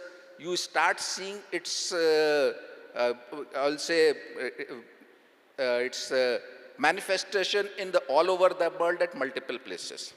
If you detect at one place correctly, the rest of the world can be told how to address this. But these malwares change. They are not evolving. Their structures in one place it may happen, manifest separately. In another place it will manifest slightly differently. So the classic pattern recognition algorithm matching doesn't work. Here in this case, there are some work which is happening which goes into the hyper GNN, hyper graph neural networks, which tries to do the learning at multiple places, wherever the malwares are being detected. But the amount of high dimensionality data that is generated and which has a cost to be correlated at one place where the quantum computers come in. So already the research work is on these places, that how this polymorphic malware to be detected and its outbreak to be identified and contained by issuing the correct patches matching to these. So these are so one of the problems set, the part of that problem, once you get the learning from the multiple hyper GNNs, you cannot solve it with the today's say supercomputers. You need a quantum computers kind of a machine which can solve this high dimensionality data problem. Third, another very interesting example, all of LLM is the kind of the flavor of the season for last year and this year. One very basic thing about the LLMs is they give you the good answer, reasonably good answer. They don't give you the best answer, okay? We had a certain faith on, say, Google ranking system that it gives you the best web page. LLMs don't do that. LLMs gives you reasonably good answer which you find palpable, okay, it seems good. But is it the best answer? No. Can this problem be solved by the quantum computers? This is a non-convex optimization problem in the mathematical domain where, depending on where you start your search in the LLM, you will get an answer. But is it the best answer? That's not there. But with the quantum optimization on top of LLMs, actually you can guarantee that theoretically and practically you can guarantee that answer which is coming out of this LLM is the best answer, not the average one. So these are the 3-4 use cases which I think which have the future in this domain. Thank you. Thank you for that. I'm going to pivot a bit on the questions and for example, Sambit, if you could tell us that given that you were part of this panel and you came from AI and we had this great conversation on quantum even before this as we were preparing for the panel, and I heard you talk about what you want to do next on this space. So first of all, can you say, you know, as a senior person in your company who is now looking at quantum, what is it that you would want? And because that would be a good reference for many people in the audience. What is it that you would want and what would you be looking for? So, I think the big problem that we solve in AI, which I shared, is we have to really solve the cost problem. Okay? And DeepSeek has already shown that the cost problems can get better. Okay? And again, AI is also evolving. So, and the overall AI cost problem, we can't look at it one-dimensional. It has to be looked at multi-dimensional. You know, the hardware, the software, the algorithms, the technologies, the data center, everything has to be looked at it holistically. So if quantum can play a role in solving the cost structure, like how did AI evolve? In the past, there was like CPU and general purpose computing, and suddenly we retargeted GPUs to do the AI. Okay. So similarly, whatever problems we are facing in AI in terms of cost, power, if quantum can coexist with our CPUs and GPUs, like a hybrid computing, I think that will be a big help that quantum can provide. Right. So that's one thing. The second thing is how do we build the next generation data centers? Because the next generation data centers are very different from the traditional, in terms of power distribution, networking, security, privacy, cooling technologies, everything. So again, I'm not an expert in quantum, but if the quantum people can really look at how do we get the next generation data center at the right cost price, at the right amount of sustainability, I think that will be a huge benefit. Right. I think the way I would like to approach this is, for the first part, if I can talk a little bit, and then I'm going to request Kapil to talk about the next generation data center, especially from the security perspective. So the first part where you talked about a hybrid solution. So today there are solutions which are a combination of HPC and quantum accelerators. These are like FPGA-based quantum devices which are combined with HPC to actually give you an environment which is faster and also doing certain computations in the FPGA itself, which are quantum computations. So that creates an environment which is a hybrid environment and gives you advantages of AI running on that data center along with quantum speed up, right? So that is something which is no longer just theory. It is actually running in a few places across the world. And there are conversations happening in India. CDAC is actually working, CDAC from the Government of India, the public sector company, is actually working towards a similar solution. Since you're in Bangalore, an opportunity is there to partner with them. Very much, just want to interrupt you. I would love to try it out. And this could be the great aha moment that we can create out of India of how we marry AI and quantum to solve some of the AI problems. And the reason why we are discussing it on stage is because that's one thing, anybody running big data centers and looking at additional solutions which can give you more cost optimized and more accelerated performance, then you should be looking at hybrid solutions. And there are entities in India that actually are working towards that, so there's an opportunity to partner on that front. Now coming to the second part, which is a very critical part, I think in the discussion in the last panel, there was a mention about cybersecurity will be impacted by quantum because that is going to happen. So I'm going to first request Professor Indranil, because he's been working in that space, to describe what the problem is, and then I'm going to request Kapil to talk about the solutions. Yeah, in the last panel, it was true that one of the major threat is quantum. So one thing is that, for example, if you have this RSA crypto systems, if you have a quantum computer, it can at least theoretically it is possible to break that crypto system. So there are couple of challenges associated with the introduction of quantum in the quantum processor, basic quantum processor to your system. And I would like to add 2-3 points. One is this, how to overcome this challenge. There had been researches that are going out on post-quantum cryptography. So post-quantum cryptography is a kind of a solution where they try to circumvent these quantum attacks. So this is one way to address the solution. Another way to address the solution, you make an entirely quantum crypto system. So a quantum crypto system is something fundamentally different from what is we are having a public key-based crypto systems or other ADS or DS. So it is not a mathematical problem. Those are mathematical problem, and we have a very strong function to protect your input. But in quantum cryptography, it is not a mathematical problem, it's a physical problem. The systems will collapse if you try to interpret the message. In a very naive sense, I am telling that. The system will collapse. So one way to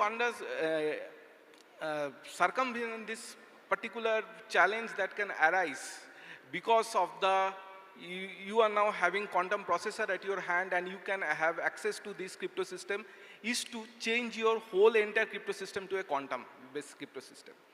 And I just want to, before passing on the mic to Kapil, I just want to add what Sambit was asking. So one particular interesting point that struck my mind is that whatever the protocols right now running, what Reena had mentioned, whatever the protocols that are now running in quantum, they are all hybrids. We need classical channels. Even in from my domain of work, when I see the transfer of information, qubits, they cannot happen without a classical channel. So nothing is, the entire system is never going to be a kind of a quantum jump from classical to quantum. So everything is going through hybrid system. Yeah, that's. Fair enough. Yeah, I think that's a good, important point, that it's not as if quantum computing is going to replace classical computing, because to add 2 plus 2 together and get an answer of 4, you still need a classical computer. The quantum computer will give you a probabilistic answer, so you might get after few rounds 3.99999, but not a 4, right? So with that, over to you, Kapil. Yeah. So coming on to this problem of quantum challenge coming from the likely advancement in the quantum computing technology, which some people say maybe 5 years down the line, and we are like earlier we had a Y2K day, when they say, people said in 2000 all the computers will stop. So people talk about a Q day coming into similar kind of a setup. That day the quantum computers become so powerful that your existing RSA public-private crypto systems become susceptible or vulnerable to that. So how do you solve? As Dr. Indranil brought out, you can go fully quantum hardware, or there are some mathematical research happening. Fully going quantum hardware will not be feasible for everybody at the user end, yes, but the strategic level, the national backbone level, people will switch to the hardware quantum side. But for the normal user, end user, people who are on the internet, the algorithmic based approach with the post-quantum cryptography is the way forward. Now, some portion of that has been now standardized by the NIST for all over the world, and that's giving some amount of confidence to people that develop your migration strategy from the present crypto stack to the next one. However, that journey is not going to be easy. What NIST has done, so there's a full tech stack of cryptography. It has just changed the 2 levels down below. I will say out of 10. Rest 8 are still open. So now the future, the way it is for the quantum security, is it is going to be a future where you are continuously upgrading. It's not going to be one time I flip the switch, I am quantum safe in future. It's not going to happen. The cryptography is going to attain a emitter role. There will be a continuous monitoring and responsive migration strategies coming up as the field evolve. And most likely, the way you have today the CISO and other people in the bigger organization, we are going to see some chief cryptographic officers also coming up as a positions, because that is how it is going to work out.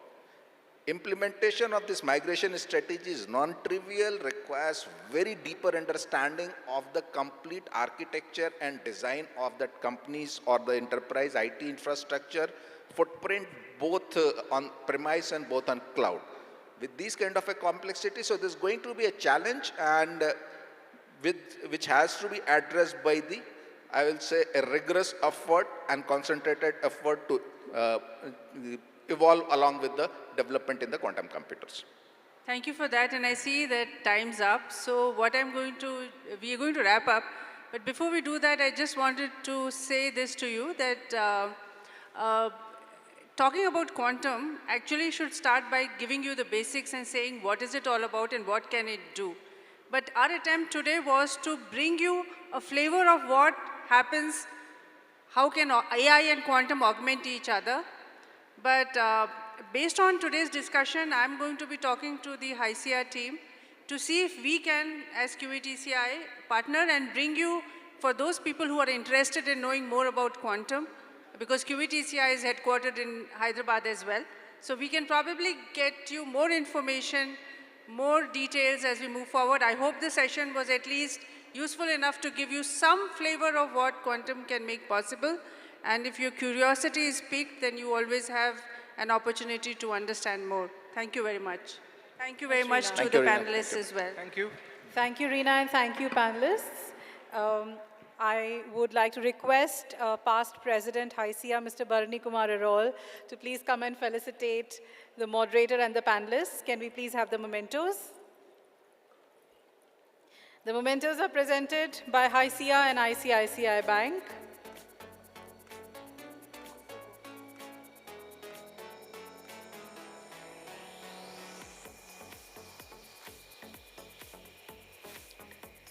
Thank you so much for being with us here today, sir.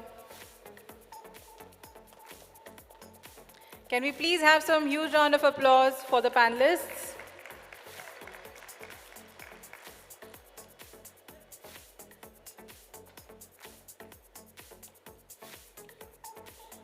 Thank you so much for being with us, Mr. Indranil.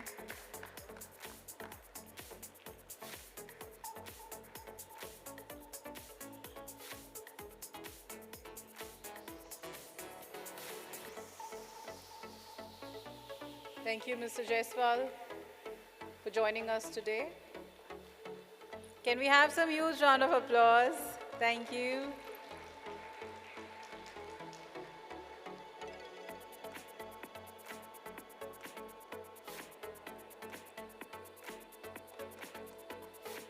Thank you so much, Reena, for moderating this panel.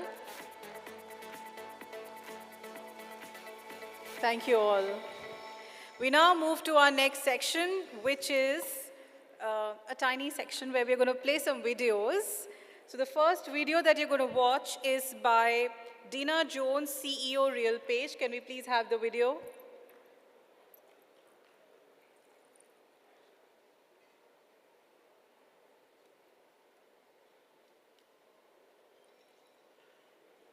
Hello, I'm Dana Jones, the CEO of RealPage.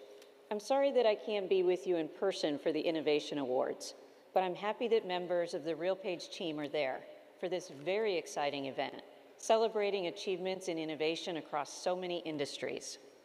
RealPage is proud to be a longtime member and now a patron partner of the Hyderabad Software Enterprises Association.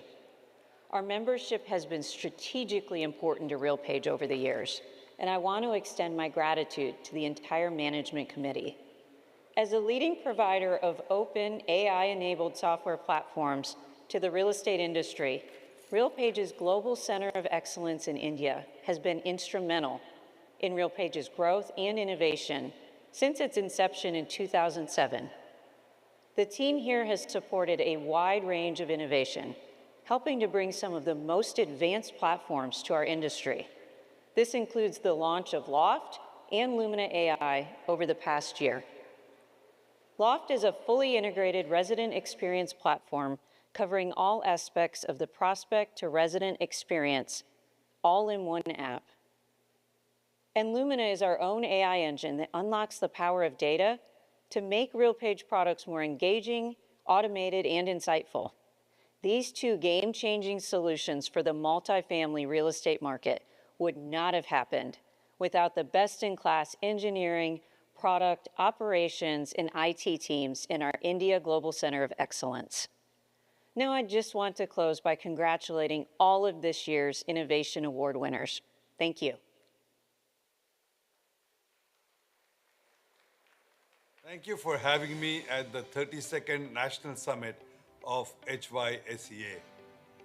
As many of you know, India is a key strategic market for us at DBS. After the acquisition of Lakshmi Vilas Bank a few years ago, It is our largest footprint anywhere in the world, 500 branches in 350 cities. It is also our fastest growing business at this point in time. Several years ago, 8 I think, we set up DBS India Tech in Hyderabad to be the backbone of our technology development efforts. I said then, we were trying to create not just Foxconn, but Apple. As we look back at our journey, we are extremely proud of what we've been able to do in Hyderabad.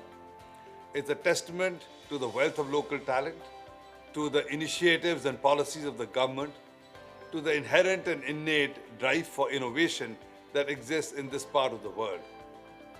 A large part of our digital transformation and success is indeed anchored from here. The theme of this year's summit, artificial intelligence, is indeed apt. I'm convinced that AI is going to be the ultimate game changer. At DBS, we started our AI journey a decade ago. We were the first global pilot for IBM Watson in 2013, trying to use Watson's strengths to do wealth management in a very different way. In some ways, we were ahead of our time because natural language processing and AI had not developed then to the extent that it has developed today. But we kept learning. And over the years, we built up a formidable set of capabilities. Almost 200 data scientists, 600 or 700 data engineers and translators, a large cadre of people and competence. Today, we run over 1,500 AI models with 375 different business use cases, ranging from marketing to risk management to financial management, audit, compliance, operations, efficiency, you name it. A couple of years ago, we started measuring the value from AI. And I'm really proud to say that last year, the economic value from the use of AI models based on A/B testing was almost $800 million. As we go forward, we are now into a new realm, the realm of generative AI. Not just working with structured data, but increasingly unstructured data. Not just doing predictions, but creating output. Like many companies, we are adequately embraced of this trend and making a huge effort to drive this in a very meaningful way. Whether it is internal knowledge gathering, whether it is our call centers and automated chatbots, whether it is our software development and testing, each of these areas is going to be influenced by Gen AI. In fact, already is. We are very optimistic about the future.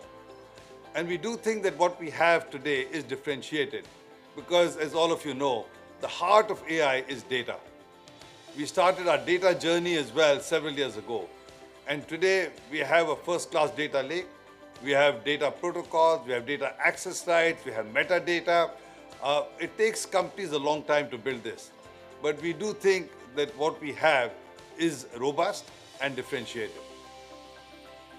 As we go forward, we look forward to working with associations like HYSEA in furthering our own journey. I congratulate all of you. We seek to be a partner, and I'm sure that we will be able to do great things together. Cheers and have a wonderful summit. That is Mr. Piyush Gupta, Group CEO, DBS. Moving to our next session, which is a power note on AI at scale, balancing innovation, cost, and impact. The session is presented by Venkat Rangapuram, CEO and co-founder, Scientific.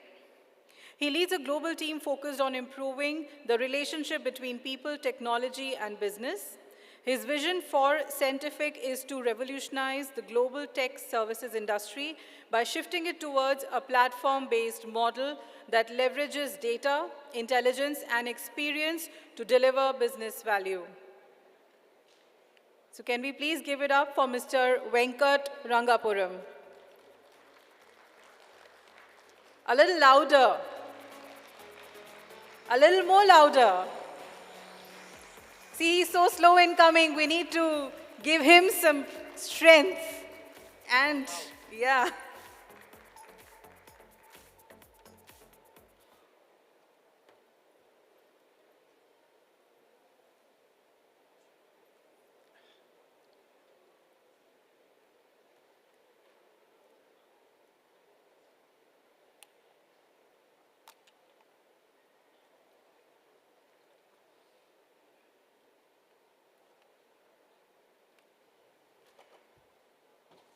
shows up here.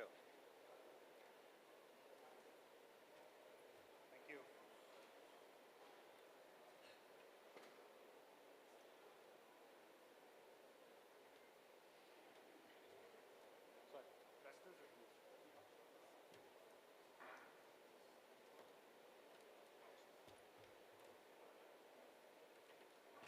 Thank you.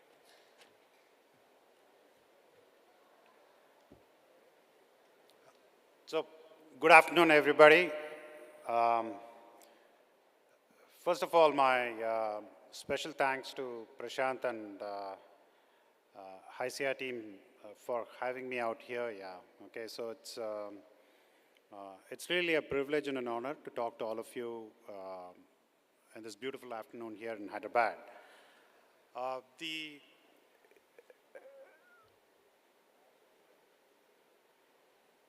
So personally, right, I'm Venkat, CEO and founder of Scientific. Scientific is an AI data foundry, and our vision and purpose is to train and deploy AI models for enterprises. So that's what we do as a company. Give me 1 second, guys.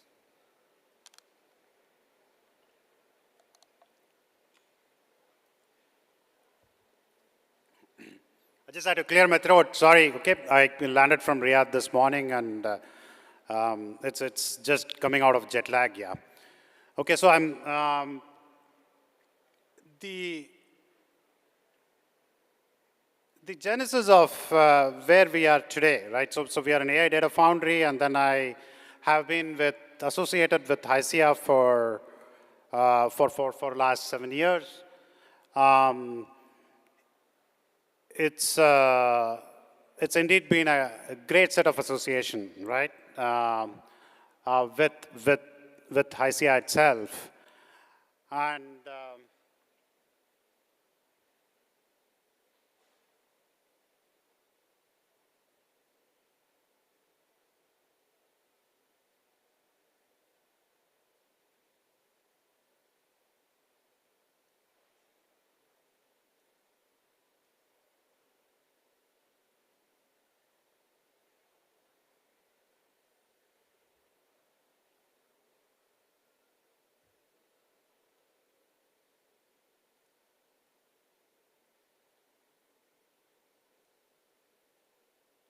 just give me a second.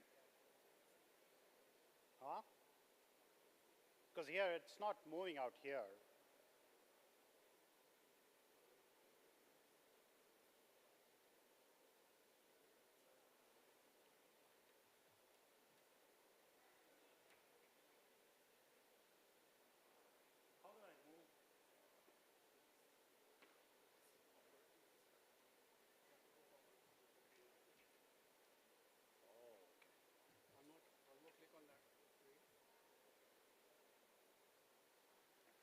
No, you're going back again. Green button. Yeah, one more click on the green. No, you're going green. One.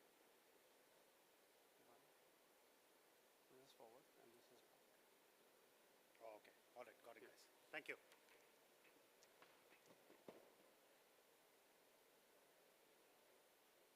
Yeah. Hey, sorry about this. Okay.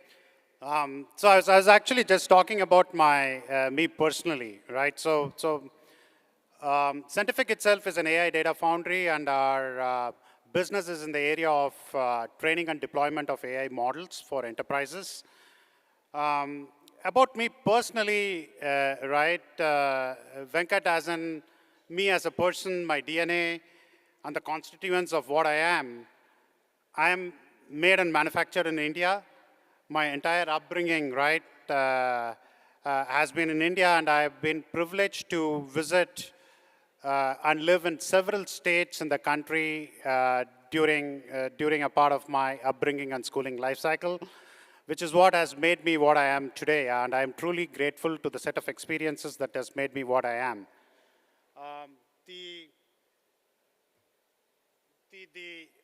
You look at this specific the the graphic in this specific slide, it's a very, very telling slide, right? This, in fact, could be the room where all of us are present out here today, wherein I'm taking this session and giving this address. And all of you guys are listening to me, and maybe some of you guys are not listening to me, watching your mobile phones because the session is very boring. Whatever it is, we all need to be aware and acknowledge the fact that there are all these digital AI agents, right? It's AI agents, the co-pilots, digital assistants, digital twins, and the avatars that are actually present in this room as well. And those agents and the co-pilots are listening to this conversation, listening to my address. Maybe some of those models are training themselves. Some of them are taking copious notes and summarizing the minutes of the meeting.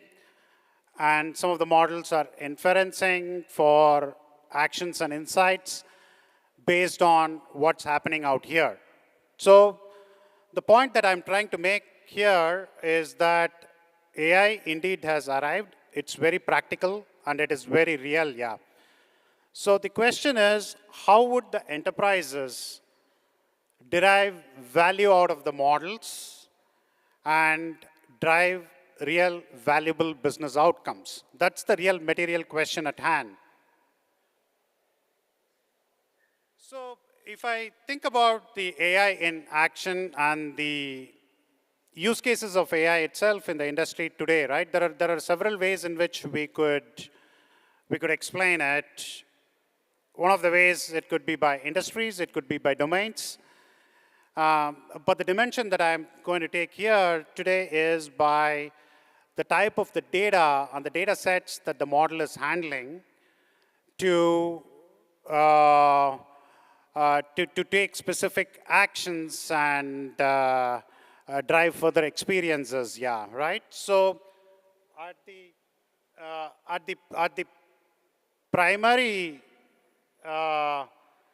facet of this is what we call as text-based models, right? And these text-based models are not new in existence at all. They have been in the industry for a while, wherein if some of you have credit cards, then there is FICO score, and AI is not new. It's been there for a long, long time.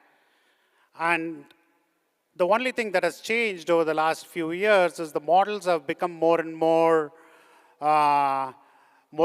advanced and complex with new techniques like the transformer-based NLP techniques that have completely revolutionized the way in which you assess and analyze contracts, documents, and any type of knowledge artifacts that exists out there, yeah, right? So in context of the text-based models itself, the type of use cases that we are seeing in the market today are,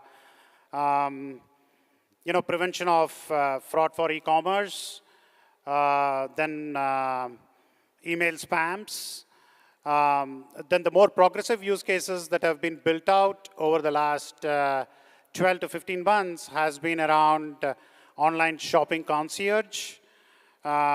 Usually, your experience with any e-commerce platform would have been to search for a product and then it returns a set of static SKUs so that you can complete your buying experience, right?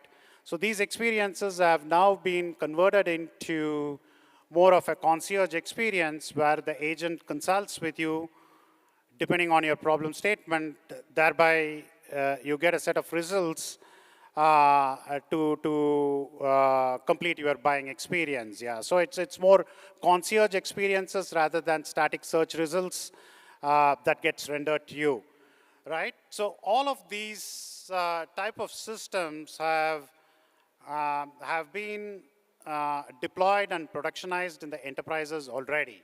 Okay. So that sort of is a big fraction of the adoption that we are seeing in the enterprises today.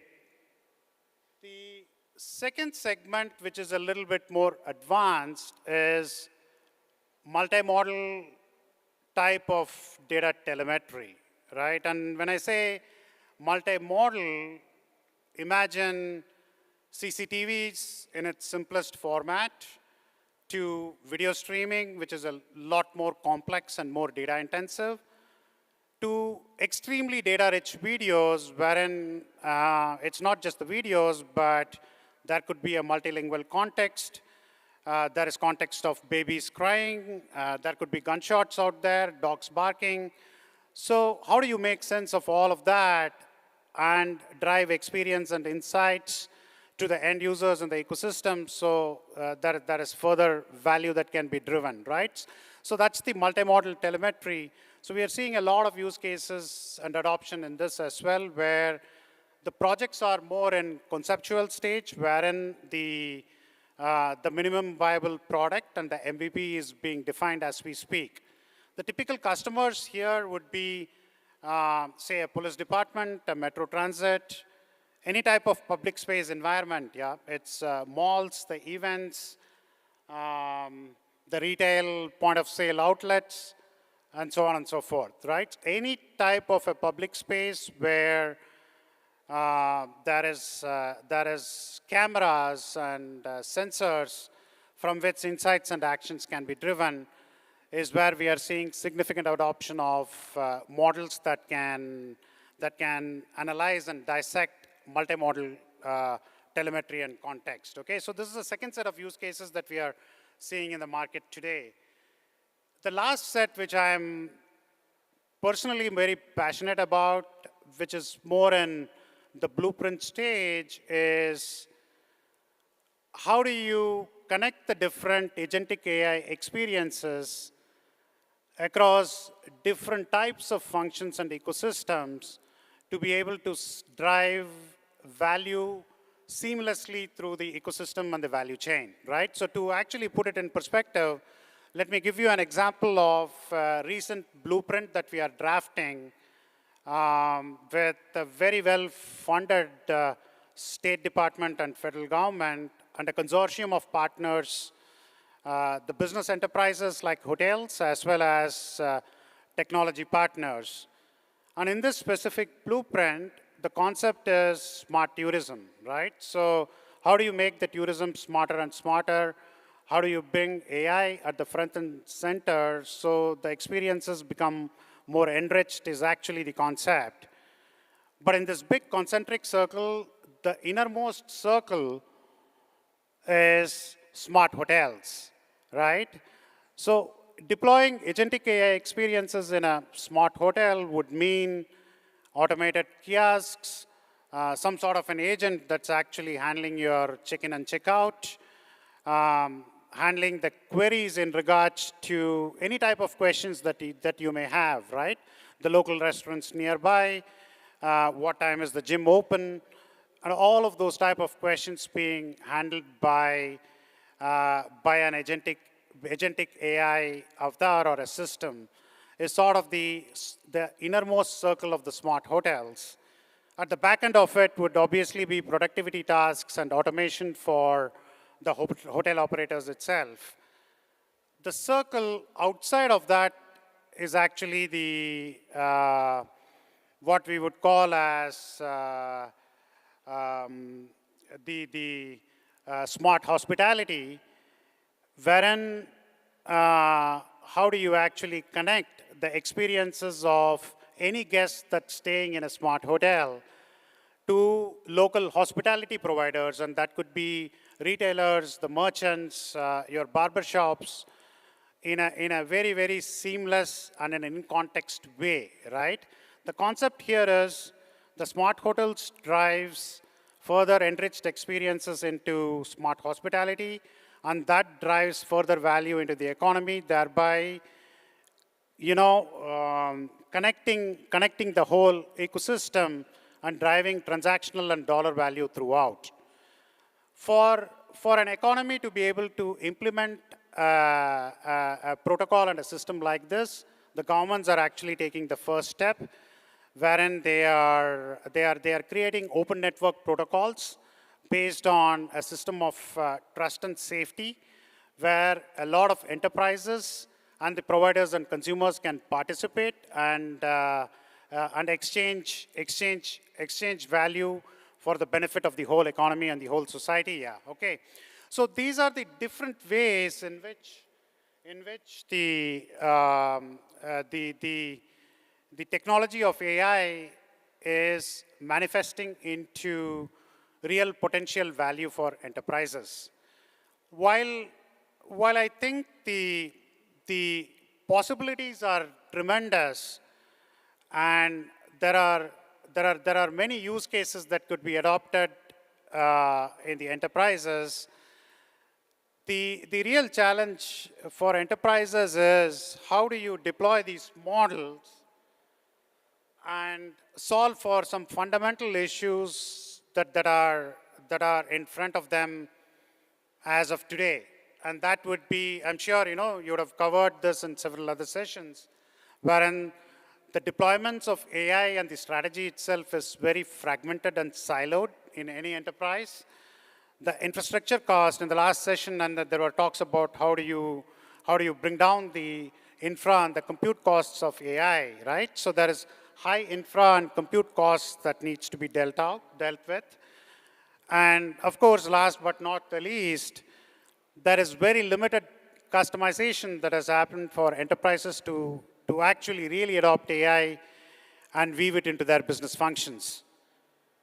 Now, at the most principal level, if you think of any type of an enterprise AI deployment, the architecture would comprise of these three things. There is compute, there is, which is your GPUs, CPUs, and the hyperscalers and so on and so forth. Then there is the models. There is constant innovation in the models, right? The generic purpose model last week, 2 weeks back, DeepSeek announced, and it completely changed the cost economics of at the price points of where the foundational model stack is offered at. So the models is the second leg of that.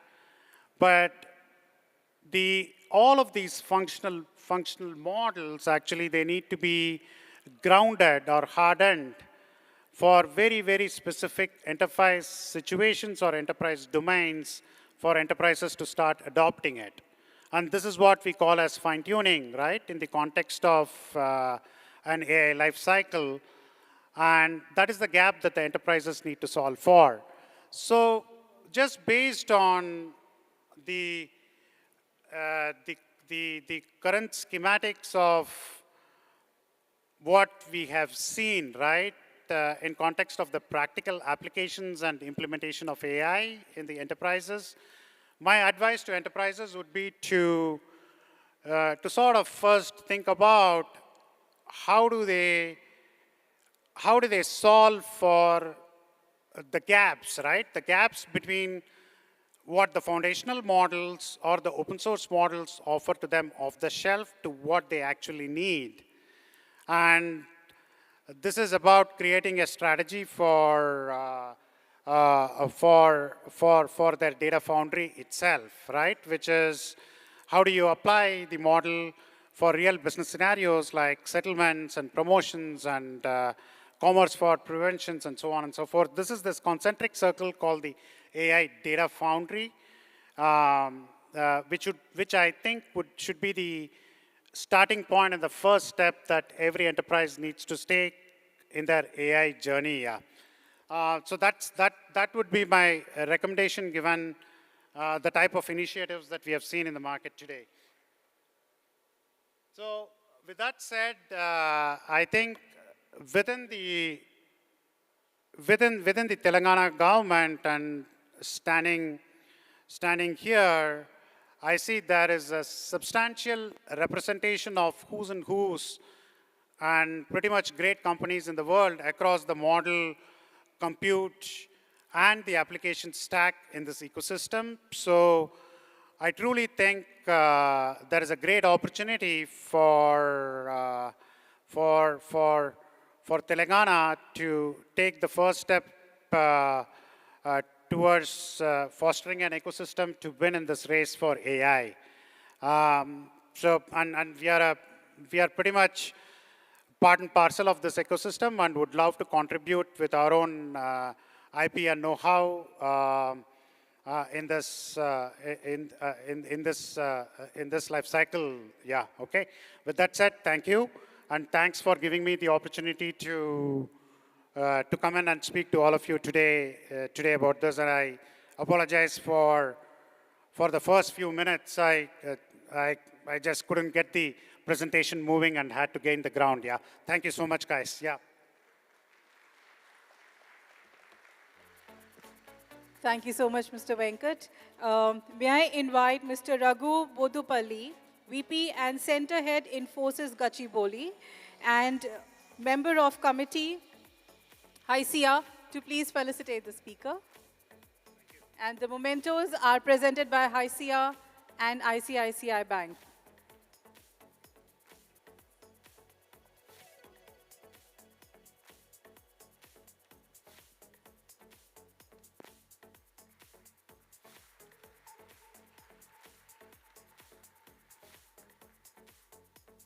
Thank you for being with us here today, despite of the jet lag.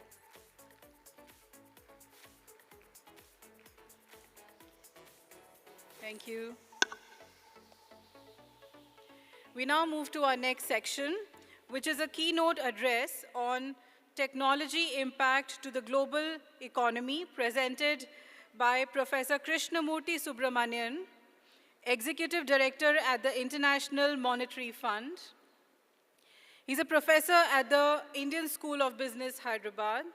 As the youngest Chief Economic Advisor to the Government of India from 2018 to 2021, Dr. Subramanian instituted policy that led to India emerging from the once-in-a-century COVID crisis with strong microeconomic fundamentals. Acknowledging Dr. Subramanian's contributions, the Honorable Prime Minister of India, Shri Narendra Modi, noted his academic brilliance, unique perspectives on economic and policy matters, and reformatory zeal. Please give it up for Professor Krishnamurthy Subramanian.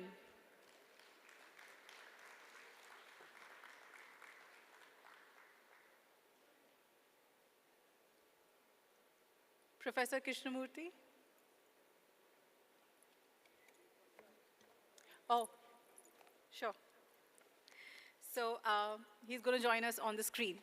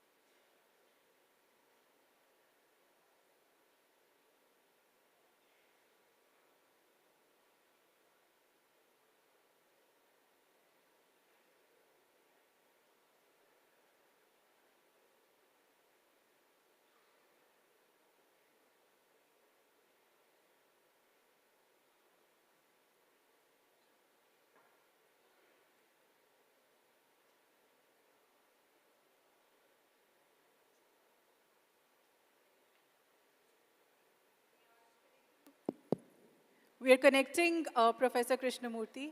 So in the meantime, I would really appreciate your patience and thank you.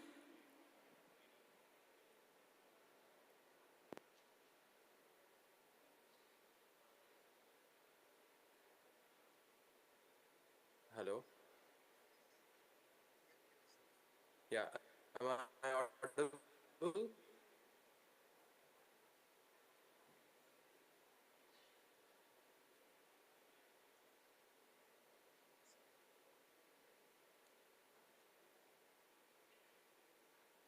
Okay, am I audible on the Zoom link?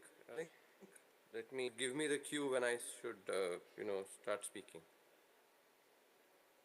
See the room, Professor? Can you see the room?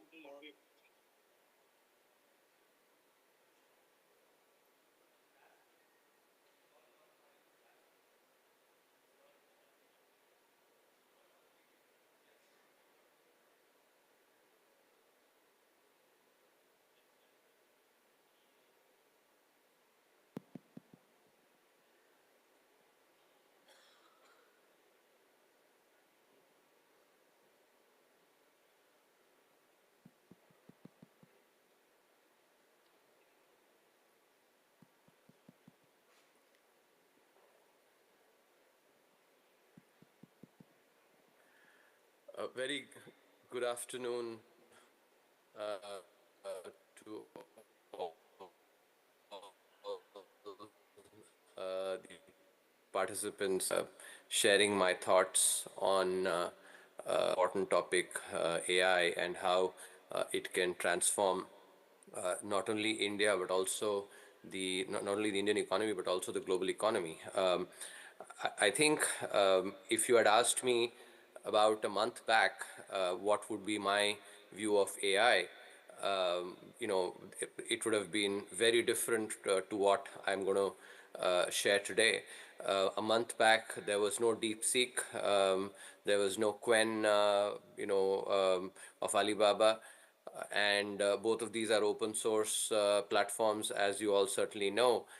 And one wondered as an Indian whether the AI opportunity will basically be restricted to the US. But since the last month, barriers to entry on AI have been actually significantly broken, and therefore now I'm actually far more encouraged about the opportunity that it presents, not only for the Indian economy but also for the global economy. As an economist, I've always believed that competition is actually excellent for in any area, and I think the arrival of DeepSeek and Quen and other platforms clearly signals significant competition in the AI space. As we talk, I think Indian AI models are also being worked on. I think very soon I expect Indian AI models also to be well trained. I think therefore the opportunity that India has is significant. I just want to share three areas as just examples where I think India can benefit significantly from the use of AI. Firstly, it is on languages, and I think India, given the number of languages that we have, that we speak, 22 languages just in the schedule of the constitution. Now use of AI can actually really help our talent especially in the more rural areas and small towns, those that may not have adequate felicity in speaking English, but are very smart. If you look at someone like one of the entrepreneurs, Sridhar Vembu, who is who's recruiting talented kids, in hinterland of Tamil Nadu, and like that. I think the use of AI can actually really help. Kids can, for instance, speak in a language that they are very familiar with. Kids and youth as well, they can speak, and translation can happen immediately into English or other languages. And I think this is something that will really equalize opportunity for a lot of the youth in India who are very good in terms of their conceptual understanding, but may not have as much felicity in English. So I think that's the first opportunity that I really see, and I hope that there'll be a lot of platforms that will come up that will be able to do this translation instantaneously, and thereby really provide opportunities to our youth. A couple of that's one key application that can really sort of enable talent to come to the fore in the Indian context. A couple of more that I want to really illustrate is actually let's take the financial sector, and I think here the opportunity is enormous, because if you look at the ratio of private credit to GDP in the Indian economy, the ratio of private credit to GDP is about 58%. Maybe it's about 60% now. 58% it was in 2020. It may be close to 60%. I haven't checked the very recent data, but I think I expect that number to have not changed very much. The global average for private credit to GDP, on the other hand, is 150%. So just think about it. Actually, about 60% versus 150%. So India has to move significantly in providing credit, and even that 58% as private credit to GDP. Private credit is basically the credit that is given to individuals and firms. That's the average, and that does actually mask the fact that large sections of the Indian population still do not get credit to be able to go and fructify their opportunities, their ideas, create businesses. And this is an aspect that I think AI can really play a significant role in, because so far a lot of the credit in India has been actually based primarily on collateral. Lending is done only using collateral. If you have a land or if you have a factory, the things that you can put up, physical assets that you can put up as collateral, those are used to basically provide a loan. But India has been and will continue to be a services dominated economy, and service sector firms do not have necessarily as much physical assets. Many firms, for instance, those that are in the digital economy possibly have only a laptop or maybe a PC as the only physical asset. And most of the assets are that they have actually are their human capital, their brains, and so that can of course not be pledged. So it is important, therefore, for credit to be given based on on cash flow streams. And here's where the use of AI can be very, very useful, because those models can be trained very well on past data. Because I'll give you a very, very, very tangible example. You're all in Hyderabad. Actually, let me give you an example from Hyderabad. As you all know, actually, I've been a professor at the Indian School of Business. If you step out of ISB and come to Indira Nagar, there is this Udupi store where actually Udupi shop where I used to go and drink coffee. Now this person who actually sells coffee used to typically, about, if 2016-17 would only would only and if you drank a coffee, you wanted to pay him 7 rupees, so he had to basically ferret out change, to be able to give you 3 rupees back if you gave him a 10 rupee note, or maybe 43 rupees back if you gave him a 50 rupee note. Now these businesses actually use, clearly you can pay them using Google Pay or maybe Paytm.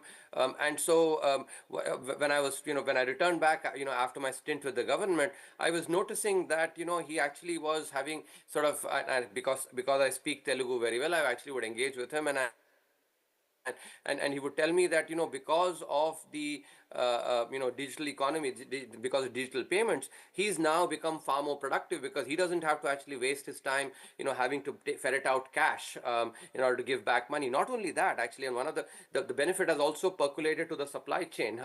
The milk supplier who actually would come and give him milk in the morning, typically earlier when there was cash payment, that milk supplier would have to come back in the evening in order to actually get the get the payment for his milk. Now, because of digital payments, actually this coffee maker, tea maker, actually in the Udupi store can pay him, make a digital payment.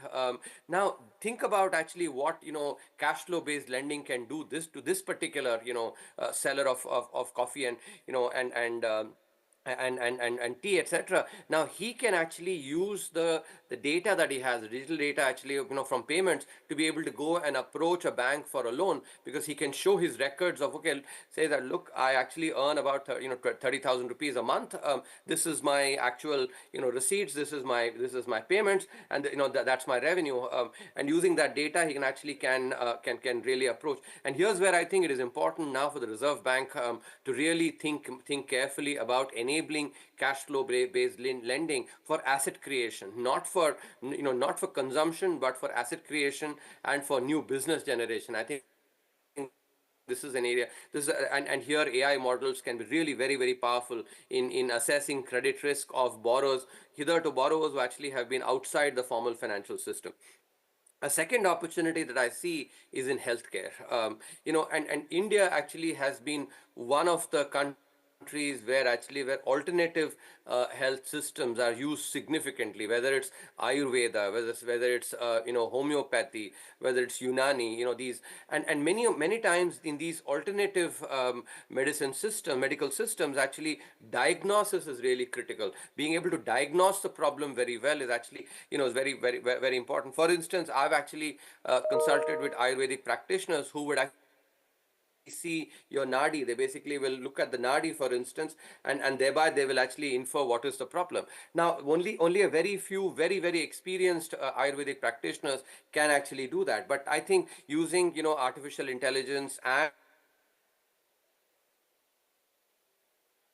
sort of events. Now, I think instruments can be developed that can actually diagnose the problem very well and thereby be able to, use alternative medicine. And this is an area where, therefore, I think there is significant opportunity to be able to. So healthcare is a second area. A third area that education. And here, I think if you look at the very latest ACER report that came.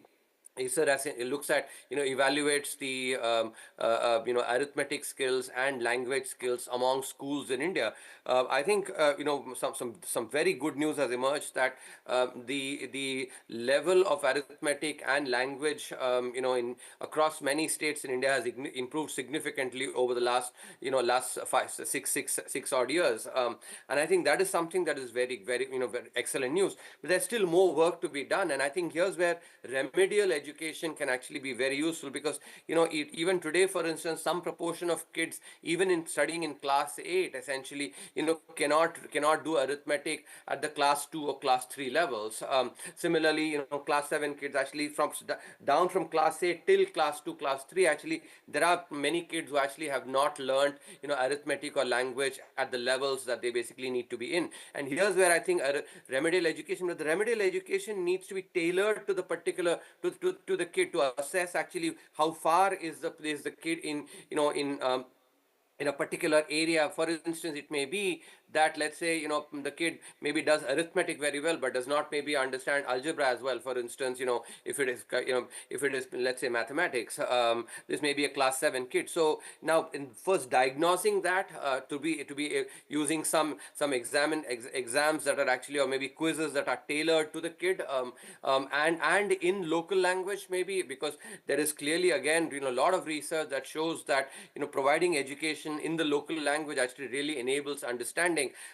So here's another area, set of areas actually where really AI can be used, and so like this there are many examples. I think the broader point that I want to actually emphasize to all of you, especially the software entrepreneurs and and overall other entrepreneurs in India, is to actually think about problems like these and solve these problems, actually solve India's problems at India scale and at Indian price points. I think that's the the message that I want to leave. There are many problems actually. So once again, solve India's problems at India scale and at Indian price points, because I hope you understand India scale actually, because solving something for basically, let's say, 100,000 people is something that actually in any advanced economy will be a very large number. But 100,000 people or 1 lakh people is still just a drop in the ocean in India, and therefore these problems need to be solved at gigantic scales actually. So I think that is something important. At the same time, at Indian price points, and here's I think if I'm sure our entrepreneurs can learn from ISRO how, for instance, ISRO is able to do the rocket launches at a fraction of the price basically, or that of what NASA does. And so here I would really request our entrepreneurs to put on their thinking hats. And even though I have worked with the government, I will tell you that problem solving requires entrepreneurs, actually wealth creators, to take that risk and really work on solving these problems. AI is a phenomenal opportunity, and I really hope that that all of you actually, it's such talented, such passionate individuals, and there's absolutely no positive of that in India. I think enormous talent, enormous amount of passion. So I would say that go and grab these opportunities. As I've written in my book India at 100, I expect India to actually be 55 trillion dollar economy by 2047. So such an economy requires our entrepreneurs to be able to go and grab these opportunities. I wish you all the very best, all the entrepreneurs. Go and help yourself by solving India's problems, and in the process help the nation as well. Thank you very much.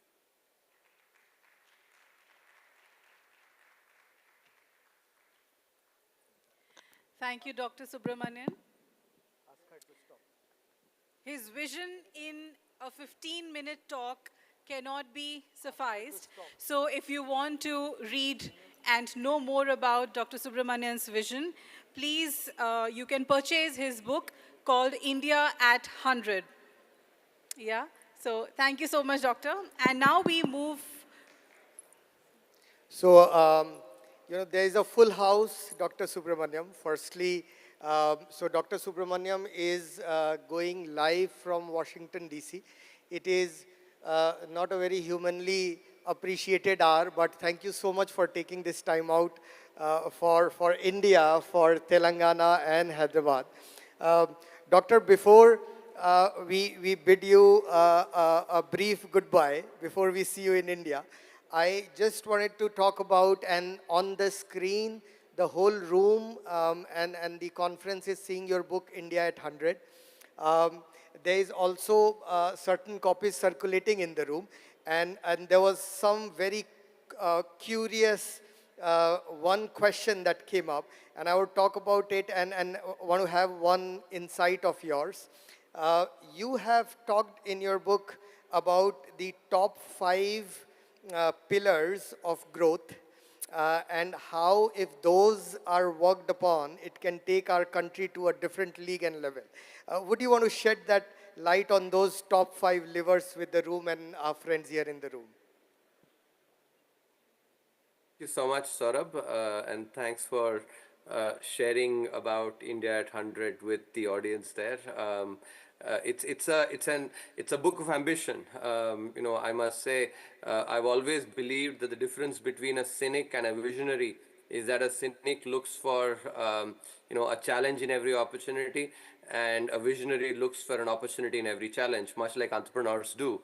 I think in India, oftentimes, especially on the economy, cynics are in very large supply, and therefore the price of cynicism is very low.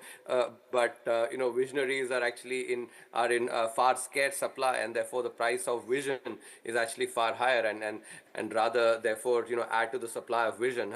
That's what the book is about. The 4 pillars that you were mentioning, Saurabh, actually are, and I think the question that basically was asked, the 4 pillars that I've covered in the book are, the first pillar is a macroeconomic focus on growth and growth alone, and not hobbling it with other aspects, because when growth happens, actually that's when the pie expands, and that enables us to do more welfare. And not just that, growth itself lifts a lot of people from poverty and converts them to middle class, as we've seen over the last three decades in India. So I think the first focus therefore is on growth and growth alone. Second is on a second pillar is social and economic inclusion, and social and economic inclusion, especially through job creation, because my own personal experience actually reveals, I come from a very humble background. My father worked in the as in the clerical herd is actually something that I alluded to in my remarks, which is wealth creation, thinking about wealth creation as a boon, not as a necessary evil. And I think this is something so many of you might have noticed. Last week I wrote a piece in the Times of India as well, really making the case for this. So that's the third. But wealth creation not through any means, creation in an ethical manner, ethical wealth creation, virtuous cycle triggered by private investment. Because if you look at countries that have grown at very fast rates, whether it's a China or a Japan or the East Asian economies, they've all done on the back of a virtuous cycle triggered by private investment. So these are the 4 pillars. Working on these, India can actually be a $55 trillion economy, thereby rubbing shoulders with the largest economy in the world when we turn 100.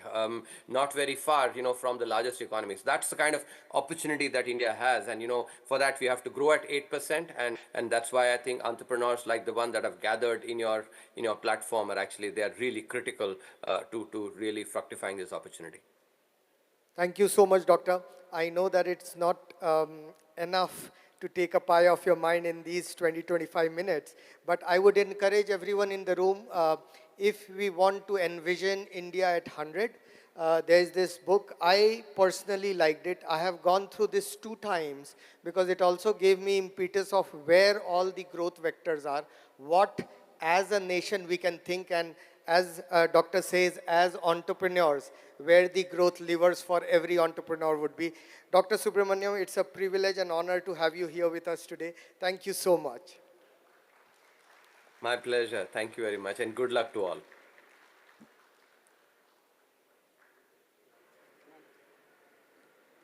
Thank you. And we now move to our next session, which is a fireside chat celebrating entrepreneurship made in heaven, made for the world. May I invite on stage moderator Flight Lieutenant Bipin Pendyala, Vice President HYSEA and GM Appen AI. He comes with executive leadership and entrepreneurial experience. Prior to joining Appen, he has worked with People Services, Invenio, LSI, CA Technologies, among others, not to forget Indian Air Force. His entrepreneurial stints include co-founding Suvitas Holistic Healthcare and Sleep Life. He is a partner director at IKIVA Knowledge and Venture Advisory Services and serving on the board of directors of few venture capitalist-funded startups. And to join him, may I invite Mr. Vikram Vupala, founder, CEO, NephroPlus. Mr. Vikram, under his leadership and vision of redefining healthcare delivery in India, NephroPlus became Asia's leading dialysis network of over 460 centers in 280 cities across 4 countries. Previously, he has worked with McKinsey and Abbott Healthcare. Please give it up for Mr. Vikram and Mr. Vipin. Thank you very much. Thank you very much and good evening, everyone. So just before we get into the conversation, we have Vikram here, and thank you, Vikram, for joining us. Welcome. I've had the opportunity and luxury to know Vikram for quite some time, and been a pleasure to watch him building NephroPlus over the last 15 years, right? So what I'll try and do in the next few minutes is try to bring out so all of you can learn about who Vikram is as a person, what he is as a manager, how he is as an inspirational leader, and most importantly, how is he a successful entrepreneur. So let me kind of ease him into the conversation with a few quick softballs, so to say. So Vikram, what will never fail to make you laugh? My kids doing various antics at home. Wonderful. If you had the opportunity to time travel, where would you want to go? Maybe 200 years back, I'm a little bit nationalistic by nature. So 200 years back, maybe try to control East India Company. Do you like to cook or eat? Do you like to cook or eat? Or both? Mostly eating. Wonderful. So we're good. I guess all of you know by now why we're good friends, right? Both of us love to eat, not necessarily cook. Okay. If you have a pet, what would be a pet's perception of you as a person? Very busy, but whenever he gives time, he gives 100%. Wonderful. So that's kind of softballs. Now let's kind of look at the more core of the conversation we want to have. So Vikram, if you were to step back and let's say the 2006, 7, 8 time frame when you're ideating about NephroPlus, what was really the spark, or what was it that really, like an event or a person or a specific situation that inspired you to start NephroPlus?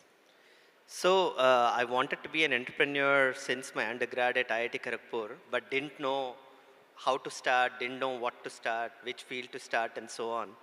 And then I got this advice that, hey, if you do an MBA, you will get financial toolkit.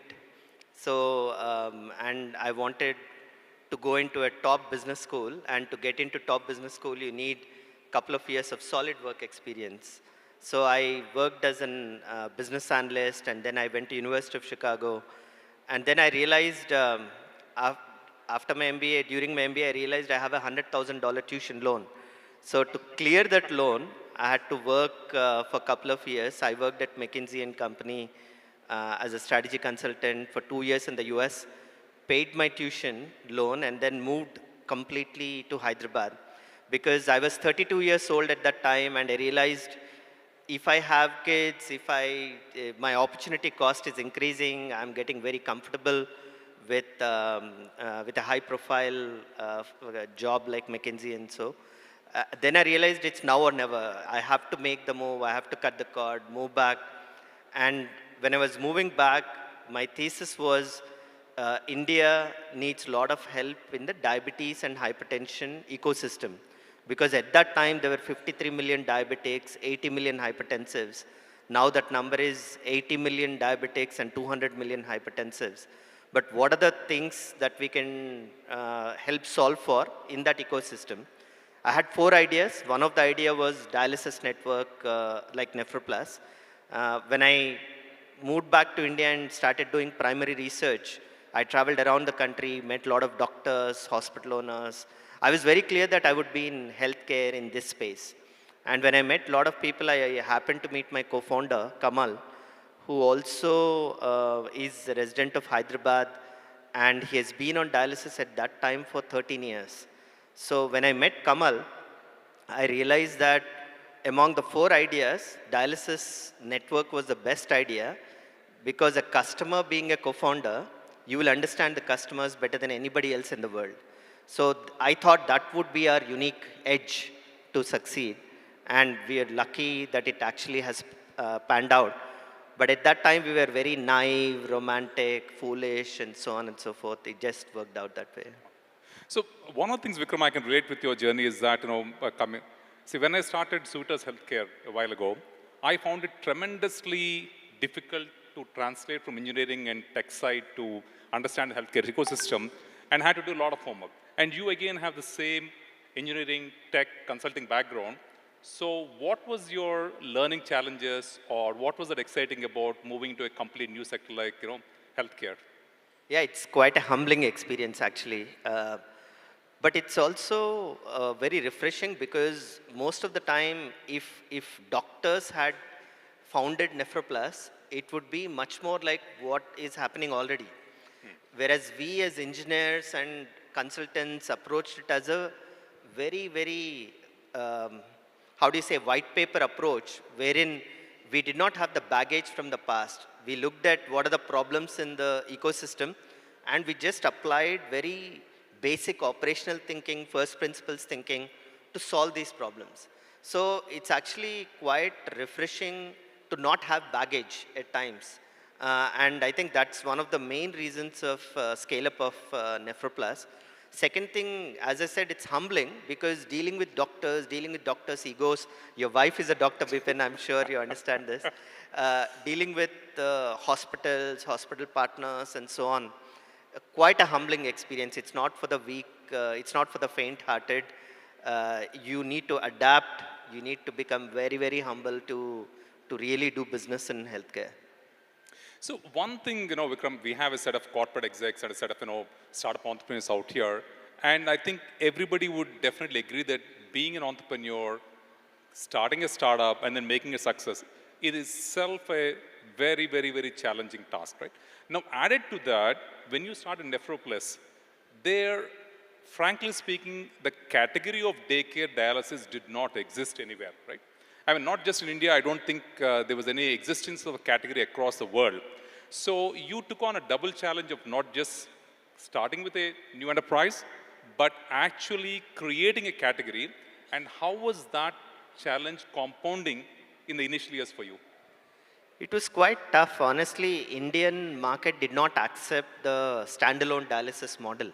Our first couple of clinics, 2 clinics were standalone, but the Indian market was not ready at that time. It's just getting ready now after 15 years. But then, being an entrepreneur, you have to adapt. You have to be nimble. You have to sort of pivot to a new model. When a hospital asked us to manage their dialysis clinic, about 100 kilometers away, there is a hospital in Mehboob district. And they heard about the good work that we are doing clinically in NephroPlus. They wanted us to come and run their dialysis program.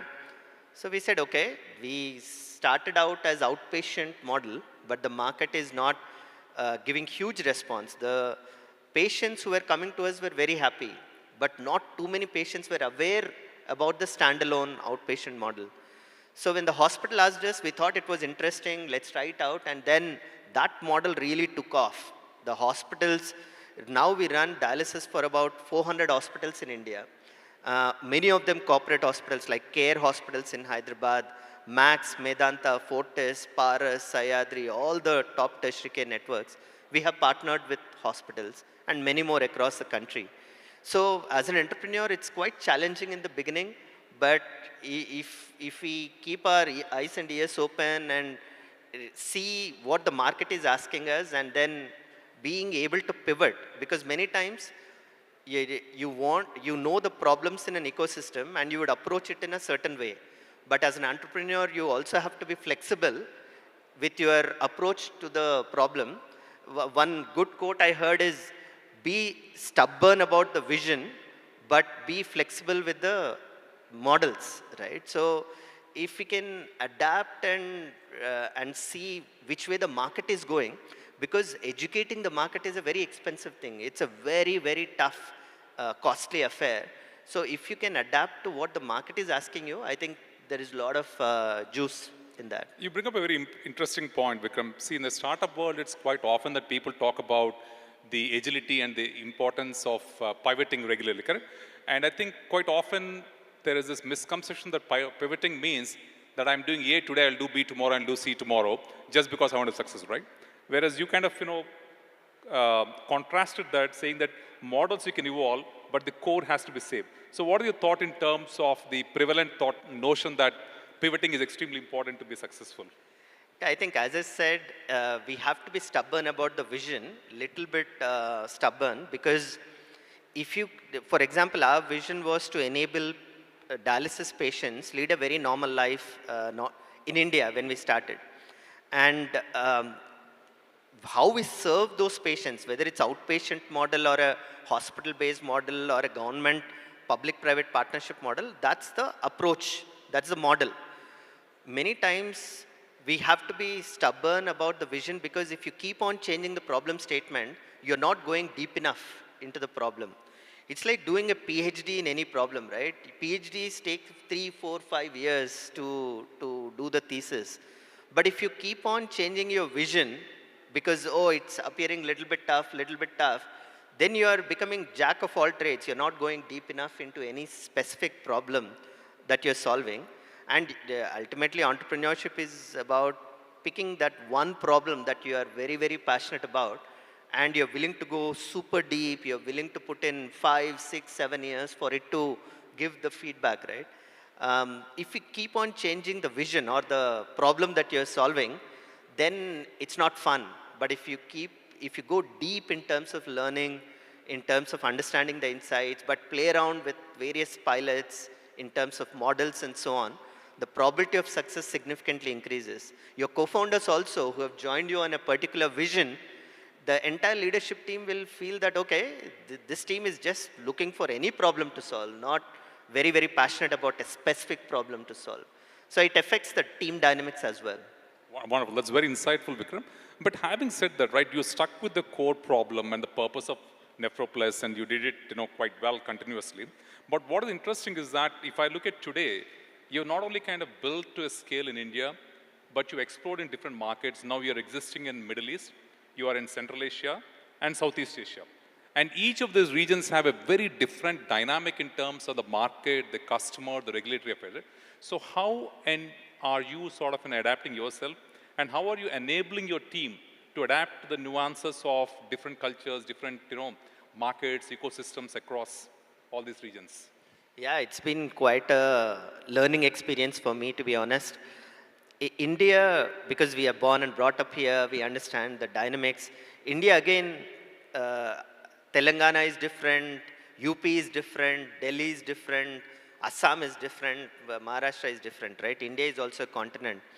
It took, the first 10 years was adapting our model issues to different geographies in India, which gave us the muzzle to adapt to different cultures, different vernacular languages. That actually helped us to figure out how to run business in other countries, but also there is no other healthcare company in India which is doing so much international business as us right now. We are the only one from India who is doing this much business from international. It's again a leap of faith that we can do it, and I created a completely separate international business unit so that the India business division does not get distracted because of the international. I've created a CEO for the international business, CEO for the India business, and the international business, I was involved because India was pretty much, we knew how to solve for the problems. But international, again, I'm always looking for newer, interesting problems.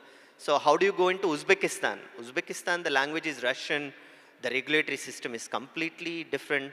So that got me, after 10 years of working in India, these international opportunities like Philippines, how do you acquire companies in Philippines? How do you partner with government in Uzbekistan? How do you work with your joint venture partner in Saudi Arabia? All these are very, very interesting things for me, but we have to adapt to different models in different countries or different geographies. We can't go with a one-size-fits-all approach. It's again the entrepreneurial instincts that you have. Okay, in this geography, this can work. In this geography, this can work. And you have to pilot. Sometimes it fails, sometimes it succeeds. We have to de-risk some of these international opportunities as well. For example, when we went to Uzbekistan, while we did not need a debt round, we took debt from Asian Development Bank. IFC, which is World Bank Venture Arm, is already a shareholder. My bet was Uzbekistan gets money from IFC and ADB. If IFC is my shareholder, ADB is the lender, the country cannot mess with us. So entrepreneurs have to really look at aggressively growing different parts, different regions, different products or whatever it is, but in a calculated manner. Again, my philosophy is take bets, but no single bet should take the company down. If it's $1 million hit or a $3, $4, $5 million hit, we can absorb. But if it's a $50 million hit, $100 million hit, it becomes too big for us to absorb. So there are a lot of such learnings, incredible learnings that we have had. Absolutely. So one other aspect, Vikram, I want to touch upon is that, a lot of time with absolute respect for people, good friends in the investment industry, angel investors and venture capitalists and whatnot, right? But there's this notion among startup entrepreneurs a lot of times saying that venture capital is a quote unquote a necessary evil. I know the idea, I know exactly what to do, I'm going to make this success, but you know what, I need cash, so I'm going to go take this.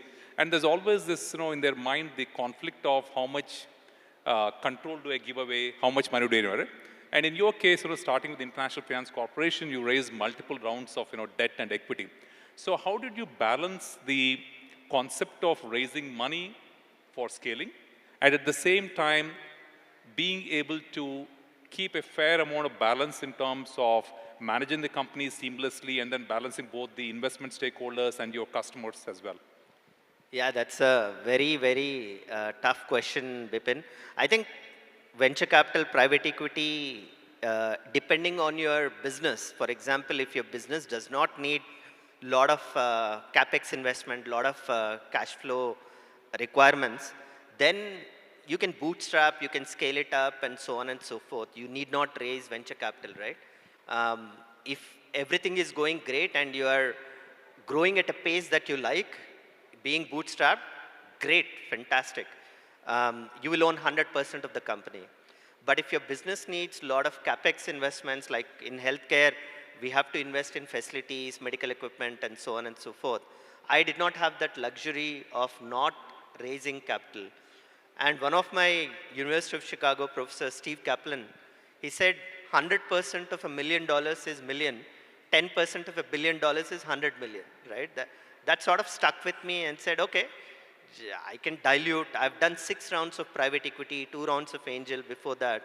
I'm a sort of a minority shareholder in my own company, but if the pie is large enough, 10%, 20% of a very large pie is also huge for individuals, right? And ultimately, what gets you going, if your vision is to make impact, for example, our vision is to make impact in the dialysis world, as long as the impact is growing and my net worth or wealth or whatever you want to call it as a byproduct is growing, I had no qualms in diluting the equity. Because ultimately, I knew that investors would need my support, my help to scale up this company to the next level. Investors don't know how to run businesses. If they know how to run businesses, they would be running businesses. They would not be in investing game. So the entrepreneur, if they're confident, they can raise rounds of capital, but need not compromise on the vision, the growth, the speed. For example, I've said no to multiple acquisitions that my investor members were very excited because they wanted a higher growth rate and they were looking at an exit in a couple of years. But investors are guests in our journey. They are just temporary guests, 3 years, 4 years, 5 years. But we have to run the company lifelong. So I never allowed investors to get involved in the core operations, core clinical side. Of course, there is a quarterly board meeting, monthly MIS that's being sent and so on. But there is no free lunch. If you get investors into your cap table, there will be questions. They will ask you questions. You have to answer those questions in a very, very smart way, right? It's not for everybody. I've met founders who hate answering to anybody. The founders who want absolute 100% control and so on. I wanted to do the first international project I wanted to do was in Kyrgyzstan. There was a public-private partnership project. But one of the investor board members said Kyrgyzstan is small, maybe it's not worth it, maybe it's too early for Nephroplus. Even though we could bulldoze it through, I listened to them and I paused myself and then waited for the next opportunity. So it requires a sort of patience, it requires sensibility to deal with investors who are very smart, but investors have a 4-5 year horizon. For investors, you are one of the portfolio companies. For you, your portfolio is only one company. So sometimes they may force you to take more risk than required. That's the founder's job, to resist that, to make sure that you're not taking too much risk that can compromise the very nature of the firm, right? Wonderful. It's very nuanced. Yeah. Just a couple of rapid fire questions before we wrap up, right? What's your favorite book? Favorite book is Hard Things About Hard Things, Ben Horowitz. Any quote that you really want to quote, that you use often? You're only constrained by your imagination. Is there anything that you think you would have benefited if you had learned it earlier than when you learned in life? Not really? No, I think it just doesn't work that way. Yeah. Okay, and finally, just last, any suggestion, recommendation, advice that you have for multiple entrepreneurs in terms of their journey to success? No, I think we have to be really passionate about the problem that you're solving. When I started in 2010, and starting up was not sexy, right? There were not that many startups. But now it has become like a big theme. And many people think it's a very quick way to make money, to create wealth. Entrepreneurship is incredibly hard, right? It will twist you, turn you into so many dimensions. You have to be really passionate and play the long game rather than short game of few years, 5 years, and then selling it out. But if you can focus on the long game, don't think that investors are always aligned with you, because their exit horizons sometimes clash with your long-term health. But always respect their decisions, give them exits. If you start making money for your investors, your reputation in the market keeps growing and more investors will come to your cap table. So I think just being resilient, staying at it, there will be a lot of pot shots, you will fall down many times, but just being there, you will figure out how to respond to the scenario. All the best to all the aspiring entrepreneurs here. Wonderful, Venk. Very thankful, Vikram, for sharing all of your insights and your journey as well. So it's essentially passion for purpose and resilience, right?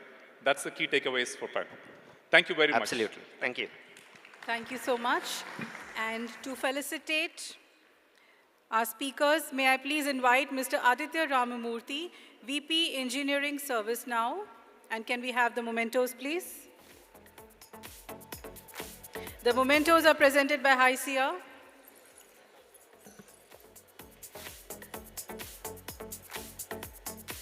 And ICICI Bank.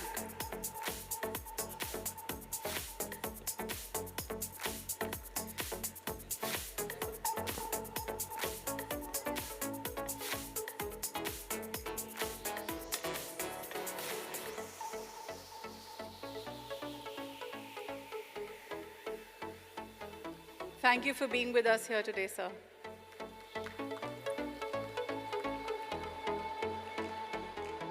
Thank you.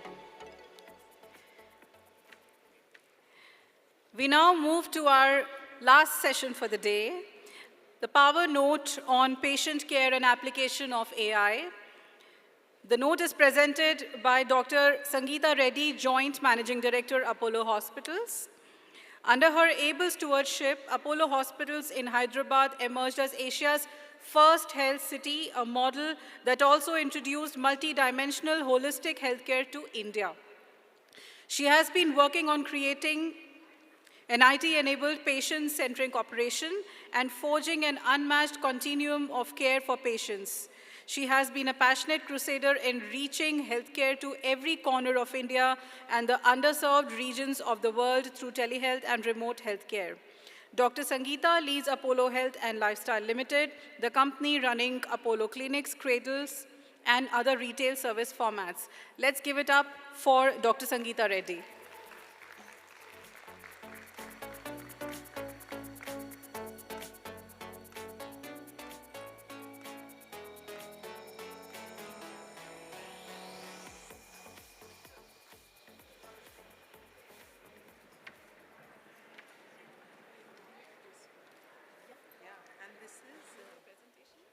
No, I don't have a presentation. Okay. Oh, this is very. Yeah, Ken, thank you so much. Okay. Good evening. How are you all doing? Great. Okay, good to hear that. So it's a pleasure to be amongst you. I think we're here to talk about the topic per se is patients and AI applications, but I think in an environment like this, I'd really like to begin by saying a big thank you to all of you for the role you have played in transforming India. So for the technology people in our midst, it's a matter of pride that anywhere you go in the world, they say, okay, Apollo IT. I mean, they say India IT, and you've become synonymous with high quality, high engineering, high capability. So therefore, I do want to congratulate you all as a group, as a profession, and of course, HYSEA as an organization for bringing this together and creating a certain energy across the ecosystem. But I think all of us are at significant crossroads. And every single sector and industry is changing and transforming. And AI is the two magic alphabet letters which are going in to say, okay, the world is changing. I could give you a bunch of statistics on the size of the market. It's estimated that the AI in healthcare market is about $10 billion now, and I say this for all our startups who are looking at this space. I saw a very exciting application on early detection of infection to give immediate solutions. But the next level of the analytics that all of you are doing and the journey that many hospitals like us are going through, starting with the digitalization, some of us began earlier, some are working on it now, from digitalization to analytics to artificial intelligence and moving on this to more detailed automation and embedded AI into work processes is really the journey that we're talking about. So this $10 billion sector today is estimated that it'll go into $100 billion in the next 3 to 5 years. So this type of exponential growth, I don't think is happening in any other sector. So it's an extremely exciting time to be in healthcare and AI. I want to just share a little bit about the journey, and then based on the amount of time we have and when your minister comes, we'll see if we can field a few questions from the audience, because that's always more interesting. So basically, the first thing about AI in healthcare is the ethics of AI. So I want to share with you that we created a framework called Apollo Ease Framework. We've written about this framework. It's been published in actually many areas. And Ease actually stands for the ethics, the safety, the accountability, and the transparency of using these models. We currently have about 27 AI algorithms. 19 of them are MDSAP approved.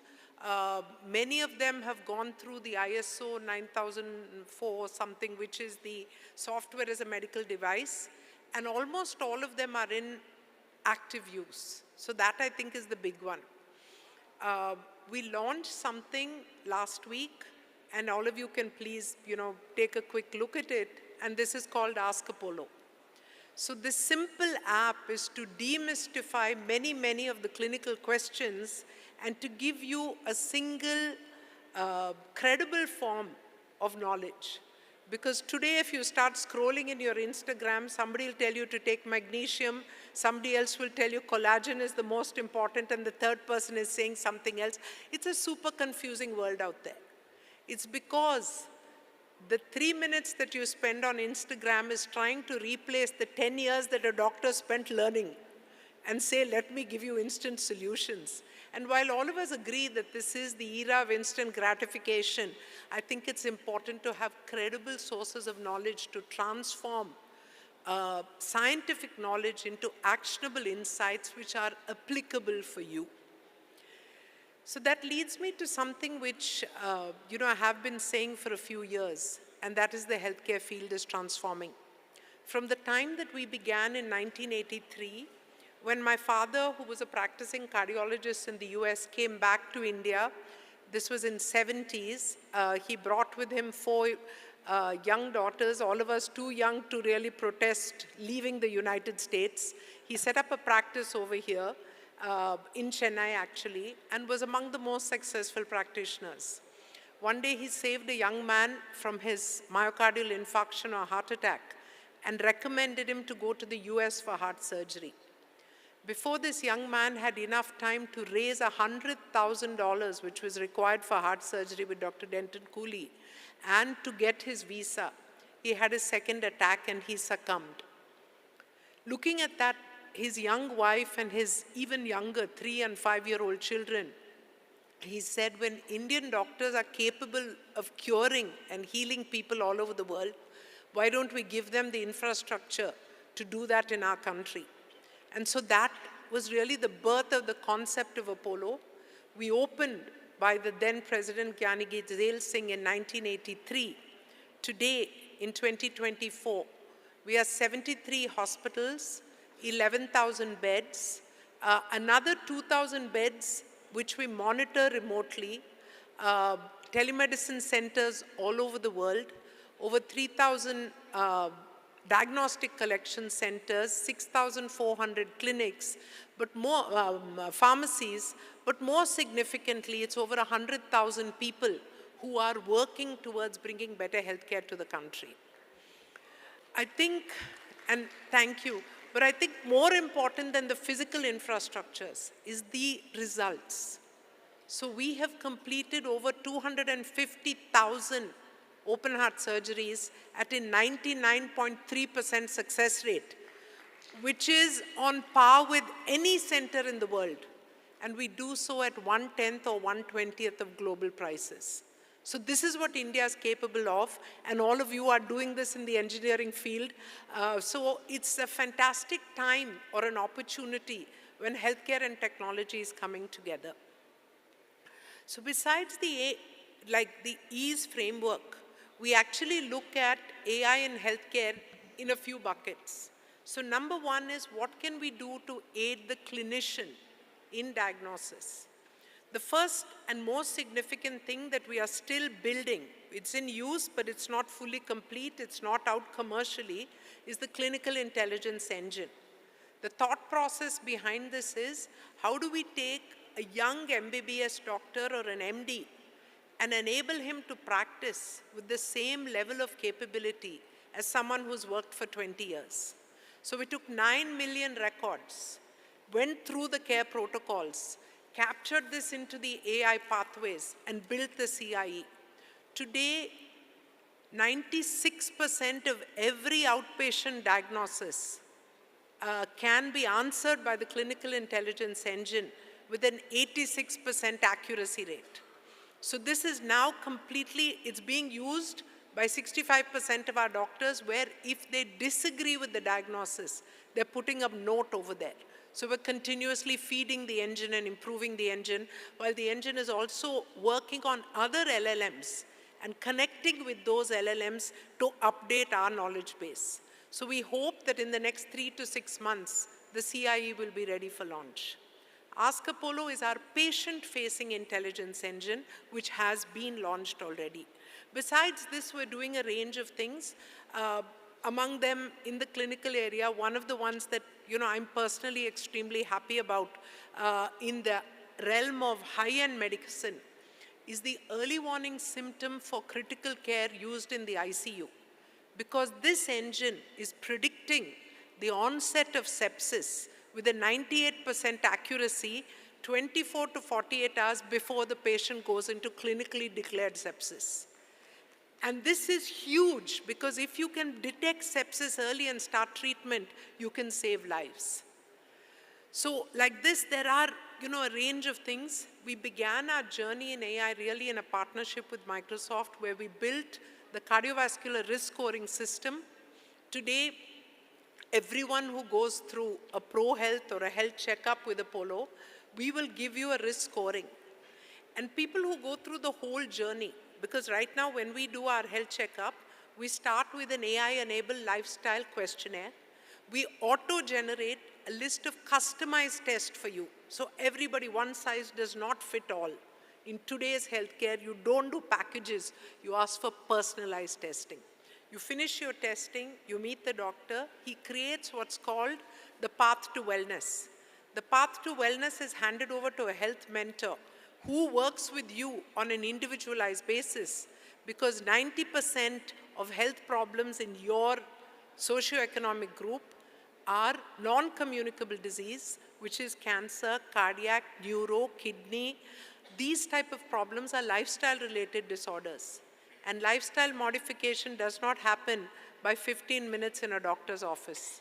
It needs continuous, what you call nudges. So you use the nudge theory, you use reminders, you use data, you use IOMT for monitoring of parameters, and you personalize insights. I'm very happy to say with the AI-CVD risk score as a base of a study that we recently did on 45,000 patients, 87% of them had moved their high risk to medium risk or medium risk to low risk because of this behavior modification. So on one hand, we have a huge requirement to build more beds, to have more doctors, to train more nurses, to find novel medical cures, new diagnostics and biomarkers. On another hand, we have a significant opportunity, and that opportunity is to screen individuals, to find the precursors of why they're getting sick. Why does my neighbor who smokes and drinks and eats, tandoori chicken and aloo paratha and butter masala and everything, he doesn't get the heart attack. And the Brahmin who's vegetarian and exercising, that guy got the heart attack. Why? The answer to all these, or most of these, lies in your genetic makeup. There are 3 B's which are transforming healthcare. The first B is biology. When we deciphered the genome and understood the presentation of genome and its correlation to the sequence and the presentation of disease, we began a whole new chapter of what are biomarkers, which drug. Many people used to take a BP medication. This BP medication or statins for high cholesterol to prevent from heart disease. But very few people know that clopidogrel, the receptor, is not available in many. And unless you do the testing, that medication is a waste. These type of changes happen because of this genetic analysis, therefore this presentation, and therefore the change in the way we handle pharmaceuticals itself. So the first B is biology. The second is a fantastic B that all of you are more aware of than me, and that is bytes. As per Moore's law, when the computational capacity of our machines got more and more, our CT scans got smarter and smarter. We went from 16-slice CT to 64-slice CT to 320 to 640. We can see more into the human being. We can analyze faster. We can use data computation and the beginning of AI and analysis of that data. So therefore, healthcare is becoming more and more precise, and it's giving birth to what is being called precision medicine. The third significant B, we can sit here in a beautiful city like Hyderabad with large hospitals and large IT companies, but what is happening to rural India? And that's where the third B comes in, which is bandwidth. Because of connectivity, telemedicine is transforming the way we are doing diagnosis in rural India, the way we're doing treatment, the way we're doing early detection, and therefore how we are saving lives. 20 years ago, we used to go in vans to rural areas to do cervical cancer screening. Cervical cancer used to be the single largest cause of death by cancer in women in India. So we would go and do these screenings. And you know what is worse than not screening a woman for cervical cancer? What's worse is knowing somebody has, but not being able to go back to that patient. And why would this happen? Because 20 years ago, we used to do the pap smear slide, bring these slides back to Hyderabad, the doctors would analyze them, and then we try to go back and say, in this mandal, in this village, Kamalamma is the patient. And most of the time you could not find, because Kamalamma had traveled from 2 villages to come for this camp. We would not even find this patient to then do the treatment. Today, when you do scanning and treatment, what do? We have the ability to have a van which has a telemedicine connect. You take this slide picture, you upload an image. From that image, you're doing immediate diagnosis. I see Dr. Rao entering, and LV Prasad is doing telemedicine to every corner in ophthalmology treatment. So there is a transformational ability which is happening because of the third B. So please remember, biology, which is looking at the genetic makeup and giving birth to precision medicine or customized, personalized medicine. Bandwidth, which is allowing us to compute a lot more and understand more, and bytes, which is computing, and bandwidth, which is enabling telemedicine. The confluence of these 3 very, very significant powers has been transforming healthcare. And now we got artificial intelligence, so that we are layering on top of this knowledge the ability to destructure complex clinical decisions and put them into pathways of repetitive use and then create some individual decision making. So this is something which has been so exciting for healthcare, not just because of the complexity, not just because of the scarcity of healthcare professionals, but because of the increasing burden of disease, because of the demographic of people getting older and therefore the disease burden increasing. And this combination of aging and disease. And on one side, you have the beauty of science giving us more and more new cures. So this is bringing what I like the best, which are the last 2 Bs, which is enhancing the speed of journey between the bench, which is the scientific lab, to the bedside, which is the patient. So bandwidth, biology, and bytes, enhancing the speed from bench to bedside. That's the journey that all of us are on. I want to end on this note just to say that this is a tremendous time that all of us are living in this world. It's a time when we can dream of a world without cancer. Could you do that 10 years ago? I don't think so. You can dream of a world where everybody has access to healthcare.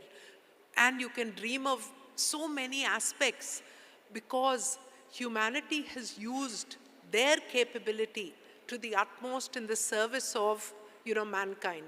So let me just say that we are open to partnerships. We are excited about the journeys ahead of us. We are committed to a disease-free world and a world where the population has access to healthcare of known cures and disorders. I also want to end by saying that this is a tremendous time for India because we have all the stars aligned towards the ability to do transformation. In our country, the demographic is in our favor.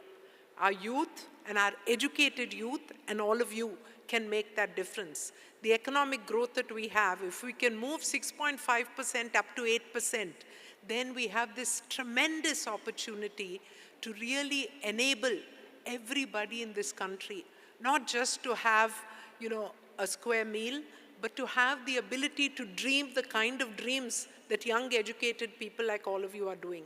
So I wish you the very best on your journey. I look forward to helping in any way to accelerate those journeys. We have a separate IT, healthcare-focused IT company. We have ARI, which is Apollo Research and Innovation, where we help startups.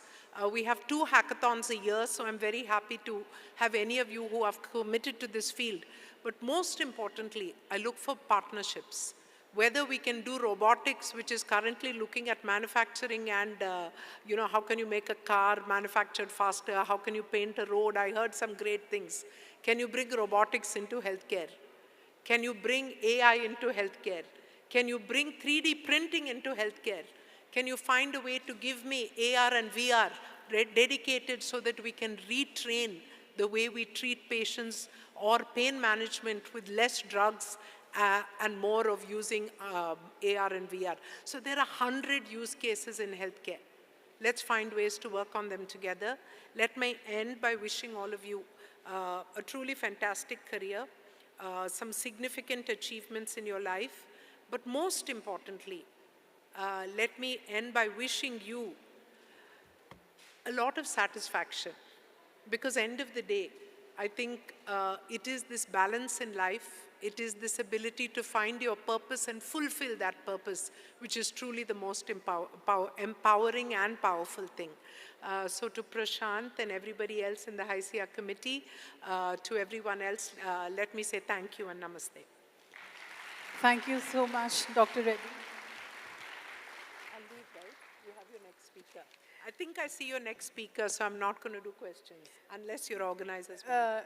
No, but we do have to felicitate you, and we have to move to our next section. Yeah. So may I please invite President HYSEA, Mr. Prashant Nandela, to felicitate Dr. Reddy.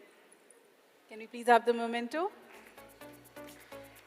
And what a fitting finale to the entire day full of sessions, where we started the event and sessions with meditation and end on a very beautiful note by Dr. Sangeeta Reddy of finding fulfillment and satisfaction in life. So thank you so much, Dr. Sangeeta.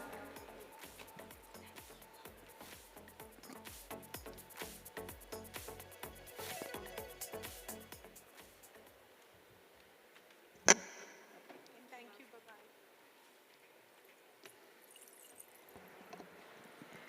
And we now move to the evening awards. Are we excited for the awards? Who all are expecting to get awards today?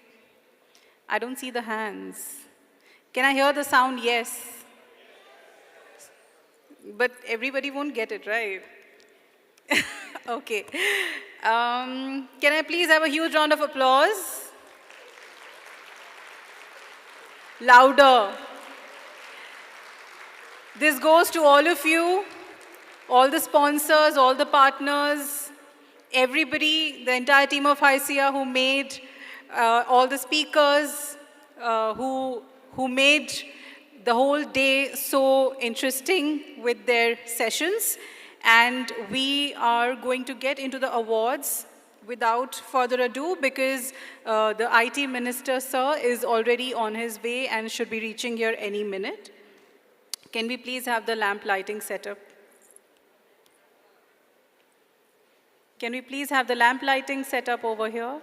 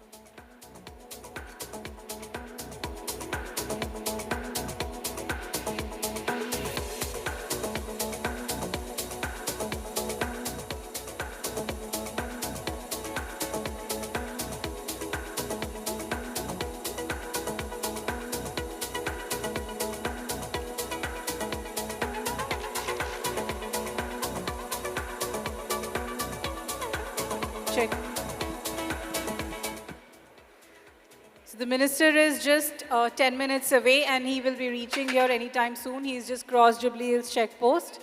So really appreciate your patience.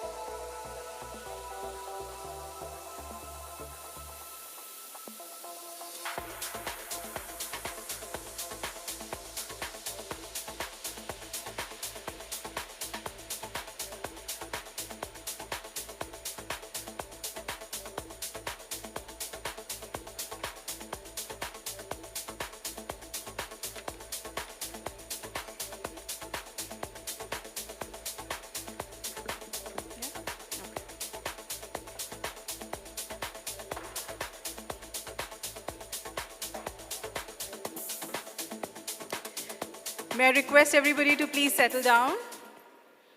Ladies and gentlemen, good evening. My name is Tarusha Saxena, and on behalf of the entire team of HYSEA, I welcome all of you to the 32nd HYSEA National Summit Awards 2025.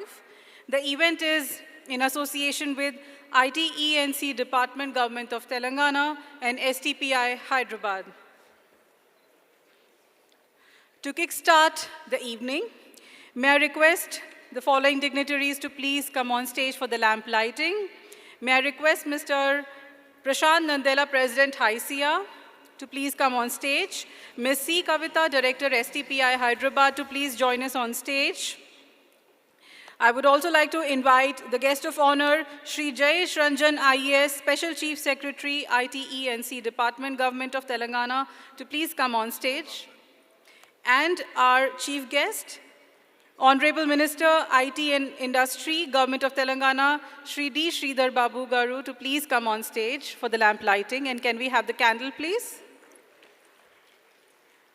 A huge round of applause to welcome all our dignitaries.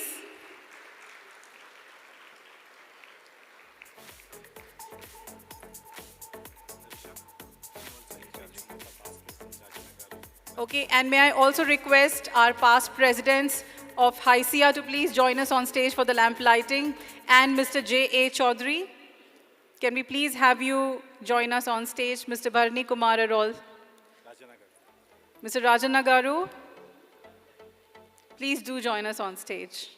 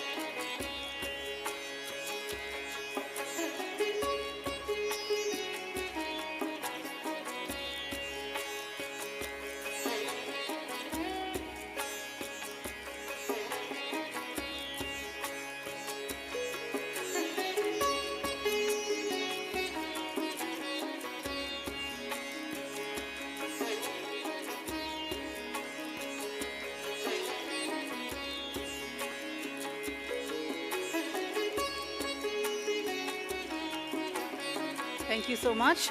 And may I request Kavita Garu, Shri Jayesh Ranjan, and Honorable IT Minister, sir, to please take your seats on the dais. And may I request Kavita Garu to please present the welcome bouquet to Shri Jayesh Ranjan.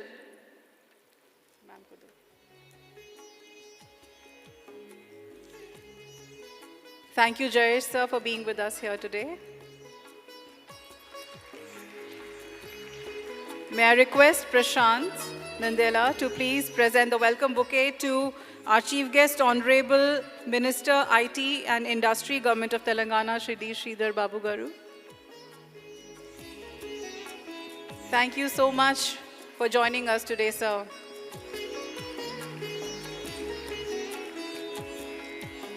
Thank you so much.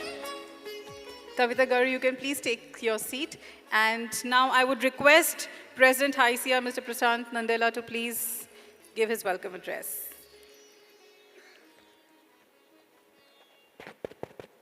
Good evening, all. How's the Josh? Good? Awesome. It's a pleasure to have all of you in this room. Before I get started, we have within us Shri Sridhar Babu Garu, Honorable Minister of IT and EC, Industries and Legislative Affairs.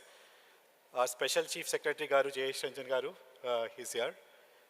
We also have Kavita Garu, Director STPI on the dais, and a bunch of senior colleagues from the industry leaders, academia, people who are receiving awards today.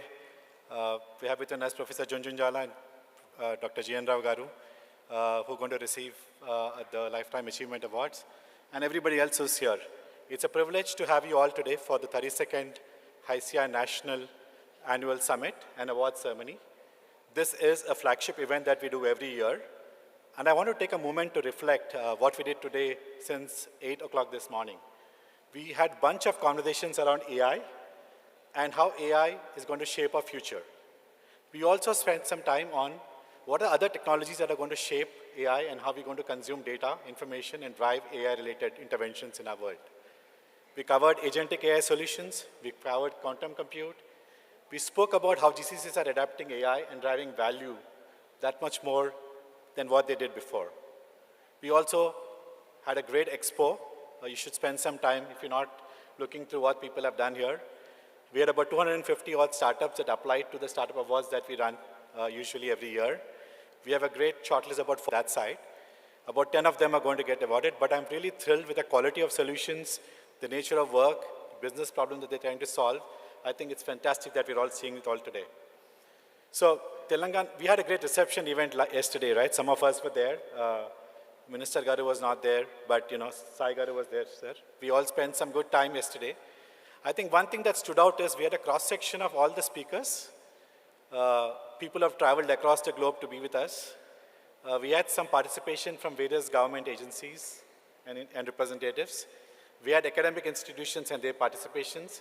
We had trade commissionerate from various consulates across UK, US, and a bunch of other people. We had our sponsors there. And we had great energy in the room. Some startups who joined us as well, right? So we had a great evening. And one thing that came out is we are here building an ecosystem that we think will last to create meaningful differences. And we are proudly associated to be one part of that association or the ecosystem. We are trying to do our bit to make this change happen. So it's great that we have the 400 odd members that we have today who's part of HYSEA members, and also the people that we're talking to today, all being part of this change. And eventually we should be known as change makers, making a change with the redefining technology landscape that are going to come our way. So firstly, that's something that I wanted to emphasize. All of us know about Telangana and Hyderabad, right? So we had phenomenal growth over the last several years in our IT products, services, ER&D industry. We clocked about 2.7 lakh crores of revenue last year. We have about 9.5 lakhs of employees that we have today within the state. I think it's a phenomenal achievement from where we were about 20 years back and what we achieved. All of that could not be possible without us doing something really right. And I think we are trying to do more of this, and thanks to the support that we have, continued support we have from the government and other associations, we are building a great future for us. One thing that I think we all notice today is the world of GCCs and what GCCs are doing. Hyderabad is uniquely positioned, and we've been gathering a lion's share of GCCs in the recent past, and we'll continue to do so. So we'll see a lot of new announcements coming, but I think clearly in our panel that we did this morning, we noticed the value story and what we're trying to drive, and clearly that's going to shape up where we are.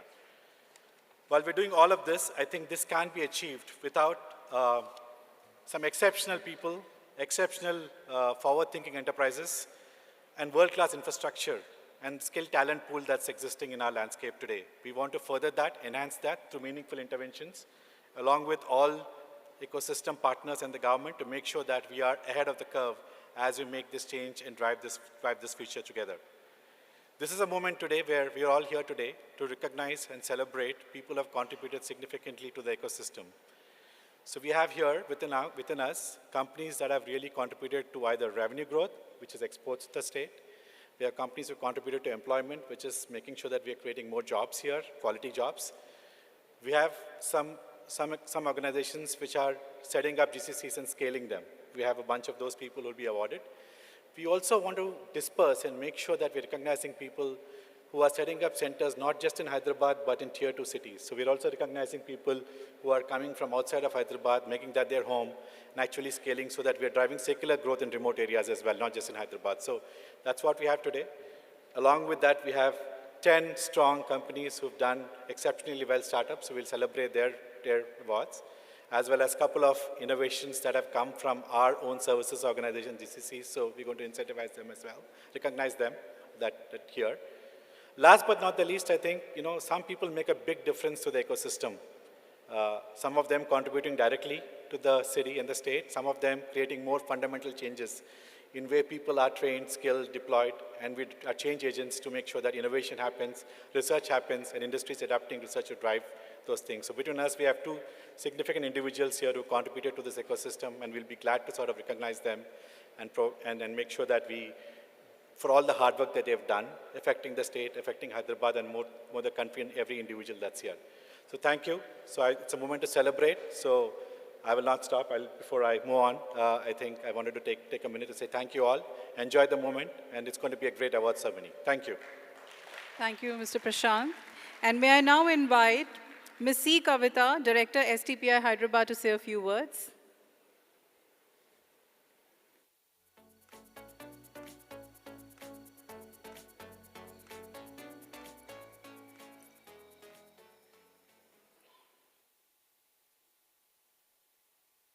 Namaskaram.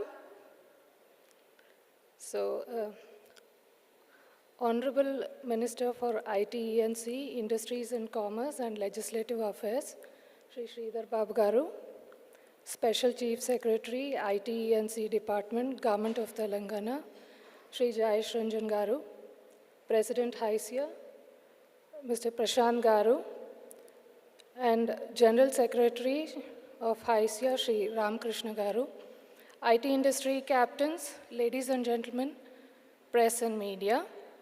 It is a great honor for Software Technology Parks of India to co-host the 32nd HYSEA National Summit and Awards.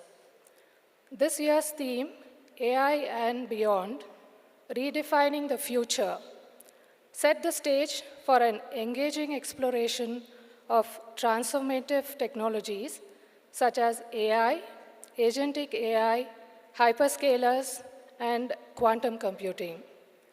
This flagship annual event also celebrates the IT industry's exceptional achievements, groundbreaking innovation, and visionary leadership, while also highlighting Hyderabad's position as a global technology powerhouse. Software Technology Parks of India is an autonomous society set up by Government of India under Ministry of Electronics and Information Technology in 1991, with an objective of encouraging, promoting, and boosting the software exports from India. STPI has been working with this distinct focus for promotion of the IT/ITES exports from the country by providing single window services, and also by offering the STP and EHTP schemes, as well as the high-speed data communication services which were required for the seamless access to offshore IT/ITES exports. So STPI has 67 centers across India, consisting of 14 jurisdictions. And in Telangana state, which comes under the Telugu-speaking states, we have 2 centers, one in Hyderabad and the other in Warangal. STPI has been continuously aligning itself to the industry requirements and is acting both as a channel of the industry to the government and the implementing agency for the various government schemes. In this endeavor, STPI has elaborated its service offerings as part of the industry requirement trends. Few of the services are data center services, cloud services, SOC services, information security audit services, consultancy services, etc. STPI has also been nurturing and supporting the innovation and entrepreneurship for more than 3 decades through its incubation facilities.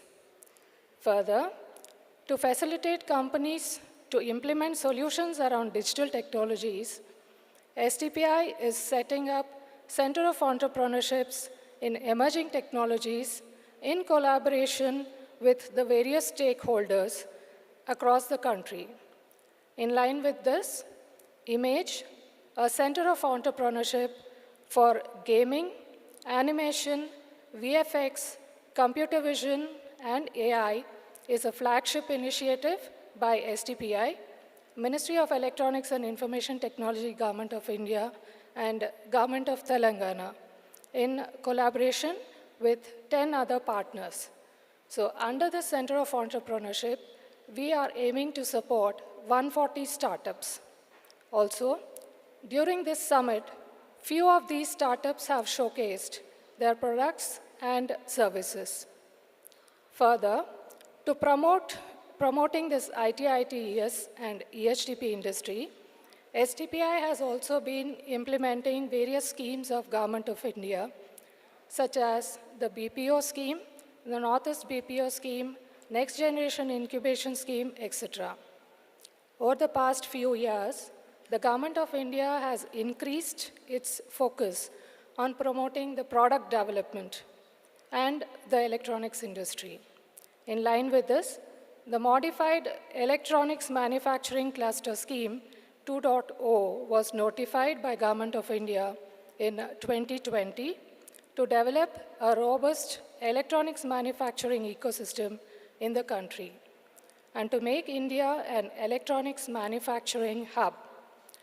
The EMC 2.0 scheme provides financial assistance for setting up of both EMC projects and the common facility centers across the country. So out of the 10 projects approved by METI for Pan-India, 2 are from Telangana. So one is the EMC project at Mehboob Nagar, and one is the CFC project, which is at T-Works. It is to be noted that out of the 10 approved projects, only one is a CFC, and that is at T-Works. Another application for EMC project of Telangana is also under the approval process of METI.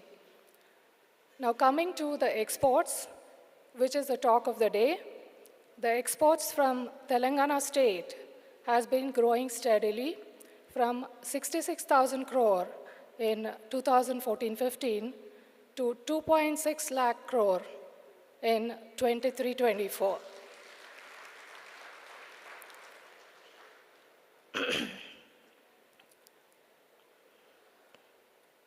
So it is to be noted that there are around 750 plus IT-ITES exporting units, which is inclusive of 100 plus registered IT-ITES exporting units.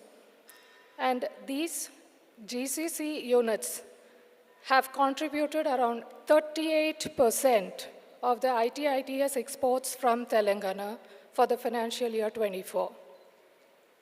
I'm happy to share that the exports for financial year 24 from Telangana is around 16.8% of the national exports and has continued to maintain higher percentage of growth in comparison to the national growth in exports. Tonight, as part of the 32nd HYSEA National Summit and Awards, the IT-ITES industry is being recognized for its contribution towards exports and employment during financial year 24. An eminent jury has identified top performing companies broadly under 5 major categories for the State Export Awards. Advance congratulations to all the awardees and a heartfelt thanks to all the stakeholders of the IT industry for their contribution to the nation building. Thank you. Thank you, Kavita Garu. And may I now invite our guest of honor, Shri Jayesh Ranjan, IAS Special Chief Secretary, IT ENC Department, Government of Telangana, to please share a few words. Thank you. Honorable Minister for IT and Industries, Mr. Prashant Nadella, Srimati Kavita Garu, distinguished guests, invitees, ladies and gentlemen. First of all, I would like to congratulate HYSEA for organizing their 32nd award ceremony and this summit so successfully. I've been here since afternoon, have also attended a few sessions, interacted with participations, and everyone is appreciating the thematic sessions, the level of participation, the quality of discussion. So congratulations to Prashant and your team. But in general, I really appreciate the fact that in Hyderabad, we have an industry association like HYSEA. It also makes the job for the government very easy. If you want to discuss with the industry relevant issues like skilling, like infrastructure development, like innovation, like expansion to tier 2, tier 3 cities, because there is an industry body which in a way brings together all the large and mid-scale industry players together on a common platform. It becomes very easy to exchange ideas, tell them what we are planning to do, take suggestions from them, take feedback from them. And this is something which is very unique actually. We have NASSCOM like national associations, CIIs and FICIs, but to have a local and a hyper-local institution which is primarily focused on action from the state, from Hyderabad, it is something which is very advantageous to the government. We have really benefited from this partnership. There are so many past presidents of HYSEA who are in the audience. All of them have taken steps to strengthen this institution. And I'm very happy that the current leadership team has followed in the same spirit of collaborating, of partnering. I'm also happy that a very good exhibition has been put together. And I have visited some of the stalls. Some very impressive startups are also present today. And this also gives them a very good chance to meet senior industry leaders, get validation, get feedback about their product. So this is also a very good feature, which we should continue in the future national summits and award ceremony also. Today we are honoring various companies which have excelled in the last 1 year by showing extremely exceptional performance, praiseworthy performance, both product companies and services companies. So in a short while from now, Honorable Minister Sir will be presenting those awards, but congratulations to all of them in advance. And we are also honoring two exceptional people, two legends really, as lifetime achievement awardees. So again, in a matter of a short while, we will get to see them, hear them. But I also feel that HYSEA has made a wonderful choice, a very appropriate choice to honor these two legends. I also have been interacting with them since quite some time. And they are really, their contribution is not just important for us here in Telangana. They are national assets, they're global assets. So very happy that they are sharing the stage with all of us today. Once again, many congratulations and good wishes to everyone.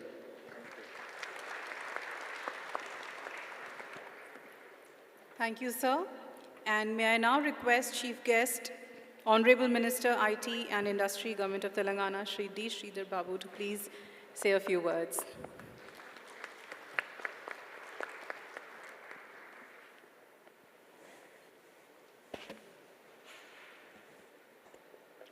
Andarki Namaskaram, very good evening to all. Honorable dignitaries on the days, of the days, and the leadership from HYSEA, and all the elders who have contributed their might, their skill, who made this state of Telangana and Hyderabad a key player in terms of IT, and friends on the media. You know, it's an absolute pleasure to be here on this 32nd HYSEA National Summit and Awards. This platform reflects not only the technological achievements, but it also reflects Hyderabad as a global leader in innovation and digital transformation. You know, we have just heard HYSEA's President, Mr. Prashant, saying great words about the IT industry making new waves. And we just heard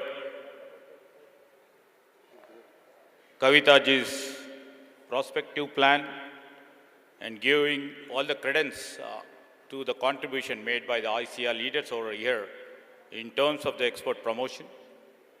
And we thank you on the national perspective too. You know, we need more recognition, but still, it shall be some sort of a motivation for us to really see that Hyderabad, a place where the innovation, where our grey matter still has lots of potential to be displayed. And on behalf of our IT ministry, you know, our special CS was here participating in most of the deliberations which has been there from since morning. And we are committed. Our ministry is committed, our government is committed. And in times to come, we want to place the city of Hyderabad and the state of Telangana, where now the world is looking towards India, and especially in terms of the tech front, we would like to be leading from the front, not from the back. So we have, you know, many big players, like I can see J. Chaudhary Garu, who started, who was key player. And I can see, you know, our Rajana Garu over here, the Barini is here, and IIT Madras director and IIT Hyderabad director, all the big players over here. And looking forward for their cooperation in times to come. And their coordination in times to come, our government is absolutely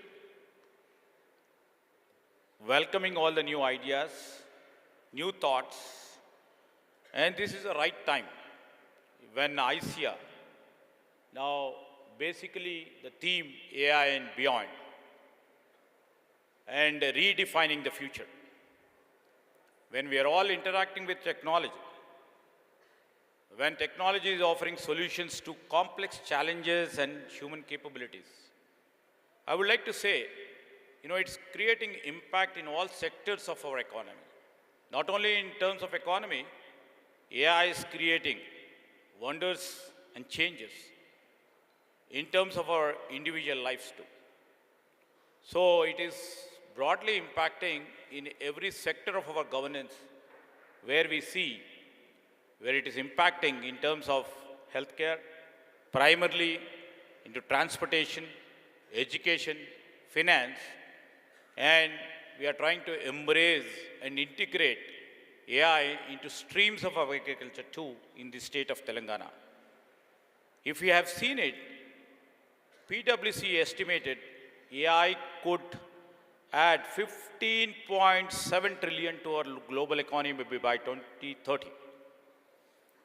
And if you have literally observed all the players over here who always thinks of technology, in terms of cloud computing, there is lots of potential. The Indian public cloud market is estimated about 24.2 billion by 2028.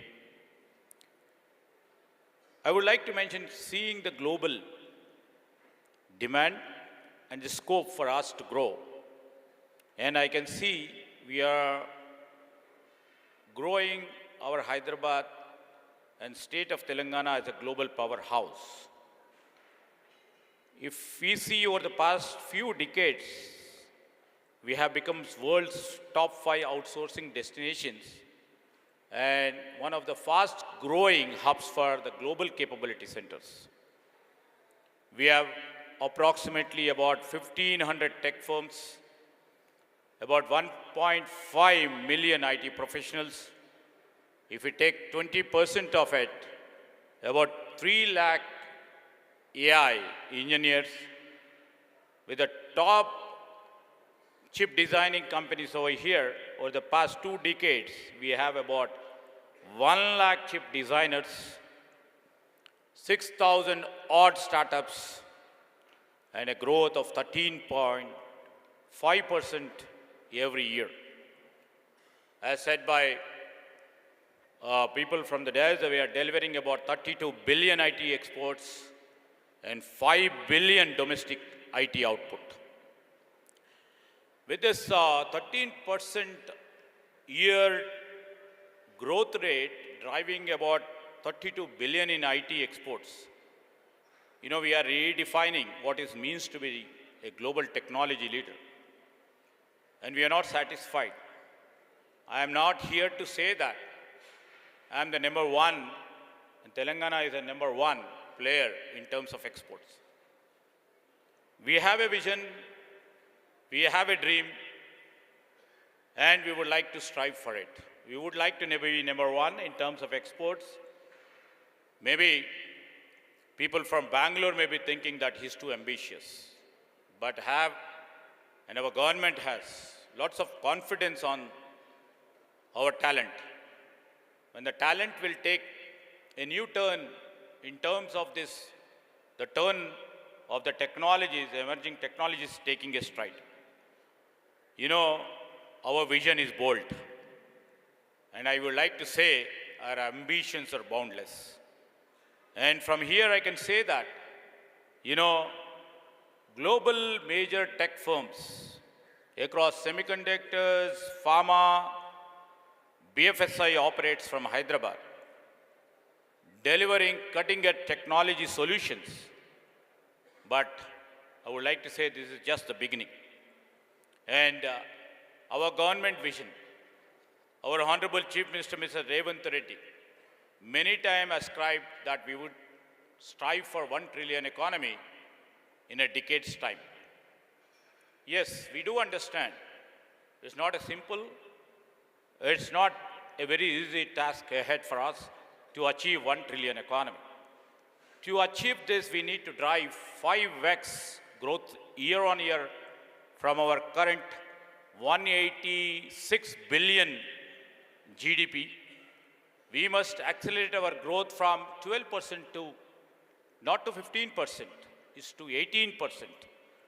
We would like to say that we are scaling industries on one level, but scaling industries as one part, but building greater capacities in high volume domains like AI, semiconductors, and aerospace, defense, and deep tech innovation. In order to achieve this, to drive this growth strategy, we strongly have to move from our traditional approach. I would like to make an appeal to the leaders who have been doing great contribution for enhancement of the software industry. Now, we have to to move from the traditional approach to more value-driven and innovation-led. Over the past few decades, we have seen the emergence of global capability center, not only in the pure technology fields. We have seen the emergence of GCCs in pharma and recent addition in terms of hospitality industry. Cutting across in different industrial sectors, we have many GCCs which have come.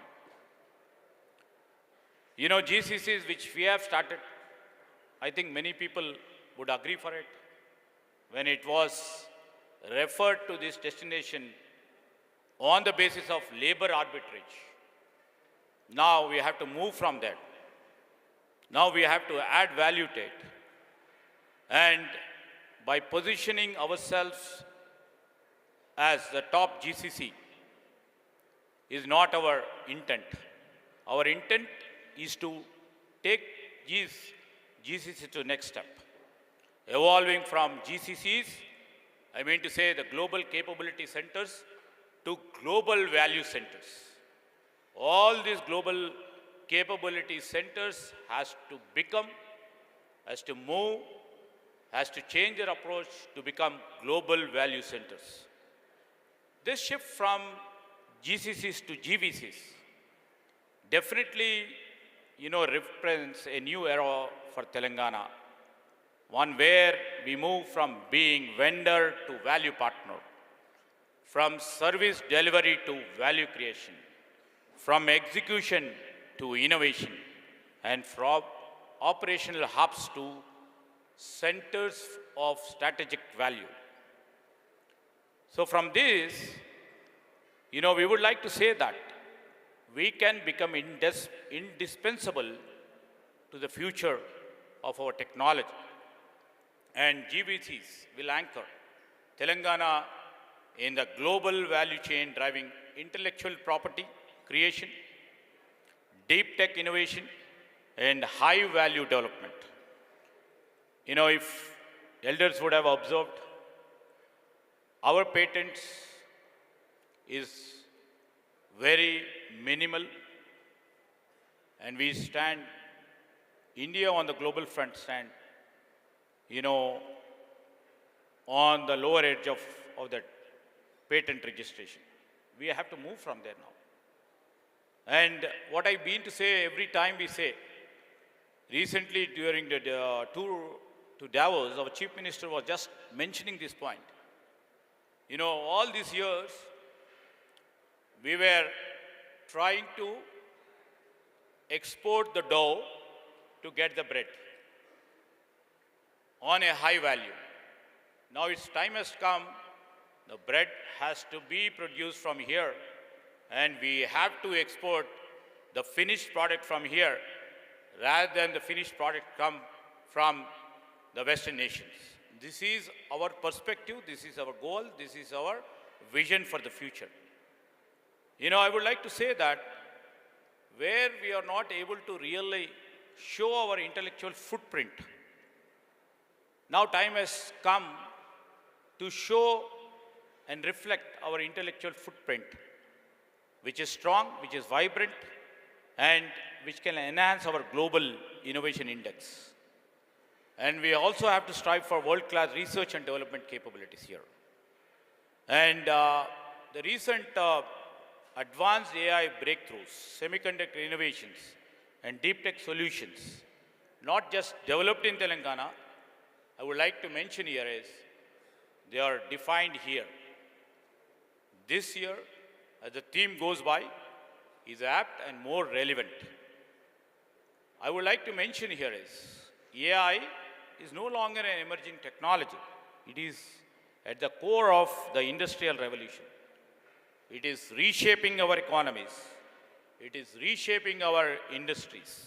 It is reshaping our governance too. I would like to mention here is, now when China, with a very less or a low investment, can create and can disrupt technologies or fab, and recently everybody would have seen how one disruption has taken place and shocked whole world. Likewise, we have a talent here, we have skill here, and the government is here to see that the upskilling and reskilling takes place for all this 1.5 million people who would be reshaping our economy, and see that we can always do and create niche technologies in each front. Our focus is not just for the investments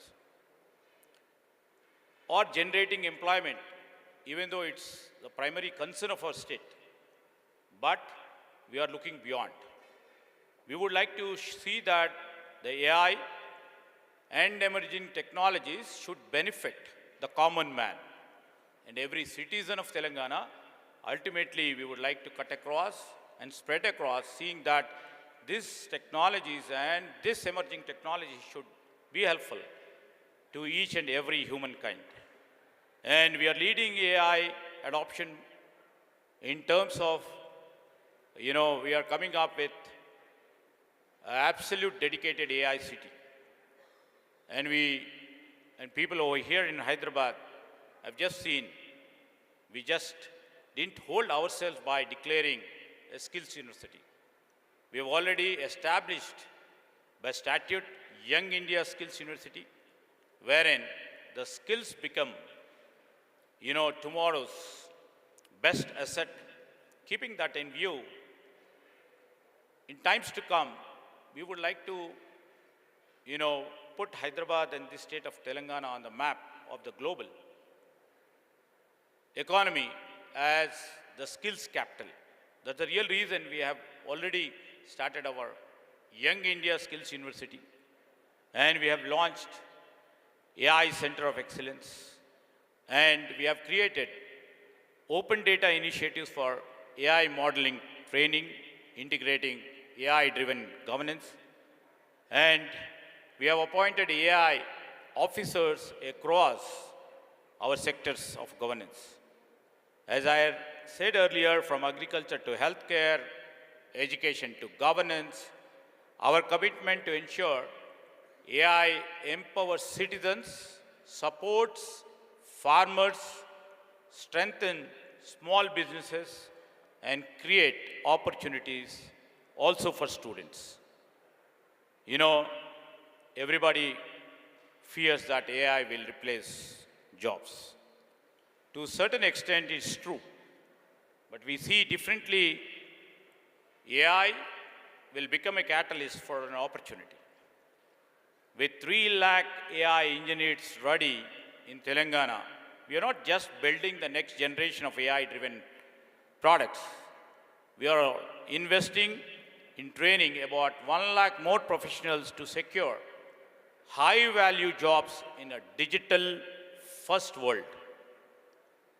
Our vision, our journey, is to make Hyderabad a nerve center for the global tech revolution. With Telangana pro-businesses policies, skilled workforce existing, and trying to create the great database for all the skill force required for the global industry, an innovation-first approach, we are establishing Hyderabad as a global hub also for semiconductors and also for our deep tech solutions. But we're not stopping here. Our journey ahead is ambitious. Our direction is clear. I would like to mention is Hyderabad is not just an IT hub. It shall become the nerve center for the India's technological revolution. And we mentioned the same before the world leaders in our recent visit to Davos, where with all your support,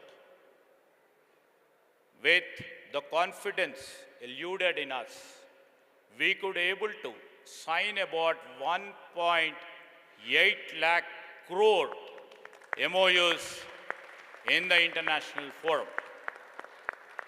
Last year, when we made an entry, we have signed about 45,000 crores. And in that 45,000 crores of MOUs what we made, we had seen that 80% are very active in their investment. And this shows our commitment. This commitment of mine, this commitment of our Chief Minister, this commitment of our colleagues, and this commitment of our officers who are working for the state has literally put trust, confidence among the investors who are coming all the way down here to our state of Telangana, who have again showed, and it is a fourfold increase in terms of our investment when we came back. And I would like to happily mention here that tomorrow, we are also concentrating to make Hyderabad a hub for the data centers. We have concluded MOUs with the major leaders of data centers, cornering about 60 to 70,000 crores in terms of data centers. And when we made an appeal to a couple of leaders in terms of data center to concentrate in tier 2 and tier 3 cities, they have shown proactive interest. And the government concentration is not only about Hyderabad. The government concentration is also to see that equally many Hyderabad should come. Maybe it's two-tier cities should become. We have the talent pool over there in tier 2, tier 3 cities too, where all the major organizations can come and put their shops over there, see that the talent be absorbed. It shall be the win-win situation for our organization to grow and the regions to be developed in terms of the employment, in terms of investment. This is the appeal that we made to, people all around, and which has shown the dividends. And we shall see that equally the tier 2, tier 3 cities also will be developed on the equal plane. This is my appeal to all the HYSEA leaders who are sitting over here, including the President Prashant and all other team members who keeps meeting me time and again. I make this appeal, and this is our focus. I would like to mention one more point. We have entered into agreement with a major corporation from Switzerland. This is not in terms of, AI. We mentioned about the machine learning. We mentioned about the cloud computing. We mentioned about the data analytics. We mentioned about the cyber security. Next, the world is looking for a cutting edge, and also I would like to say that the bleeding edge technology, the quantum computing. We are emphasizing that we need to have a center of excellence in terms of this quantum computing.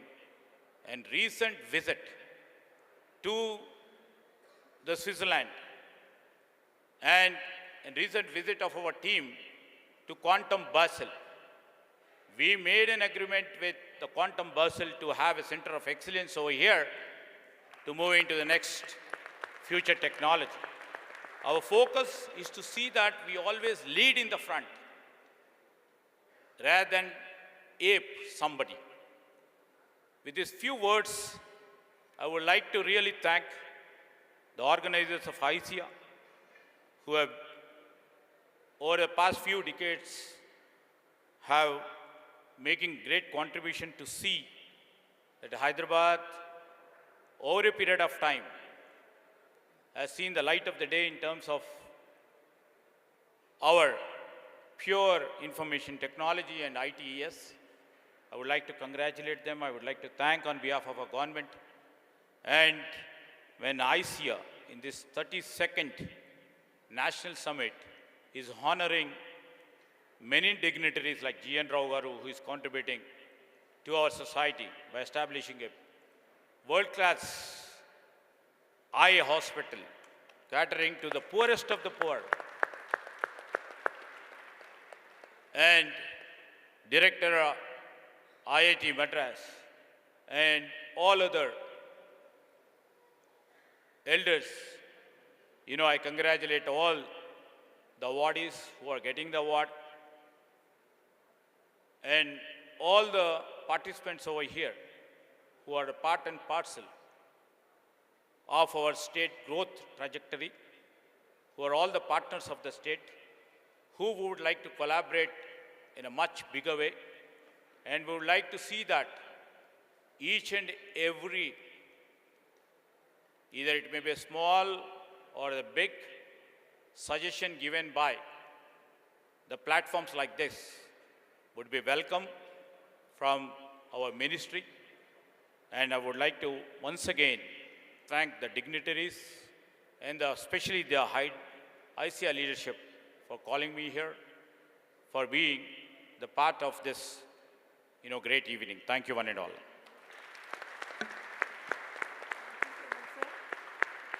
Thank you, sir.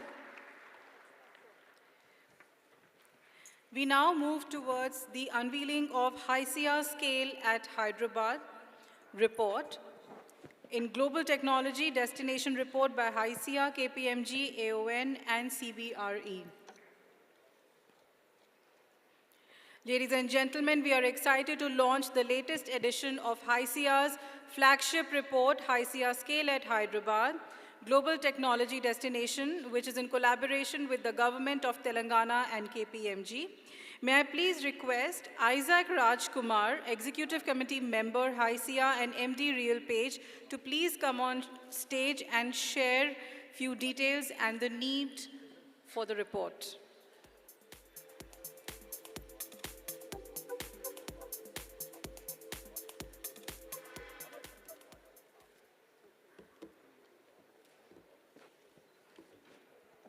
So good evening, and thank you all for joining us today.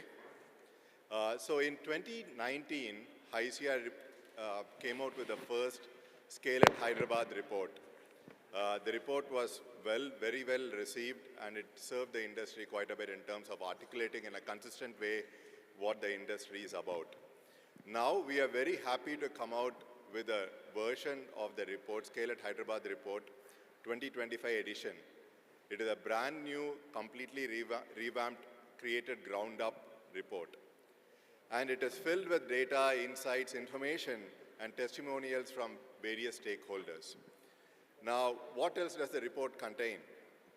It gives a good, consistent overview about the skills, various technologies, various domains, and the whole ecosystem, the different companies and different services and offerings from Hyderabad and also from the state.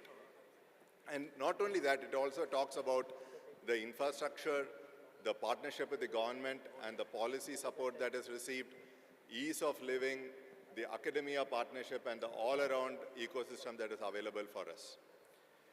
So the intent of this report is so that it is available for the industry, many of the organizations that have setups in Hyderabad to be able to talk about in a very consistent and in a current way of what is going on. And the organizations that continue to scale in the city, their existing setups, have a consistent and a good information and the latest information, talk about what is going on to internal stakeholders. And for organizations that are considering setting up new centers in Hyderabad, whether maybe it is a second location within India or for ground up considering setting up their location and a center in India, considering Hyderabad as a favorable destination for the technology purposes. For all of these sake, this new report will be very much valuable. So at this point of time, I also want to say that the report would not have been possible without the close partnership and input from the government, and with contributions and preparation done with help of KPMG and Aon and CBRE, who are partners along with them. So at this moment, I would like to welcome Karthik Ramakrishnan, who is KPMG partner, to share a few insights from the report.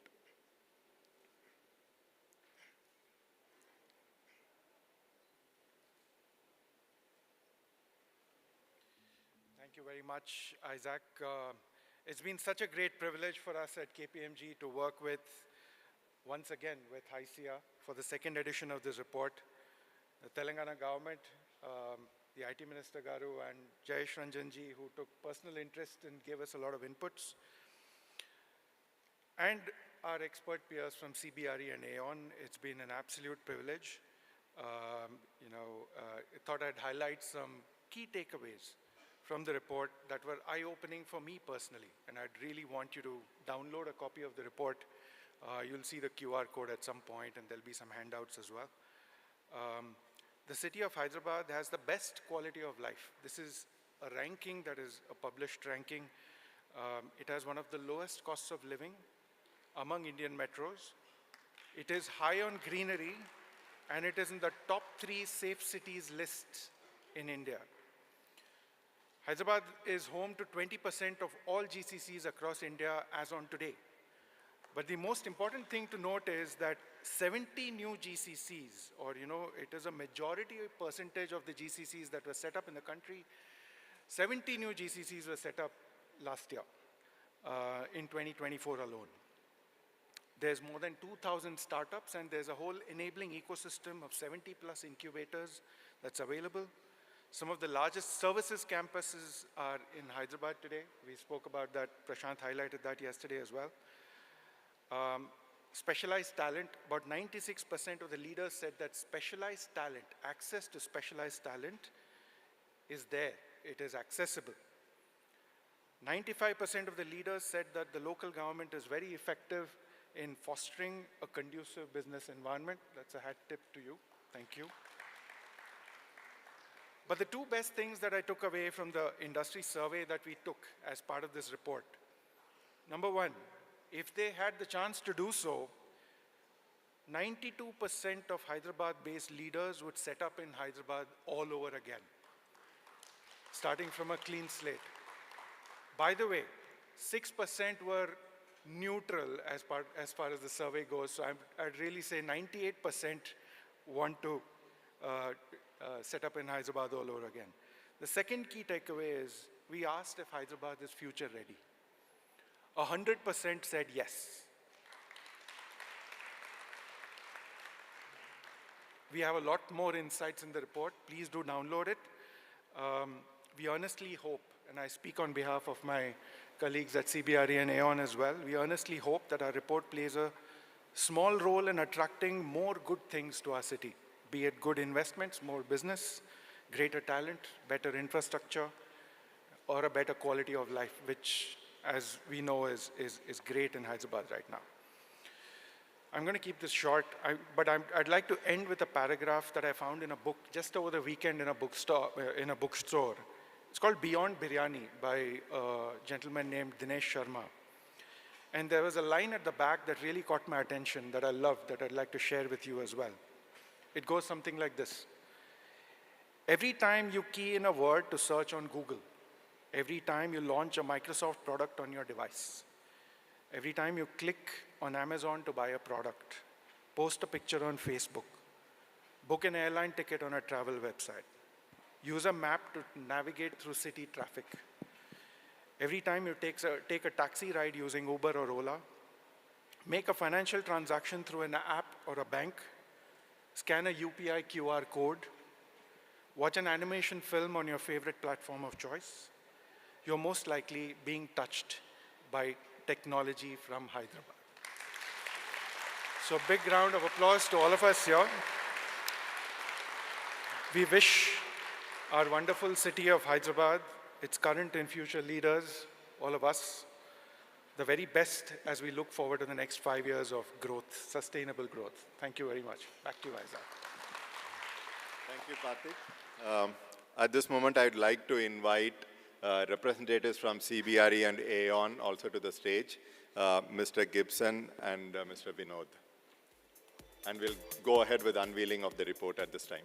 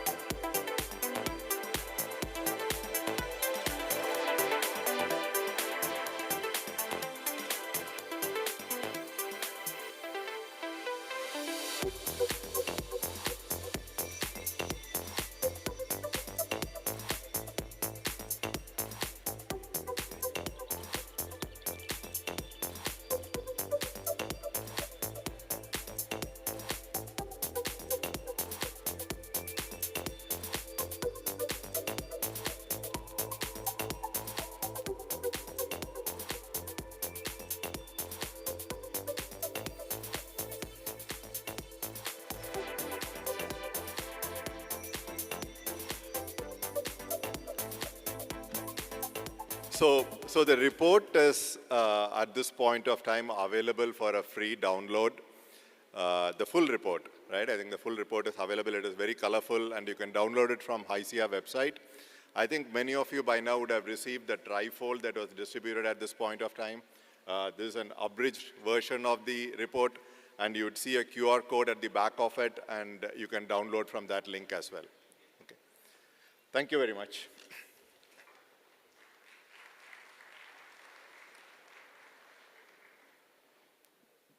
Thank you, Isaac.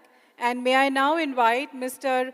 Ramakrishna Lingi Reddy, General Secretary, HYSEA, to introduce our Lifetime Achievement Awardees.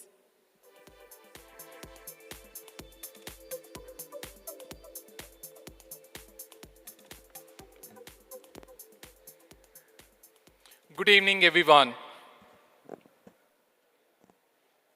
I take privilege in introducing our first Lifetime Achievement Awardee. And it's been presented to Padma Shri Dr. Gullapalli Nageshwar Rao Garu for his remarkable legacy of advancing innovation and technology in the service of humanity.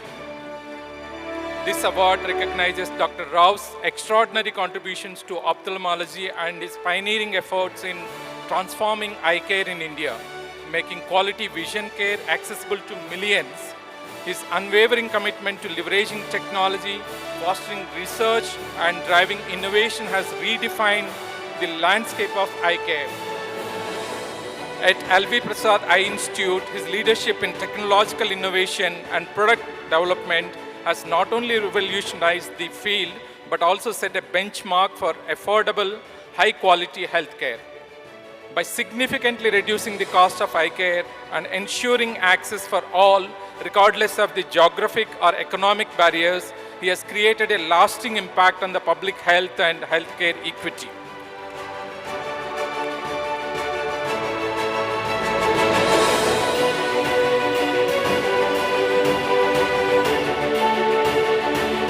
Dr. Rao, through his visionary leadership and groundbreaking contributions, has inspired generations of healthcare professionals and transformed the future of eye care, embodying the true spirit of innovation for humanity.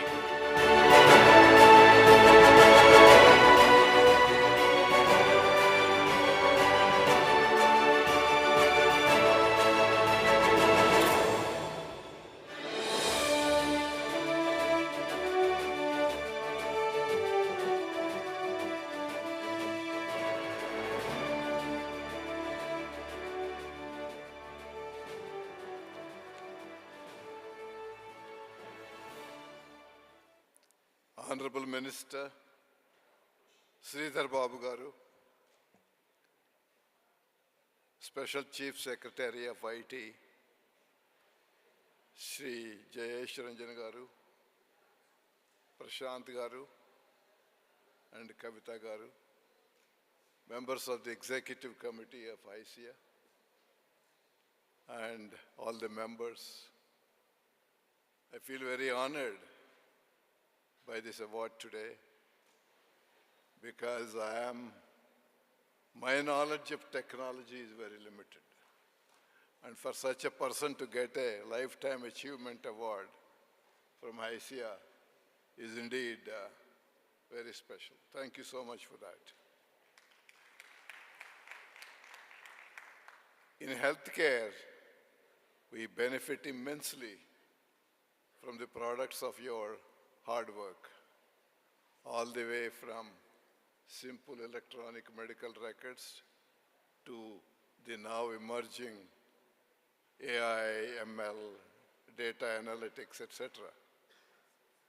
And all that we want to see is that through all the technologies, by combining technology with talent, and in case of healthcare, maybe tenderness, the 3 T's, we would like to reach out to everybody that is in need of a proper health care. What we look at is quality and reach. And in both these situations, the usage of technology is of paramount importance. So for providing all those tools for us and making our job easier, and making our job more productive by reaching out to everybody. For that, we are very grateful to all the people in the field of technology. We continue to face the challenges of reaching out to everybody in the remotest rural and tribal areas of our country and the rest of the world.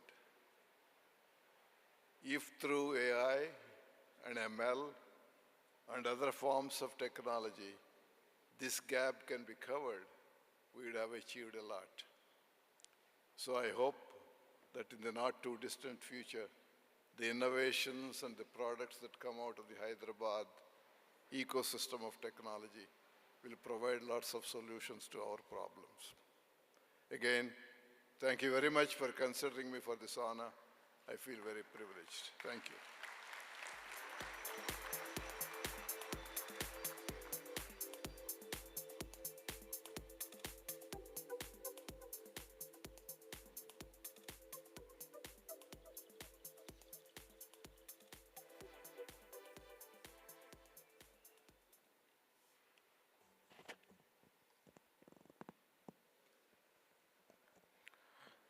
Thank you, Dr. Rao Garu, for honoring this.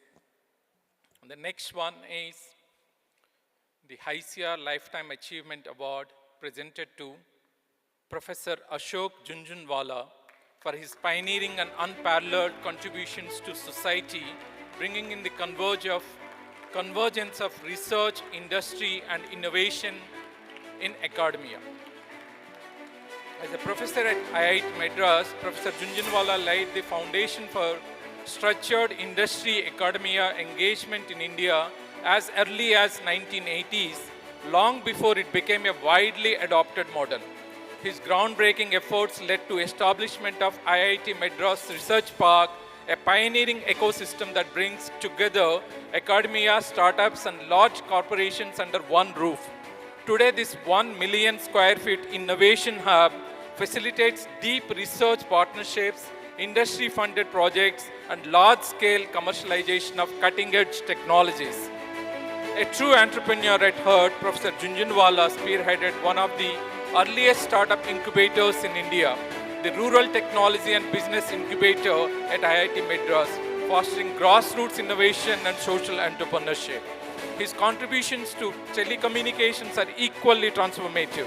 His work on wireless in local loop revolutionized the rural telephony, enabling affordable communication access across India and other developing nations. Professor Junjunwala's impact on digital payments is equally profound. As a founder chairman of the Mobile Payment Forum of India, he laid the groundwork for mobile-based financial transactions, playing a crucial role in journey that ultimately led to the development of UPI, which has now become the backbone of India's digital economy.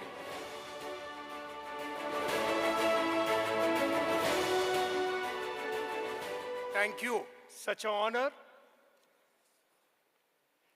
The association, the minister, the secretary, and all of you.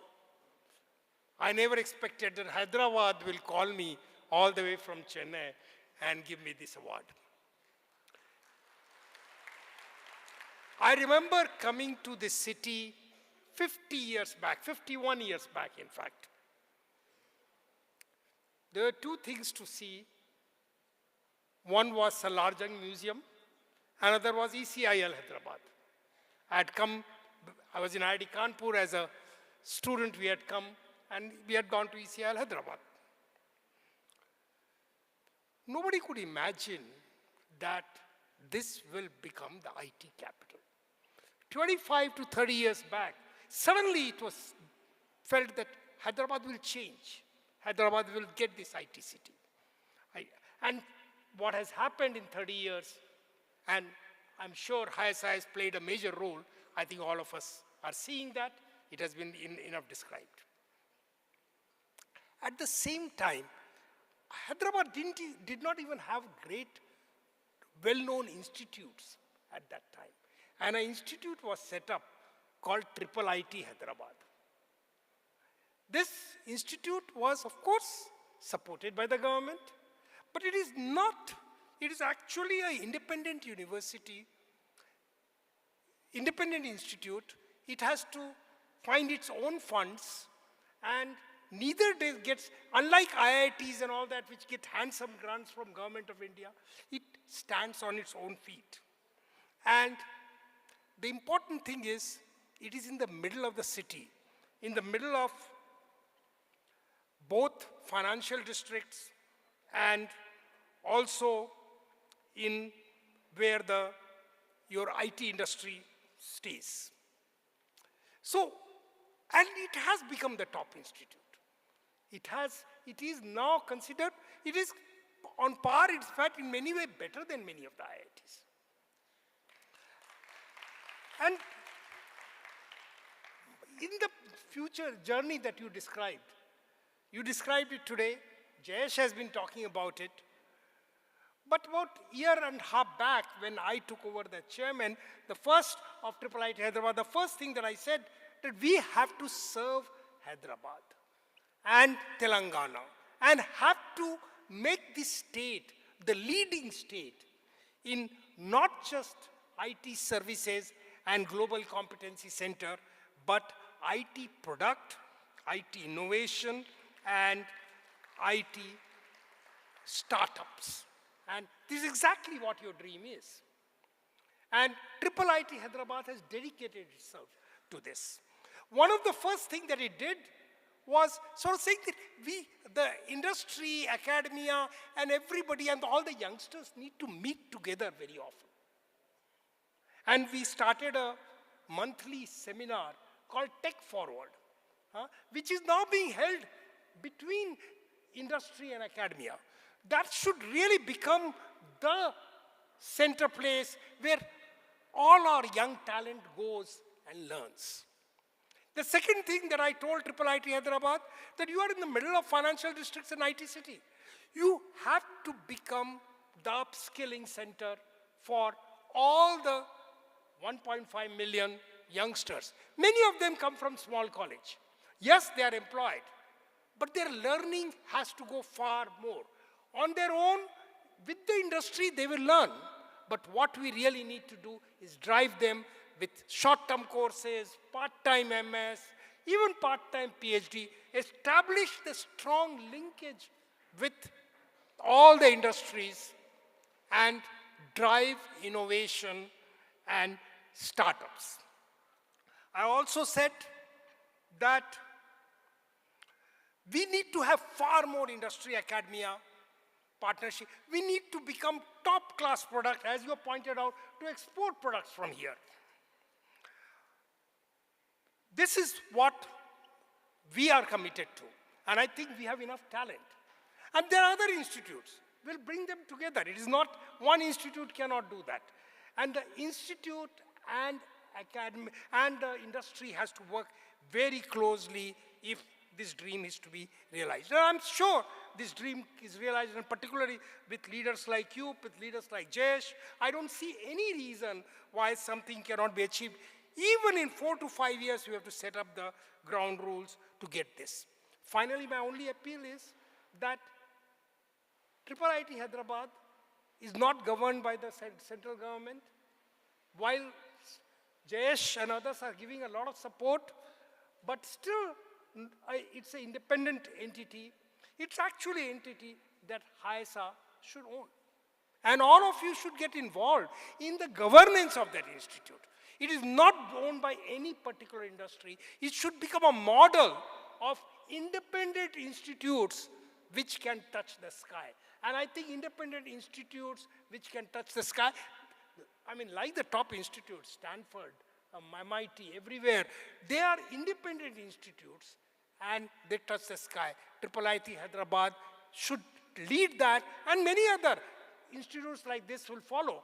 I mean, I think ISB is pretty much playing that role. There are other institutes which will follow that, and I'm really hopeful that the dreams that you have set up is really something that we can achieve. We'll do our utmost to help you get there. Thank you.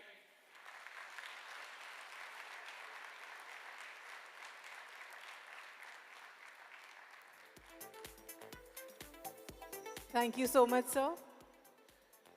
Thank you. May I request the dignitaries to please take your seats. And now we move to the annual awards ceremony for business performance, innovation, and startup products.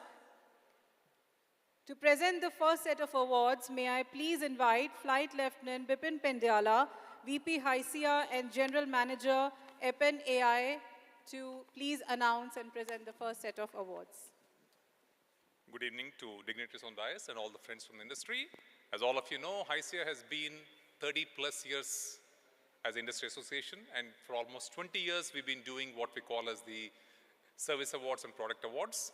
And when we talk about service awards, as all of you had seen, our membership portfolio goes all this range from a young startup to a very, very large established organization which has annual revenues running into tens of thousands of crores, correct? So therefore we have multiple categories. We look at categories in terms of, up to 50 crores, up to 500 crores, up to 5,000 crores, and way beyond 5,000 crores as well, and GCCs, as well as tier 2 and tier 3. So typically we have a small committee which reviews the data which is compiled from both STPI returns and SEC returns. And definitely, year on year, we've been getting phenomenal amount of support from both the SEC and STPI teams to help us out. So this year, again, the committee looked at the data, reviewed, and we are very happy to sort of, invite some of our member companies and to come and receive the awards from the Honorable Minister out here. So in the largest revenue category, we have 2 bellwether companies which are very, very large in Hyderabad ecosystem for the last many, many years, Infosys and TCS. I would like to request Raghu from Infosys to come and receive the award on behalf of Infosys.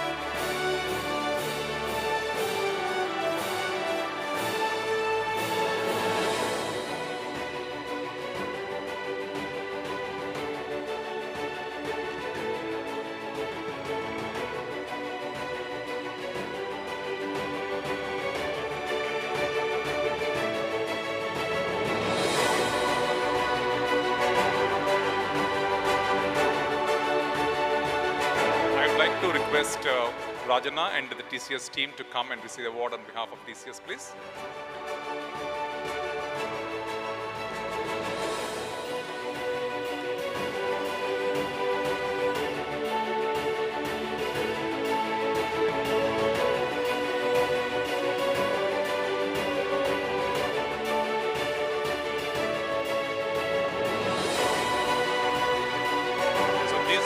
Infosys and TCS were the ones who had the highest absolute revenue for the last financial year. We would also like to recognize and award Cognizant, which has shown the highest growth rate for the previous financial year. Can I request Ravi Kuchibotla and the Cognizant team to come over, please?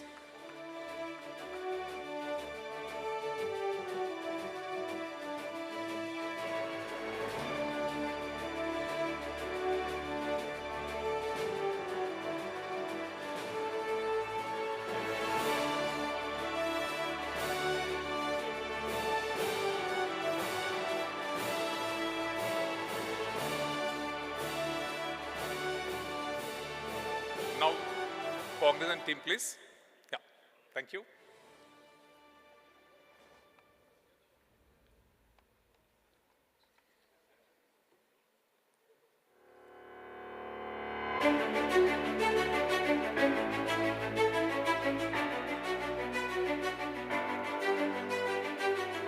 Yeah, Ravi and the Cognizant team, please.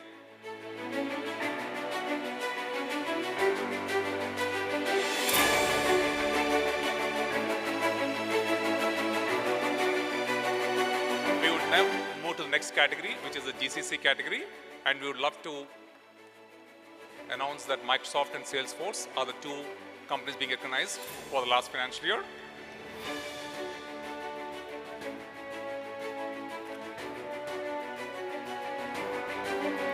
Can I request Ashish Babbar from Microsoft and team to come over, please?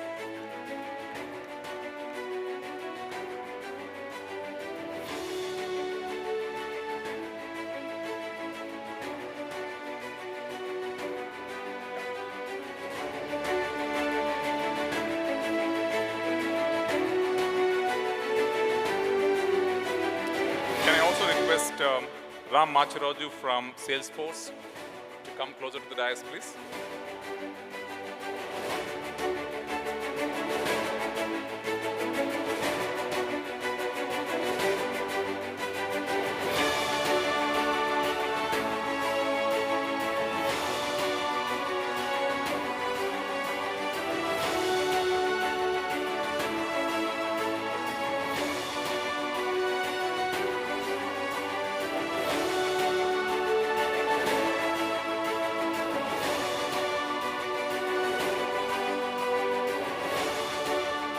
In the next category of revenue, we would like to honor both Genpact and Deloitte. Can I request Sriram from Genpact and team to come to receive the award, please?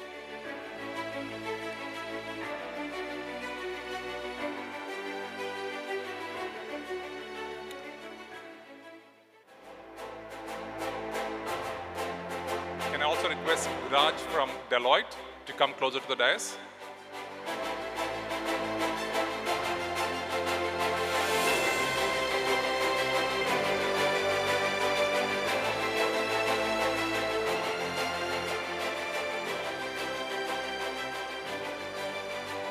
Viraj and Ram from Deloitte. In this category, again, we would like to recognize Kyndryl for showing the highest growth rate during the year. Can I invite Rajita from Kyndryl to come over, please?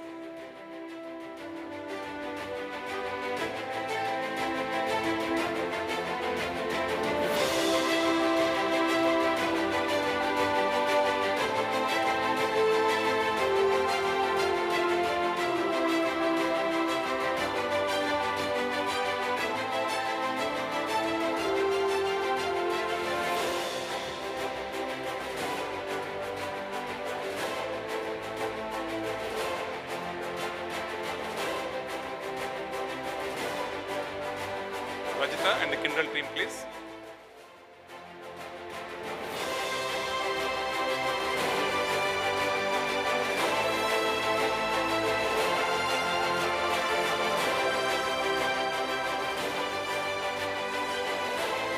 In the next category, we would like to award LSI. Can I request Sharath from LSI to come over, please?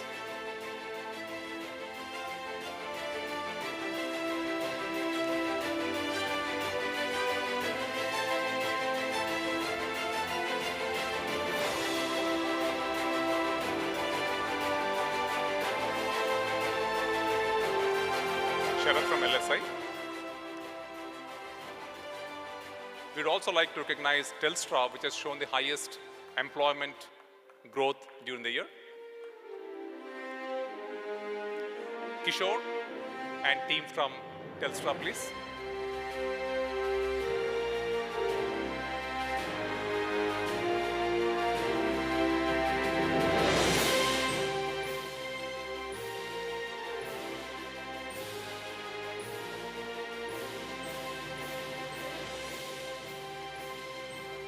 Telstra team, yeah.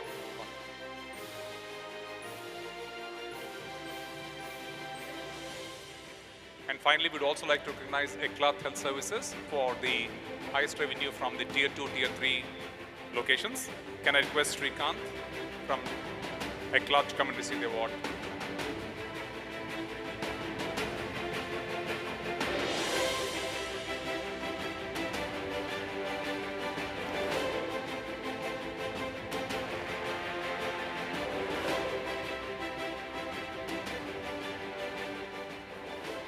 The next category of awards will be the products and the innovation. My colleague Raj will walk you through those awards, please.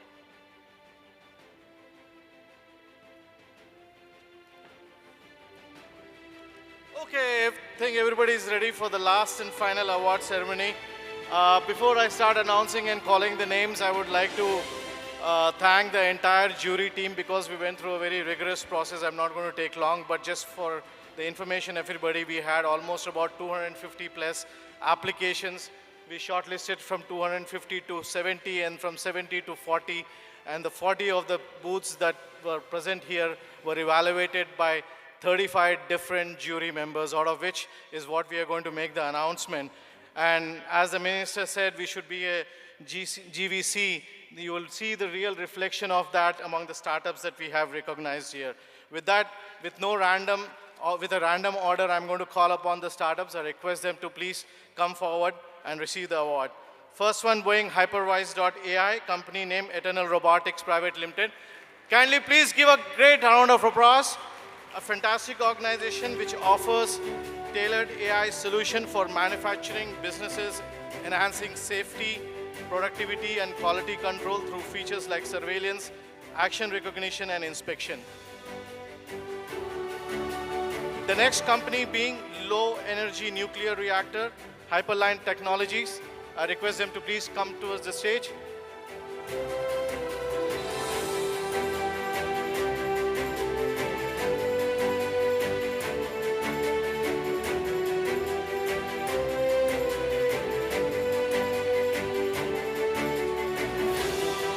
Hyperline, please come forward. The next company being MRRX, SII Biosciences Private Limited.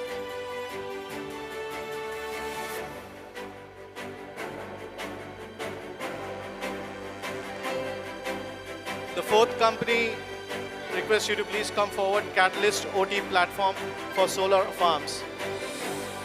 Exceed IO Private Limited. I think the startup should be really aggressive and coming forward to receive the award, please. Fifth on the list being Embryo Quality Assessment, company name Aspire Tutor Private Limited.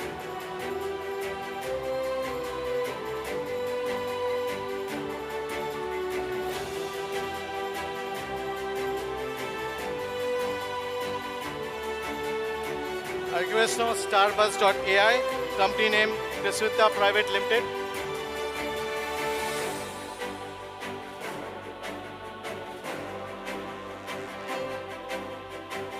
Avika Mind Health, Ropana Digital Private Limited.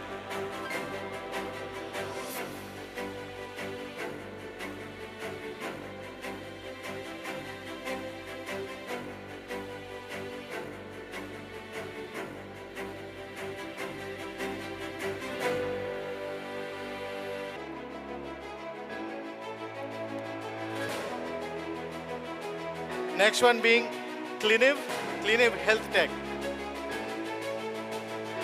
Come on, guys.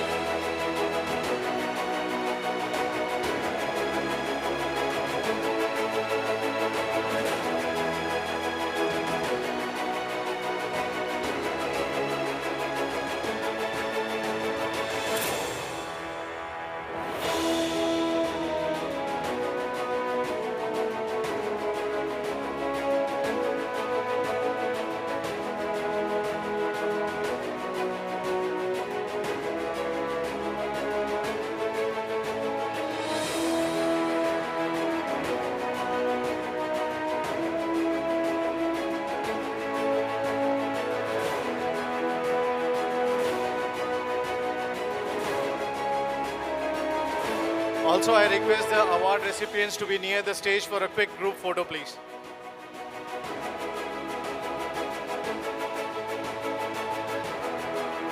Next company is Rava.ai.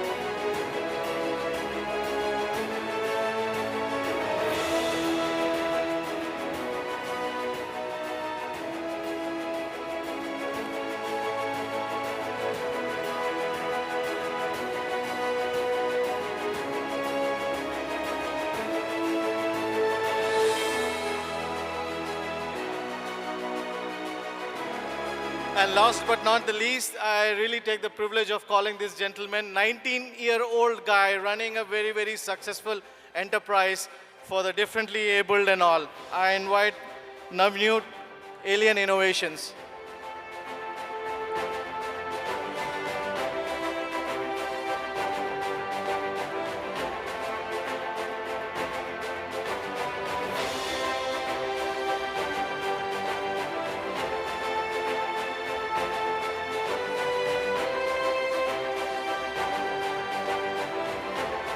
I call upon the jury members, please come forward so that we can have a picture. With that, please.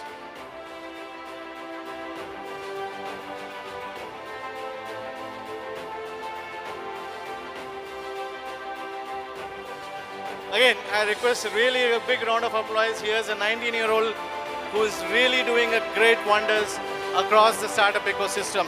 He also was a recipient of the top 10 UN recognized organizations. So request all the jury members to stand for a group photograph.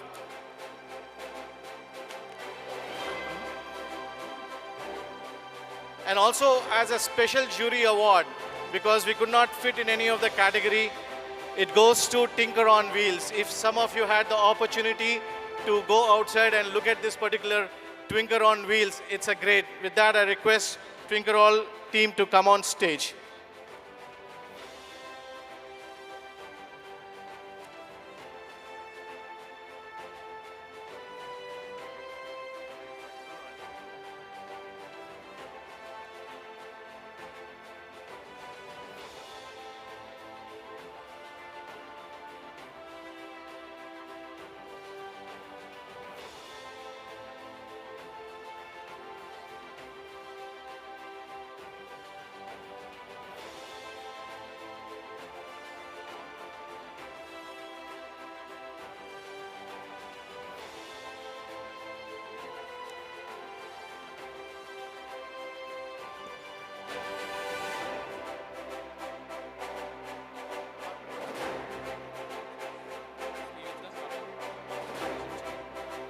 We have another category which is HYSEA Corporate Innovation Awards. The first one goes to Scientific Frontier AI Data Foundry. And the next one goes to the Pega Gen AI Blueprint. Can I request Pega team also to be ready? And the last but not the least, it goes to DBS DigiBot, the next gen chatbot, which is from DBS Tech India.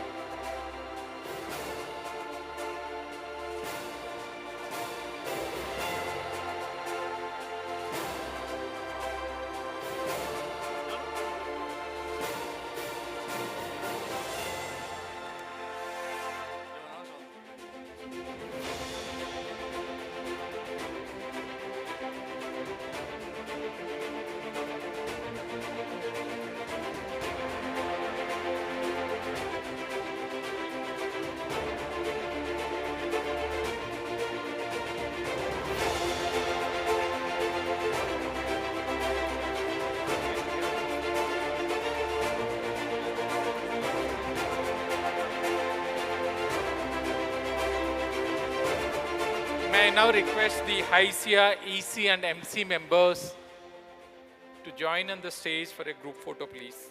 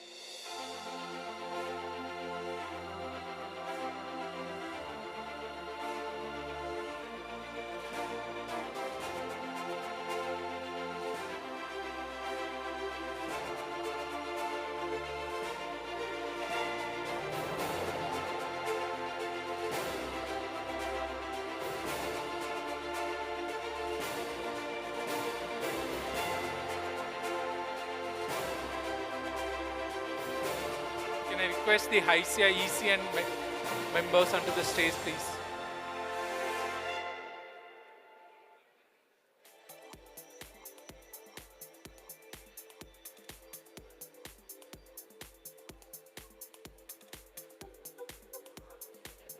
Can we also have Mano Reddy Garu? Please join us on stage, sponsor from Fuji.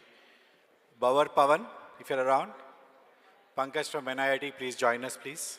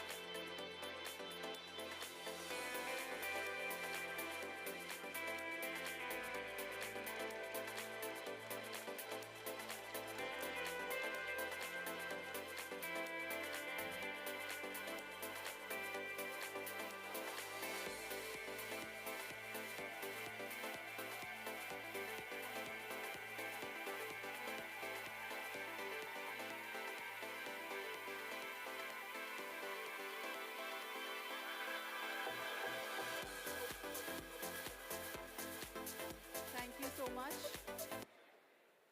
And may I now, can I have the mementos for Mr. Jayesh Ranjan, please, for the guest of honor, Mr. Jayesh Ranjan? Can we please have the mementos on stage? And may I request President HYSEA, Mr. Prashant Nandela, to felicitate Mr. Jayesh and the mementos. Jayesh had to just leave Tarusha. Okay, so then can we please request you to present the mementos, memento to Minister, sir?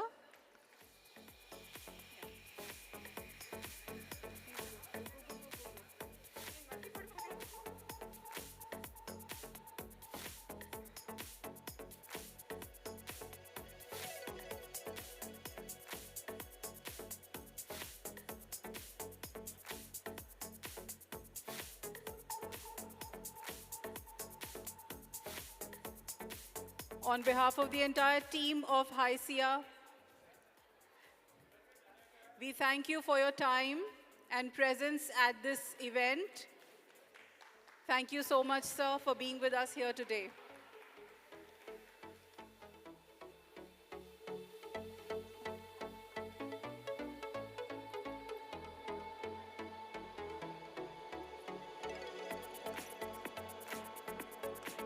And may I now request Mr. Ramakrishna Lingi Reddy, General Secretary, HYSEA, to give the vote of thanks. Mr. Ramakrishna Lingi Reddy.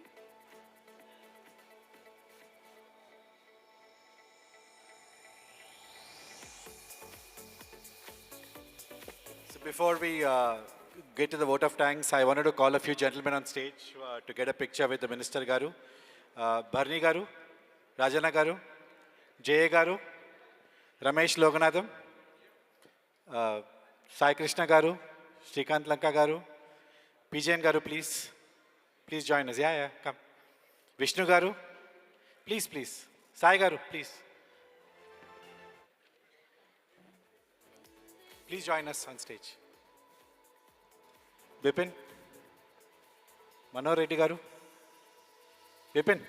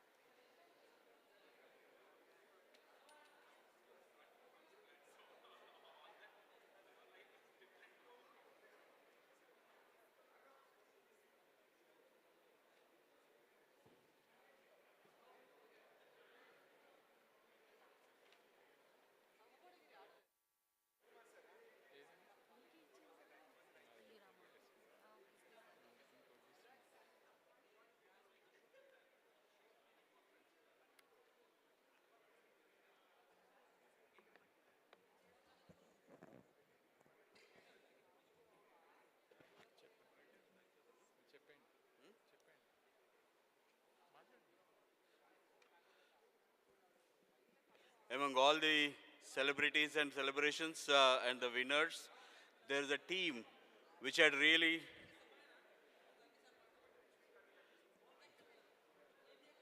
I think there's a media here.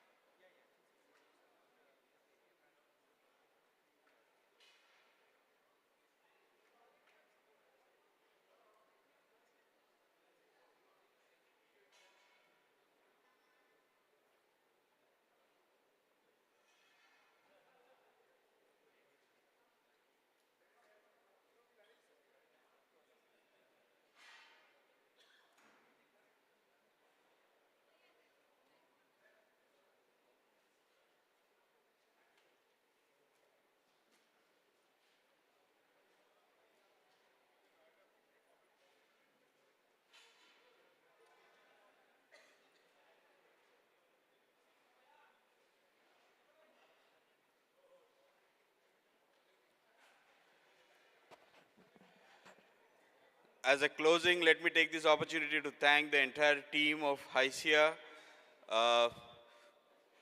Peru Perna, Neeraja, Shanti, Kiran Bhargav, Divya, Madhuri, Som, Ishwar, Sesha Garu, Aruna. I think we forgot 2-3 Sundays that they were holidays and a few Saturdays in the last 1 month. Thank you so much for putting in hard work and making this success happen. And also the volunteers who ably helped us through the day, Reshmi, Alekhya, and the volunteers from VHub and Triple IT. I think, there are a bunch of people who had really helped us achieve what we did today. And thank you so much. Good night. Shubh Ratri. See you next year. Bye-bye.